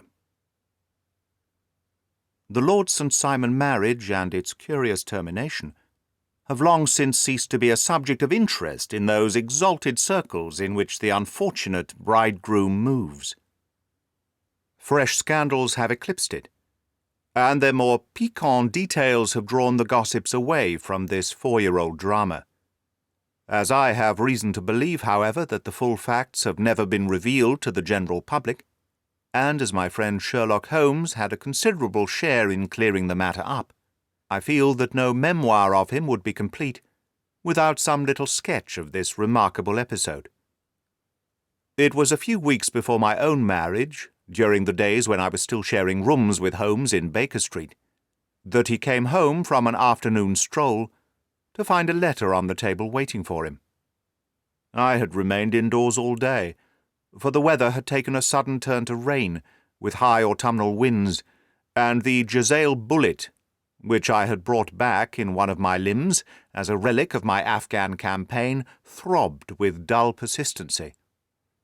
With my body in one easy chair and my legs upon another, I had surrounded myself with a cloud of newspapers, until at last, saturated with the news of the day, I tossed them all aside and lay listless, watching the huge crest and monogram upon the envelope upon the table, and wondering lazily who my friend's noble correspondent could be. "Here is a very fashionable epistle," I remarked as he entered. "Your morning's letters, if I remember right, were from a fishmonger and a tide-waiter." "Yes, my correspondence has certainly the charm of variety," he answered, smiling, "and the humbler are usually the more interesting. This looks like one of those unwelcome social summonses which call upon a man either to be bored or to lie." He broke the seal and glanced over the contents. "Oh, come, it may prove to be something of interest after all. Not social, then? No, distinctly professional. And from a noble client? One of the highest in England. My dear fellow, I congratulate you. I assure you, Watson, without affectation, that the status of my client is a matter of less moment to me than the interest of his case. It is just possible, however, that also may not be wanting in this new investigation. You have been reading the papers diligently of late, have you not?" "It looks like it," said I ruefully, pointing to a huge bundle in the corner. "I've had nothing else to do. It is fortunate, for you will perhaps be able to post me up. I read nothing except the criminal news and the agony column. The latter is always instructive. But if you have followed recent events so closely, you must have read about Lord St. Simon and his wedding." "Oh yes, with the deepest interest." "That is well. The letter which I hold in my hand is from Lord St. Simon. I will read it to you, and in return you must turn over these papers and let me have whatever bears upon the matter. This is what he said. "My dear Mr. Sherlock Holmes, Lord Backwater tells me that I may place implicit reliance upon your judgment and discretion. I have determined, therefore, to call upon you, and to consult you in reference to the very painful event which has occurred in connection with my wedding. Mr. Lestrade of Scotland Yard is acting already in the matter, but he assures me that he sees no objection to your cooperation, and that he even thinks that it might be of some assistance. I will call at 4 o'clock in the afternoon, and should you have any other engagement at that time, I hope you will postpone it, as this is a matter of paramount importance. Yours faithfully, Robert St. Simon." It is dated from Grosvenor Mansions, written with a quill pen, and the noble lord has had the misfortune to get a smear of ink upon the outer side of his right little finger, remarked Holmes, as he folded up the epistle. "He says 4 o'clock. It is 3 now. He will be here in an hour. Then I have just time, with your assistance, to get clear upon the subject. Turn over those papers and arrange the extracts in their order of time, while I take a glance as to who our client is." He picked a red-covered volume from a line of books of reference beside the mantelpiece. "Here he is," said he, sitting down and flattening it out upon his knee. "Robert Walsingham de Vere St. Simon, second son of the Duke of Balmoral. Arms, azure, 3 caltrops in chief over a fess sable, born in 1846. Is 41 years of age, which is mature for marriage. Was Under-Secretary for the Colonies in a late administration. The Duke, his father, was at one time Secretary of Foreign Affairs. They inherit Plantagenet blood by direct descent, and Tudor on the distaff side. Ha! Well, there is nothing very instructive in all this. I think I must turn to you, Watson, for something more solid." "I have very little difficulty in finding what I want," said I, "for the facts are quite recent, and the matter struck me as remarkable.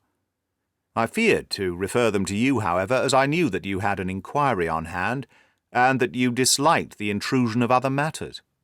"Oh, you mean the little problem of the Grosvenor Square furniture van. That is quite cleared up now, though indeed it was obvious from the first. Pray give me the results of your newspaper selections." Here is the first notice which I can find. It is in the personal column of the Morning Post, and dates, as you see, some weeks back. "A marriage has been arranged," it says, "and will, if rumour is correct, very shortly take place between Robert St. Simon, second son of the Duke of Balmoral, and Miss Hattie Doran, the only daughter of Aloysius Doran, Esquire, of San Francisco, Cal, USA. That is all. Terse and to the point," remarked Holmes, stretching his long, thin legs towards the fire. There was a paragraph amplifying this in one of the society papers of the same week. Here it is. "There will soon be a call for protection in the marriage market, for the present free trade principle appears to tell heavily against our home product. One by one, the management of the noble houses of Great Britain is passing into the hands of our fair cousins from across the Atlantic.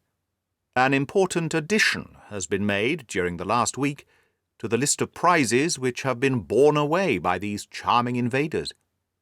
Lord St. Simon, who has shown himself for over 20 years proof against the little god's arrows, has now definitely announced his approaching marriage with Miss Hattie Doran, the fascinating daughter of a Californian millionaire.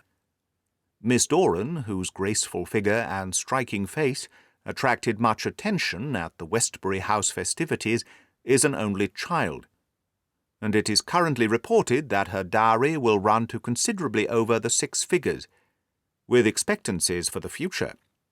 As it is an open secret that the Duke of Balmoral has been compelled to sell pictures within the last few years, and as Lord St. Simon has no property of his own, save the small estate of Birchmoor, it is obvious that the Californian heiress is not the only gainer by an alliance which will enable her to make the easy and common transition from a Republican lady to a British title. "Anything else?" asked Holmes, yawning. "Oh, yes, plenty. Then there is another note in the Morning Post to say that the marriage would be an absolutely quiet one, that it would be at St. George's, Hanover Square, that only half a dozen intimate friends would be invited, and that the party would return to the furnished house at Lancaster Gate, which has been taken by Mr. Aloysius Doran. 2 days later, that is on Wednesday last, there is a curt announcement that the wedding had taken place, and that the honeymoon would be passed at Lord Backwater's place near Petersfield. Those are all the notices which appear before the disappearance of the bride." "Before the what?" asked Holmes with a start. "The vanishing of the lady." "When did she vanish, then?" "At the wedding breakfast." "Indeed? This is more interesting than it promised to be. Quite dramatic, in fact." "Yes, it struck me as being a little out of the common."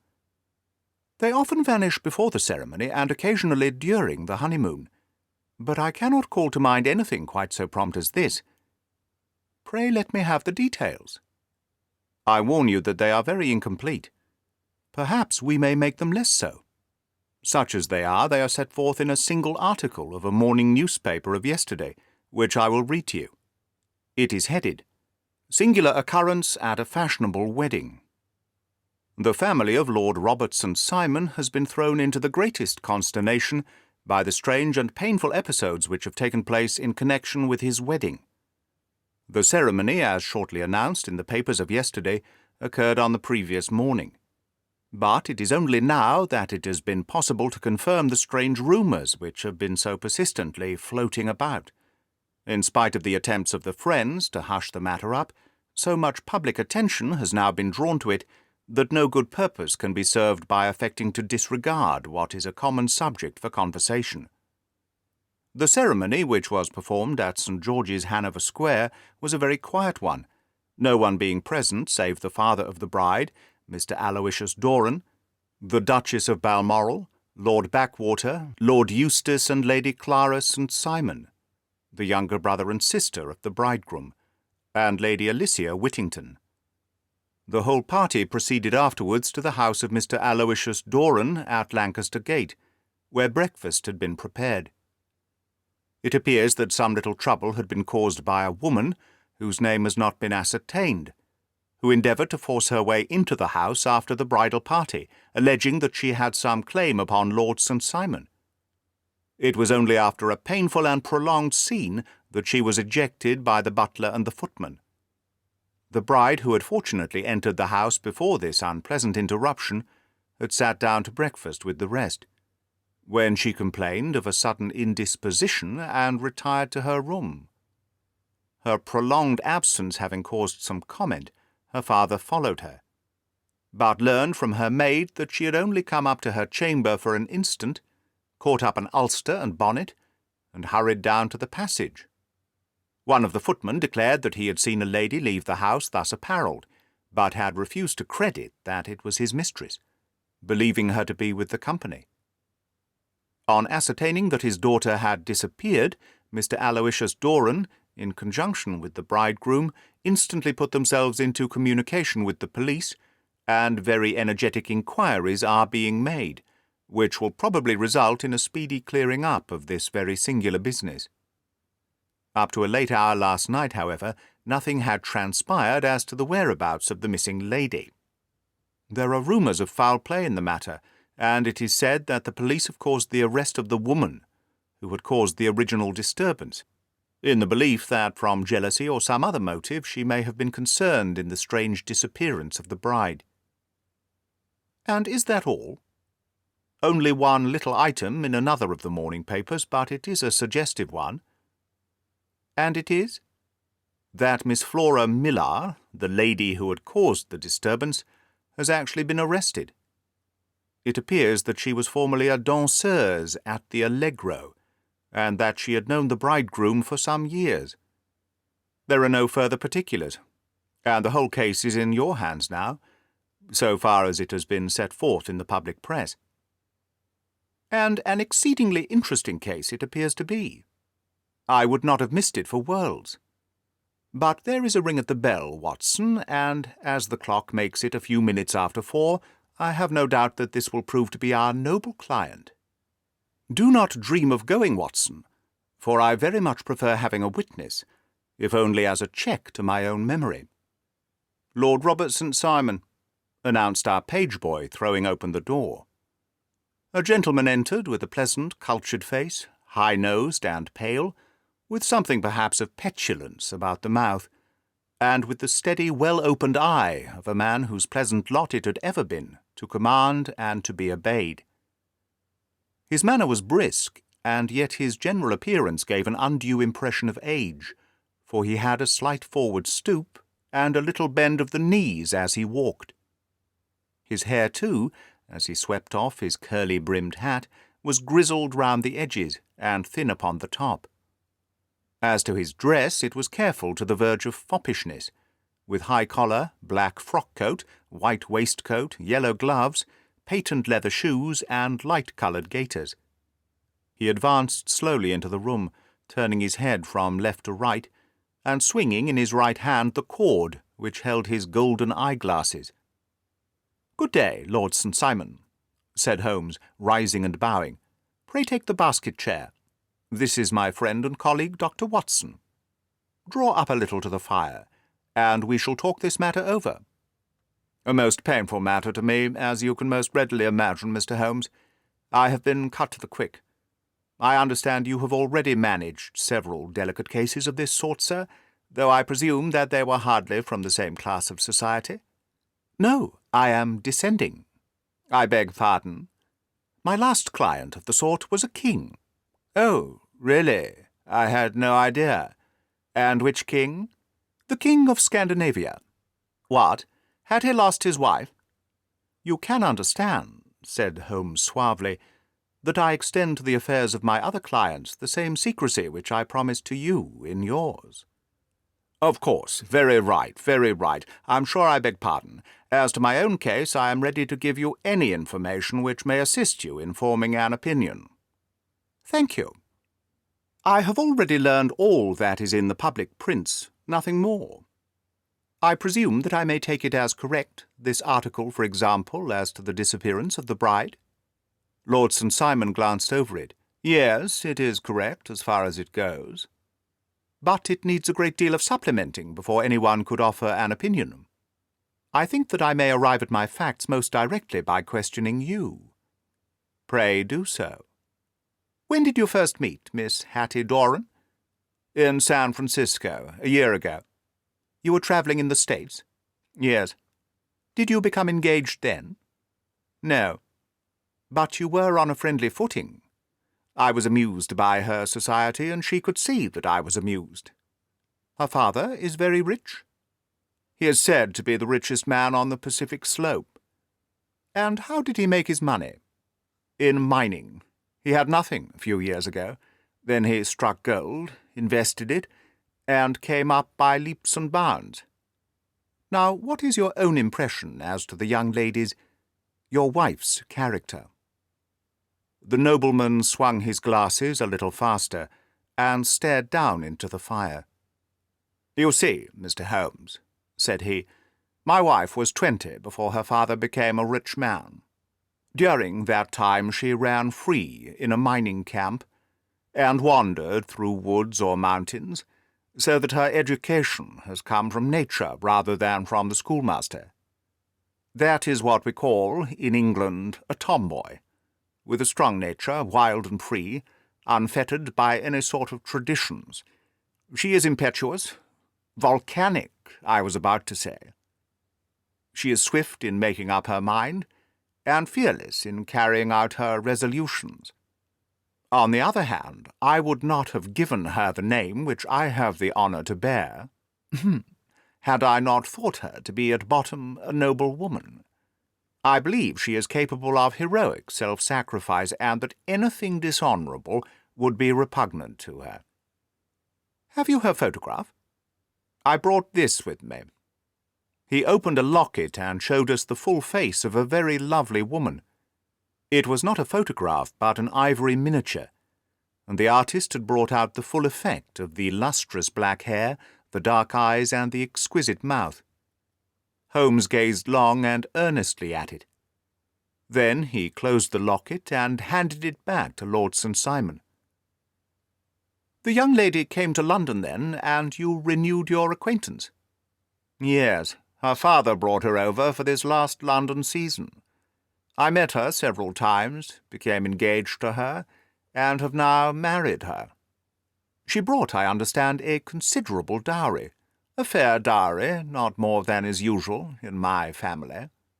And this, of course, remains to you, since the marriage is a fait accompli. I really have made no inquiries on the subject." "Very naturally not. Did you see Miss Doran on the day before the wedding?" "Yes." "Was she in good spirits?" "Never better. She kept talking of what we should do in our future lives." "Indeed, that is very interesting. And on the morning of the wedding?" "She was as bright as possible, at least until after the ceremony." "And did you observe any change in her then?" "Well, to tell the truth, I saw then the first signs that I had ever seen that her temper was just a little sharp. The incident, however, was too trivial to relate, and can have no possible bearing upon the case." "Pray let us have it, for all that." "Oh, it is childish. She dropped her bouquet as we went towards the vestry. She was passing the front pew at the time, and it fell over into the pew. There was a moment's delay, but the gentleman in the pew handed it up to her again, and it did not appear to be the worse for the fall. Yet, when I spoke to her of the matter, she answered me abruptly, and in the carriage on our way home she seemed absurdly agitated over this trifling cause." "Indeed. You say that there was a gentleman in the pew. Some of the general public were present then?" "Oh, yes. It is impossible to exclude them when the church is open." "This gentleman was not one of your wife's friends?" No, I call him a gentleman by courtesy, but he was quite a common-looking person. I hardly noticed his appearance, but really I think that we are wandering rather far from the point." Lady St. Simon, then, returned from the wedding in a less cheerful frame of mind than she had gone to it. What did she do on re-entering her father's house? "I saw her in conversation with her maid." "And who is her maid?" "Alice is her name. She's an American, and came from California with her." "A confidential servant?" "A little too much so. It seemed to me that her mistress allowed her to take great liberties. Still, of course, in America they look upon these things in a different way." "How long did she speak to this Alice?" "Oh, a few minutes. I had something else to think of." "You did not overhear what they said?" "Lady St. Simon said something about jumping a claim. She was accustomed to use slang of the kind. I have no idea what she meant." "American slang is very expressive sometimes. And what did your wife do when she had finished speaking to her maid?" "She walked into the breakfast-room." "On your arm?" "No, alone. She was very independent in little matters like that.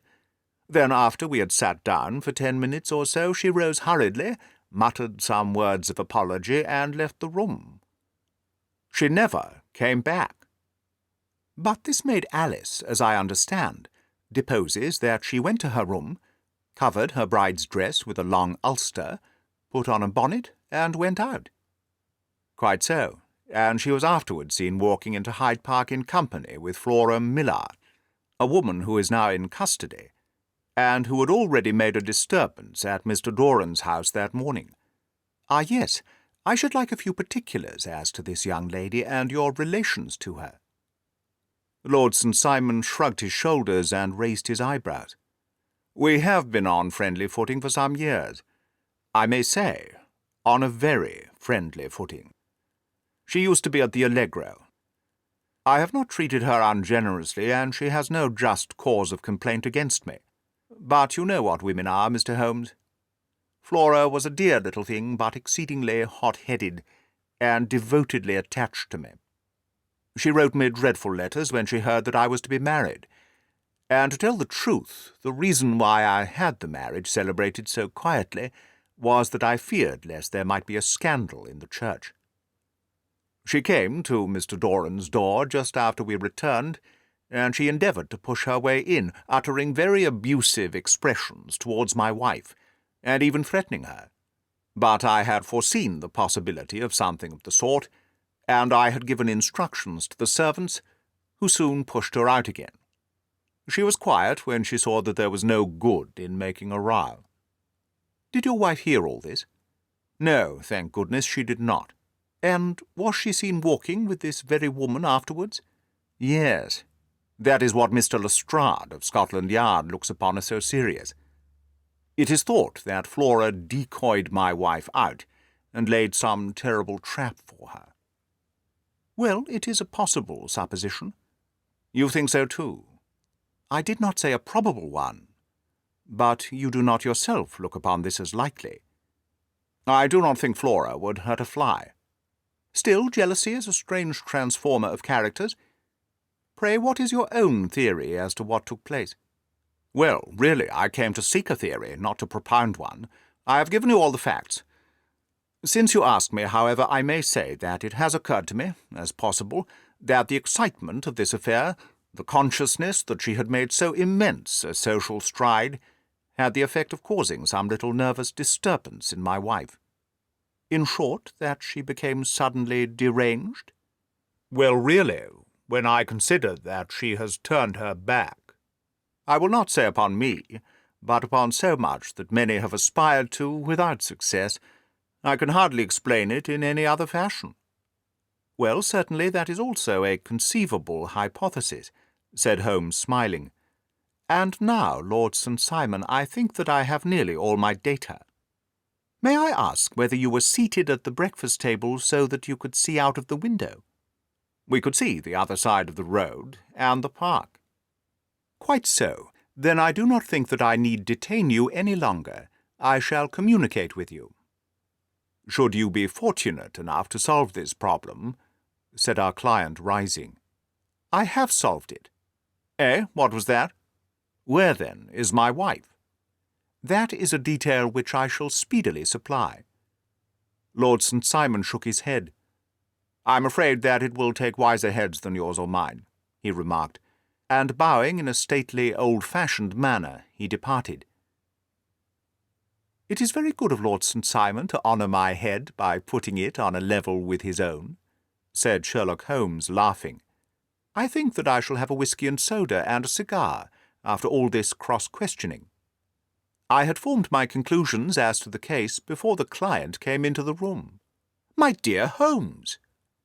"I have notes of several similar cases, though none, as I remarked before, were quite as prompt. My whole examination served to turn my conjecture into certainty. Circumstantial evidence is occasionally very convincing, as when you find a trout in the milk, to quote Thoreau's example. But I have heard all that you have heard, without, however, the knowledge of pre-existing cases which serves me so well. There was a parallel instance in Aberdeen some years back, and something on very much the same lines at Munich the year after the Franco-Prussian War. It is one of these cases. But hello, here is Lestrade. Good afternoon, Lestrade. You will find an extra tumbler upon the sideboard, and there are cigars in the box." The official detective was attired in a pea jacket and cravat, which gave him a decidedly nautical appearance, and he carried a black canvas bag in his hand. With a short greeting he seated himself, and lit the cigar which had been offered to him. "What's up, then?" asked Holmes with a twinkle in his eye. "You look dissatisfied." "And I feel dissatisfied. It is the infernal St. Simon marriage case. I can make neither head nor tail of the business. Really, you surprise me. Who ever heard of such a mixed affair? Every clue seems to slip through my fingers. I've been at work upon it all day." "And very wet it seems to have made you," said Holmes, laying his hand upon the arm of the pea jacket. "Yes, I've been dragging the Serpentine." "In heaven's name, what for?" "In search of the body of Lady St. Simon." Sherlock Holmes leaned back in his chair and laughed heartily. "Have you dragged the basin of the Trafalgar Square fountain?" he asked. "Why? What do you mean?" "Because you have just as good a chance of finding this lady in the one as in the other." Lestrade shot an angry glance at my companion. "I suppose you know all about it," he snarled. "Well, I have only just heard the facts, but my mind is made up." "Oh, indeed? Then you think that the Serpentine plays no part in the matter?" "I think it very unlikely." "Then perhaps you will kindly explain how it is that we found this in it." He opened his bag as he spoke, and tumbled onto the floor a wedding dress of watered silk, a pair of white satin shoes, and a bride's wreath and veil, all discoloured and soaked in water. "There," said he, putting a new wedding ring upon the top of the pile. "There is a little nut for you to crack, Master Holmes." "Oh, indeed," said my friend, blowing blue rings into the air. "You dragged them from the Serpentine?" "No, they were found floating near the margin by a park keeper. They were identified as her clothes, and it seemed to me that if the clothes were there, the body would not be far off." "By the same brilliant reasoning, every man's body is to be found in the neighbourhood of his wardrobe. And pray what did you hope to arrive at through this?" "At some evidence implicating Flora Miller in the disappearance." "I'm afraid you will find it difficult." "Are you indeed now?" cried Lestrade with some bitterness. "I'm afraid, Holmes, that you are not very practical with your deductions and your inferences. You have made 2 blunders in as many minutes. This dress does implicate Miss Flora Miller." "And how?" "In the dress is a pocket. In the pocket is a card case. In the card case is a note, and here is the very note." He slapped it down upon the table in front of him. "Listen to this. 'You will see me when all is ready. Come at once. F.H.M.' Now, my theory all along has been that Lady St. Simon was decoyed away by Flora Miller, and that she, with confederates no doubt, was responsible for her disappearance. Here, signed with her initials, is the very note which was no doubt quietly slipped into her hand at the door, and which lured her within their reach." "Very good, Lestrade," said Holmes, laughing. "You really are very fine indeed. Let me see it." He took up the paper in a listless way, but his attention instantly became riveted, and he gave a little cry of satisfaction. "This is indeed important," said he. "Ha, you find it so?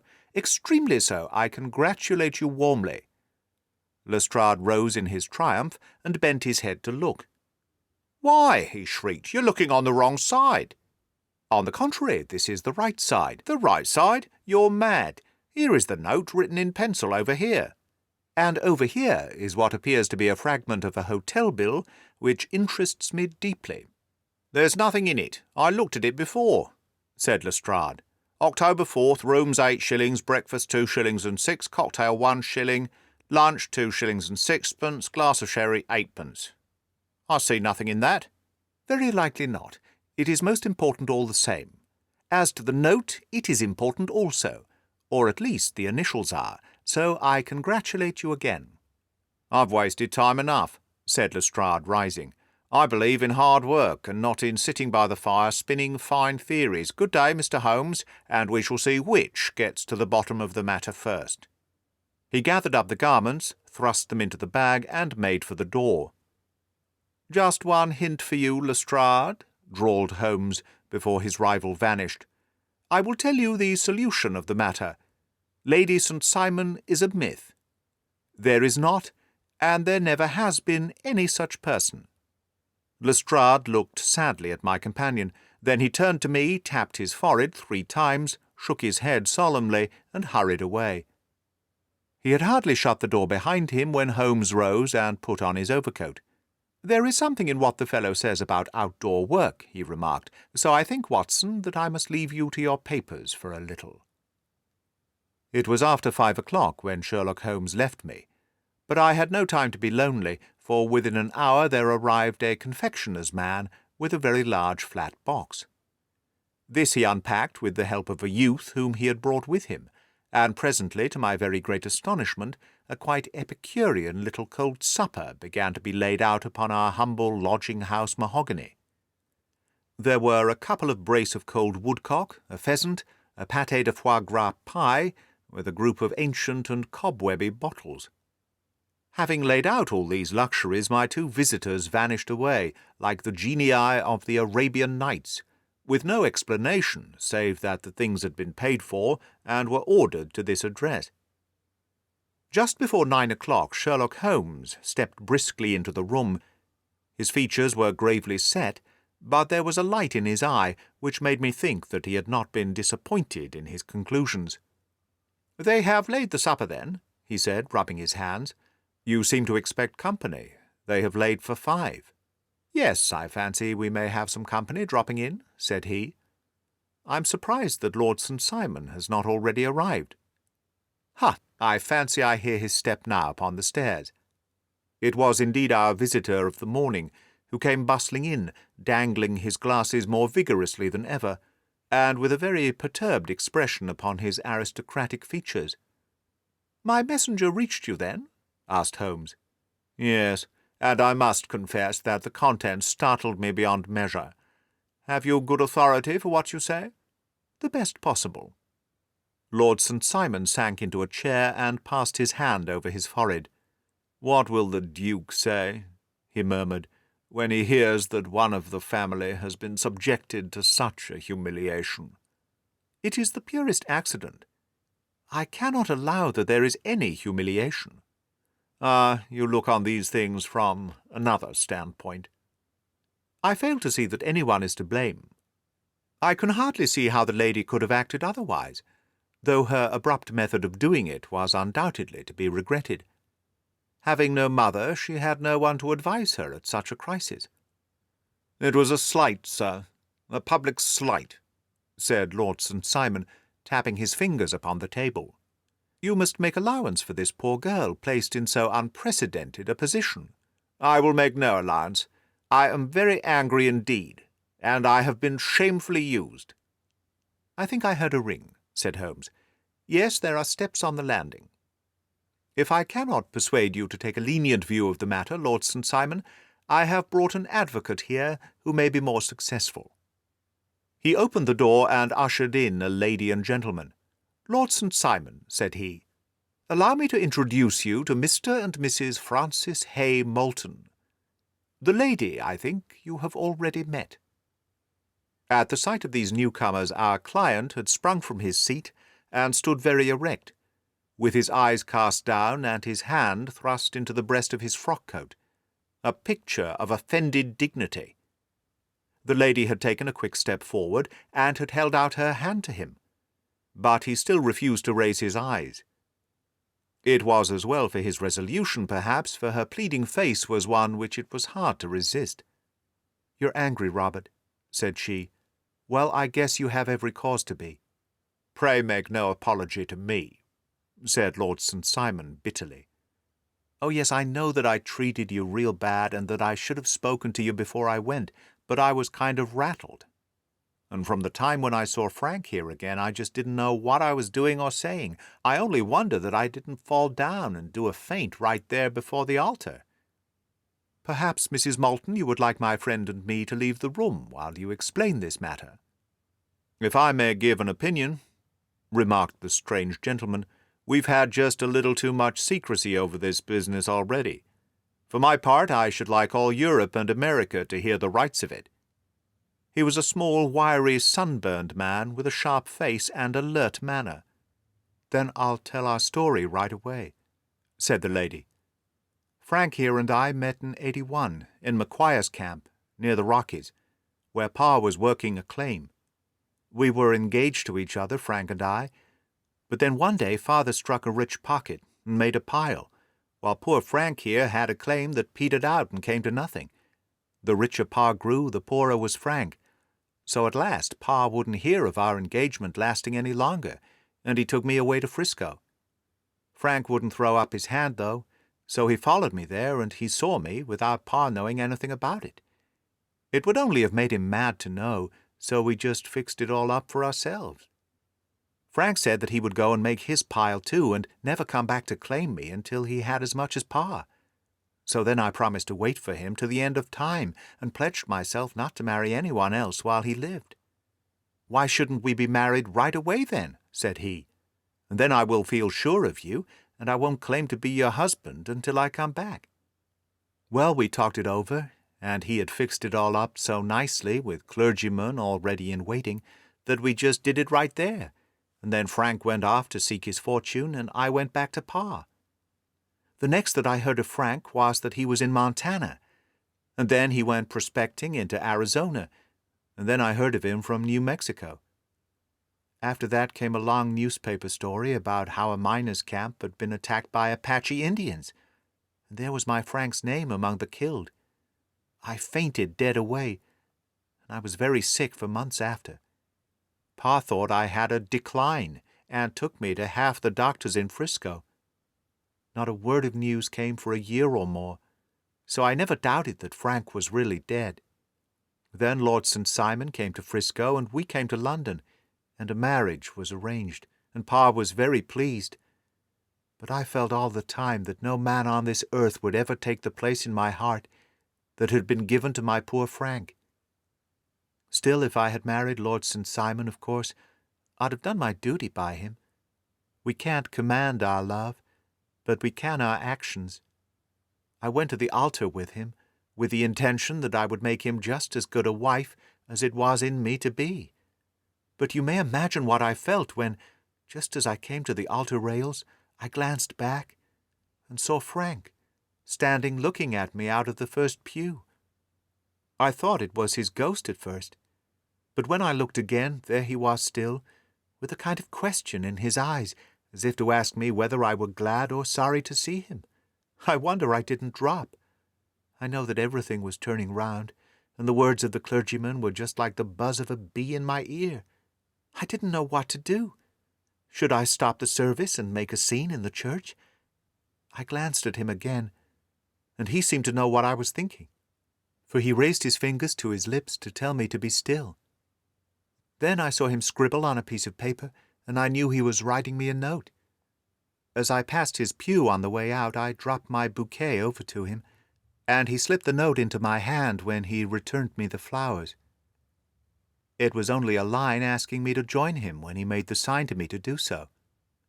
Of course, I never doubted for a moment that my first duty now was to him, and I determined to do just whatever he might direct. When I got back, I told my maid, who had known him in California, and had always been his friend. I ordered her to say nothing but to get a few things packed and my ulster ready. I know I ought to have spoken to Lord St. Simon, but it was dreadful hard, before his mother and all those great people. I just made up my mind to run away and explain afterwards. I hadn't been at the table 10 minutes before I saw Frank out of the window at the other side of the road. He beckoned to me, and then began walking in the park. I slipped out, put on my things, and followed him. Some woman came talking something or other about Lord St. Simon to me. Seemed to me, from the little I heard, as if he had a little secret of his own before marriage also. But I managed to get away from her, and soon overtook Frank. We got into a cab together, and away we drove to some lodgings he had taken in Gordon Square. And that was my true wedding, after all those years of waiting. Frank had been a prisoner among the Apaches, had escaped, came on to Frisco, found that I had given him up for dead, and had gone to England, followed me there, and had come upon me at last on the very morning of my second wedding. "I saw it in a paper," explained the American, It gave the name and the church, but not where the lady lived. Then we had a talk as to what we should do, and Frank was all for openness. But I was so ashamed of it all that I felt as if I would like to vanish away and never see any of them again, just sending a line to Pa, perhaps, to show him that I was alive. It was awful to me to think of all those lords and ladies sitting round that breakfast table and waiting for me to come back. So Frank took my wedding clothes and things and made a bundle of them so that I should not be traced, and dropped them away somewhere where no one should find them. It is likely that we should have gone on to Paris tomorrow, only that this good gentleman, Mr. Holmes, came round to us this evening, though how he found us is more than I can think. And he showed us very clearly and kindly that I was wrong and that Frank was right, and that we should put ourselves in the wrong if we were so secret. Then he offered to give us a chance of talking to Lord St. Simon alone, and so we came right away round to his rooms at once. Now, Robert, you have heard all, and I am very sorry if I have given you pain, and I hope that you do not think very meanly of me." Lord St. Simon had by no means relaxed his rigid attitude, but had listened with a frowning brow and a compressed lip to this long narrative. "Excuse me," he said, "but it is not my custom to discuss my most intimate personal affairs in this public manner." "Then you won't forgive me? You won't shake hands before I go?"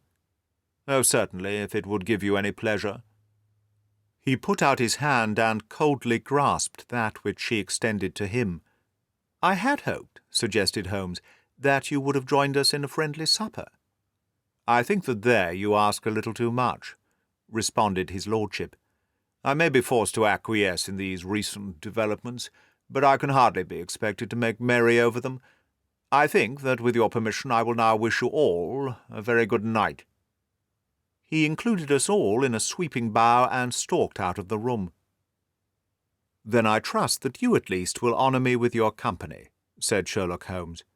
"It is always a joy to me to meet an American, Mr. Moulton, for I am one of those who believe that the folly of a monarch and the blundering of a minister in far-gone years will not prevent our children from being some day citizens of the same world-wide country under a flag which shall be a quartering of the Union Jack with the Stars and Stripes." "The case has been an interesting one," remarked Holmes when our visitors had left, "because it serves to show very clearly how simple the explanation may be of an affair which at first sight seems to be almost inexplicable. Nothing could be more inexplicable. Nothing could be more natural than the sequence of events as narrated by this lady, and nothing stranger than the result when viewed, for instance, by Mr. Lestrade of Scotland Yard."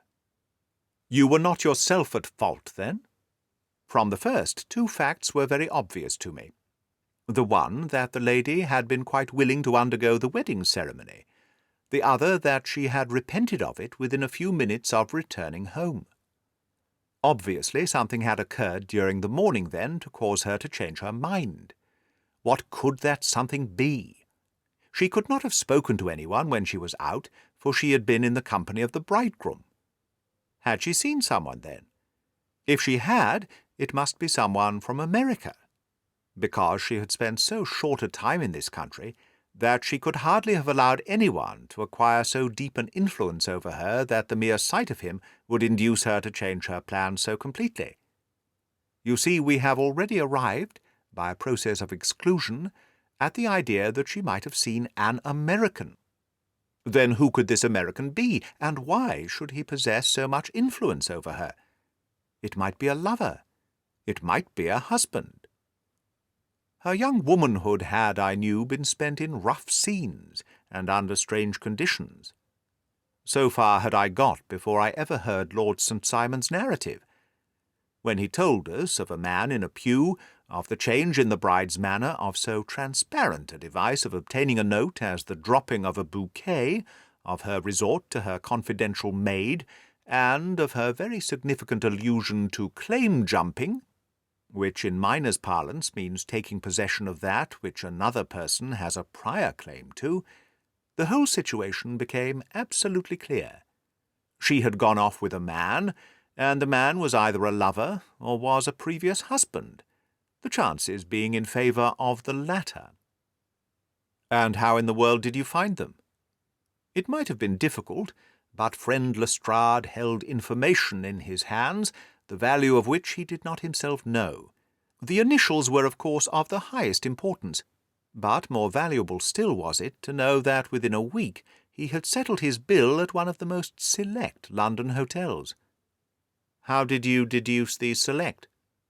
By these select prices. 8 shillings for a bed and 8pence for a glass of sherry pointed to one of the most expensive hotels. There are not many in London which charge at that rate. In the second one which I visited, in Northumberland Avenue, I learned by an inspection of the book that Francis H. Moulton, an American gentleman, had left only the day before. And on looking over the entries against him, I came upon the very items which I had seen in the duplicate bill. His letters were to be forwarded to 226 Gordon Square, so thither I travelled, and being fortunate enough to find the loving couple at home, I ventured to give them some paternal advice, and to point out to them that it would be better in every way that they should make their position a little clearer, both to the general public and to Lord St. Simon in particular. I invited them to meet him here, and as you see I made him keep the appointment. But with no very good results, I remarked. His conduct was certainly not very gracious. "Ah, Watson," said Holmes, smiling, "perhaps you would not be very gracious either, if after all the trouble of wooing and wedding, you found yourself deprived in an instant of wife and of fortune. I think that we may judge Lord St. Simon very mercifully, and thank our stars that we are never likely to find ourselves in the same position. Draw your chair up, and hand me my violin, for the only problem which we have still to solve is how to while away these bleak autumnal evenings."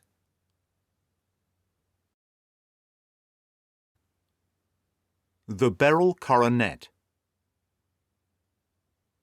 "Holmes," said I, as I stood one morning in our bow window looking down the street, "here is a madman coming along. It seems rather sad that his relatives should allow him to come out alone."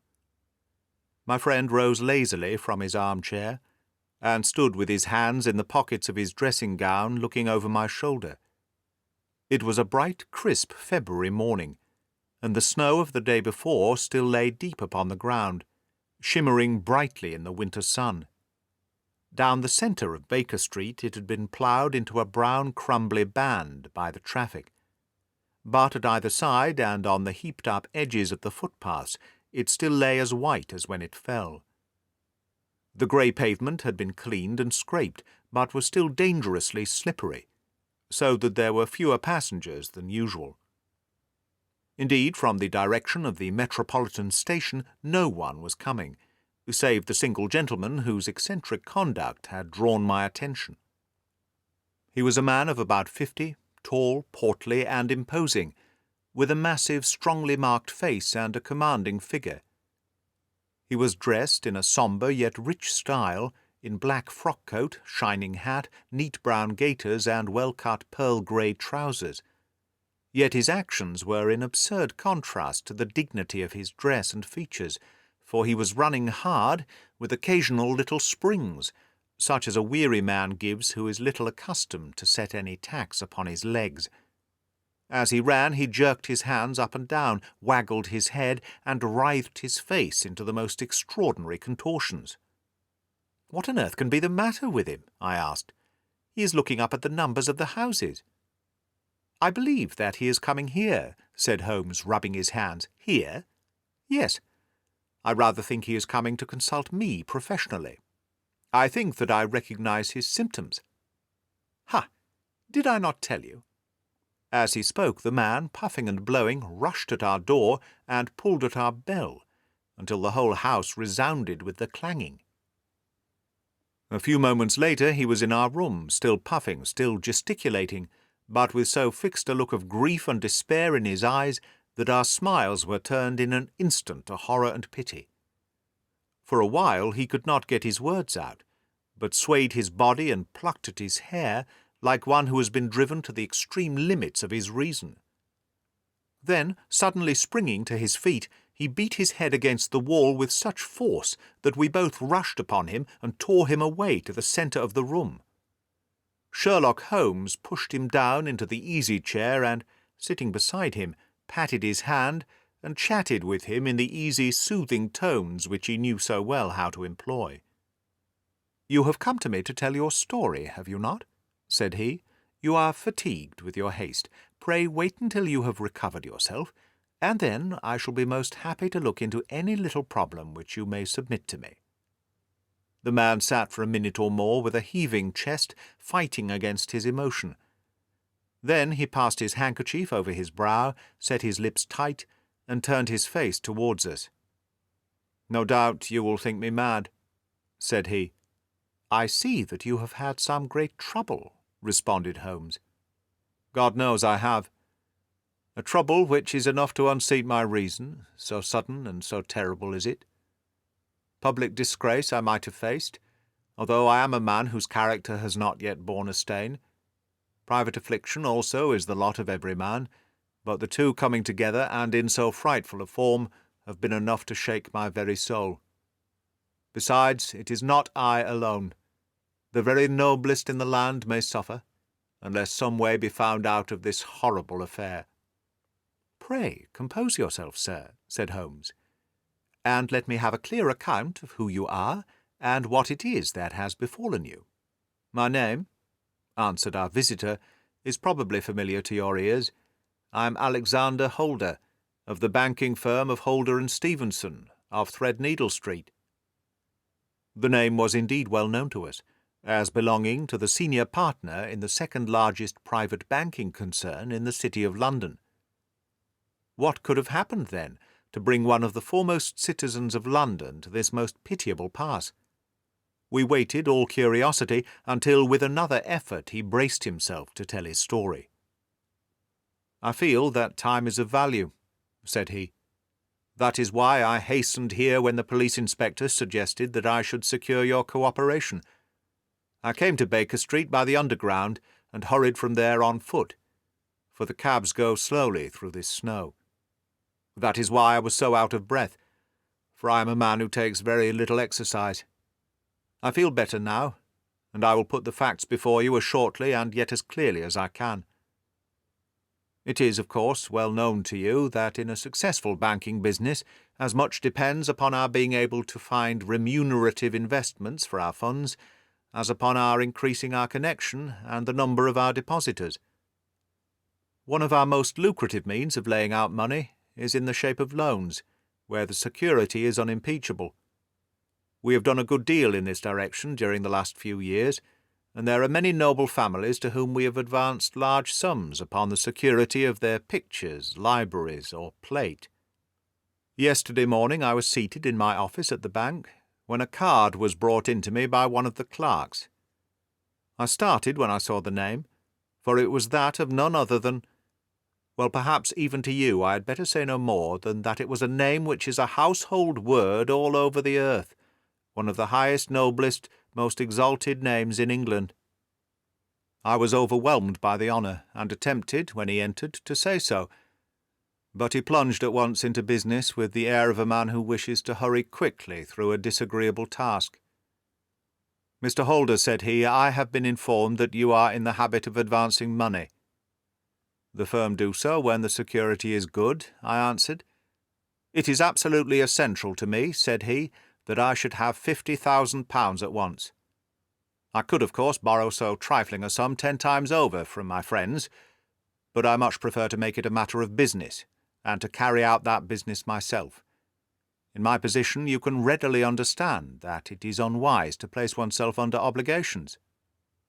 "For how long, may I ask, do you want this sum?" I asked.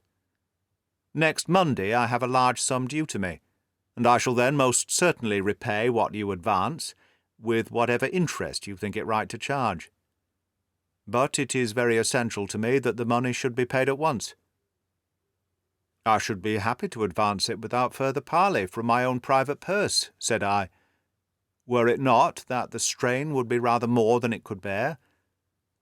If, on the other hand, I am to do it in the name of the firm, then in justice to my partner I must insist that, even in your case, every business-like precaution should be taken. I should much prefer to have it so, said he, raising up a square black morocco case which he had laid beside his chair. You have doubtless heard of the Beryl Coronet? One of the most precious public possessions of the Empire, said I. Precisely. He opened the case, and there, embedded in soft flesh-coloured velvet, lay the magnificent piece of jewellery which he had named. There are 39 enormous beryls, said he, and the price of the gold chasing is incalculable. The lowest estimate would put the worth of the coronet at double the sum which I have asked. I am prepared to leave it with you as my security. I took the precious case into my hands, and looked in some perplexity from it to my illustrious client. You doubt its value? He asked. Not at all. I only doubt the propriety of my leaving it. You may set your mind at rest about that. I should not dream of doing so were it not absolutely certain that I should be able in 4 days to reclaim it. It is a pure matter of form. Is the security sufficient? Ample. You understand, Mr. Holder, that I am giving you a strong proof of the confidence which I have in you, founded upon all that I have heard of you. I rely upon you not only to be discreet and to refrain from all gossip upon the matter, but above all, to preserve this coronet with every possible precaution, because I need not say that a great public scandal will be caused if any harm were to befall it. Any injury to it would be almost as serious as its complete loss, for there are no beryls in the world to match these, and it would be impossible to replace them.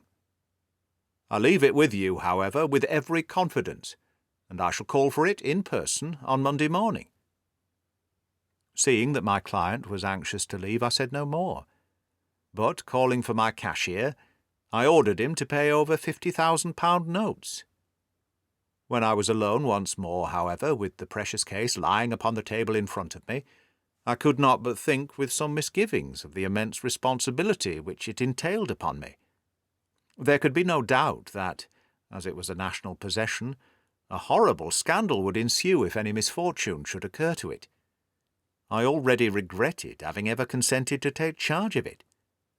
However, it was too late to alter the matter now, so I locked it up in my private safe and turned once more to my work.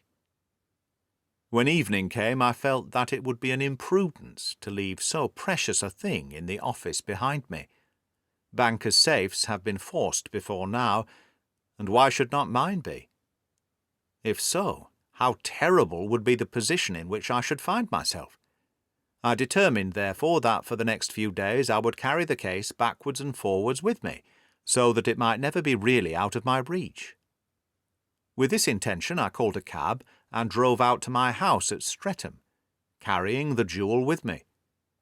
I did not breathe freely until I had taken it upstairs and locked it in the bureau of my dressing-room. And now a word as to my household, Mr. Holmes, for I wish you to thoroughly understand the situation. My groom and my page sleep out of the house and may be set aside altogether.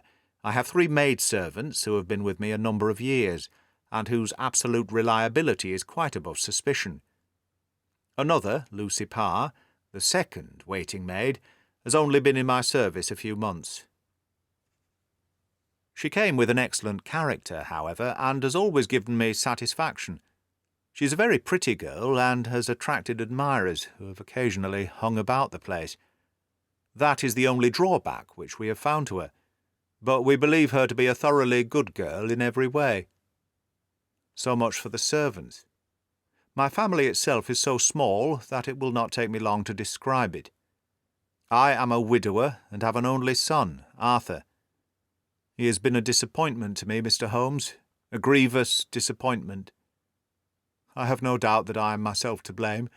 People tell me that I have spoiled him. Very likely I have. When my dear wife died, I felt that he was all I had to love. I could not bear to see the smile fade, even for a moment, from his face. I have never denied him a wish. Perhaps it would have been better for both of us had I been sterner, but I meant it for the best.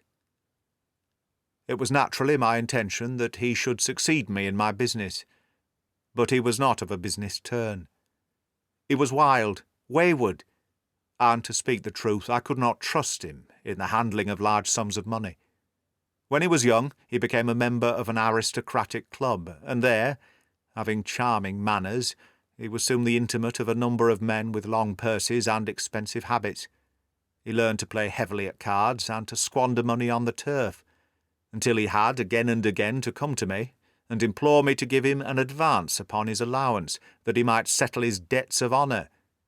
He tried more than once to break away from the dangerous company which he was keeping, but each time the influence of his friend Sir George Burnwell was enough to draw him back again.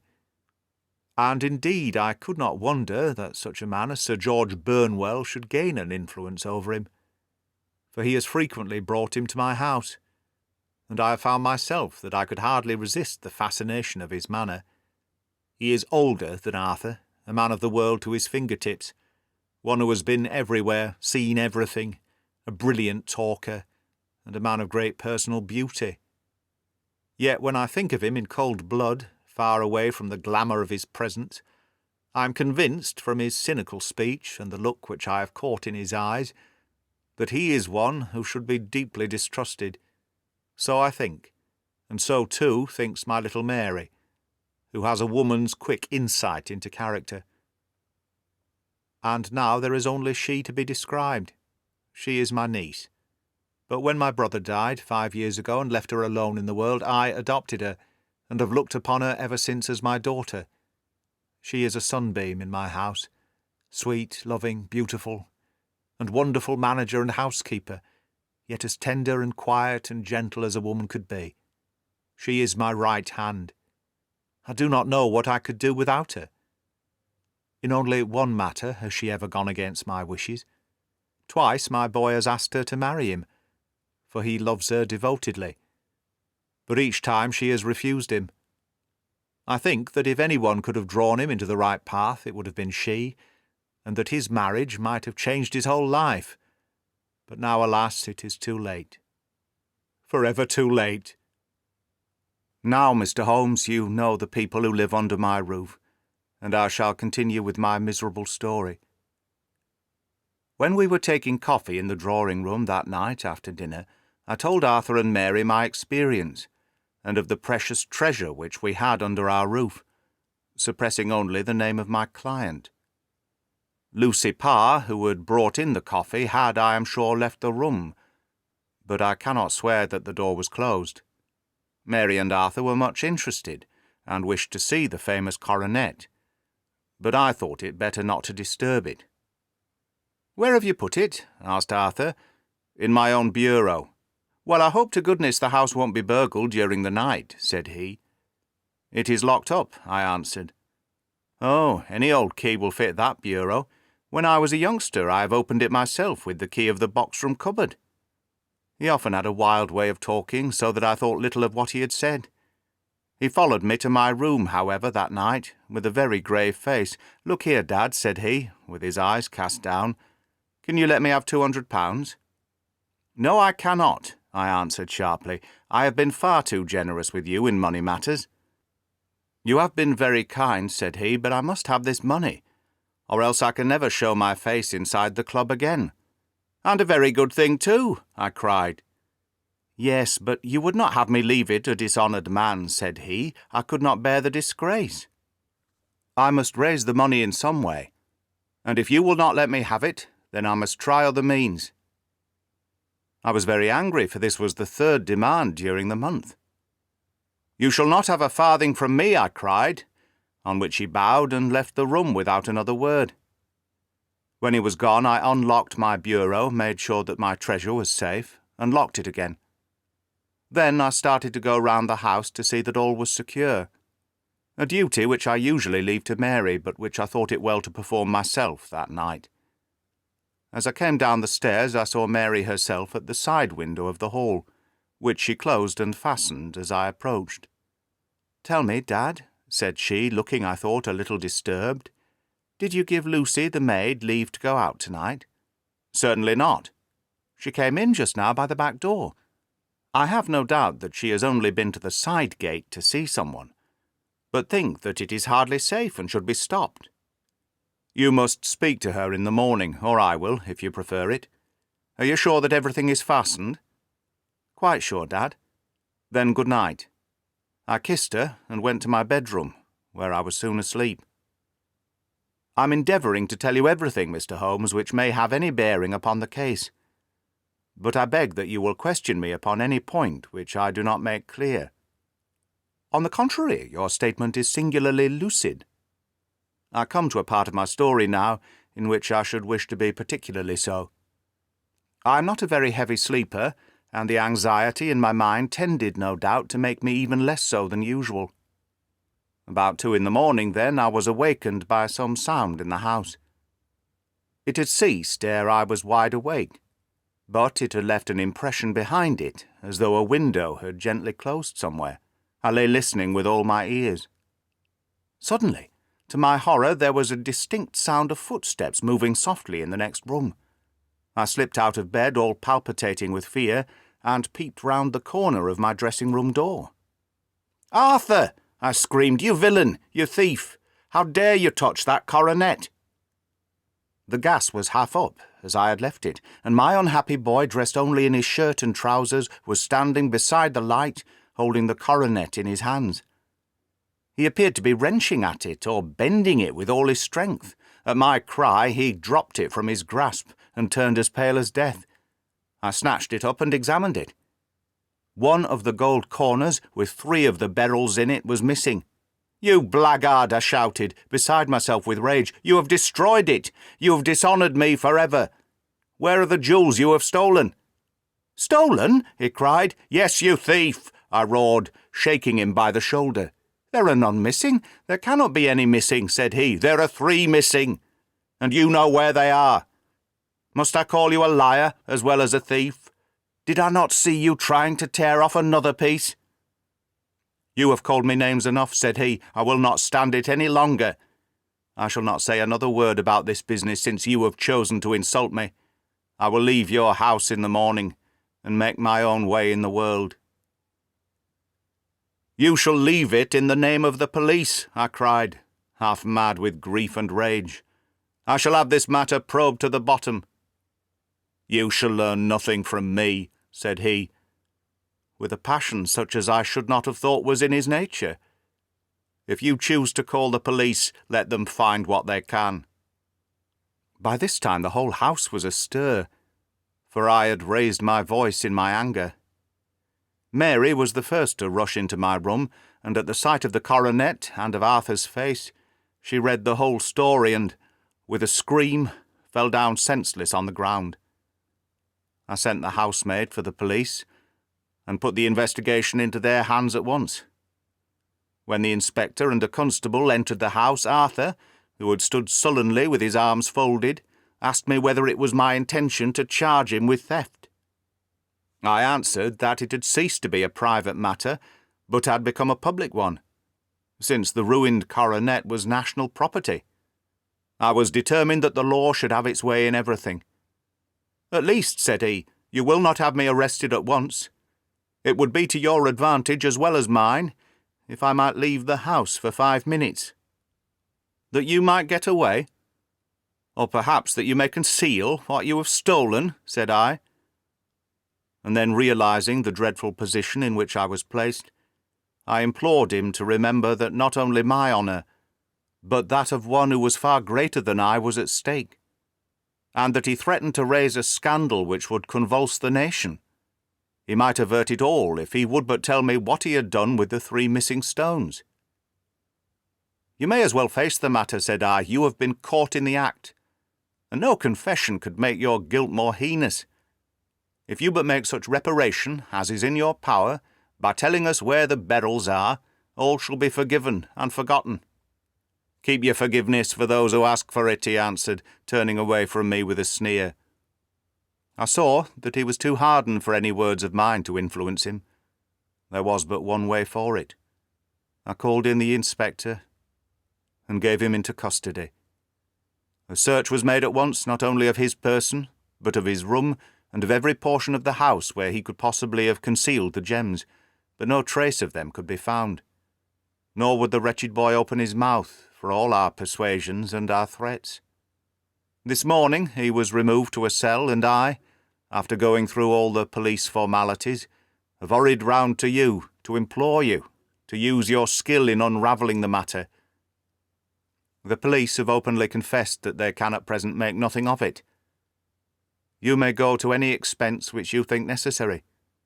I have already offered a reward of £1,000. My God, what shall I do? I've lost my honour, my gems, and my son in one night. Oh, what shall I do?" He put a hand on either side of his head and rocked himself to and fro, droning to himself like a child whose grief has got beyond words. Sherlock Holmes sat silent for some few minutes, with his brows knitted and his eyes fixed upon the fire. "Do you receive much company?" he asked. "None, save my partner with his family, and an occasional friend of Arthur's. Sir George Burnwell has been several times lately, but no one else, I think." "Do you go out much in society?" "Arthur does.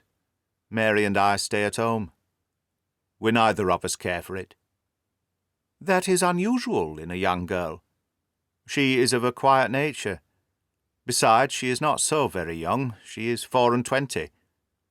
"This matter, from what you say, seems to have been a shock to her also." "Terrible. She is even more affected than I." "You have neither of you any doubt as to your son's guilt?" "How can we have, when I saw him with my own eyes with the coronet in his hands?" "I hardly consider that a conclusive proof. Was the remainder of the coronet at all injured?" "Yes, it was twisted." "Do you not think, then, that he might have been trying to straighten it?" "God bless you. You are doing what you can for him, and for me, but it is too heavy a task. What was he doing there at all? If his purpose were innocent, why did he not say so?" "Precisely. And if he were guilty, why did he not invent a lie? His silence appears to me to cut both ways. There are several singular points about the case. What did the police think of the noise which awoke you from your sleep?" "They considered that it might be caused by Arthur's closing his bedroom door." "A likely story, as if a man bent on felony would slam the door so as to awake a household. What did they say, then, of the disappearance of these gems?" "They are still sounding the planking and probing the furniture, in the hope of finding them." "Have they thought of looking outside the house?" "Yes, they have shown extraordinary energy. The whole garden has already been minutely examined." "Now, my dear sir," said Holmes, "is it not obvious to you now that this matter really strikes very much deeper than either you or the police were at first inclined to think? It appeared to you to be a simple case. To me it seems exceedingly complex. Consider what is involved by your theory. You suppose that your son came down from his bed, went at great risk to your dressing-room, opened your bureau, took out your coronet, broke off by main force a small portion of it, went off to some other place, concealed 3 gems out of the 39 with such skill that nobody can find them, and then returned with the other 36 into the room in which he exposed himself to the greatest danger of being discovered. I ask you now, is such a theory tenable?" "But what other is there?" cried the banker with a gesture of despair. "If his motives were innocent, why does he not explain them?"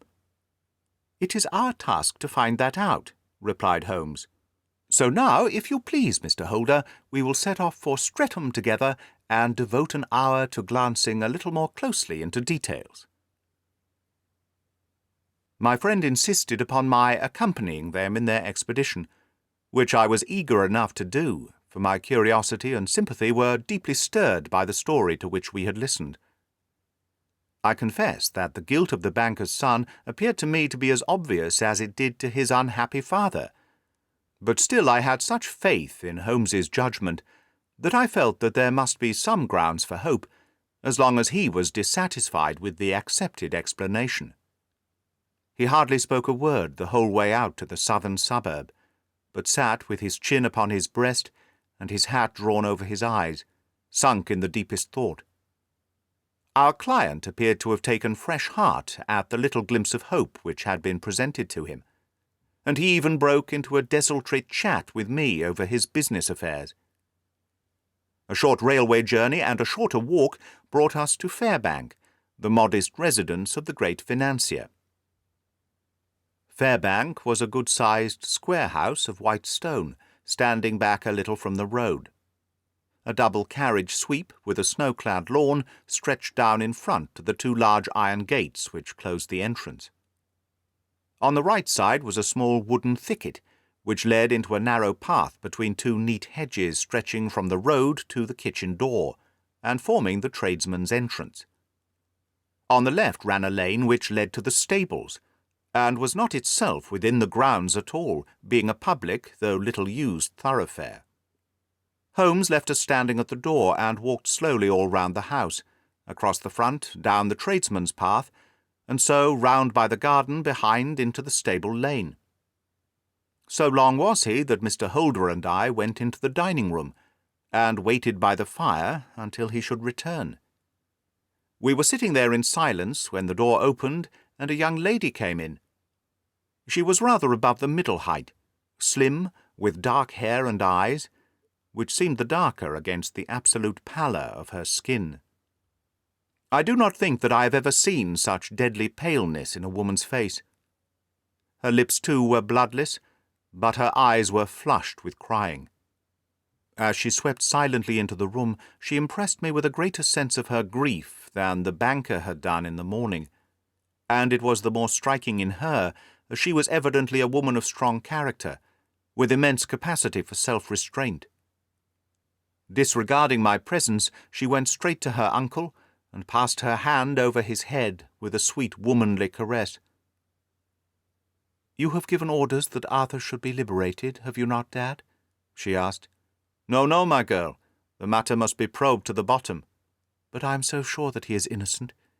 You know what women's instincts are. I know that he has done no harm, and that you will be sorry for having acted so harshly."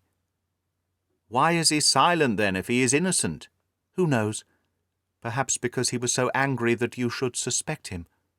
"How could I help suspecting him, when I actually saw him with the coronet in his hand?" "Oh, but he had only picked it up to look at it. Oh, do take my word for it that he is innocent. Let the matter drop and say no more. It is dreadful to think of our dear Arthur in prison." "I shall never let it drop until the gems are found. Never, Mary. Your affection for Arthur blinds you as to the awful consequences to me.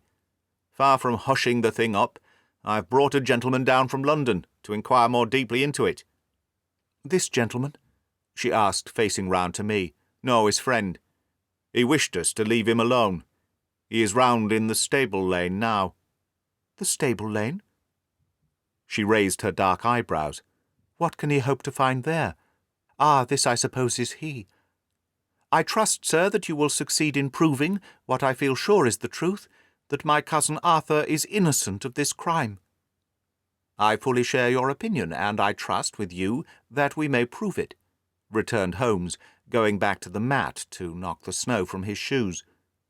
"I believe I have the honour of addressing Miss Mary Holder. Might I ask you a question or two?" "Pray do, sir, if it may help to clear this horrible affair up." "You heard nothing yourself last night?" "Nothing, until my uncle here began to speak loudly. I heard that, and I came down." "You shut up the windows and doors the night before. Did you fasten all the windows?" "Yes." "Were they all fastened this morning?" "Yes." "You have a maid who has a sweetheart? I think that you remarked to your uncle last night that she had been out to see him."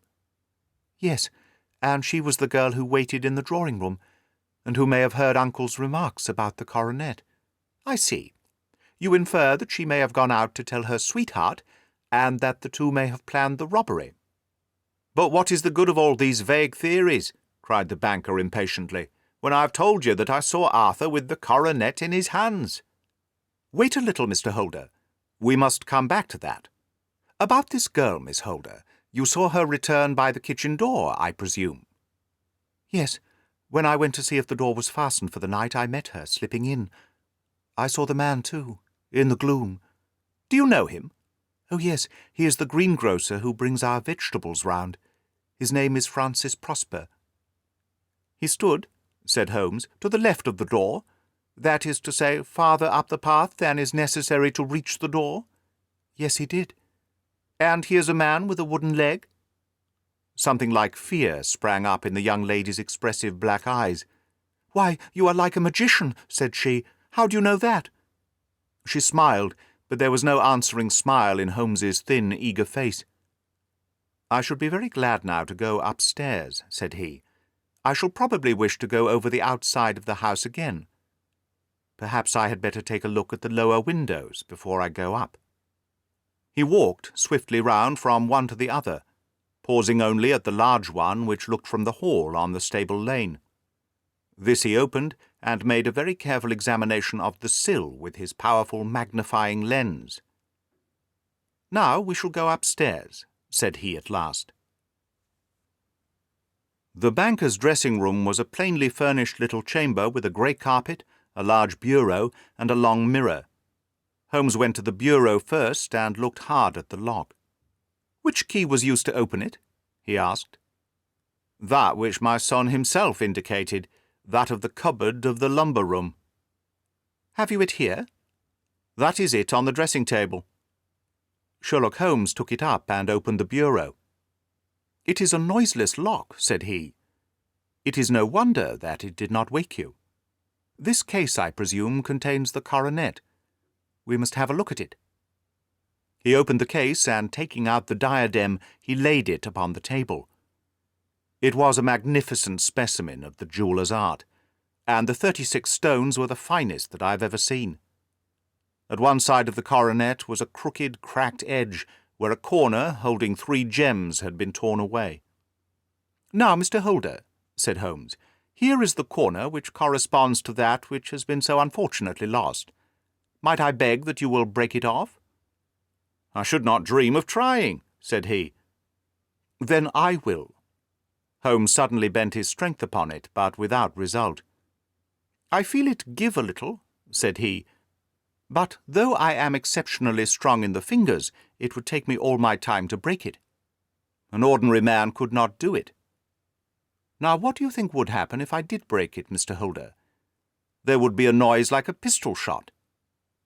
Do you tell me that all this happened within a few yards of your bed, and that you heard nothing of it?" "I do not know what to think. It is all dark to me." "But perhaps it may grow lighter as we go. What do you think, Miss Holder?" I confess that I still share my uncle's perplexity. "Your son had no shoes or slippers on when you saw him?" "He had nothing on save only his trousers and shirt."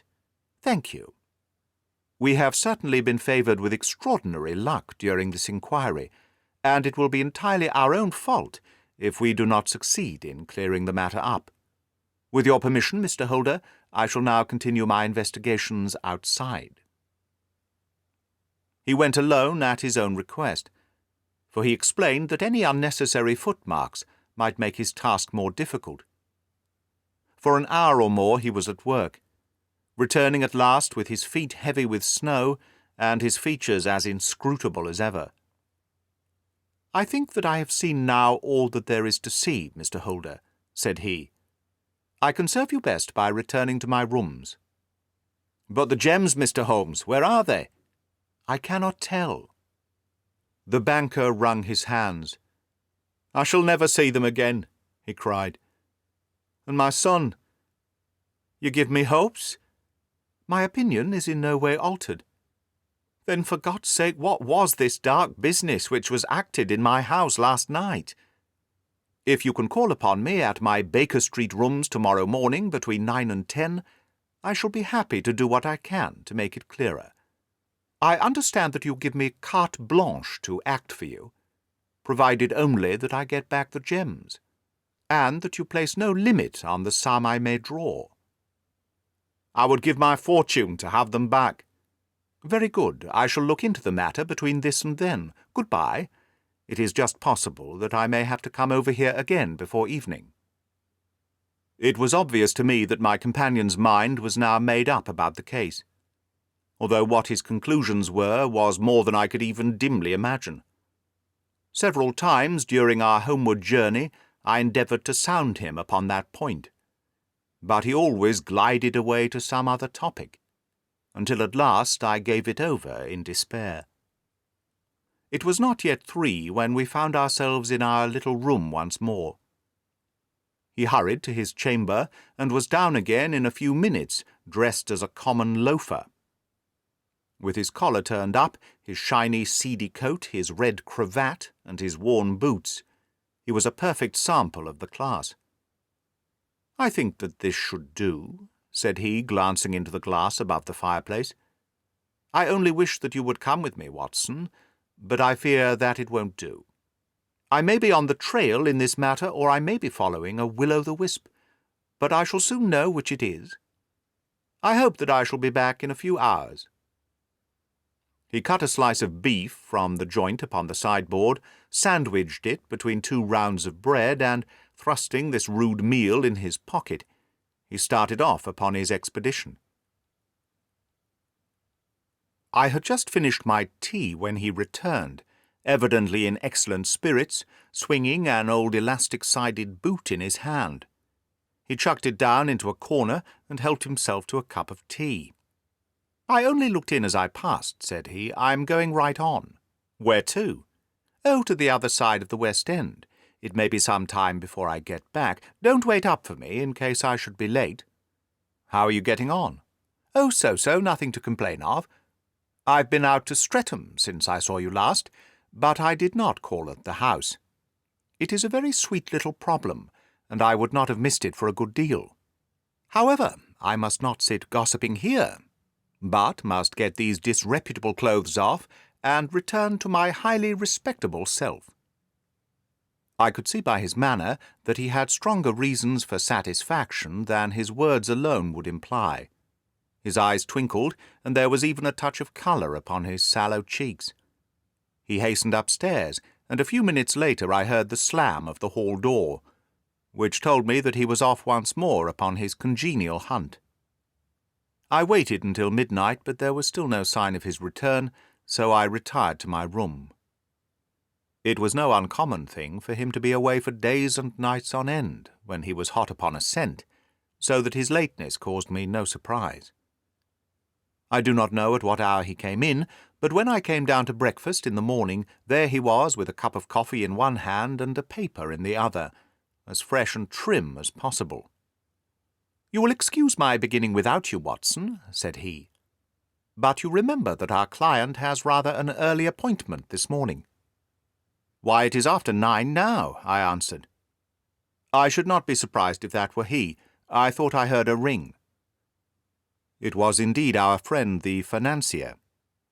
I was shocked by the change which had come over him, for his face, which was naturally of a broad and massive mould, was now pinched and fallen in, while his hair seemed to be at least a shade whiter.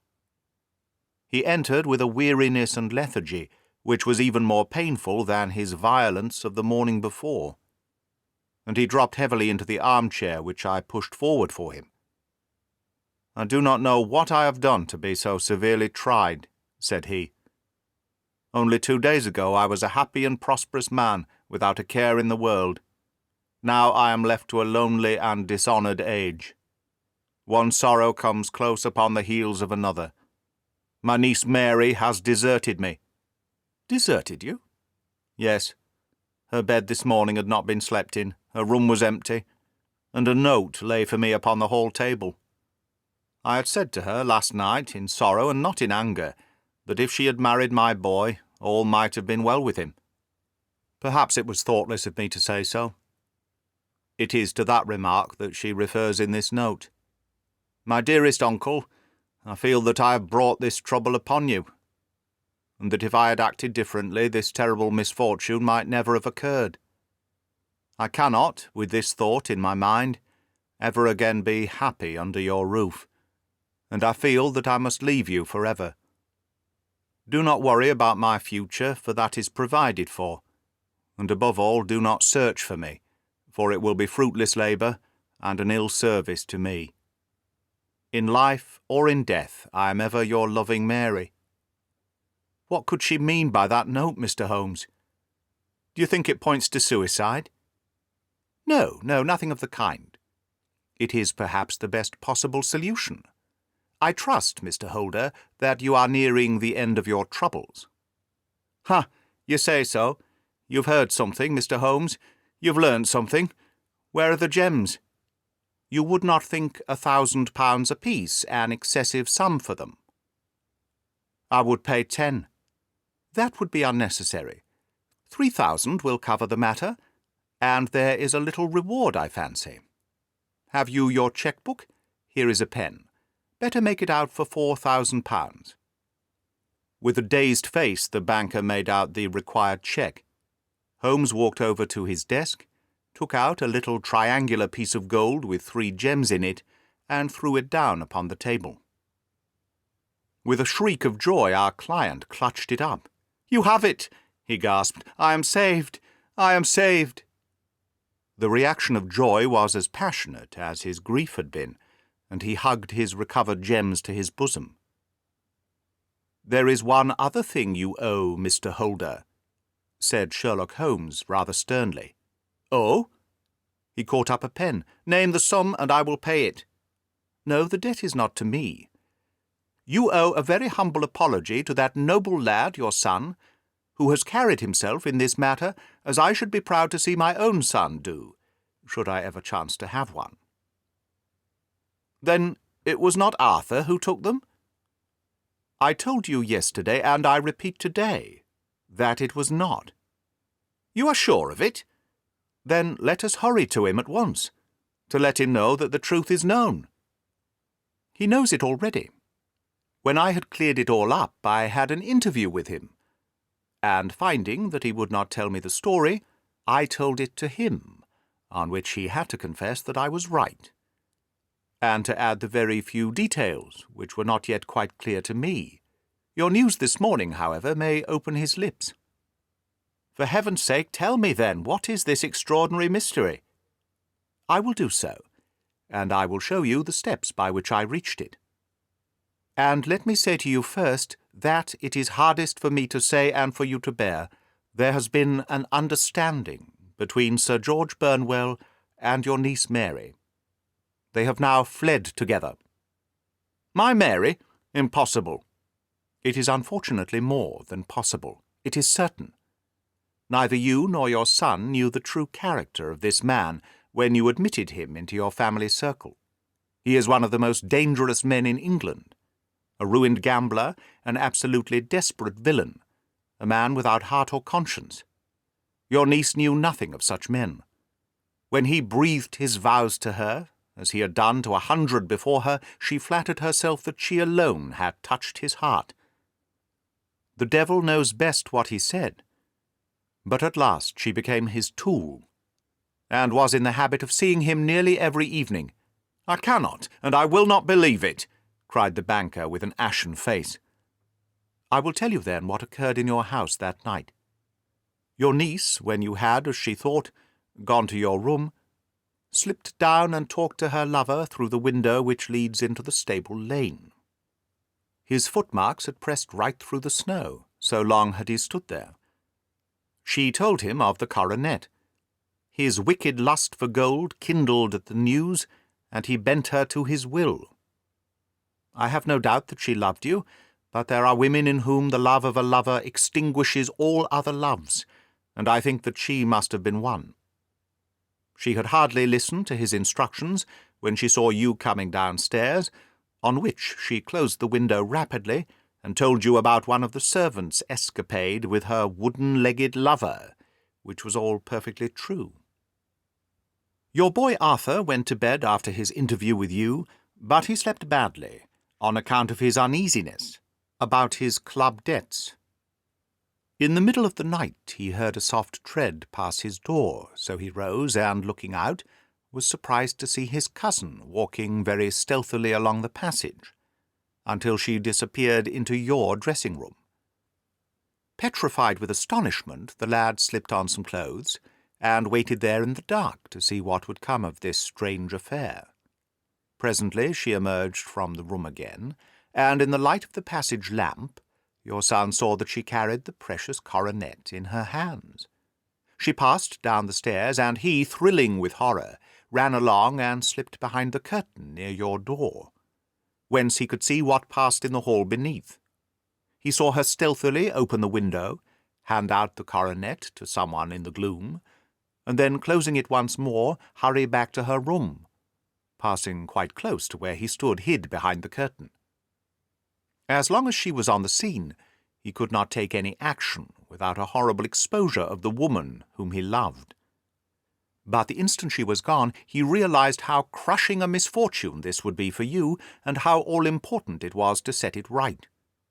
He rushed down, just as he was, in his bare feet, opened the window, sprang out into the snow, and ran down the lane, where he could see a dark figure in the moonlight.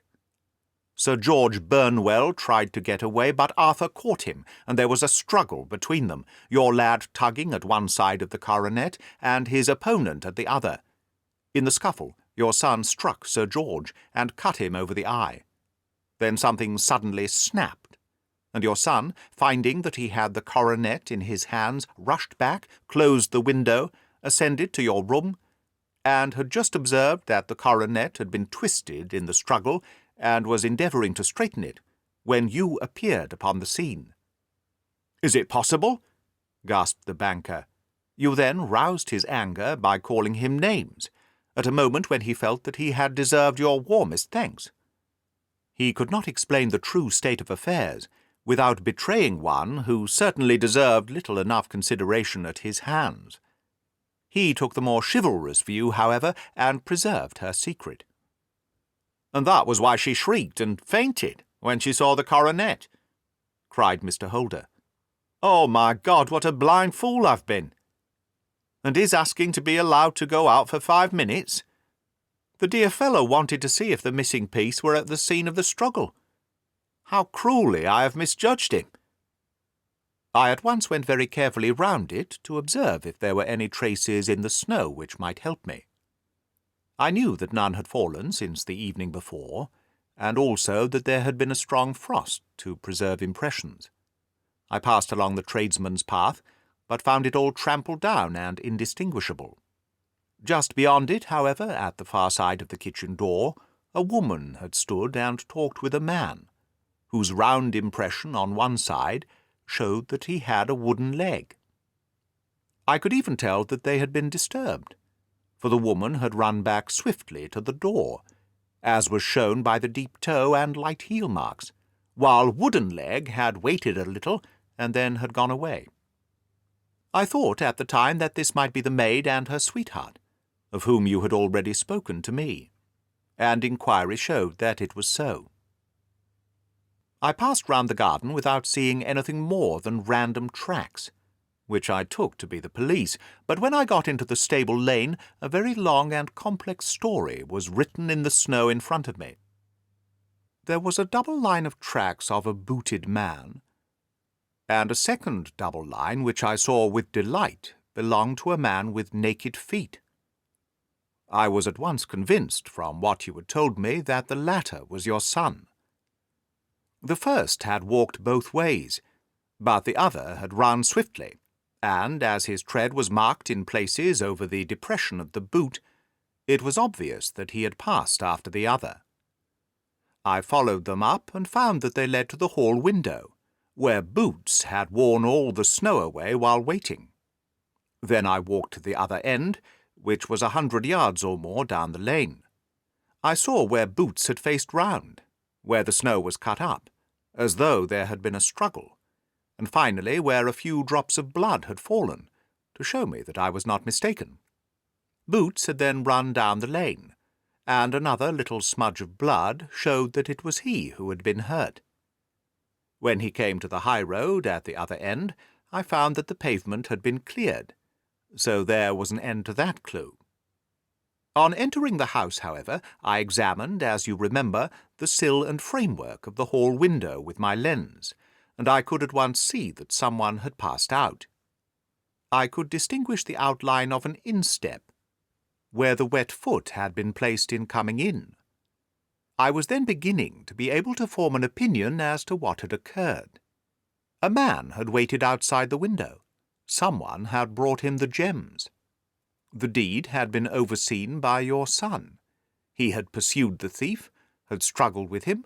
They had tugged at the coronet, their united strength causing injuries which neither alone could have effected.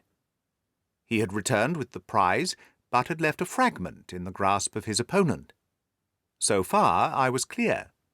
The question now was, who was the man, and who was it brought him the coronet? It is an old maxim of mine that when you have excluded the impossible, whatever remains, however improbable, must be the truth. Now I knew that it was not you who had brought it down, so there only remained your niece and the maids.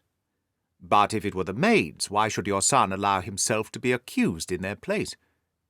There could be no possible reason. As he loved his cousin, however, there was an excellent explanation why he should retain her secret, the more so as the secret was a disgraceful one.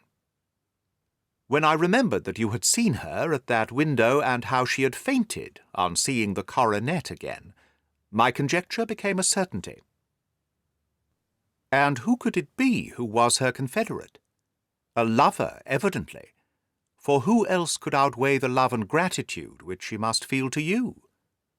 I knew that you went out little, and that your circle of friends was a very limited one, but among them was Sir George Burnwell. I had heard of him before as being a man of evil reputation among women. It must have been he who wore those boots and retained the missing gems. Even though he knew that Arthur had discovered him, he might still flatter himself that he was safe, for the lad could not say a word without compromising his own family. Well, your own good sense will suggest what measures I took next. I went in the shape of a loafer to Sir George's house, managed to pick up an acquaintance with his valet, learned that his master had cut his head the night before, and finally, at the expense of 6 shillings, made all sure by buying a pair of his cast-off shoes. With these I journeyed down to Streatham, and saw that they exactly fitted the tracks. I saw an ill-dressed vagabond in the lane yesterday evening, said Mr. Holder. Precisely, it was I. I found that I had my man, so I came home and changed my clothes. It was a delicate part which I had to play then, for I saw that a prosecution must be avoided to avert scandal, and I knew that so astute a villain would see that our hands were tied in the matter. I went and saw him. At first, of course, he denied everything. But when I gave him every particular that had occurred, he tried to bluster, and took down a life-preserver from the wall. I knew my man, however, and I clapped a pistol to his head before he could strike. Then he became a little more reasonable. I told him that we would give him a price for the stones he held, £1,000 apiece. That brought out the first signs of grief he had shown. "Why, dash it all," said he, "I've let them go at 600 for the 3. I soon managed to get the address of the receiver who had them, on promising him that there would be no prosecution. Off I set to him, and after much chaffering I got our stones at 1,000 apiece. Then I looked in upon your son, told him that all was right, and eventually got to my bed about 2 o'clock, after what I may call a really hard day's work. A day which has saved England from a great public scandal," said the banker, rising. "Sir, I cannot find words to thank you, but you will not find me ungrateful for what you have done. Your skill has indeed exceeded all that I ever heard of it. And now I must fly to my dear boy, to apologize to him for the wrong which I have done him. As to what you tell me of poor Mary, it goes to my heart. Not even your skill can inform me where she is now." "I think that we may safely say," returned Holmes, "that she is wherever Sir George Burnwell is. It is equally certain, too, that whatever her sins are, they will soon receive a more than sufficient punishment."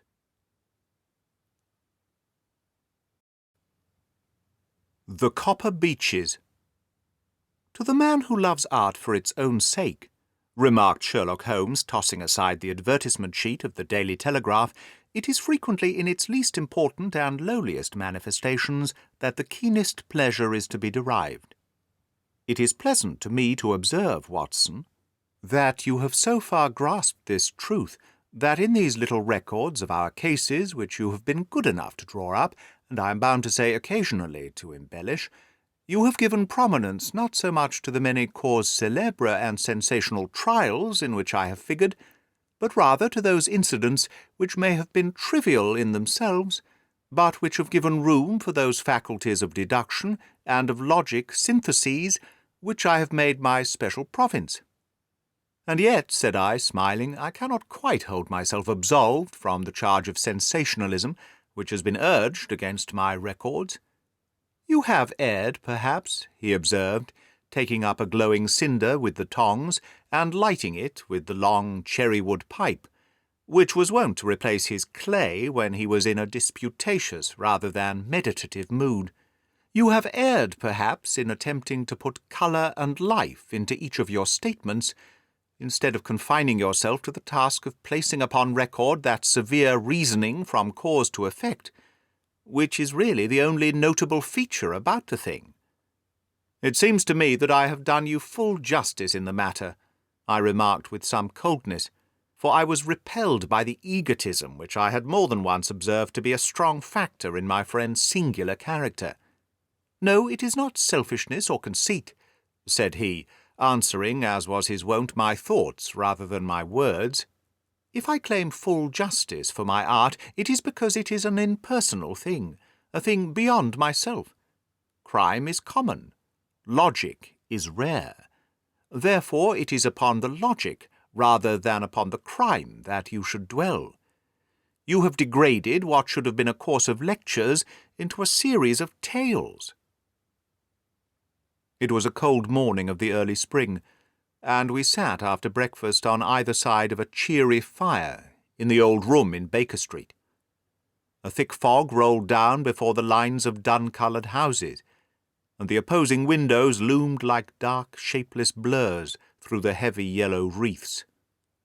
Our gas was lit, and shone on the white cloth and glimmer of china and metal, for the table had not been cleared yet. Sherlock Holmes had been silent all the morning, dipping continuously into the advertisement columns of a succession of papers, until at last, having apparently given up his search, he had emerged in no very sweet temper to lecture me upon my literary shortcomings. At the same time, he remarked, after a pause, during which he had sat puffing at his long pipe and gazing down into the fire, you can hardly be open to a charge of sensationalism, for out of these cases which you have been so kind as to interest yourself in, a fair proportion do not treat of crime in its legal sense at all. The small matter in which I endeavoured to help the King of Bohemia, the single experience of Miss Mary Sutherland, the problem connected with the man with the twisted lip, and the incident of the Noble Bachelor, were all matters which are outside the pale of the law. But in avoiding the sensational, I fear that you may have bordered on the trivial. The end may have been so, I answered, but the methods I hold to have been novel and of interest. Pshaw, my dear fellow, what do the public, the great unobservant public, who could hardly tell a weaver by his tooth or a compositor by his left thumb, care about the finer shades of analysis and deduction? But, indeed, if you are trivial, I cannot blame you, for the days of the great cases are past. Man, or at least criminal man, has lost all enterprise and originality. As to my own little practice, it seems to be degenerating into an agency for recovering lost lead pencils and giving advice to young ladies from boarding schools. I think that I have touched bottom at last, however. This note I had this morning marks my 0 point, I fancy. Read it. He tossed a crumpled letter across to me. It was dated from Montague Place upon the preceding evening, and ran thus: Dear Mr. Holmes, I am very anxious to consult you as to whether I should or should not accept a situation which has been offered to me as governess. I shall call at 10:30 tomorrow. if I do not inconvenience you. Yours faithfully, Violet Hunter. Do you know the young lady? I asked. Not I. It is 10:30 now. Yes, and I have no doubt that is her ring. It may turn out to be of more interest than you think. You remember that the affair of the Blue Carbuncle, which appeared to be a mere whim at first, developed into a serious investigation. It may be so in this case also. Well, let us hope so. But our doubts will very soon be solved, for here, unless I am much mistaken, is the person in question. As he spoke, the door opened, and a young lady entered the room. She was plainly but neatly dressed, with a bright, quick face, freckled like a plover's egg, and with the brisk manner of a woman who has had her own way to make in the world. "You will excuse my troubling you, I am sure," said she as my companion rose to greet her, "but I have had a very strange experience, and as I have no parents or relations of any sort from whom I could ask advice, I thought perhaps that you would be kind enough to tell me what I should do. Pray take a seat, Miss Hunter. I shall be happy to do anything that I can to serve you." I could see that Holmes was favourably impressed by the manner and speech of his new client. He looked her over in his searching fashion, and then composed himself with his lids drooping and his fingertips together to listen to her story. "I have been a governess for 5 years," said she, "in the family of Colonel Spence Munro. But 2 months ago the Colonel received an appointment at Halifax in Nova Scotia, and took his children over to America with him, so that I found myself without a situation. I advertised and I answered advertisements, but without success. At last the little money which I had saved began to run short, and I was at my wits' end as to what I should do. There is a well-known agency for governesses in the West End called Westaway's, and there I used to call about once a week, in order to see whether anything had turned up which might suit me. Westaway was the name of the founder of the business, but it was really managed by Miss Stoper. She sits in her own little office, and the ladies who are seeking employment wait in an ante-room, and are then shown in one by one when she consults her ledgers and sees whether she has anything which would suit them. Well, when I called last week, I was shown into the little office as usual, but I found that Miss Stoper was not alone. A prodigiously stout man, with a very smiling face and a great heavy chin, which rolled down in fold upon fold over his throat, sat at her elbow, with a pair of glasses on his nose, looking very earnestly at the ladies who entered. As I came in, he gave quite a jump in his chair, and turned quickly to Miss Stoper. "That will do," said he. "I could not ask for anything better. Capital, capital." He seemed quite enthusiastic, and rubbed his hands together in the most genial fashion. He was such a comfortable-looking man that it was quite a pleasure to look at him. "You are looking for a situation, miss?" he asked. "Yes, sir." "As governess?" "Yes, sir." "And what salary do you ask?" "I had £4 a month in my last place with Colonel Spence Munro." "Oh, tut, tut, sweating! Rank sweating!" he cried, throwing his fat hands out into the air like a man who is in a boiling passion. "How could anyone offer so pitiful a sum to a lady with such attractions and accomplishments?" "My accomplishments, sir, may be less than you imagine," said I. "A little French, a little German, music and drawing." "Tut, tut!" he cried. "That is all quite beside the question. The point is, have you or have you not the bearing and deportment of a lady? There it is in a nutshell. If you have not, you are not fitted for the rearing of a child who may some day play a considerable part in the history of the country. But if you have, why, then how could any gentleman ask you to condescend to accept anything under the 3 figures? Your salary with me, madam, would commence at £100 a year. You may imagine, Mr. Holmes, that to me, destitute as I was, such an offer seemed almost too good to be true. The gentleman, however, seeing perhaps the look of incredulity upon my face, opened a pocket-book and took out a note.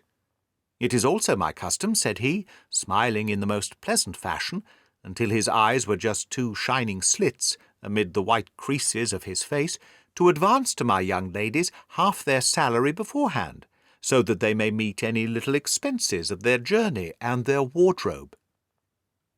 It seemed to me that I had never met so fascinating and so thoughtful a man.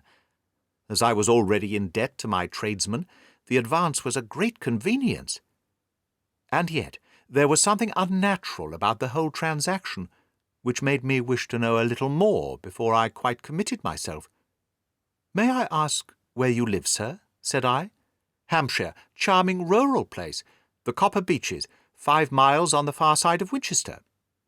"It is the most lovely country, my dear young lady, and the dearest old country house." "And my duties, sir?" "I should be glad to know what they would be. One child, one dear little romper, just 6 years old. Oh, if you could see him killing cockroaches with a slipper, smack, smack, smack, 3 gone before you could wink." He leaned back in his chair and laughed his eyes into his head again. I was a little startled at the nature of the child's amusement, but the father's laughter made me think that perhaps he was joking. "My sole duties, then," I asked, "are to take charge of a single child?" "No, no, not the sole, not the sole, my dear young lady," he cried. "Your duty would be, as I'm sure your good sense would suggest, to obey any little commands which my wife might give, provided always that they were such commands as a lady might with propriety obey. You see no difficulty, eh? I should be happy to make myself useful. Quite so. In dress, now, for example. We are faddy people, you know, faddy but kind-hearted. If you were asked to wear any dress which we might give you, you would not object to our little whim, eh?" "No," said I, considerably astonished at his words. "Or to sit here, or to sit there, that would not be offensive to you?" "Oh, no. Or to cut your hair quite short before you come to us?" I could hardly believe my ears. As you may observe, Mr. Holmes, my hair is somewhat luxuriant, and of a rather peculiar tint of chestnut. It has been considered artistic. I could not dream of sacrificing it in this off-hand fashion. "I'm afraid that is quite impossible," said I. He had been watching me eagerly out of his small eyes, and I could see a shadow pass over his face as I spoke.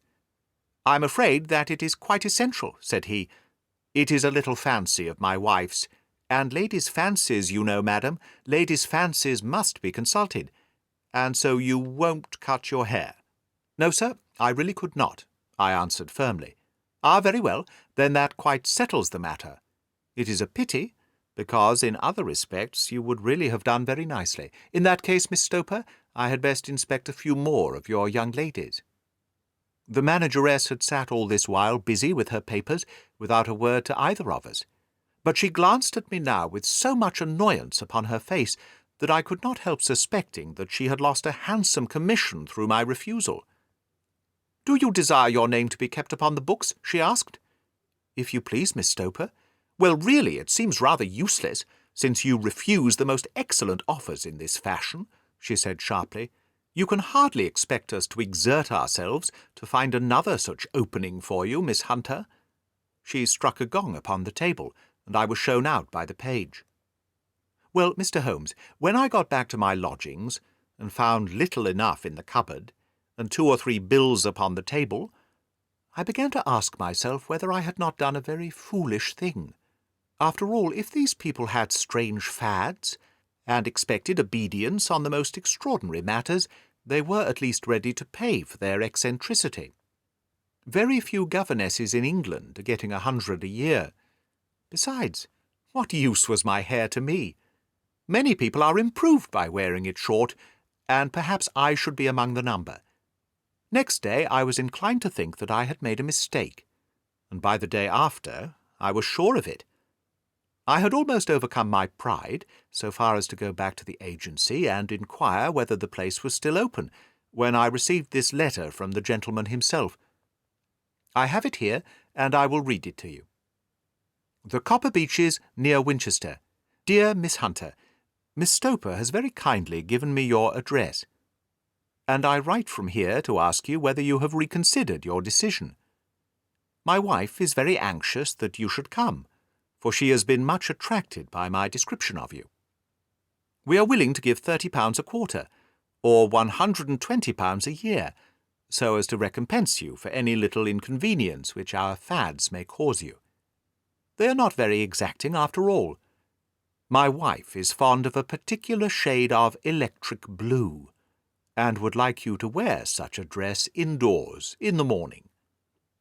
You need not, however, go to the expense of purchasing one, as we have one belonging to my dear daughter Alice, now in Philadelphia, which would, I think, fit you very well. Then, as to sitting here or there, or amusing yourself in any manner indicated, that need cause you no inconvenience.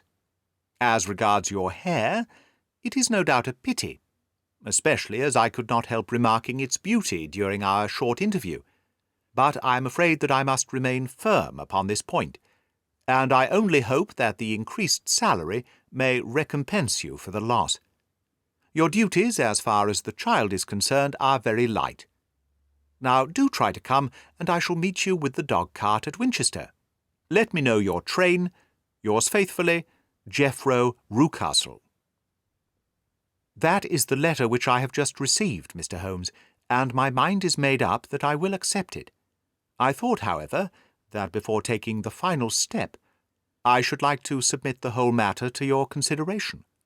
Well, Miss Hunter, if your mind is made up, that settles the question, said Holmes, smiling. But you would not advise me to refuse. I confess that it is not the situation which I should like to see a sister of mine apply for. What is the meaning of it all, Mr. Holmes? Ah, I have no data. I cannot tell. Perhaps you yourself formed some opinion. Well, there seems to me to be only one possible solution. Mr. Rucastle seemed to be a very kind, good-natured man. Is it not possible that his wife is a lunatic, that he desires to keep the matter quiet, for fear she should be taken to an asylum, and that he humours her fancies in every way in order to prevent an outbreak? That is a possible solution. In fact, as matters stand, it is the most probable one. But in any case, it does not seem to be a nice household for a young lady. But the money, Mr. Holmes, the money. Well, yes, of course, the pay is good. Too good. That is what makes me uneasy. Why should they give you £120 a year when they could have their pick for £40? There must be some strong reason behind. I thought that if I told you the circumstances, you would understand afterwards if I wanted your help. I should feel so much stronger if I felt that you were at the back of me. Oh, you may carry that feeling away with you. I assure you that your little problem promises to be the most interesting which has come my way for some months. There is something distinctly novel about some of the features. If you should find yourself in doubt or in danger— Danger? What danger do you foresee? Holmes shook his head gravely. It would cease to be a danger if we could define it, said he. But at any time, day or night, a telegram would bring me down to your help. That is enough. She rose briskly from her chair, with the anxiety all swept from her face. I shall go down to Hampshire quite easy in my mind now.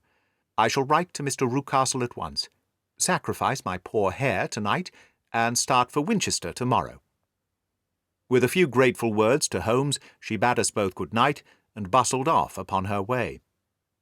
At least, said I, as we heard her quick, firm step descending the stairs, she seems to be a young lady who is very well able to take care of herself. As she would need to be, said Holmes gravely.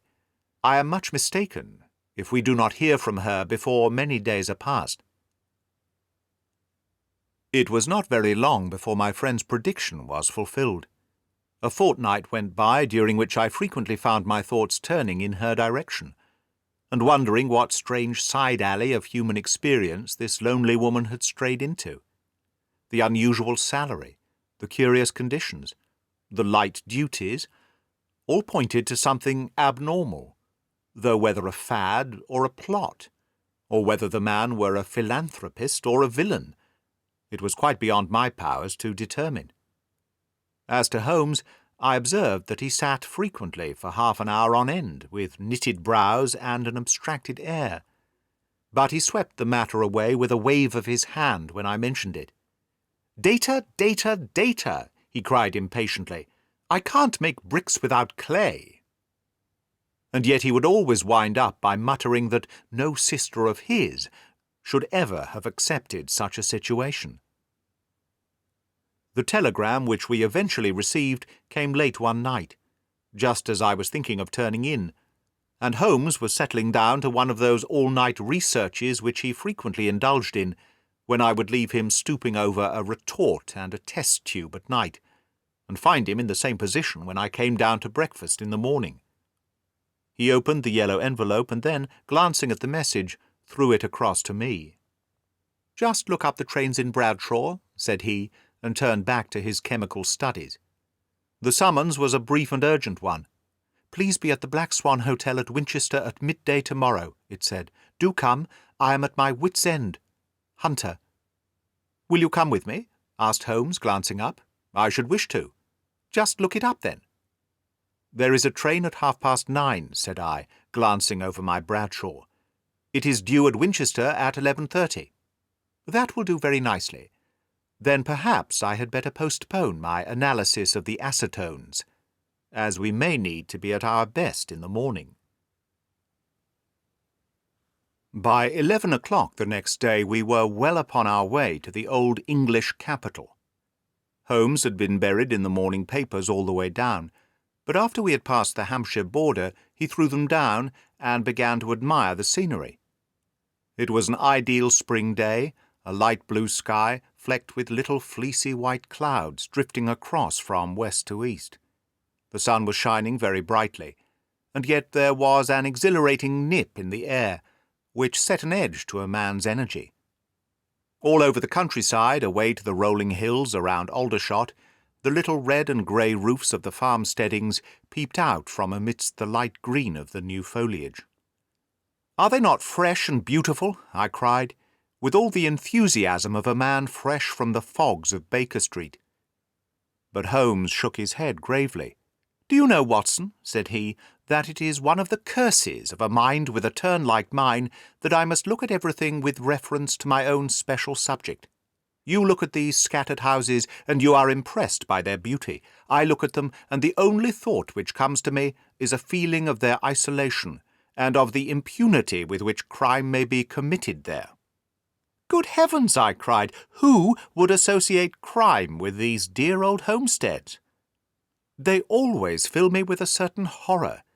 It is my belief, Watson, founded upon my experience, that the lowest and vilest alleys in London do not present a more dreadful record of sin than does the smiling and beautiful countryside." "You horrify me." "But the reason is very obvious. The pressure of public opinion can do in the town what the law cannot accomplish. There is no lane so vile that the scream of a tortured child or the thud of a drunkard's blow does not beget sympathy and indignation among the neighbours. And then the whole machinery of justice is ever so close that a word of complaint can set it going, and there is but a step between the crime and the dock. But look at these lonely houses, each in its own fields, filled for the most part with poor ignorant folk who know little of the law. Think of the deeds of hellish cruelty, the hidden wickedness which may go on, year in, year out, in such places, and none the wiser. Had this lady who appeals to us for help gone to live in Winchester, I should never have had a fear for her. It is the 5 miles of country which makes the danger. Still, it is clear that she is not personally threatened. No, if she can come to Winchester to meet us, she can get away. Quite so, she has her freedom. What can be the matter, then? Can you suggest no explanation? I have devised 7 separate explanations, each of which would cover the facts as far as we know them. But which of these is correct can only be determined by the fresh information which we shall no doubt find waiting for us. Well, there is the tower of the cathedral, and we shall soon learn all that Miss Hunter has to tell. The Black Swan is an inn of repute in the High Street, at no distance from the station, and there we found the young lady waiting for us. She had engaged a sitting-room, and our lunch awaited us upon the table. "I am so delighted that you have come," she said earnestly. "It is so kind of you both. But indeed I do not know what I should do. Your advice will be altogether invaluable to me. Pray, tell us what has happened to you." "I will do so, and I must be quick, for I have promised Mr. Rucastle to be back before 3. I got his leave to come into town this morning, though he little knew for what purpose." "Let us have everything in its due order," Holmes thrust his long, thin legs out towards the fire and composed himself to listen. "In the first place, I may say that I have met, on the whole, with no actual ill-treatment from Mr. and Mrs. Rucastle. It is only fair to them to say that. But I cannot understand them, and I am not easy in my mind about them. What can you not understand? Their reasons for their conduct. But you shall have it all just as it occurred. When I came down, Mr. Rucastle met me here, and drove me in his dog-cart to Copper Beeches. It is, as he said, beautifully situated, but it is not beautiful in itself, for it is a large square block of a house, whitewashed, but all stained and streaked with damp and bad weather. There are grounds round it, wood on 3 sides, and on the 4th, a field which slopes down to the Southampton high road, which curves past about 100 yards from the front door. This ground in front belongs to the house, but the woods all round are part of Lord Southerton's preserves. A clump of copper beeches immediately in front of the hall door has given its name to the place. I was driven over by my employer, who was as amiable as ever, and was introduced by him that evening to his wife and the child. There was no truth, Mr. Holmes, in the conjecture which seemed to us to be probable in your rooms at Baker Street. Mrs. Rucastle is not mad. I found her to be a silent, pale-faced woman, much younger than her husband, not more than 30, I should think, while he can hardly be less than 45. From their conversation, I have gathered that they have been married about 7 years, that he was a widower, and that his only child by his first wife was the daughter who has gone to Philadelphia. Mr. Rucastle told me in private that the reason why she had left them was that she had an unreasoning aversion to her stepmother.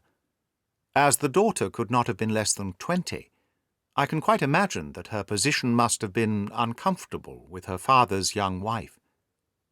Mrs. Rucastle seemed to me to be colourless in mind as well as in feature.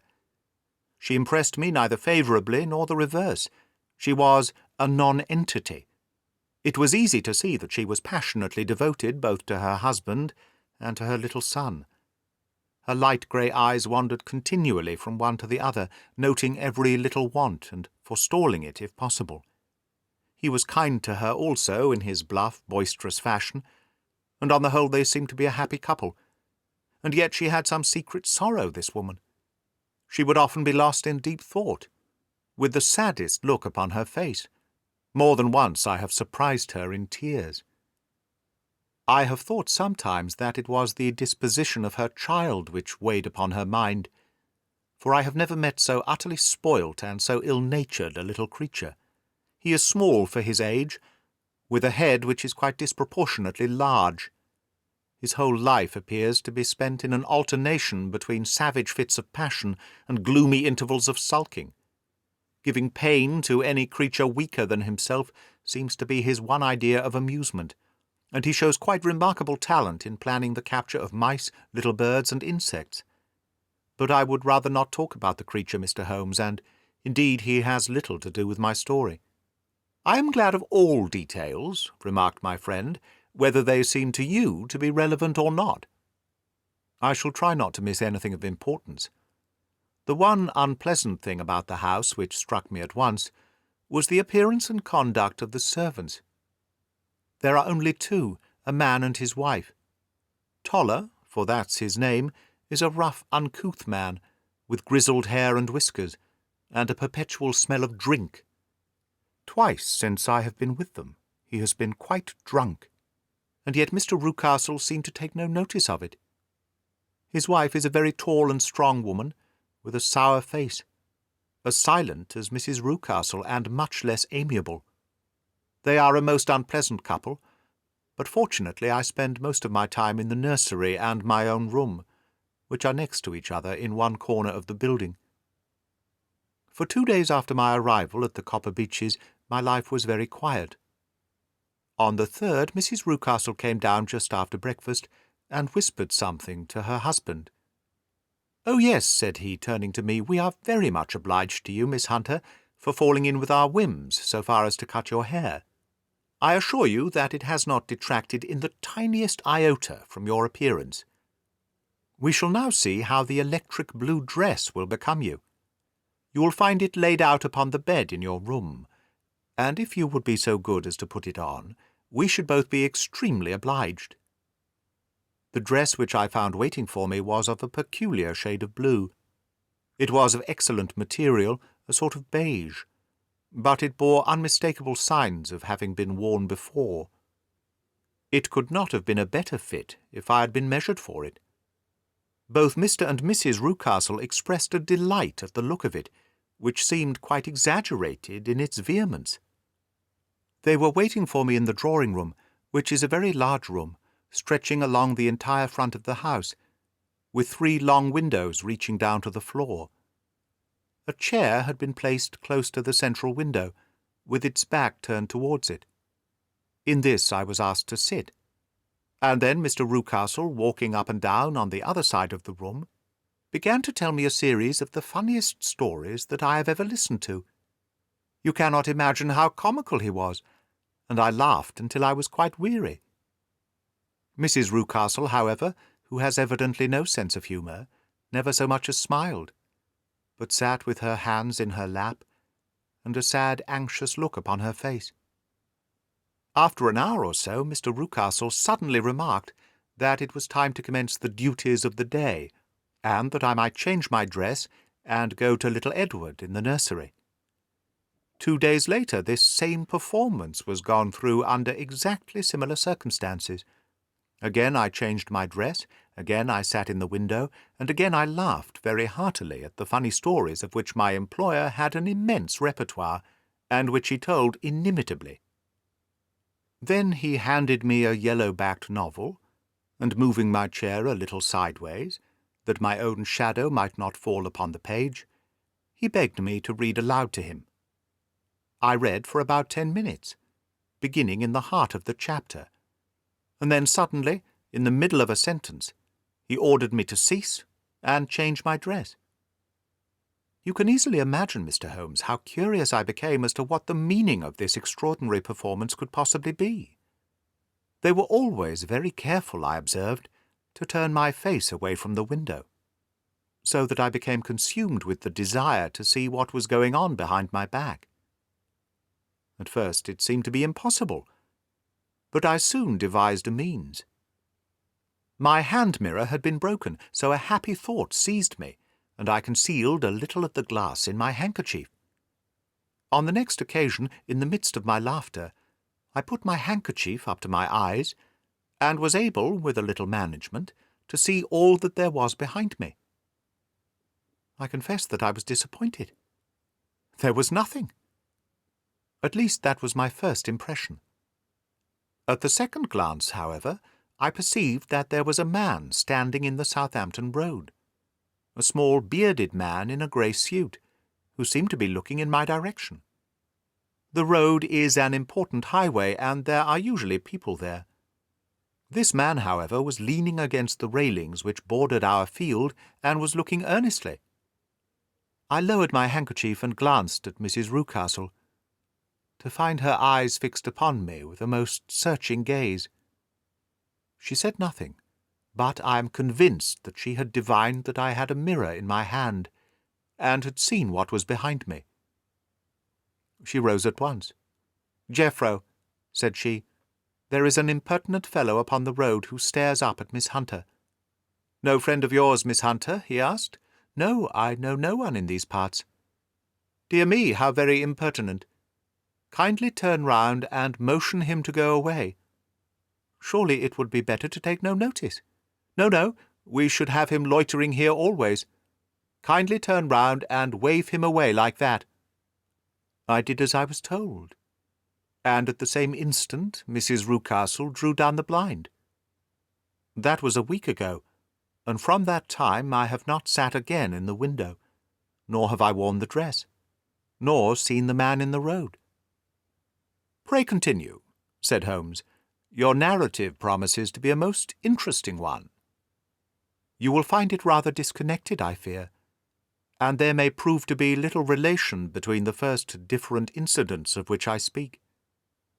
On the very first day that I was at Copper Beeches, Mr. Rucastle took me to a small outhouse which stands near the kitchen door.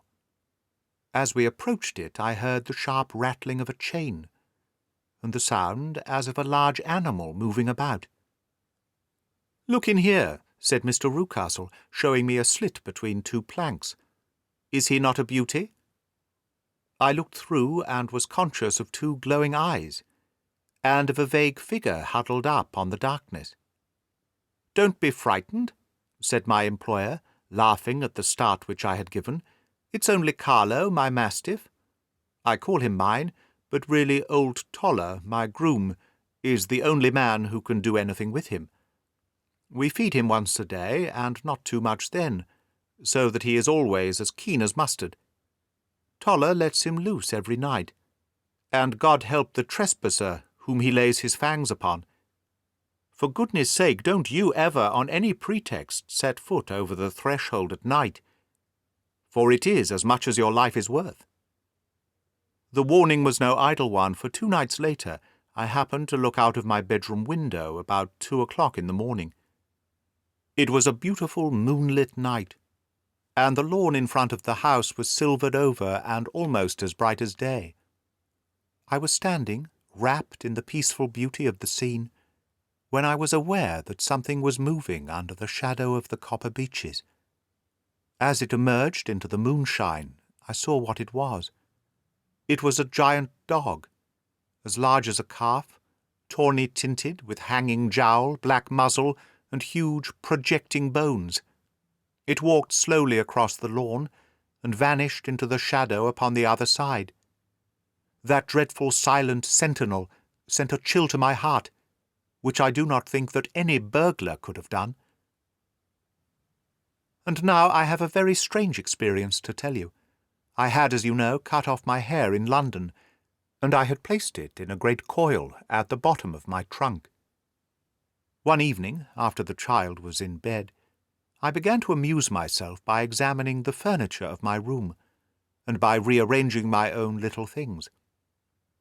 There was an old chest of drawers in the room, the 2 upper ones empty and open, the lower one locked. I had filled the 2 first with my linen, and as I had still much to pack away, I was naturally annoyed at not having the use of the 3rd drawer. It struck me that it might have been fastened by a mere oversight, so I took out my bunch of keys and tried to open it. The very first key fitted to perfection, and I drew the drawer open. There was only one thing in it, but I am sure that you would never guess what it was. It was my coil of hair. I took it up and examined it. It was of the same peculiar tint and the same thickness. But then the impossibility of the thing obtruded itself upon me. How could my hair have been locked in the drawer? With trembling hands I undid my trunk, turned out the contents, and drew from the bottom my own hair. I laid the 2 tresses together, and I assure you they were identical. Was it not extraordinary? Puzzle as I would, I could make nothing at all of what it meant. I returned the strange hair to the drawer, and I said nothing of the matter to the Rucastles, as I felt that I had put myself in the wrong by opening a drawer which they had locked. I am naturally observant, as you may have remarked, Mr. Holmes, and I soon had a pretty good plan of the whole house in my head. There was one wing, however, which appeared not to be inhabited at all. A door which faced that which led into the quarters of the Tollers opened into this suite, but it was invariably locked. One day, however, as I ascended the stair, I met Mr. Rucastle coming out through this door, his keys in his hand, and a look on his face which made him a very different person to the round, jovial man to whom I was accustomed. His cheeks were red, his brow was all crinkled with anger, and the veins stood out at his temples with passion. He locked the door and hurried past me without a word or a look. This aroused my curiosity, so when I went out for a walk in the grounds with my charge, I strolled round to the side from which I could see the windows of this part of the house. There were 4 of them in a row, 3 of which were simply dirty, while the 4th was shuttered up. They were evidently all deserted. As I strolled up and down, glancing at them occasionally, Mr. Rucastle came out to me, looking as merry and jovial as ever. "Ah," said he, "you must not think me rude if I passed you without a word, my dear young lady. I was preoccupied with business matters." I assured him that I was not offended. "By the way," said I, "you seem to have quite a suite of spare rooms up there, and one of them has the shutters up." "Photography is one of my hobbies," said he. "I have made my dark room up there. But dear me, what an observant young lady we have come upon! Who would have believed it? Who would have ever believed it?" He spoke in a jesting tone, but there was no jest in his eyes as he looked at me. I read suspicion there and annoyance, but no jest. "Well, Mr. Holmes, from the moment that I understood that there was something about that suite of rooms which I was not to know, I was all on fire to go over them. It was not mere curiosity, though I have my share of that. It was more a feeling of duty, a feeling that some good might come from my penetrating to this place. They talk of women's instinct. Perhaps it was woman's instinct which gave me that feeling. At any rate it was there, and I was keenly on the lookout for any chance to pass the forbidden door. It was only yesterday that the chance came. I may tell you that, beside Mr. Rucastle, both Toller and his wife find something to do in these deserted rooms, and I once saw him carrying a large black linen bag with him through the door. Recently he has been drinking hard, and yesterday evening he was very drunk, and when I came upstairs there was the key in the door. I have no doubt at all that he had left it there.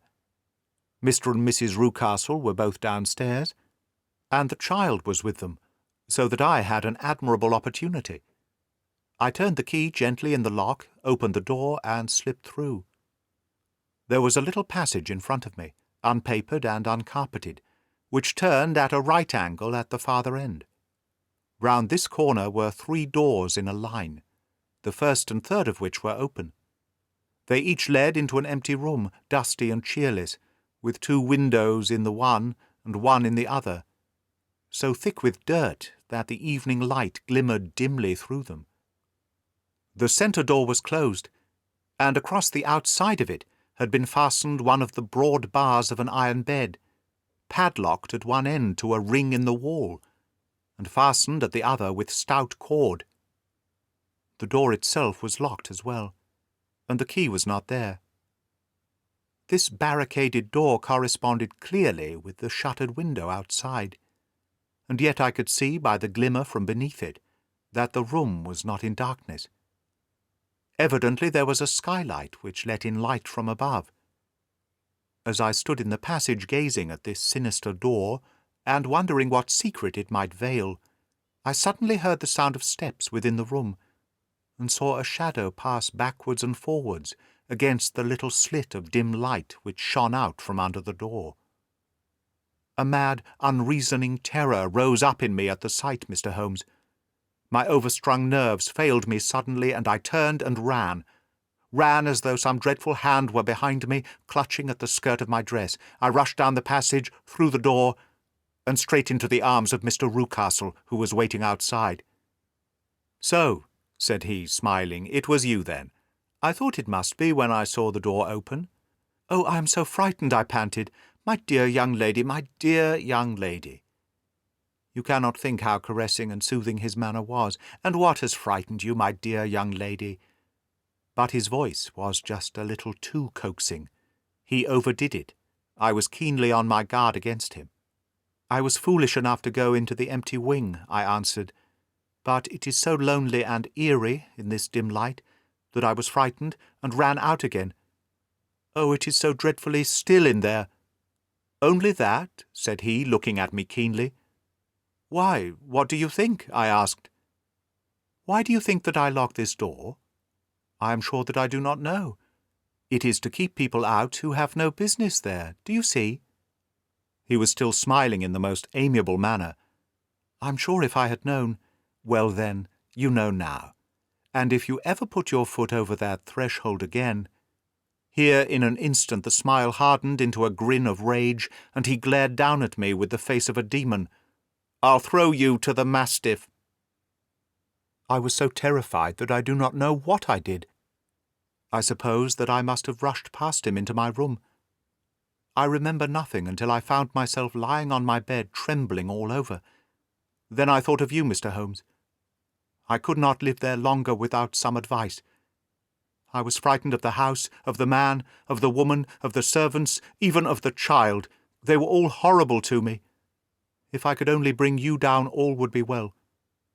Of course I might have fled from the house, but my curiosity was almost as strong as my fears.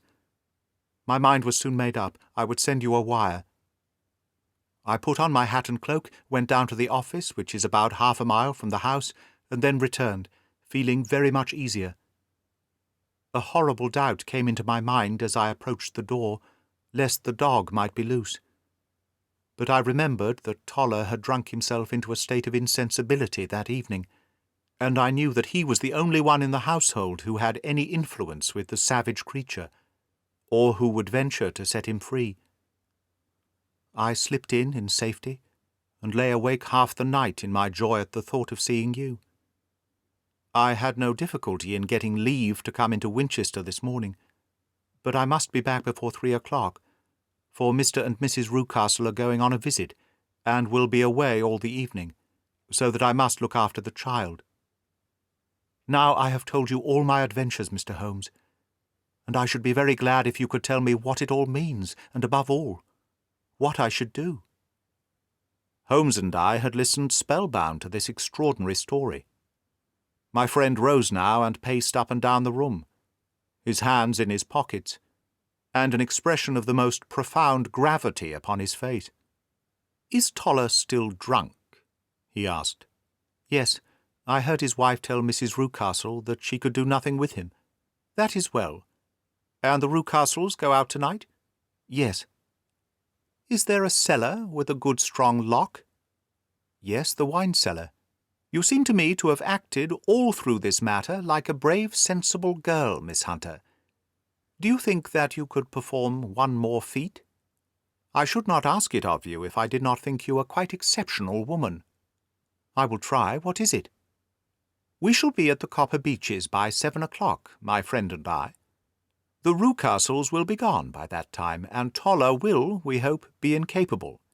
There only remains Mrs. Toller, who might give the alarm. If you could send her into the cellar on some errand, and then turn the key upon her, you would facilitate matters immensely." "I will do it." "Excellent. We shall then look thoroughly into the affair. Of course, there is only one feasible explanation. You have been brought there to personate someone, and the real person is imprisoned in this chamber, that is obvious. As to who this prisoner is, I have no doubt that it is the daughter, Miss Alice Rucastle, if I remember right, who was said to have gone to America. You were chosen, doubtless, as resembling her in height, figure, and the colour of your hair. Hers had been cut off, very possibly in some illness through which she has passed, and so, of course, yours had to be sacrificed also. By a curious chance you came upon her tresses. The man in the road was undoubtedly some friend of hers, possibly her fiancé, and no doubt, as you wore the girl's dress and were so like her, he was convinced from your laughter whenever he saw you, and afterwards from your gesture, that Miss Rucastle was perfectly happy and that she no longer desired his attentions. The dog is let loose at night to prevent him from endeavouring to communicate with her. So much is fairly clear. The most serious point in the case is the disposition of the child." "What on earth has that to do with it?" I ejaculated. "My dear Watson, you as a medical man are continually gaining light as to the tendencies of a child by the study of the parents. Don't you see that the converse is equally valid?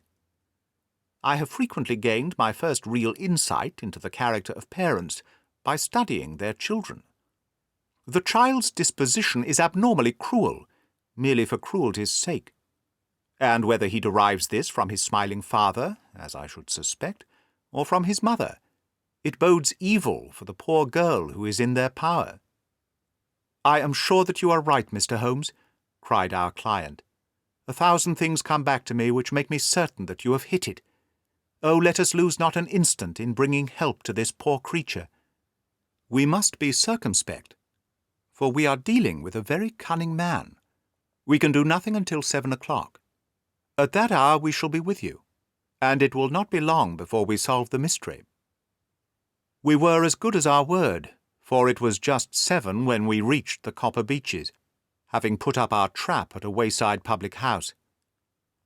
The group of trees, with their dark leaves shining like burnished metal in the light of the setting sun, were sufficient to mark the house, even had Miss Hunter not been standing smiling on the doorstep. "Have you managed it?" asked Holmes. A loud thudding noise came from somewhere downstairs. "That is Mrs. Toller in the cellar," said she. "Her husband lies snoring on the kitchen rug. Here are his keys, which are the duplicates of Mr. Rucastle's." "You have done well indeed," cried Holmes with enthusiasm. "Now lead the way, and we shall soon see the end of this black business." We passed up the stair, unlocked the door, followed on down a passage, and found ourselves in front of the barricade which Miss Hunter had described. Holmes cut the cord and removed the transverse bar. Then he tried the various keys in the lock, but without success. No sound came from within, and at the silence Holmes's face clouded over. "I trust that we are not too late," said he. "I think, Miss Hunter, that we had better go in without you. Now, Watson, put your shoulder to it, and we shall see whether we cannot make our way in." It was an old rickety door, and gave at once before our united strength. Together we rushed into the room. It was empty. There was no furniture save a little pallet bed, a small table, and a basketful of linen. The skylight above was open, and the prisoner gone. "There has been some villainy here," said Holmes. "This beauty has guessed Miss Hunter's intentions, and has carried his victim off. But how? Through the skylight. We shall soon see how he managed it." He swung himself up onto the roof. "Ah, yes," he cried. "Here's the end of a long light ladder against the eaves. That is how he did it." "But it is impossible," said Miss Hunter. "The ladder was not there when the Rucastles went away. He has come back and done it. I tell you that he is a clever and dangerous man. I should not be very much surprised if this were he whose step I hear now upon the stair. I think, Watson, that it would be as well for you to have your pistol ready." The words were hardly out of his mouth before a man appeared at the door of the room, a very fat and burly man, with a heavy stick in his hand. Miss Hunter screamed and shrunk against the wall at the sight of him, but Sherlock Holmes sprang forward and confronted him. "You villain," said he, "where's your daughter?" The fat man cast his eyes round, and then up at the open skylight. "It is for me to ask you that," he shrieked. "You thieves, spies and thieves, I have caught you, have I? You are in my power. I'll serve you." He turned and clattered down the stairs as hard as he could go. "He's gone for the dog," cried Miss Hunter. "I have my revolver," said I. "Better close the front door," cried Holmes, and we all rushed down the stairs together. We had hardly reached the hall when we heard the baying of a hound, and then a scream of agony, with a horrible worrying sound which it was dreadful to listen to. An elderly man with a red face and shaking limbs came staggering out at a side door. "My God," he cried, "someone has loosed the dog. It's not been fed for 2 days. Quick, quick, or it will be too late." Holmes and I rushed out and round the angle of the house, with Toller hurrying behind us. There was the huge famished brute, its black muzzle buried in Rucastle's throat, while he writhed and screamed upon the ground. Running up, I blew its brains out, and it fell over with its keen white teeth still meeting in the great creases of his neck. With much labour we separated them, and carried him, living but horribly mangled, into the house. We laid him upon the drawing-room sofa, and having dispatched the sobered Toller to bear the news to his wife, I did what I could to relieve his pain. We were all assembled round him when the door opened, and a tall, gaunt woman entered the room. "Mrs. Toller," cried Miss Hunter. "Yes, miss. Mr. Rucastle let me out when he came back before he went up to you. Ah, miss, it is a pity you didn't let me know what you were planning, for I would have told you that your pains were wasted." "Ha!" said Holmes, looking keenly at her. "It is clear that Mrs. Toller knows more about this matter than anyone else." "Yes, sir, I do, and I am ready enough to tell what I know." "Then pray sit down and let us hear it, for there are several points on which I must confess that I am still in the dark." "I will soon make it clear to you," said she, "and I'd have done so before now, if I could have got out from the cellar. If there's police court business over this, you'll remember that I was the one that stood your friend, and that I was Miss Alice's friend too. She was never happy at home, Miss Alice wasn't, from the time that her father married again. She was slighted like, and had no say in anything. But it never really became bad for her until after she met Mr. Fowler at a friend's house. As well as I could learn, Miss Alice had rights of her own by will, but she was so quiet and patient, she was, that she never said a word about them, but just left everything in Mr. Rucastle's hands. He knew he was safe with her, but when there was a chance of a husband coming forward who would ask for all that the law could give him, then her father thought it time to put a stop on it. He wanted her to sign a paper so that whether she married or not, he could use her money. When she wouldn't do it, he kept on worrying her until she got brain fever, and for 6 weeks was at death's door. Then she got better at last, all worn to a shadow, and with her beautiful hair cut off. But that didn't make no change in her young man, and he stuck to her as true as man could be." "Ah," said Holmes, "I think that what you have been good enough to tell us makes the matter fairly clear, and that I can deduce all that remains. Mr. Rucastle, then, I presume, took to this system of imprisonment?" "Yes, sir, and brought Miss Hunter down from London in order to get rid of the disagreeable persistence of Mr. Fowler. That was it, sir. But Mr. Fowler, being a persevering man, as a good seaman should be, blockaded the house, and, having met you, succeeded by certain arguments, metallic or otherwise, in convincing you that your interests were the same as his. Mr. Fowler was a very kind-spoken, free-handed gentleman," said Mrs. Toller serenely, "and in this way he managed that your good man should have no want of drink, and that a ladder should be ready at the moment when your master had gone out. You have it, sir, just as it happened." "I am sure we owe you an apology, Mrs. Toller," said Mr. Holmes, "for you have certainly cleared up everything which puzzled us. And here comes the country surgeon and Mrs. Rucastle, so I think, Watson, that we had best escort Miss Hunter back to Winchester, as it seems to me that our locus standi now is rather a questionable one." And thus was solved the mystery of the sinister house with the Copper Beeches in front of the door. Mr. Rucastle survived, but was always a broken man, kept alive solely through the care of his devoted wife. They still live with their old servants, who probably know so much of Rucastle's past life that he finds it difficult to part from them. Mr. Fowler and Miss Rucastle were married by special licence in Southampton the day after their flight, and he is now the holder of a government appointment in the island of Mauritius. As to Miss Violet Hunter, my friend Holmes, rather to my disappointment, manifested no further interest in her when once she had ceased to be the centre of one of his problems, and she is now the head of a private school in Warsaw, where I believe that she has met with considerable success. The End. That is the end of The Adventures of Sherlock Holmes, by Sir Arthur Conan Doyle. Read by Greg Wagland for Magpie Audio.